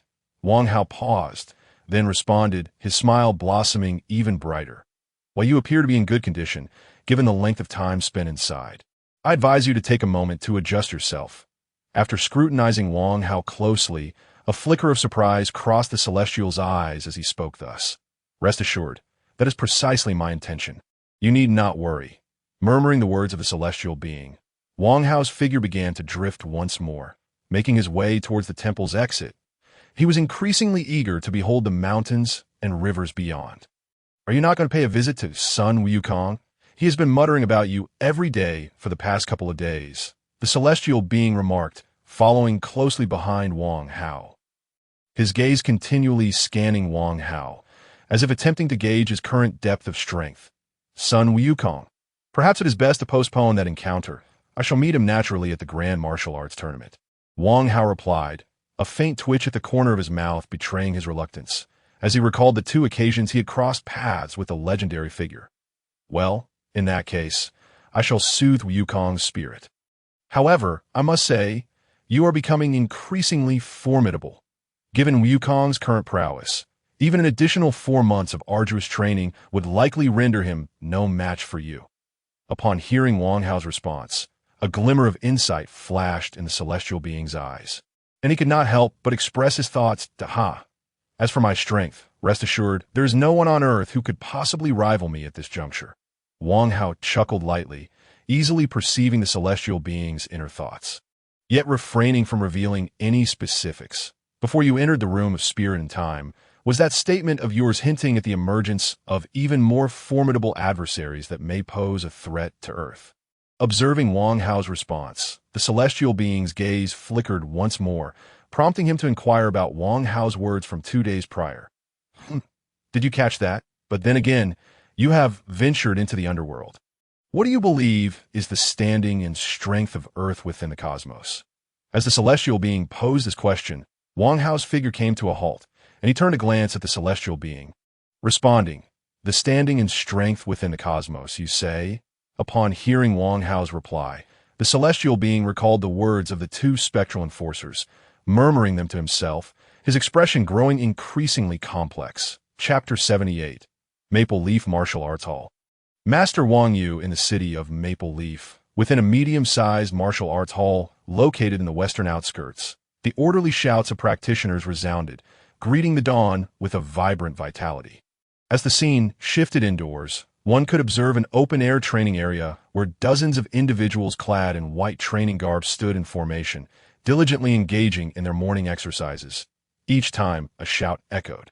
They would unleash a punch, their fists steady and powerful, creating a subtle breeze, indicating they had honed their martial arts to a significant degree.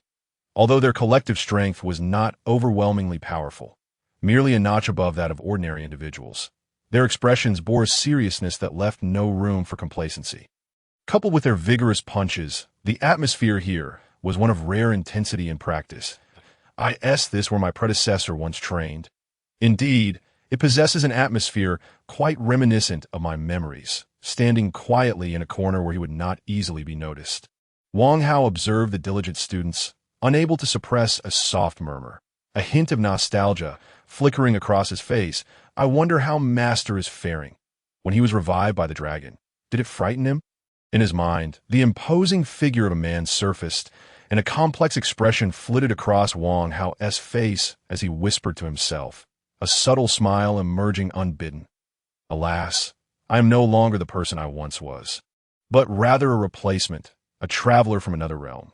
Suddenly, the complexity of Wang Hao's expression settled into tranquility, and he thought to himself, nonetheless, I cannot disregard the sentiments associated with this body. This martial arts hall deserves my attention. Coincidentally, my plan for advancement on Earth requires more individuals to participate, so let us commence from here. Casting aside the influence of his predecessor's memories, Wang Hao's gaze turned to the interior of the martial arts hall, where a potent aura emanated 12 points of combat power. This must belong to my master. With a swift calculation of the intensity of that aura, Wang Hao's eyes sparkled as he vanished from his spot in an instant. Within a tranquil room, the spacious chamber featured only a large character from martial arts hanging on the wall and a single mat on the floor. I could see this moment. A tall figure, with hints of gray in his hair and appearing to be in his 40s or 50s, sat cross-legged on the mat, seemingly immersed in contemplation. Yet, the slight furrow of his brow revealed the challenges he faced. Alas, the essence of martial arts. What are you truly? Why can I not sense your presence? After a prolonged silence, the calm demeanor of the tall figure was suddenly replaced by disappointment, and he sighed, finally opening his eyes. His words indicated that he had been attempting to comprehend the energy within his body. But alas, to no avail. Who are you? Suddenly, the tall figure's countenance froze, his pupils dilating as he fixed his gaze on the figure across from him, exclaiming in surprise. There, a figure stood, having appeared unbeknownst to him, quietly observing. Chapter 78. Maple Leaf Martial Arts Hall. Master Wang, you wait. You are Wang Hao. Before the initial shock could fully dissipate, another exclamation of astonishment, now tinged with delight, replaced it, as the terror on his face swiftly transformed into boundless joy. Indeed, the tall figure before him was none other than Wang Hao's predecessor's master, Wang Yu, the head of the Maple Leaf Martial Arts Hall. Moreover, the name of Wang Hao's predecessor was bestowed upon him by this very man when he took in the orphaned youth. It could be said that the individual before him was the one Wang Hao revered most, their bond akin to that of father and son, if not deeper. Master, it has been far too long. Witnessing the ecstatic expression on the face of the man before him, Wang Hao felt a warmth in his heart, even though he was acutely aware that he was no longer the original Wang Hao. He could not help but call out, "Ha! Little Hao, you are indeed safe? It is truly wonderful to have you back." Upon hearing Wang Hao's call, the joy on Wang Yu's face intensified, and he erupted in a hearty laughter. Rising to his feet with a leap, he swiftly approached Wang Hao, placing a supportive hand on his shoulder, scrutinizing him as if to ascertain that he was indeed unharmed. Faced with such an enthusiastic master, Wang Hao felt a slight discomfort, yet he could not bring himself to use force to push him away. Instead, he swiftly redirected the conversation. "Master, were you just attempting to comprehend the energy?" Upon mentioning the earlier scene, Wang Yu's elation momentarily faltered, as if the memories of his continuous failures resurfaced, dimming his expression once more. "Yes. Ever since witnessing the power of energy at the hands of the villainous Piccolo, I have been in search of its essence. Alas, my talents are woefully inadequate. After investing over 880 years, I still have nothing to show for it." Staring blankly at his own hands, Wang Yu spoke with a dejected countenance. The joy of Wang Hao's return seemingly evaporating. Master observing Wang Yu's disheartened demeanor, Wang Hao's expression shifted, unable to hold back his concern like a tea that moment. He truly grasped how arduous the path of cultivation was for ordinary individuals in the Dragon Ball world. "Do not fret. After so many failures, I have long since come to terms with it.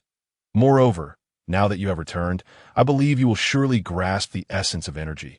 Hearing Wang Hao's encouragement, Wang Yu's expression brightened slightly, and he turned his gaze back to Wang Hao, speaking with renewed hope, his eyes glimmering with expectation. At this point, it was evident that Wang Yu had relinquished his own aspirations of comprehending the energy, placing all his hopes on Wang Hao instead.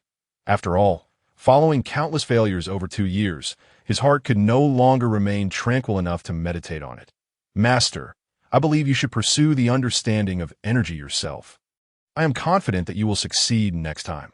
Feeling the weight of Wang Yu's hopeful gaze upon him, Wang Hao's expression suddenly turned serious as he spoke. Chapter 79. Wang Hao's Methods. Vitality Guidance. Next time, there is no need to flatter your master. I am acutely aware of my own limitations. With my talents, I am destined to be forever estranged from the essence of energy in this lifetime. He paid no heed to Wang Hao's words, merely regarding them as a form of consolation and encouragement. Let us not rush to conclusions. One must remember that anything is possible. Observing Wang Yu's steadfast belief that he could not sense qi, Wang Hao could not help but frown slightly. He spoke once more, while simultaneously releasing a surge of energy. As Wang Yu was intently gazing at him, the manifested energy was instantly perceived by him. Visibly, Wang Yu's expression abruptly froze, only to be swiftly replaced by an incredulous look. "Is this qi?" He stared intently at the energy in Wang Hao's hand, his voice stammering, clearly shaken to the core. "Indeed, this is qi," Wang Hao affirmed with certainty as he directed the energy towards Wang Yu. "Qi truly is qi. I cannot believe I'm actually witnessing it again." Gazing at the softly glowing energy that floated before him, Wang Yu murmured, his entire body trembling with excitement. How many endless nights have passed? Ever since I was effortlessly defeated by the Demon King Piccolo, I have not stopped yearning for this power. Now it has finally reappeared before me. How could I not feel exhilarated? I have now grasped the essence of Qi. I can use my Qi to guide and awaken the dormant energy within you. If you seize the opportunity to comprehend it, you will undoubtedly succeed in sensing the existence of Qi. Observing Wang Yu, who was overwhelmed with excitement, a smile blossomed on Wang Hao's face as he continued to explain. Is that truly the case? Can I really sense the existence of Qi? As soon as Wang Hao's words fell, Wang Yu's gaze fixated on him, his eyes gleaming with an unprecedented fervor, his tone urgent, his body trembling even more violently. This moment. Wang Yu's emotions had clearly reached a peak of exhilaration. It would not be surprising if he fainted from the intensity of his excitement upon receiving Wang Hao's affirmative reply. Yes, there is absolutely no doubt.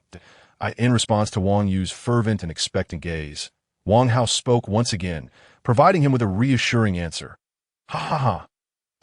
Wang Yu, can finally sense Qi. This is simply marvelous. Upon hearing Wang Hao's confirmation, Wang Yu could no longer contain himself and burst into a fit of joyous laughter, so exuberant that tears streamed down his face. Witnessing this display, Wang Hao chose not to interrupt, standing quietly to the side, patiently waiting for him to regain his composure. After a full quarter of an hour, the laughter gradually subsided, ultimately fading away. At this point, Wang Yu's expression had returned to a tranquil state, though his eyes, now significantly brighter than before, revealed the transformation that had taken place within him. Let us begin. I can hardly wait to possess Qi. With a gaze ablaze with determination, Wang Yu spoke without hesitation. Chapter 79. Wang Hao's Methods, Guiding the Vital Energy. Please, Master, assume the seated position as before. Observing Wang Yu's swift emotional stabilization, Wang Hao silently praised him and instructed without a trace of hesitation.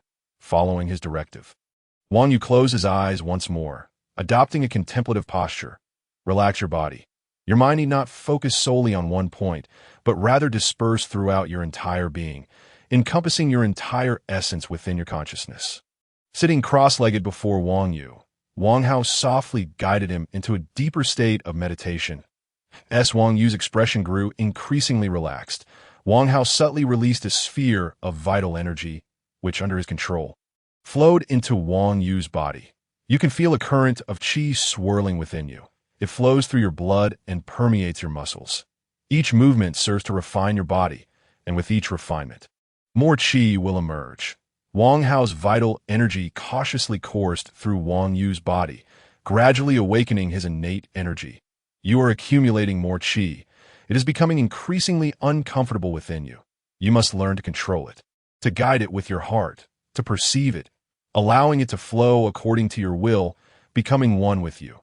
Continuously articulating his guidance, Wang Hao quickened the flow of his vital energy, intensifying the transformation of Wang Yu's physique. Gradually, the vital energy Wang Hao had infused into Wang Yu's body began to dwindle. However, under the transformative process, Wang Yu's body had undergone a remarkable metamorphosis, becoming several times stronger. As his physique strengthened and his internal energy surged, a current of Qi naturally emerged within him. Easily perceptible to his senses, slowly, a faint glow began to radiate from Wang Yu's form, a manifestation of his newfound ability to manipulate the Qi within him. At this juncture, Wang Hao quietly stood, halting his guiding actions, for he had fulfilled his part. Now, it would depend on Wang Yu's own understanding. 100 points of vital energy may seem modest to me, but for your current physique, it is indeed the limit. Wang Hao murmured to himself, keenly observing the changes within Wang Yu. Indeed, the absorption rate is commendable. His overall combat prowess has risen from 12 to 38 points. He should now easily be able to sense Qi. After assessing Wang Yu's current combat capabilities, Wang Hao felt a sense of confidence wash over him, if to affirm Wang Hao's accurate judgment. In that very instant, a series of faintly glowing energies were drawn forth by Wang Yu and gathered within his palms. I did it. I truly succeeded. At some point, Wang Yu had opened his eyes and was now staring in awe at the energy accumulating in his hands. repeatedly murmuring to himself. Chapter 80. Wang Hao's decision. The transformation of mindset, this moment. Although Wang Yu's reaction was less exaggerated than before, Wang Hao understood that his inner emotions were undoubtedly surging with intensity. Wang Yu was completely immersed in his own world. Seemingly oblivious to Wang Hao's presence, he resembled a child who had just received a new toy, repeatedly gathering and releasing the qi, experimenting with various manipulations. Thoroughly engrossed in play. Seeing this, Wang Hao made no attempt to disrupt him, maintaining a smile as he quietly observed from the side. It was unclear how much time had elapsed, but eventually, the excitement on Wang Yu's face began to subside, and his gaze regained a hint of clarity. Then, sensing an inappropriate atmosphere, his cheeks flushed slightly as he hurriedly looked in Wang Hao's direction. Ahem, Wang Hao, my outburst was purely due to overwhelming excitement. You understand, don't you? Noticing Wang Hao's gaze upon him, Wang Yu's expression grew increasingly awkward. He stammered, seemingly attempting to downplay his earlier childish behavior. Indeed, I shall not speak of it. Your behavior was rather childlike. Master. Observing Wang Yu's demeanor, Wang Hao's smile widened, though he responded playfully, Enough. Let us not dwell on that. Let us pretend it never happened, shall we? Instead, let us discuss your experiences over the years. I am quite curious about how you have learned to sense qi.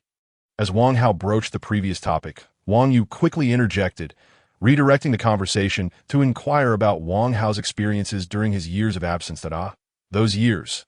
Upon suddenly hearing Wang Yu inquire about his experiences over the years, Wang Hao could not help but swiftly traverse through the vivid memories since his arrival in this world, that a sense of nostalgia washed over his countenance.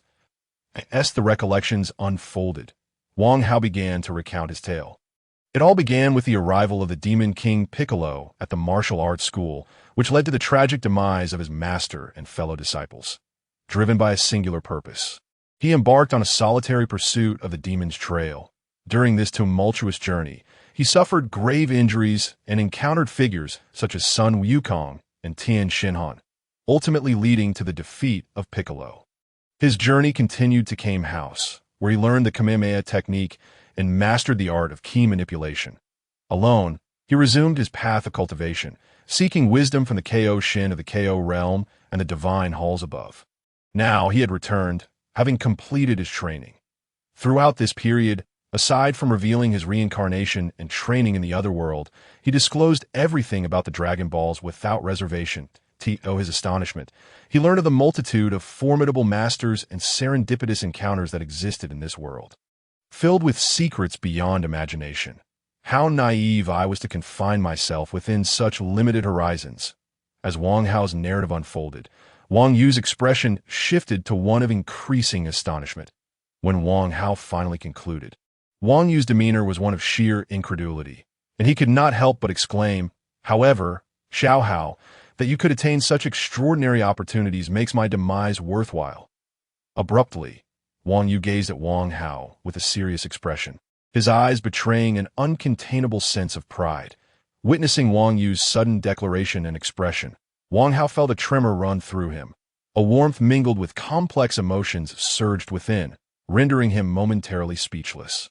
Indeed, as in my memories, he regarded my previous incarnation as his own flesh and blood. Although I am no longer that individual, I cannot help but feel a profound warmth and closeness. Wang Hao's expression was intricate, and he mused internally, feeling somewhat at a loss. What is wrong? Is something amiss? Observing Wang Hao's unusual demeanor, Wang Yu inquired, concern etched across his features. It's nothing, just a fleeting thought, Wang Hao replied, shaking his head to suppress his convoluted feelings. Offering no further explanation. All right. You've grown and developed your own opinions, so I shall not pry further. However, should you require my assistance, do not hesitate to ask, as long as it is within my capability. I will certainly oblige. Noticing Wang Hao's reluctance to elaborate, Wang Yu refrained from further questioning and simply stated this. Understood, Wang Hao responded, yet inwardly he could not suppress the thought. So be it. Ultimately, having traversed into this body, I must bear the consequences tied to I in that moment. Wang Hao made a resolute decision, and he felt as if a long-burdened worry had suddenly dissipated, leaving him invigorated. He distinctly sensed that his internal energy had become even more robust and pure, making it easier to control. Simultaneously, his ki and spirit surged once more, with his overall combat power truly reaching a formidable 12,000. Is this the benefit of a transformative mindset? It truly feels wondrous. The instantaneous changes within captivated Wang Hao's attention, and he murmured to himself, his gaze becoming slightly distant. Unconsciously, a faint aura emanated from Wang Hao, creating a gentle whirlwind that reverberated through the quiet room. Although the energy he released was but a whisper of his true power, it was substantial given his current prowess. In the next moment, Wang Yu, standing beside him, felt a profound shift in atmosphere, as if confronted by an incomprehensibly terrifying presence, causing him to tremble involuntarily. This feeling, it's so perilous. It's akin to facing the demon King Piccolo. Perhaps even more terrifying. Gasping in awe, Wang Yu looked at Wang Hao, murmuring to himself as his perception of Wang Hao ascended to new heights. Although he had heard of Wang Hao's experiences, he had not grasped the extent of his strength until now, realizing just how formidable his disciple had become. Chapter 81. Organizing new martial arts and arriving at the royal capital. Ever since Wang Hao accepted the fate of his current body and experienced a transformation in his mindset, he had remained at the Maple Leaf Martial Arts School, which had now been a month. During this time, drawing from his unique insights, personal experiences, and the wealth of martial knowledge in his mind, Wang Hao meticulously reorganized the martial arts curriculum of the school. The new training methodology was divided into two parts: the refinement technique and the combat technique. The refinement technique aimed to accelerate the comprehensive conditioning of the body. With persistent practice, one could refine their physique to a state where the energy could be palpably sensed. The combat technique, on the other hand, was a complete system of martial arts training specifically designed for combat, encompassing various combinations of strikes and techniques, as well as methods for ki manipulation. The fusion of these two techniques resulted in a highly efficient training regimen with broad applicability. It can be said that anyone who diligently adhered to this regimen would inevitably awaken their internal energy and truly become a powerful martial artist. Once this new martial arts system was established, Wang Hao not only imparted it to Wang Yu, but also implemented it throughout the entire Maple Leaf Martial Arts School to ignite the enthusiasm for training and to establish clear future goals. Wang Hao and Wang Yu engaged in an intense demonstration battle using the new martial arts techniques. The intricacy of their movements was astonishing, and each strike possessed tremendous power, capable of shattering boulders as tall as a person with ease. Eventually, they showcased a spectacular exchange of ki blasts, leaving all the students exhilarated and astounded. Consequently, the fervor for martial arts training surged to unprecedented levels, with students practicing fervently each day. Naturally, even with Wang Hao's new martial arts instruction and his presence at the school for guidance, not a single student managed to comprehend the existence of ki within just a month. Nonetheless, after this brief period, the Maple Leaf Martial Arts School underwent a remarkable transformation, with each student's strength significantly enhanced and the overall prowess of the school elevated considerably. Wang Yu, whose strength had been forcibly augmented by Wang Hao's energy, solidified his status as a commendable martial artist on Earth. After reaching this juncture, however, Wang Hao decided to cease his ongoing efforts and tendered his resignation to Wang Yu. Embarking on a journey alone once more, the seeds had been sown, and now it was time to nourish them with ample resources and care. As he gazed at the increasingly distant Maple Leaf Martial Arts School, Wang Hao mused silently, a spark of determination glimmering in his eyes. With 3 months remaining until the World Martial Arts Tournament, this time should be utilized wisely. Otherwise, it would be a tremendous waste. Murmuring to himself, Wang Hao turned his gaze toward the direction of the royal capital, a wicked smile subtly gracing his lips. In the next instant, without the slightest hesitation, Wang Hao leaped into the air, his internal power surging, propelling him skyward. Thunderous booms echoed through the heavens as Wang Hao's figure vanished into a brilliant white light, disappearing beyond the horizon. Given Wang Hao's current strength, he could circle the earth in mere minutes. Thus, just a short while later, his silhouette appeared above the royal capital. The royal capital. It is indeed extraordinarily prosperous. even surpassing the Western capital in subtle ways. Standing beneath the heavens of the royal capital, Wang Hao gazed around with unrestrained curiosity, murmuring to himself. Chapter 81. The Organization of New Martial Arts. Arrival at the royal capital. As he stood amidst the skies of the royal capital, Wang Hao's unabashed scrutiny drew the attention of the people below, prompting exclamations of astonishment. Look! Someone is flying in the sky. The audacity of Wang Hao's actions could not go unnoticed, and the crowd erupted with disbelief. How is this possible? How can a person fly without any tools? Is that a divine being? How else could one soar through the heavens? They speculated that perhaps he was utilizing some sort of device, a minuscule one that was invisible to the eye.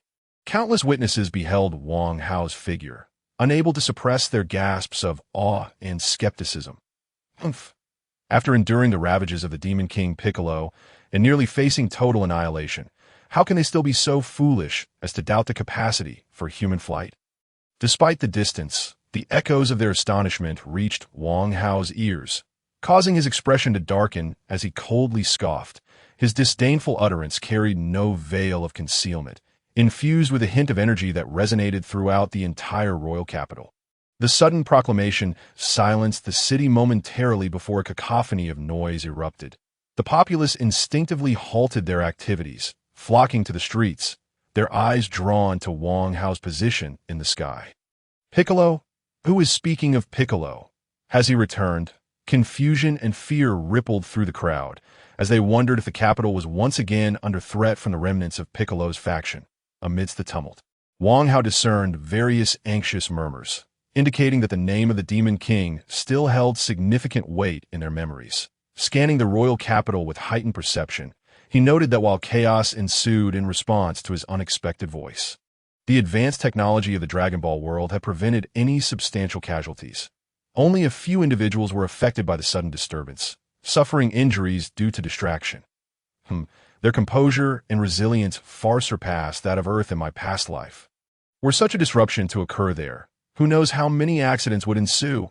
Relieved that the situation had not spiraled further out of control, Wang Hao silently exhaled, reflecting on the difference. Chapter 82.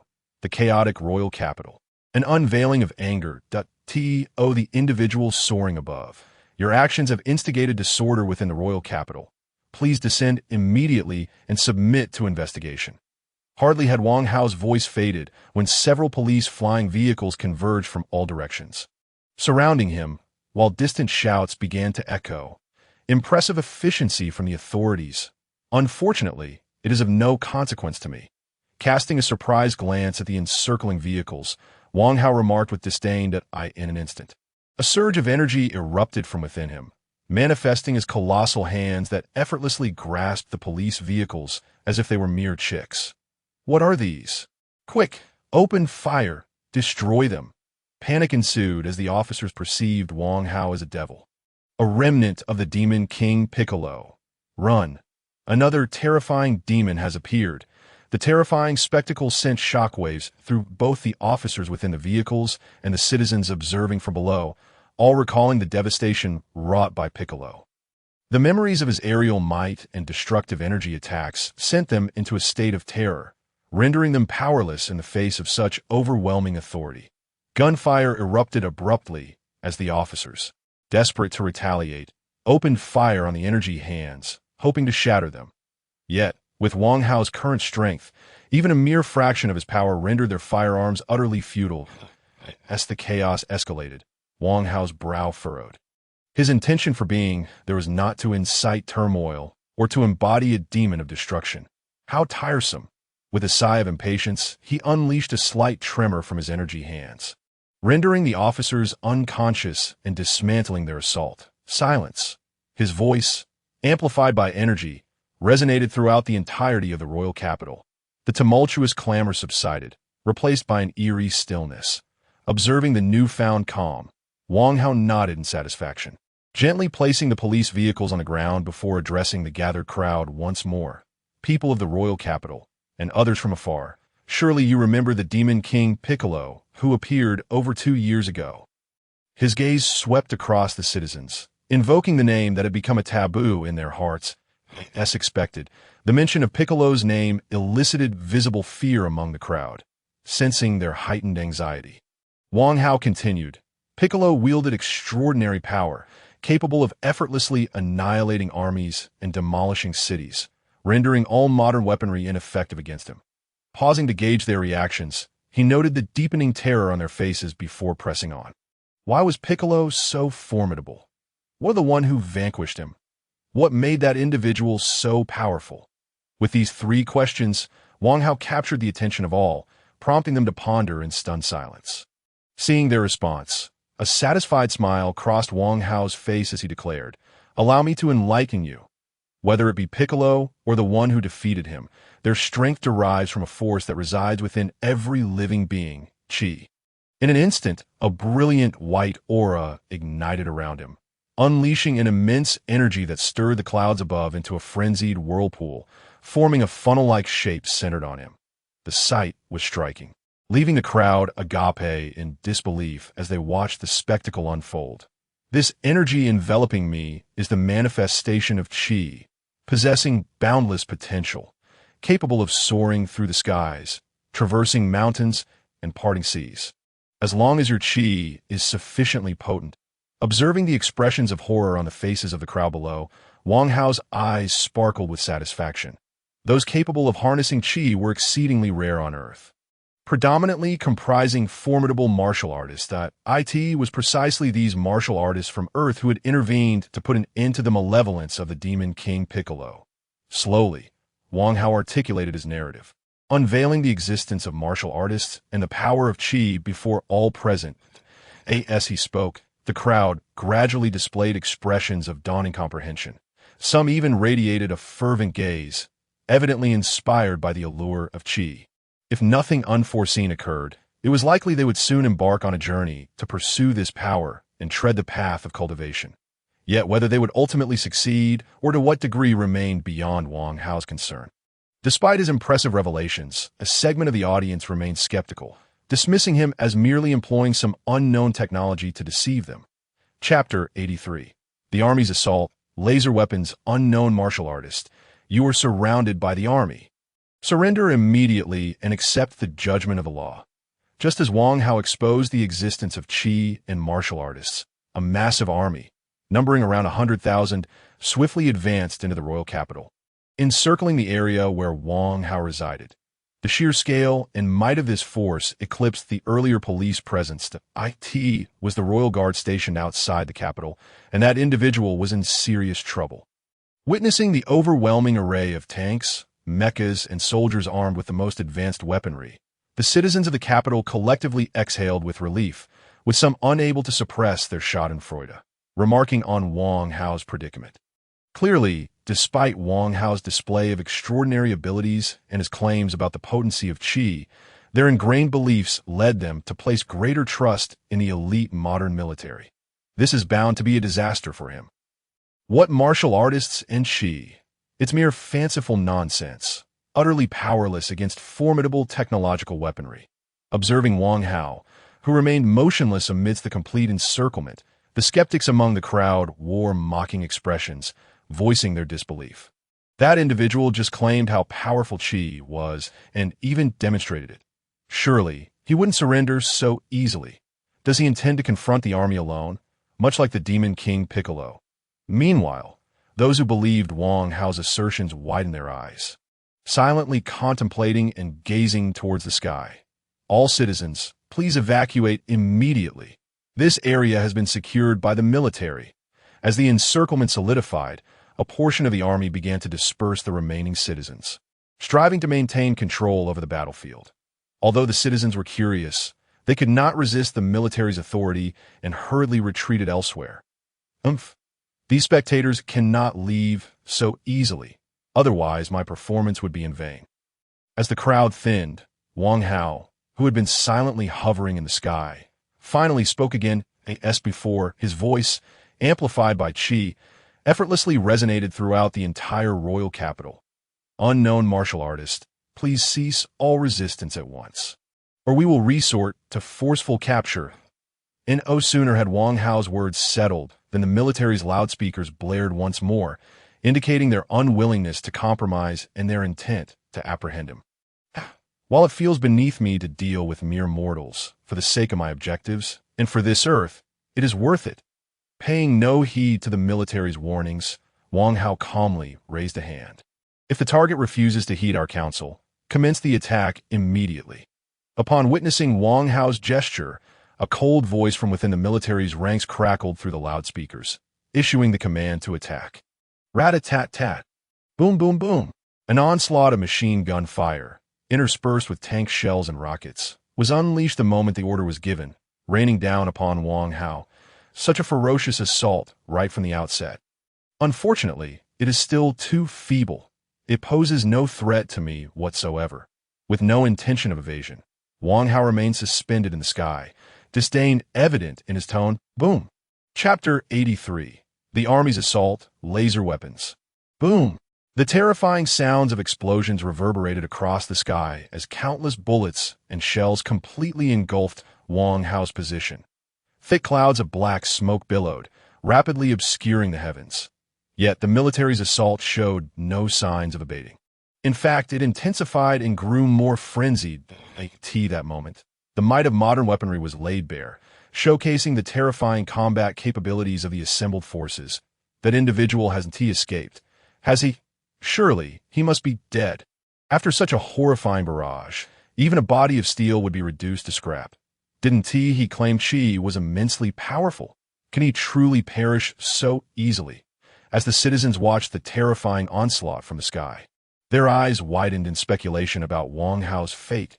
Meanwhile, within the royal palace of the capital, the king and his ministers anxiously observed the live feed from the front lines, anticipation gleaming in their eyes. Is this assault never-ending? Feeling the relentless barrage of attacks outside his protective shield, Wang Hao's expression soured slightly, and he suddenly let out a cold snort. As the sound escaped his lips, an aura emanated explosively from Wang Hao, transforming into a terrifying shockwave that swept away all incoming projectiles and the dense smoke, revealing his figure anew. Look, he has emerged again. He blew away the shells. How powerful! What is that transparent shield surrounding him?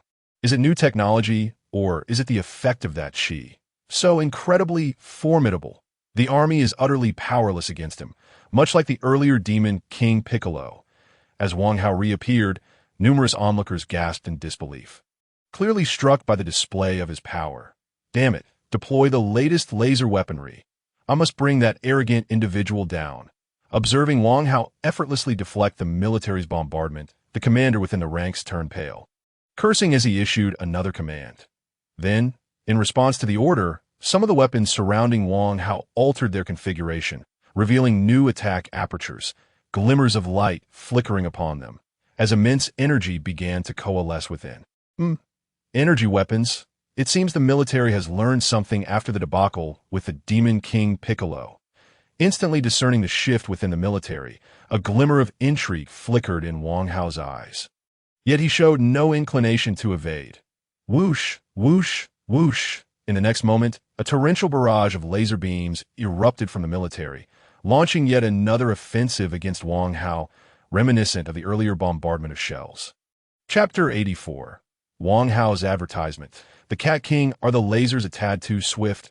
Regardless, with Wang Hao's current strength, he certainly cannot perceive them clearly. He merely felt a flash of light before being enveloped by countless beams, transforming the entire world into a blinding white void. Is this the power of laser weaponry? How pitiful! Each individual shot possesses a destructive capacity of roughly 40 points of combat power. Even combined, they barely exceed 100 points. Sensing the feeble force of the attacks against his shield, Wang Hao murmured to himself, a look of disdain unmistakably surfacing on his face. Indeed, not every scientist on Earth can aspire to be Dr. Gero, capable of harnessing technology to create weapons of such terrifying might as androids. That a flicker of disappointment crossed his mind as he thought. Then, this tedious performance must come to an end. As these thoughts coursed through his mind, a glimmer of brilliance flashed in Wang Hao's eyes, and a surge of even greater power surged within him, swiftly channeling into the protective barrier surrounding him. The resonant hum echoed, and visibly, the barrier began to expand wildly, akin to a balloon being filled with air. Outside the barrier, the myriad laser beams that continued to bombard him appeared as mere ordinary light, utterly incapable of hindering the expansion of the protective shield. What is happening? It seems that the center engulfed by the lasers is enlarging. Something is about to emerge.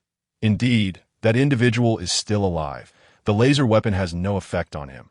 His claims about the energy are genuine. Look, it is a transparent protective barrier surrounding him that is expanding as the barrier grew. Wang Hao, now fully revealed and once again shrouded by lasers, elicited gasps of astonishment from the citizens of Wangdu below. Oomph! After enduring your attacks for so long, it's time for you to experience my retaliation. His gaze swept over the troops and the distant crowd, and as he heard the countless gasps of astonishment, a smile curled at the corner of his mouth, but it was abruptly followed by a cold snort as he spoke again. Not good. Everyone, prepare for defense. In that instant, the commander within the ranks turned pale, hastily issuing commands. However, before he could finish his order, Wang Hao's attack had already descended with a thunderous force. From his outstretched palm, hundreds and thousands of energy projectiles swiftly shot forth, resembling a rain of luminous energy, enveloping the troops below. Along the way, both laser beams and tank shells were effortlessly extinguished, failing to provide any semblance of resistance. That it's over. At this moment, the commander, well aware of the existence of martial artists and their destructive capabilities, felt his complexion drain of color, his mind echoing with that singular thought. Boom! Boom! Boom! In the next instant, a cacophony of dense sounds reverberated through the ranks, as every weapon from tanks to mecha vehicles was effortlessly shattered into fragments by the energy projectiles unleashed by Wang Hao. With not a single exception, even the firearms clutched by the soldiers were not spared, all reduced to mere shards. Remarkably, all of this transpired in a mere 3 to 4 seconds, and astonishingly, the energy projectiles themselves remained undamaged, floating intact in the sky. Chapter 84. Wang Hao's Advertisement, the Catman King. Having completed this display, Wang Hao took a moment to breathe a sigh of relief, casting his gaze towards the distant royal palace. Whoosh! In the next moment, a surge of power coursed through him, and he transformed into a streak of light, hurtling towards the palace. Not good. He's heading towards the palace. The moment Wang Hao made this move, those within the palace who were watching the footage instantly understood, their expressions shifting dramatically, and chaos erupted. Quickly, protect His Majesty the King. Amidst the turmoil, loyal subjects remained by the king's side, shouting to shield him while anxiously watching the entrance. Swish! Almost immediately, Wang Hao's figure materialized before their eyes, standing amidst the assembly of high-ranking officials from various nations. Are you the king? Wang Hao inquired, his gaze scanning the assembly before finally settling on a Catman, surrounded by numerous guards. As soon as his question left his lips, the previously chaotic scene fell into an abrupt silence, the transformation so sudden it was jarring. All eyes were now fixed on Wang Hao, tense and motionless, the atmosphere starkly contrasting with the earlier turmoil. Your strength is formidable. May I inquire what your intentions are with such actions? Suppressing his fear, the Catman King slowly rose, his gaze fixed intently on Wang Hao as he spoke in a grave tone. Chapter 85. Refusal equals death.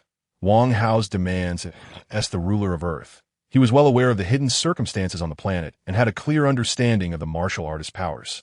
Particularly, over 2 years ago, during the invasion of Demon King Piccolo, he had personally witnessed the battle between son Wukong and the demon. Yet, according to the information he had gathered, martial artists were supposed to be devoted to their craft, dedicated to their training, and would never easily harm ordinary people. Even the malevolent martial artists adhered to this principle. However, the Wang Hao before him not only attacked ordinary people, but also brazenly promoted the existence of martial artists and energy, which was utterly perplexing. Is my purpose not abundantly clear, or do you intend to feign ignorance to thwart my actions? Upon hearing the Catman King's inquiry, Wang Hao let out a cold snort, expressing his disdain. What a joke! As a ruler of countless subjects, how could you possibly manage a nation without even this modicum of intelligence? Are you not afraid of the martial artist's collective wrath for coercing me into submission? Just like Demon King Piccolo 2 years ago, who met his demise in such a manner. Indeed, at Wang Hao's scornful retort, the Catman King's expression shifted abruptly, his words betraying the fact that his intellect was far from deficient. To compare me to that wretched Piccolo is utterly absurd. Regardless of whether anyone on Earth can defeat me, you are merely a king on this planet. Your death would mean little. What martial artist would risk their neck for you? Wang Hao couldn't help but let out a cold laugh, dismissing the Catman King's words that he held the king in deep contempt, not solely due to his overwhelming power, but also because of the king's lack of strength. Throughout the saga of the Dragon Ball universe, from the emergence of Demon King Piccolo to the subsequent onslaught of adversaries, the extensive damage inflicted upon Earth was well known to him as a ruler. Yet, despite the numerous crises, why did no one believe in the existence of extraordinary power? Why were there no measures in place to guard against such calamities? Time and again, they relied on the Dragon Ball warriors to fight valiantly, rescuing Earth from destruction. Even later, a mere charlatan like Satan shamelessly claimed all the credit, presenting himself as Earth's savior and hero. It was utterly inconceivable. So, did the Catman King truly know nothing of this? Clearly, that was impossible. Yet even so, such occurrences had still transpired, and for the situation to have developed to this point, could the Catman King honestly claim he had played no role in it? Regardless, Wang Hao is absolutely not going to believe it. Much like in Wang Hao's previous life, rulers always conceal certain truths to maintain their reign, preventing the general populace from being aware. They even actively guide and disseminate erroneous information, which, while couched in terms of stabilizing the people's hearts, can more accurately be described as a form of ignorance-based governance. Thus, the current king is nothing more than a self-serving entity who, in the face of crisis, not only fails to seek progress or adaptability, but instead fervently enacts policies that keep the masses in ignorance, erasing the contributions of the Dragon Ball warriors who have repeatedly sacrificed their lives for the planet. Moreover, he allows the likes of Satan, a mere clown lacking in formidable power, to replace the achievements of the Dragon Ball warriors, rendering them utterly unable to emerge from the shadows. Furthermore, judging by the narrative within the original work, this strategy is undeniably effective, especially during the later clashes between Sun Wukong and Majin Buu, where this manipulation is vividly displayed. It is precisely because the Dragon Ball warriors possess noble virtues, lacking in self-interest, that they repeatedly step forward to assist the Earth and humanity without seeking any reward. Chapter 85. Disagree and Die. Wang Hao's demands that it is precisely because the Dragon Ball warriors possess noble virtues, lacking in self-interest, that they repeatedly step forward to assist the Earth and humanity without seeking any reward. But now that Wang Hao has arrived here, he will undoubtedly not allow such occurrences to transpire again. Do you comprehend the consequences of your actions? If everyone truly masters the powers of martial artists, chaos will undoubtedly ensue on Earth. Observing that Wang Hao is impervious to threats, the king quickly shifts tactics, adopting a tone of righteous authority as he speaks. Chaos. Is that what you fear? Ridiculous that in this universe, it is the survival of the fittest, the strong reign supreme. Without the power to protect oneself, one will not even possess the right to exist. Merely chaos. As long as one wields sufficient strength, it can be suppressed with ease. Witnessing the king's self-righteousness, Wang Hao cannot help but emit another cold grunt, sneering as he addresses him, dismissing his concerns entirely. However, upon hearing Wang Hao's retort, the king's countenance darkens, and he is about to speak again. Enough, you have no room for negotiation. If you insist on obstructing me, I do not mind finding another king to assist me in executing my plans. Wang Hao impatiently interrupts the king. His voice icy as a terrifying aura emanates from him, weighing heavily upon all present. The sound of startled cries reverberates throughout the grand hall, as everyone, taken by surprise, is crushed to the ground under this overwhelming pressure, utterly disheveled. And the king is no exception, lacking even a semblance of resistance. Agree or perish. Wang Hao's gaze is frigid as he looks at the king in disarray, his voice chillingly deliberate. I agree. With immense difficulty, the king utters those words. If only you had agreed sooner. You insisted on rejecting hospitality only to face punishment.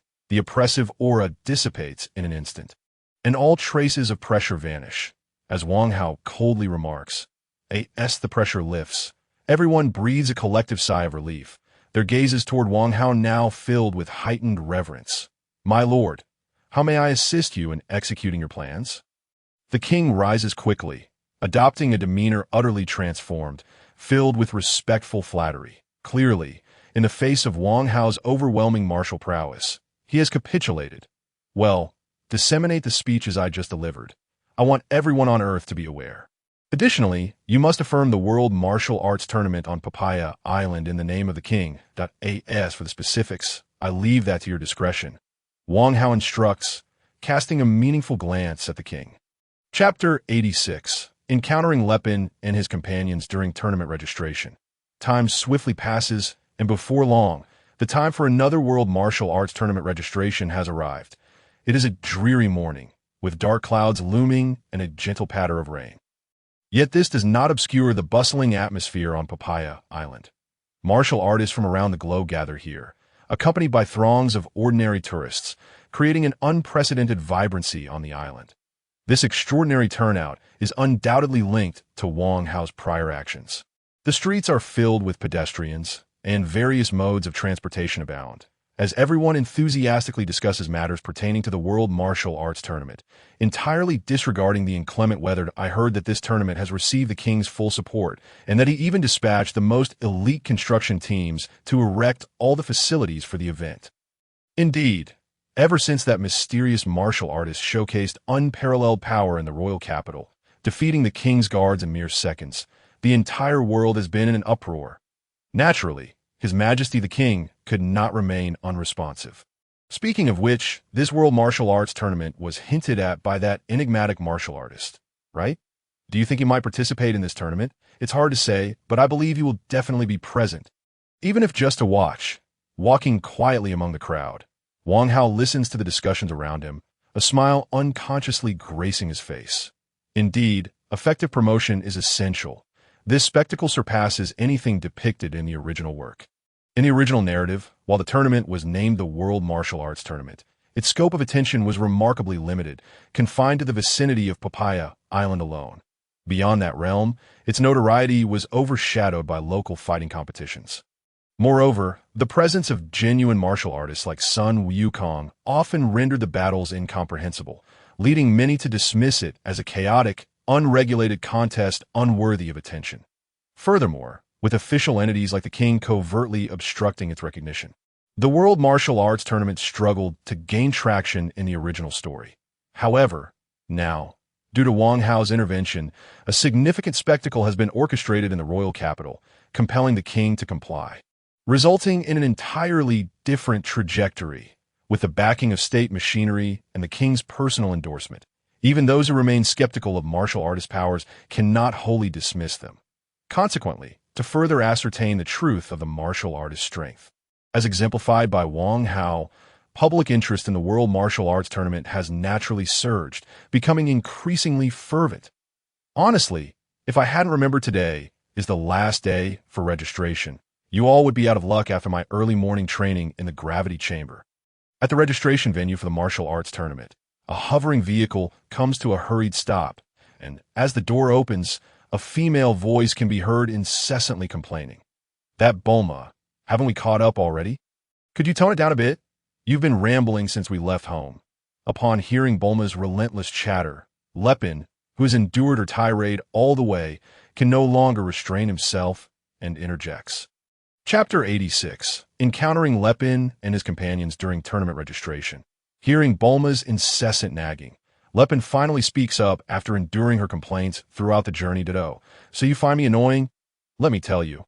Today, suddenly hearing Lepin dare to retort, Bulma, who is already on the verge of losing her temper, erupts again, gritting her teeth and preparing for another round of lecturing. This is bad. We're going to be late for registration. I'll take my leave now. Witnessing Bulma's imminent explosion, Lepin feels a shiver run down his spine, exclaiming loudly as he unleashes the full extent of his training over the past 2 years. Transforming into a blur and vanishing from the vehicle. Damn it, How dare he run off? Seeing Lepin's figure disappear, Bulma's fury intensifies, and she turns to look at Krillin and Tien Han sitting in the back. Right, we're going to be late too. We should hurry up. Bulma turned her head, and how could Krillin and the others not notice? Their expressions changed simultaneously, all uttering the same excuse as Lepin, before vanishing into the car in an instant. Those despicable individuals, living in my home for 2 years without so much as a thank you, dare to disregard me like this. Just wait. In the blink of an eye, the car was left eerily empty. A shadow of darkness crossed Bulma's face, and her voice dropped to an ominous tone, filling the confined space with a chilling aura. Ugh, I can't shake the feeling that misfortune is lurking around me, as if some terrifying entity has set its sights on me. Any of you share this sensation? Krillin, feeling a pang of anxiety, glanced around nervously before turning to Lepin and Tien Fan, unable to restrain his curiosity. Well, now that you mention it, I seem to feel it too. Who could it be to make me feel this way? Lepin responded, his suspicion evident as he scanned their surroundings. No, there's one person whose strength we cannot even begin to compare with, even at our current levels. Tien Fan interjected, a glint of insight in his eyes, his demeanor suddenly turning grave. You mean Wang Hao? As soon as Tien Fan uttered the name, Krillin, Lepin, and Jiaozi's expressions shifted to one of seriousness, all speaking in unison. Ha, everyone. It's been quite a while, hasn't it? I just arrived and overheard you discussing me. Suddenly, as they mentioned Wang Hao's name, a boisterous voice interrupted, leaving the four momentarily stunned. Chapter 87. Wang Hao and Bulma, an invitation to travel when. In that instant, all four were taken aback, instinctively shifting away from their previous positions. No need to be so tense, Wang Hao chuckled, bemused by their startled reactions. Wang Hao, when exactly did you arrive? You managed to sneak in without us noticing at all. The four fixed their gaze upon Wang Hao, their initial wariness easing, yet their expressions remained serious as they posed their inquiry. Over the past 2 years, they had engaged in intense training without a moment's rest. This rigorous regimen not only bolstered their power to an astonishing level, but also heightened their senses to an extraordinary degree. Perhaps it was the aura that emanated from the temple a year ago that had dissuaded them from comparing their strength to Wang Hao's. Yet surely their senses could not have been dulled to such an extent. Oh, you mean my silent approach? Someday, when you ascend the temple, seek the guidance of the celestial deity. This technique is called silent as the sky, Wang Hao explained with a slight smile, observing their serious expressions. Indeed, Wang Hao had now mastered the art of being as silent as the sky and as swift as lightning. His rapid advancement was largely credited to the meditation techniques he acquired at the celestial realm, which he encouraged the four to pursue for their own training. That if he were to instruct them directly, he would need to pass on those techniques. Otherwise, he would be at a loss for how to guide them. The temple, you say? I see. I never imagined you had trained there as well. So, you've met Goku there? Why didn't he accompany you here? Upon hearing Wang Hao mention the temple, the four suddenly looked enlightened, with Krillin unable to suppress his curiosity as he scanned the area, seemingly searching for Sun Wukong. Indeed, I met Sun Wukong. However, I left the temple 3 months ago, so he did not come with me. Wang Hao explained with a shrug, portraying an air of helplessness. One must understand, Sun Wukong had cultivated his pure heart to achieve a state of silence akin to the sky and swiftness like lightning. Thus, unless he chose to reveal his aura, Wang Hao would have no way of detecting his presence, leaving him unable to assist Krillin. Oh no, I hope Wukong hasn't forgotten that today is the deadline for registration. It would be disastrous if he were late. Upon hearing Wang Hao's explanation, disappointment washed over Krillin's face, followed by a hint of worry as he voiced his concern, his eyes betraying a sense of urgency. Hey, you guys, you were just in the car, and now you're going to be late, standing around here. Do you really think I'm being dismissive? Just then, a female voice interjected from afar, revealing that Bulma had regained her composure and exited the vehicle. Chapter 87. Wang Hao and Bulma. An invitation to travel. Upon hearing Bulma's voice, Krillin, Lepin, and the others froze, their expressions stiffening in unison. Fortunately, Wang Hao, ever the loyal friend, quickly chimed in, Oh, Bulma, it's been a while. You look even more beautiful. Huh?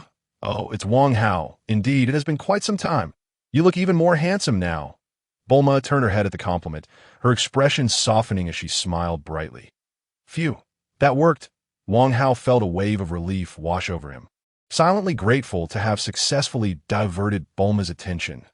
He continued to engage her in conversation, while the relieved Lepin and the others cast grateful looks at Wang Hao before eagerly heading towards the registration area. Indeed, my decision to leave Bulma's house was wise. After 2 years of living under her roof, being cared for in every way, I would have undoubtedly been subjugated by her charm. As Wang Hao conversed with Bulma, he discreetly glanced at Lepin and the others registering, feeling a sense of gratitude for his timely departure. Yet, having received such a significant favor from Bulma, I cannot show no gratitude whatsoever. It seems I must find a time to visit Baozi Mountain. I believe using the spaceship from Sun Wukong's childhood to repay this favor will surely delight Bulma. Watching Bulma, who was completely captivated by the tales of my training adventures, Wang Hao's gaze flickered as he contemplated this. Although borrowing your spaceship without permission may be improper, let us consider it an act of gratitude. After all, I did save your life during the battle with the demon King Piccolo. I'm sure you won't mind. Right? Having found a justification in his mind, Wang Hao felt a weight lift from his heart. His spirits lifted as he conversed with Bulma more casually. I truly did not expect this. There are so many wondrous places. And you even ventured into the underworld. It's simply incredible. Bulma's face was alight with curiosity and longing as she marveled, her eyes sparkling as she gazed at Wang Hao, seemingly eager for him to take her along on a journey to the underworld. After all, she had set out on her own at 16, daring to seek the Dragon Balls. Hearing Wang Hao's adventures reignited her adventurous spirit. Let's skip the underworld. That's a place for the departed. And frequently bringing ordinary people there would surely attract the celestial deity's wrath. As Bulma's enthusiasm soared, Wang Hao sensed the urgency to intervene, voicing his concerns that, "Oh, I see." Upon hearing Wang Hao's response, disappointment washed over Bulma's face. Her voice tinged with regret. "Well, I plan to travel to the universe after the World Martial Arts Tournament. If you'd like to join me, I promise to take you along. How does that sound?" Noticing Bulma's disheartened expression, Wang Hao felt a pang of guilt for his earlier response and extended an invitation once more. Chapter 88. The Arrival of Sun Wukong. The contest begins. Hello, Wang Hao and Bulma. "Yuri both here." Just as Bulma was about to reply, an excited voice suddenly interjected, interrupting their conversation. Is that voice finally here? Wang Hao turned his head and indeed saw Sun Wukong striding towards him, accompanied by familiar faces, including Master Rashi and Oolong. "You are Sun Wukong?" At that moment, Bulma, also captivated by the scene, scrutinized him for a while before uncertainly inquiring. Bulma, you are truly astonished, aren't you? Just a moment ago, we were utterly dumbfounded."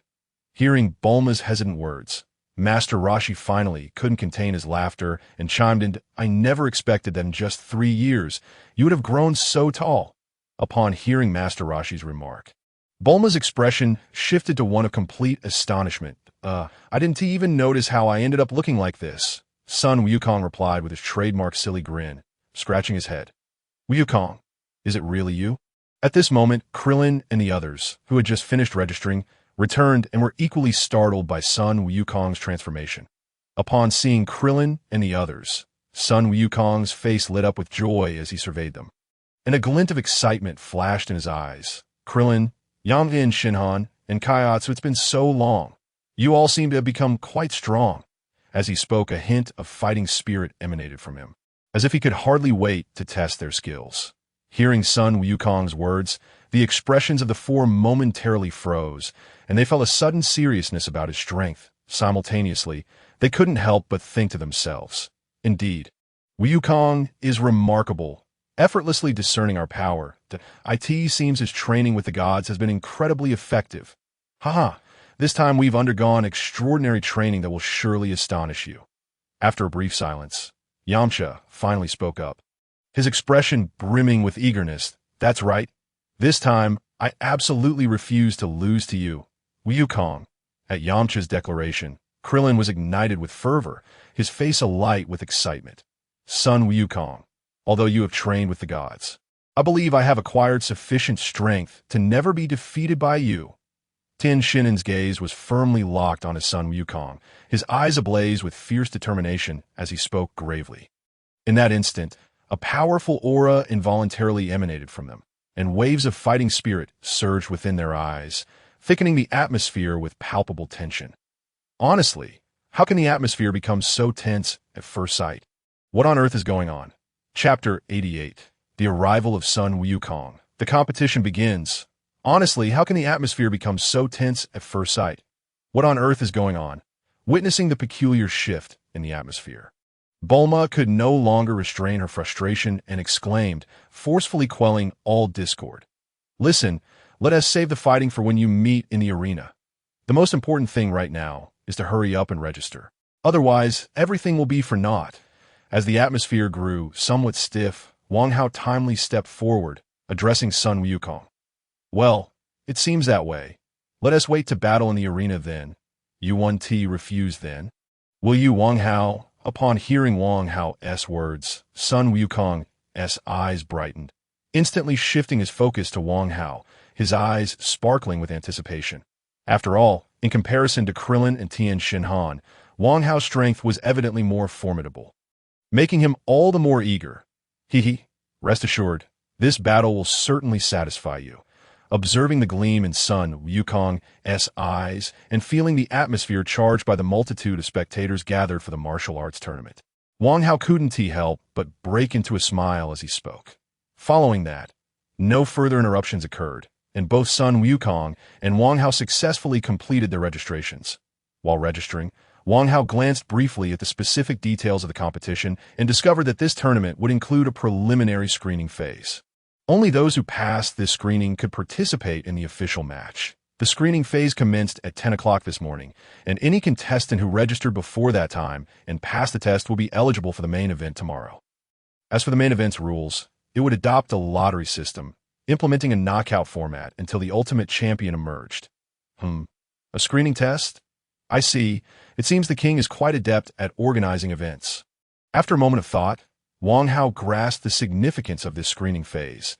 It was likely intended to filter out those overestimating their abilities, leaving only the true martial artists. Speaking of which, with the king as a backing, the world's #1 martial arts tournament had been publicized globally, and the prize money was significantly enhanced compared to before.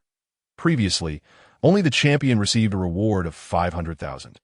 Now, any participant reaching the top 8 would earn $1 million, with the champion receiving a staggering 100 million, an astronomical difference from before. Consequently, the number of contestants eager to compete, hoping to win prizes and achieve overnight wealth, had surged, comprising the vast majority. Without this screening method, the entire event would be bogged down by those ordinary individuals drawn in by the allure of riches, making it an unworthy endeavor. Has everyone finished registering? Then let us find a place to take shelter from the rain. After all, there is still an hour until the screening test. With Wang Hao having completed his registration, Bulma couldn't help but speak up, her gaze briefly darting to the sky, seemingly displeased with the dreary weather. Well then, let us head to a hotel. I haven't booked a room yet, so that LL solve 2 problems at once. Wang Hao responded, feeling a slight stir in his heart upon hearing Bulma's words. Chapter 89. The awe of the crowd. The test begins as time passed. The moment for the screening test arrived, and Wang Hao and his companions reappeared at the registration area. Honestly, how can there be so many people attending the world's #1 martial arts tournament this time? We can't even find a single room available.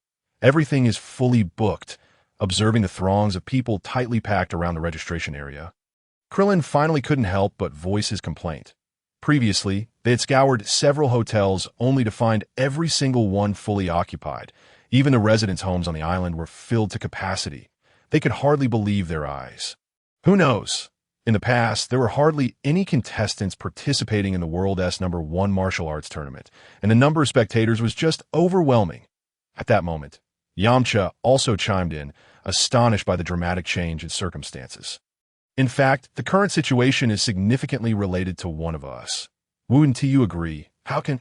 Upon hearing Krillin and Yamcha as complaints, Bulma suddenly interjected, her eyes locking onto Wang Hao, her words. Everyone turned their gaze towards Wang Hao, surprise evident in their expressions. Yamcha couldn't help but directly ask, Wang Hao, what on earth have you done? It's quite impressive. I went to the royal capital and caused quite a stir, defeating the king's royal guards several times. Then I visited the king's palace, and now it's all like this. Before Wang Hao could respond, Bulma spoke again. Nanny, you actually did something so significant. Didn't the king cause you any trouble?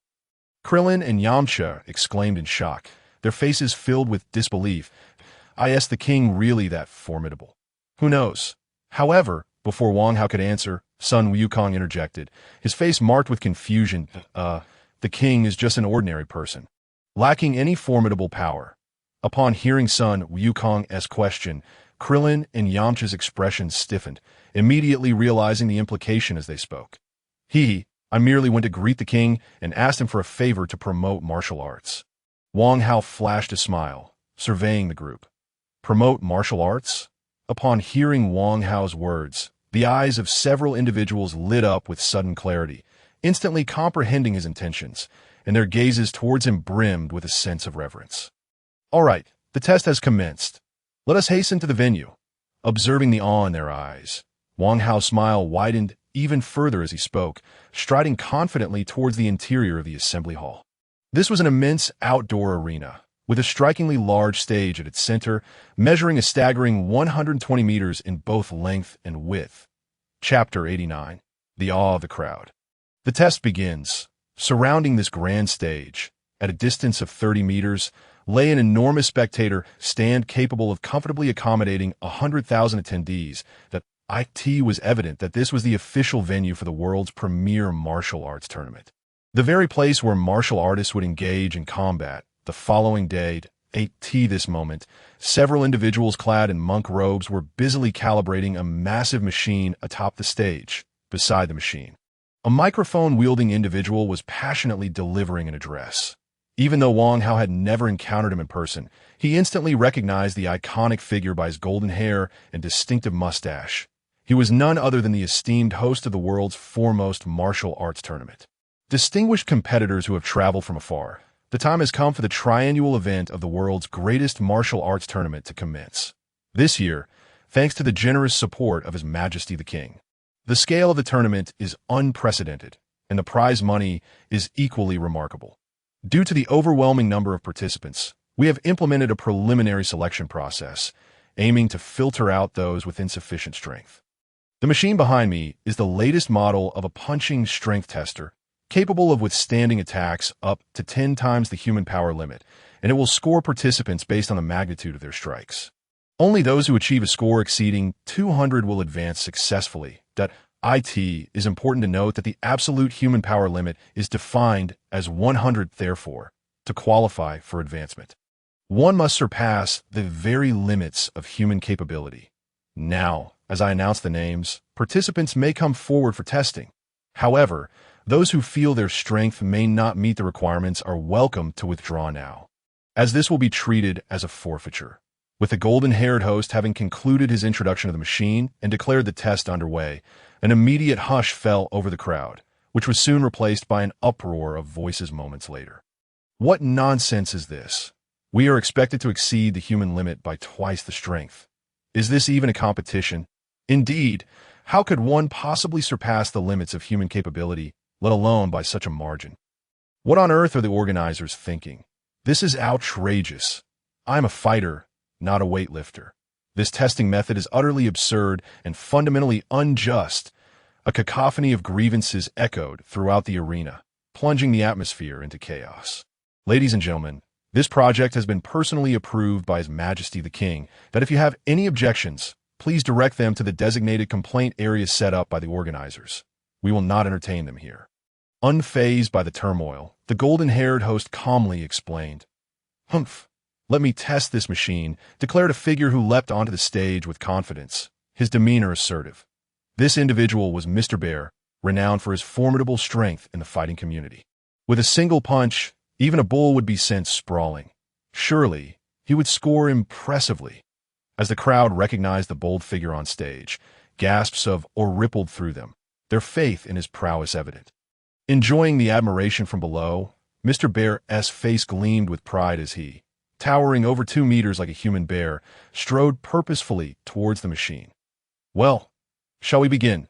He shot a sideways glance at the host, exuding an air of intimidation. "Da-da. As long as there are no objections from the other competitors, Mr. Bear, you may proceed with your challenge," the host replied, momentarily taken aback by the intimidating aura radiating from Mr. Bear, but quickly regaining his composure and stepping aside. "Ha.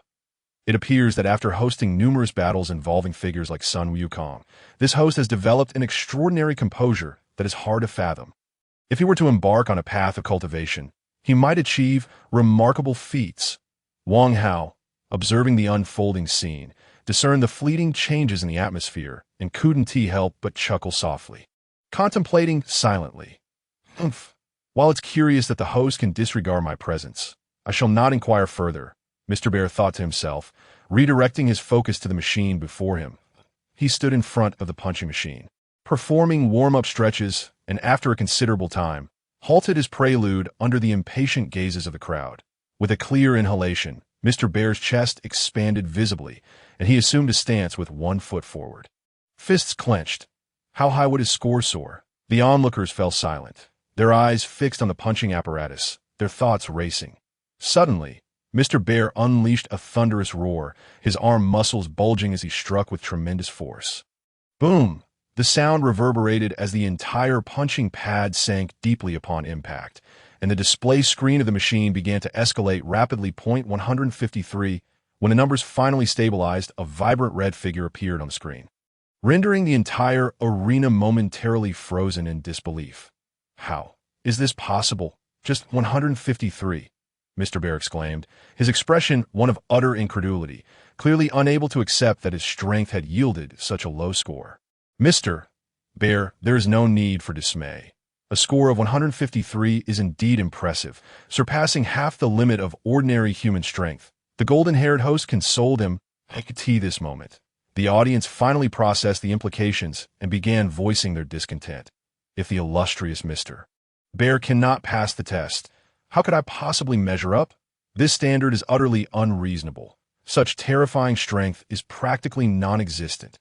Is the organizer intent on eliminating everyone?" The crowd's agitation surged, transforming the atmosphere into one of collective outrage.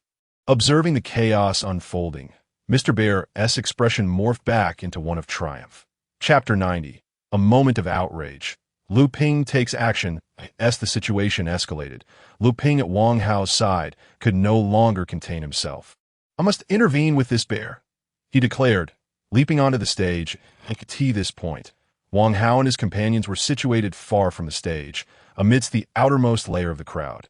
Therefore, as Lu Ping made his ascent, he effortlessly vaulted over the heads of the spectators, traversing a distance of at least 30 meters. Snap! With a soft sound echoing through the air, Lu Ping firmly established his footing, instantly capturing the attention of everyone present. Who is this person?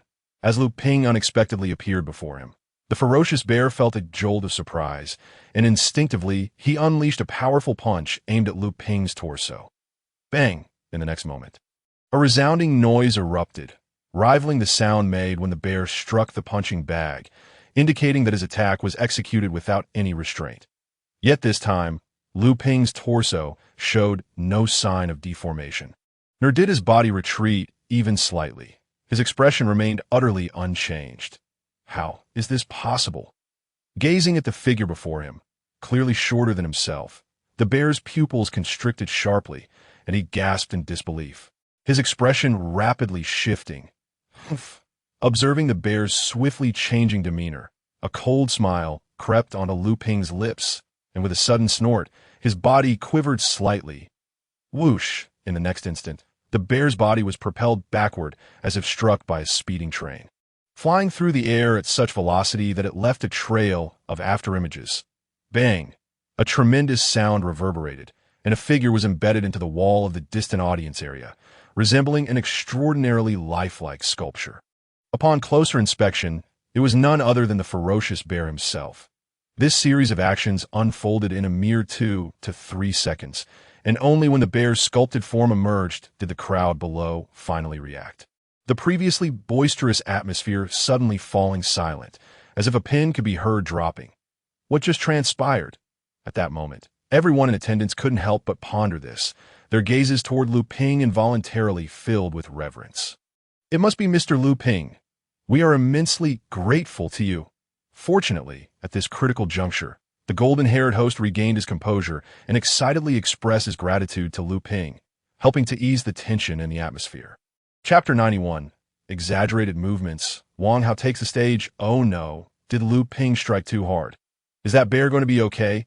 Although that individual was indeed somewhat despicable to at this moment outside the arena, Bulma also snapped back to reality, unable to suppress her concern, and no need to worry.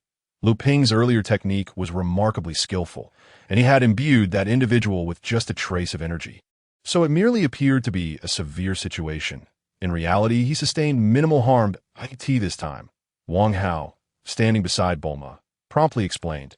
Indeed, Lu Ping's mastery of strength is truly impressive. There's no reason to fret about that fellow named the bear. Krillin couldn't help but chime in. Yes, that's so. Then Lu Ping is far too merciful. He only inflicted a minor injury on that guy. Surely it would be more satisfying to break a few bones. Upon hearing Wang Hao and Krillin's remarks, the worry on Bulma's face dissipated, only to be replaced by indignation as she abruptly shifted her stance.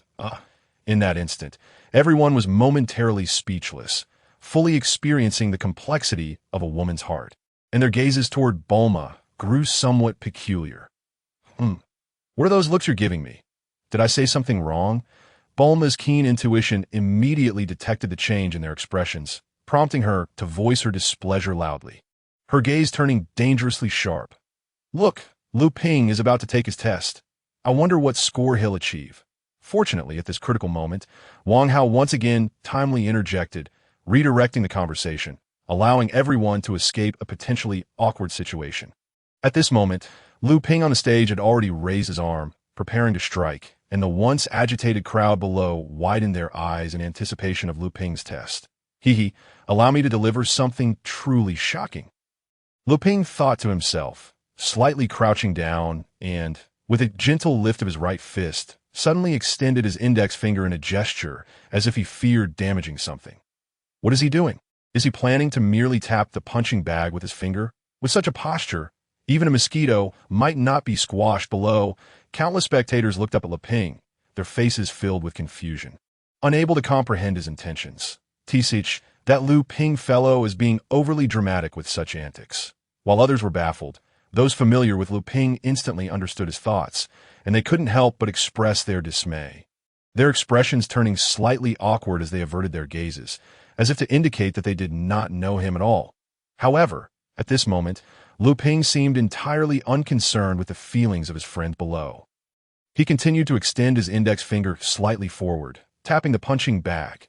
Bang! The punching bag seemed to be struck by an enormous fist, sinking deeply, while the score display on the punching machine began to wildly increase. How is this possible? Did he not merely tap the punching bag? The onlookers, witnessing this scene, stared in astonishment at the punching bag that appeared to have endured an unprecedented blow, swaying and sinking deeply, and then shifted their gaze to the score display. 100, 200, 300. The number surged, eventually halting at 784.784. Chapter 91. Exaggerated movements. Wang Hao takes the stage. The golden-haired host's voice rang out with immense excitement, as pairs of eyes around the arena widened, fixated on the score displayed on the punching machine. Lu Ping retracted his finger, a satisfied smile gracing his features, yet he feigned nonchalance as he remarked, "Fortunately, I didn't break the punching machine." With that, Lu Ping surveyed the astonished crowd, leaping gracefully once more to land beside Bulma. The gazes of the crowd followed Lu Ping, shifting toward Wang Hao and the others who clearly knew him. This is unbelievable. That person merely tapped the target with his finger, and yet he scored 784. How is this even possible? Could there truly be superhuman martial artists among us? In that moment, disbelief washed over everyone as they gazed at Lu Ping. A cacophony of astonished exclamations ringing out. Relishing the awe of the crowd, Lu Ping's smile broadened even further. He even anticipated the sounds of admiration from Bulma and the others beside him. However, it was evident that Lu Ping was purely overestimating the situation. The gasps of amazement he had envisioned did not materialize. Instead, Bulma's irate voice pierced his ears. "What were you thinking, being so dramatic with the punching bag?" He turned to look, and not only was Bulma wearing a dissatisfied expression, but Krillin and the others also cast him scornful glances in unison. "Ahem, well, I've already informed the host. You all can take the stage for testing now." "How about it?" Instantaneously realizing the current situation, Lu Ping cleared his throat awkwardly and said, attempting to shift the topic, "Everyone, I shall take my leave first." At this scene, a smile involuntarily appeared on Wang Hao's lips, and he said, his form moving as he leapt onto the stage, "Another person has jumped up such a great distance, comparable to the previous individual. Are they a team?" Wang Hao's actions immediately captured everyone's attention. With some unable to suppress their astonishment, their gazes toward him brimming with curiosity. "Esteemed contestant, may I inquire if you are a friend of contestant Lu Ping?" Upon seeing Wang Hao ascend the stage, the host promptly inquired, his expression radiating even more excitement. "Yes, I am Wang Hao." Nodding slightly, Wang Hao replied, walking directly to the punching machine. Without any preparatory movements, he casually threw a punch. Bang! A resounding noise erupted. Numbers fluctuating wildly, and yet another high score emerged. 8-12. The collective intake of breath from the crowd resonated as if orchestrated, so perfectly synchronized was the sound. Chapter 92. The 46 contestants. Piccolo makes his entrance. With Wang Hao stepping onto the stage, the subsequent assessment was entirely steered by a host of Dragon Ball warriors. One after another, they vaulted onto the arena, effortlessly achieving scores that were nothing short of astonishing. 726, 839, 677, 965. The ordinary participants could only stand in awe beneath the platform, their eyes wide, utterly incapable of voicing their astonishment. Even long after Wang Hao and his companions had vanished from sight, they remained in a daze, as if their minds had been rendered incapable of functioning due to sheer shock. That it was only with the lively presence of the blonde host that they gradually regained their senses. However, as a few still clung to a glimmer of hope and stepped forward for the 360 test, only to score a meager few points, they were finally compelled to accept the harsh reality. Consequently, a mass exodus of withdrawals ensued. Apart from a select few with genuine prowess, the once thousands of contestants dwindled to merely a handful of individuals who had not forfeited. When the final assessments concluded, the true contenders for the main event, along with Wang Hao's group, amounted to a mere 46 individuals. Time passed quietly, and soon it was the following morning. Wang Hao had risen early to partake in some morning exercises, joining the others by 8 o'clock. Notably, they had struggled to find a hotel with available rooms the previous day, and it was Bulma who had produced a capsule house to solve their accommodation dilemma. Wang Hao, unabashed, had also taken refuge there for the night. After hastily consuming breakfast, the group deliberated and divided into two factions, one to the contestants' waiting area and the other to the spectators' seats. Naturally, they moved together until they reached the venue. What a multitude! Every seat was filled. This was a super venue capable of accommodating 100,000 people, gazing at the sea of faces before him. Krillin could not help but exclaim in astonishment. "Damn it, we arrived too late. This will complicate our viewing of the matches." Bulma echoed his sentiments, her face a mask of frustration. "Damn it, just watch me clear this place out and snatch some seats." Having transformed with blonde hair, Launch brandished a submachine gun, shouting as she prepared to charge forward. "Stop it, Launch." Fortunately, the turtle hermit intervened just in time to halt her, preventing what would have been a chaotic scene, though his exaggerated mannerisms suggested he was rather enjoying the encounter. Subsequently, in a delightful turn of events, the turtle hermit found himself on the receiving end of a beating from Launch, and only then did the commotion settle down. Chapter 92. The 46 contestants. Piccolo makes his entrance. Bulma, look, there are numerous individuals outside the venue who haven't found seats. They are waiting outside in the plaza for the television broadcast. Why don't you join them to watch? At that moment, Lepin directed his gaze toward the numerous cameras positioned by the arena, spotting the massive screens erected at the front of the audience. His eyes lit up as he suggested, Television broadcast? Can the cameras capture our battles? Tien Han, who had been relatively quiet, furrowed his brow and asked, unable to suppress his curiosity. Indeed, those cameras by the arena seemed to be the latest high-speed models. So capturing the battle should pose no issue. We can simply watch it in slow motion. Bulma scrutinized the cameras, her eyes brightening with excitement. Oomph! The footage from the television broadcast cannot possibly compare to witnessing the battle live. I'm going to seize a row of seats, ignoring Bulma. Launch again voiced her determination, her gaze scanning the audience for prime seating. Look, it seems someone is standing atop the wall at the very back of the audience. That spot looks promising. Before anyone could intervene to restrain the soon-to-be rampaging launch, her excited exclamation drew everyone's attention. Following Launch's lead, the group spotted the figure atop the high wall. Tien Han narrowed his eyes, a grave expression crossing his face as he remarked, "I feel like I've seen that person before." Who could it be? Although he sensed no aura emanating from the individual, his instincts indicated that this person was undoubtedly a formidable opponent. A flicker of surprise crossed Lepin's eyes as he too expressed his concern. "I can't shake the feeling that he is indeed a master. Are you all so quick to forget? That is the new Piccolo."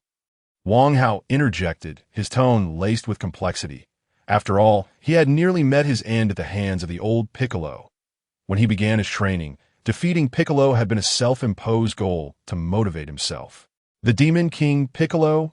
The Dragon Ball warriors gasped in unison upon hearing Wang Hao's words, their gazes toward Piccolo growing increasingly serious, their auras shifting, and a palpable tension rising. They had suffered immensely at the hands of the Demon King Piccolo. Even Krillin and the Turtle Hermit had perished because of him. Despite their current strength, increased tenfold since then, the shadows of the past loomed too large for them to face him without trepidation. In the midst of it all, the only two who remained relatively unaffected by Piccolo's presence were Son Goku and Wong Hao. Goku, in particular, wore an expression of excitement, his body brimming with anticipation as if he could hardly wait to engage in battle with Piccolo once more. Under the watchful eyes of the crowd, Piccolo could not help but notice them. In an instant, two piercing gazes, sharp as swords, fell upon the Dragon Ball warriors, after a brief survey of the group. His gaze ultimately locked onto Goku's eager expression. Son Goku. In that moment, Wang Hao could distinctly see the terrifying murderous intent erupting in Piccolo's eyes as he pronounced Goku's name with deliberate enunciation. As if wishing to pierce him with his fierce gaze, Chapter 93. The reticent Piccolo, Group 1 takes the stage. Truly, they were worthy adversaries from the early days, their eyes meeting once more. One could only wonder if Goku would manage to sway him this time. Observing the profound connection between Goku and Piccolo, Wang Hao mused silently. Yet, how remarkable was Piccolo's enhancement. While he may not surpass Goku, he was certainly not far behind. What could have brought about this change? Sensing the surging power within Piccolo, a flicker of intrigue passed through Wang Hao's eyes, prompting him to take a keener interest in Piccolo. Just then, a resounding gong echoed throughout the arena, followed by the voice of the blonde host resonating through the microphone. Esteemed guests and contestants, the 23rd World Martial Arts Tournament is about to commence. We will now randomly pair the 46 contestants into matches using a computer system. Only the victors will advance to the next round. During the competition, the use of any weapons is strictly prohibited. However, all other techniques are permitted. Furthermore, if a contestant does not concede or falls from the arena, the match will continue until the conditions are met. As the host's words unfolded, the rules of the tournament gradually became clear to all. The intense exchange of glances between Goku and Piccolo momentarily subsided as they focused on the now illuminated giant screen in the arena. At that moment, it displayed the names of all the participants. Now, let us turn our attention to the big screen and see which two contestants will comprise our first match of the day. With the host's impassioned declaration, everyone directed their gaze toward their respective screens. Damn it, the competition is about to commence. Are we merely going to stand here? As the screen began selecting the first matchup, Bulma couldn't help but voice her frustration once more. How about we go up there to watch? Upon hearing Bulma's complaints, Wang Hao retracted his gaze, pointed towards the direction of Piccolo, and suddenly spoke. Are we really going to approach the Demon King Piccolo? Would he not attack us? Upon hearing Wang Hao's words and noticing the direction he indicated, Bulma's expression shifted dramatically, prompting her to inquire. The others, including Krillin, who overheard the conversation, also changed their expressions and turned to Wang Hao. Fear not, Piccolo wouldn't dare to act against us at this moment. Moreover, with so many of us here, we need not fear him at all, Wang Hao confidently asserted, his gaze sweeping over Krillin and the others as he met their eyes one by one. Humph. Wang Hao is correct. I have undergone a complete transformation. The mere Demon King Piccolo cannot possibly be my match now. Spurred by Wang Hao's gaze, Lu Ping could no longer contain himself and exclaimed, releasing a powerful aura as he leapt to the top of the audience section, standing merely 5 or 6 meters away from Piccolo. Although Piccolo's expression darkened at the sudden appearance of Lu Ping, he, as Wang Hao suggested, refrained from making a move, instead choosing to endure. He really hasn't attacked. Seeing Lu Ping standing there unscathed, Bulma's eyes lit up, and she couldn't help but voice her astonishment. Chapter 93. The Patient Piccolo. The first group takes the stage. Observing Lu Ping's composed stance, Bulma's eyes sparkled with surprise as she spoke. We are all skilled fighters. Piccolo wouldn't dare to act recklessly. To Bulma's words, a glimmer of insight flashed in Wang Hao's eyes as he once more directed his gaze towards Piccolo, explaining, it must be said that the butterfly effect initiated by me is indeed quite formidable.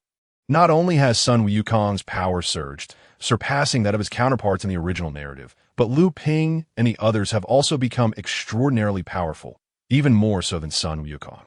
After all, Lu Ping has spent an additional year training in the gravity chamber. Although Piccolo has also grown significantly stronger for reasons unknown, he finds himself at a complete disadvantage against the current Dragon Ball warriors. It is precisely for this reason that when Lu Ping unleashed his aura near him, Piccolo refrained from retaliating. After all, one does not earn the title of Demon King Piccolo without merit. Well then, let us proceed. The combatants for the first group have been selected. Confirming that there was indeed no issue, Bulma ceased to dwell on the prospect of Piccolo attacking and promptly urged everyone onward. Upon hearing Bulma's words, the group turned their attention to the large screen, which indeed displayed only 2 names. Compa King versus Tuli. Wang Hao, being familiar with the original story, recognized Compa King's name and knew that his 8-handed fist was exceptionally formidable. Having once given a young son Wukong a hard time, his strength was indeed formidable. As for Tuli, Wang Hao had no recollection of him, but he appeared to be a burly humanoid tiger, likely a character drawn into the fray by the allure of the prize, one who had not appeared in the original narrative. All right, the first group of contenders is ready. Please welcome the selected fighters. Compa King and Tuli. The host's voice resonated once more, infused with fervor, igniting the atmosphere of the venue. Let us go. We shall observe the battle, Wang Hao declared without hesitation, wrapping his arm around Bulma's waist and soaring to the top of the audience section. Following closely behind were Tianjin Fan and Lan Shi, while Krillin and Master Rashi employed their own means to ascend to the top of the audience area. You could have at least warned me before lifting me up. You startled me. Upon landing, Bulma's startled exclamation rang out, her cheeks tinged with embarrassment as she quickly pinched Wang Hao's arm before extricating herself from his embrace. Wang Hao felt a twinge of awkwardness and couldn't help but glance at Lu Ping. Relieved to see he displayed no notable reaction. However, truth be told, he and T thought of anything untoward. He had merely assisted Bulma, without a second thought. This place is truly splendid, an ideal vantage point for watching the match. While Wang Hao's embarrassment lingered, Bulma had already shifted her focus entirely to the arena, marveling aloud as her gaze was captivated by the impending confrontation. Meanwhile, on the stage, Compa King and Tuli stood poised to engage in battle. Chapter 96. The Whirlwind, a terrifying battle.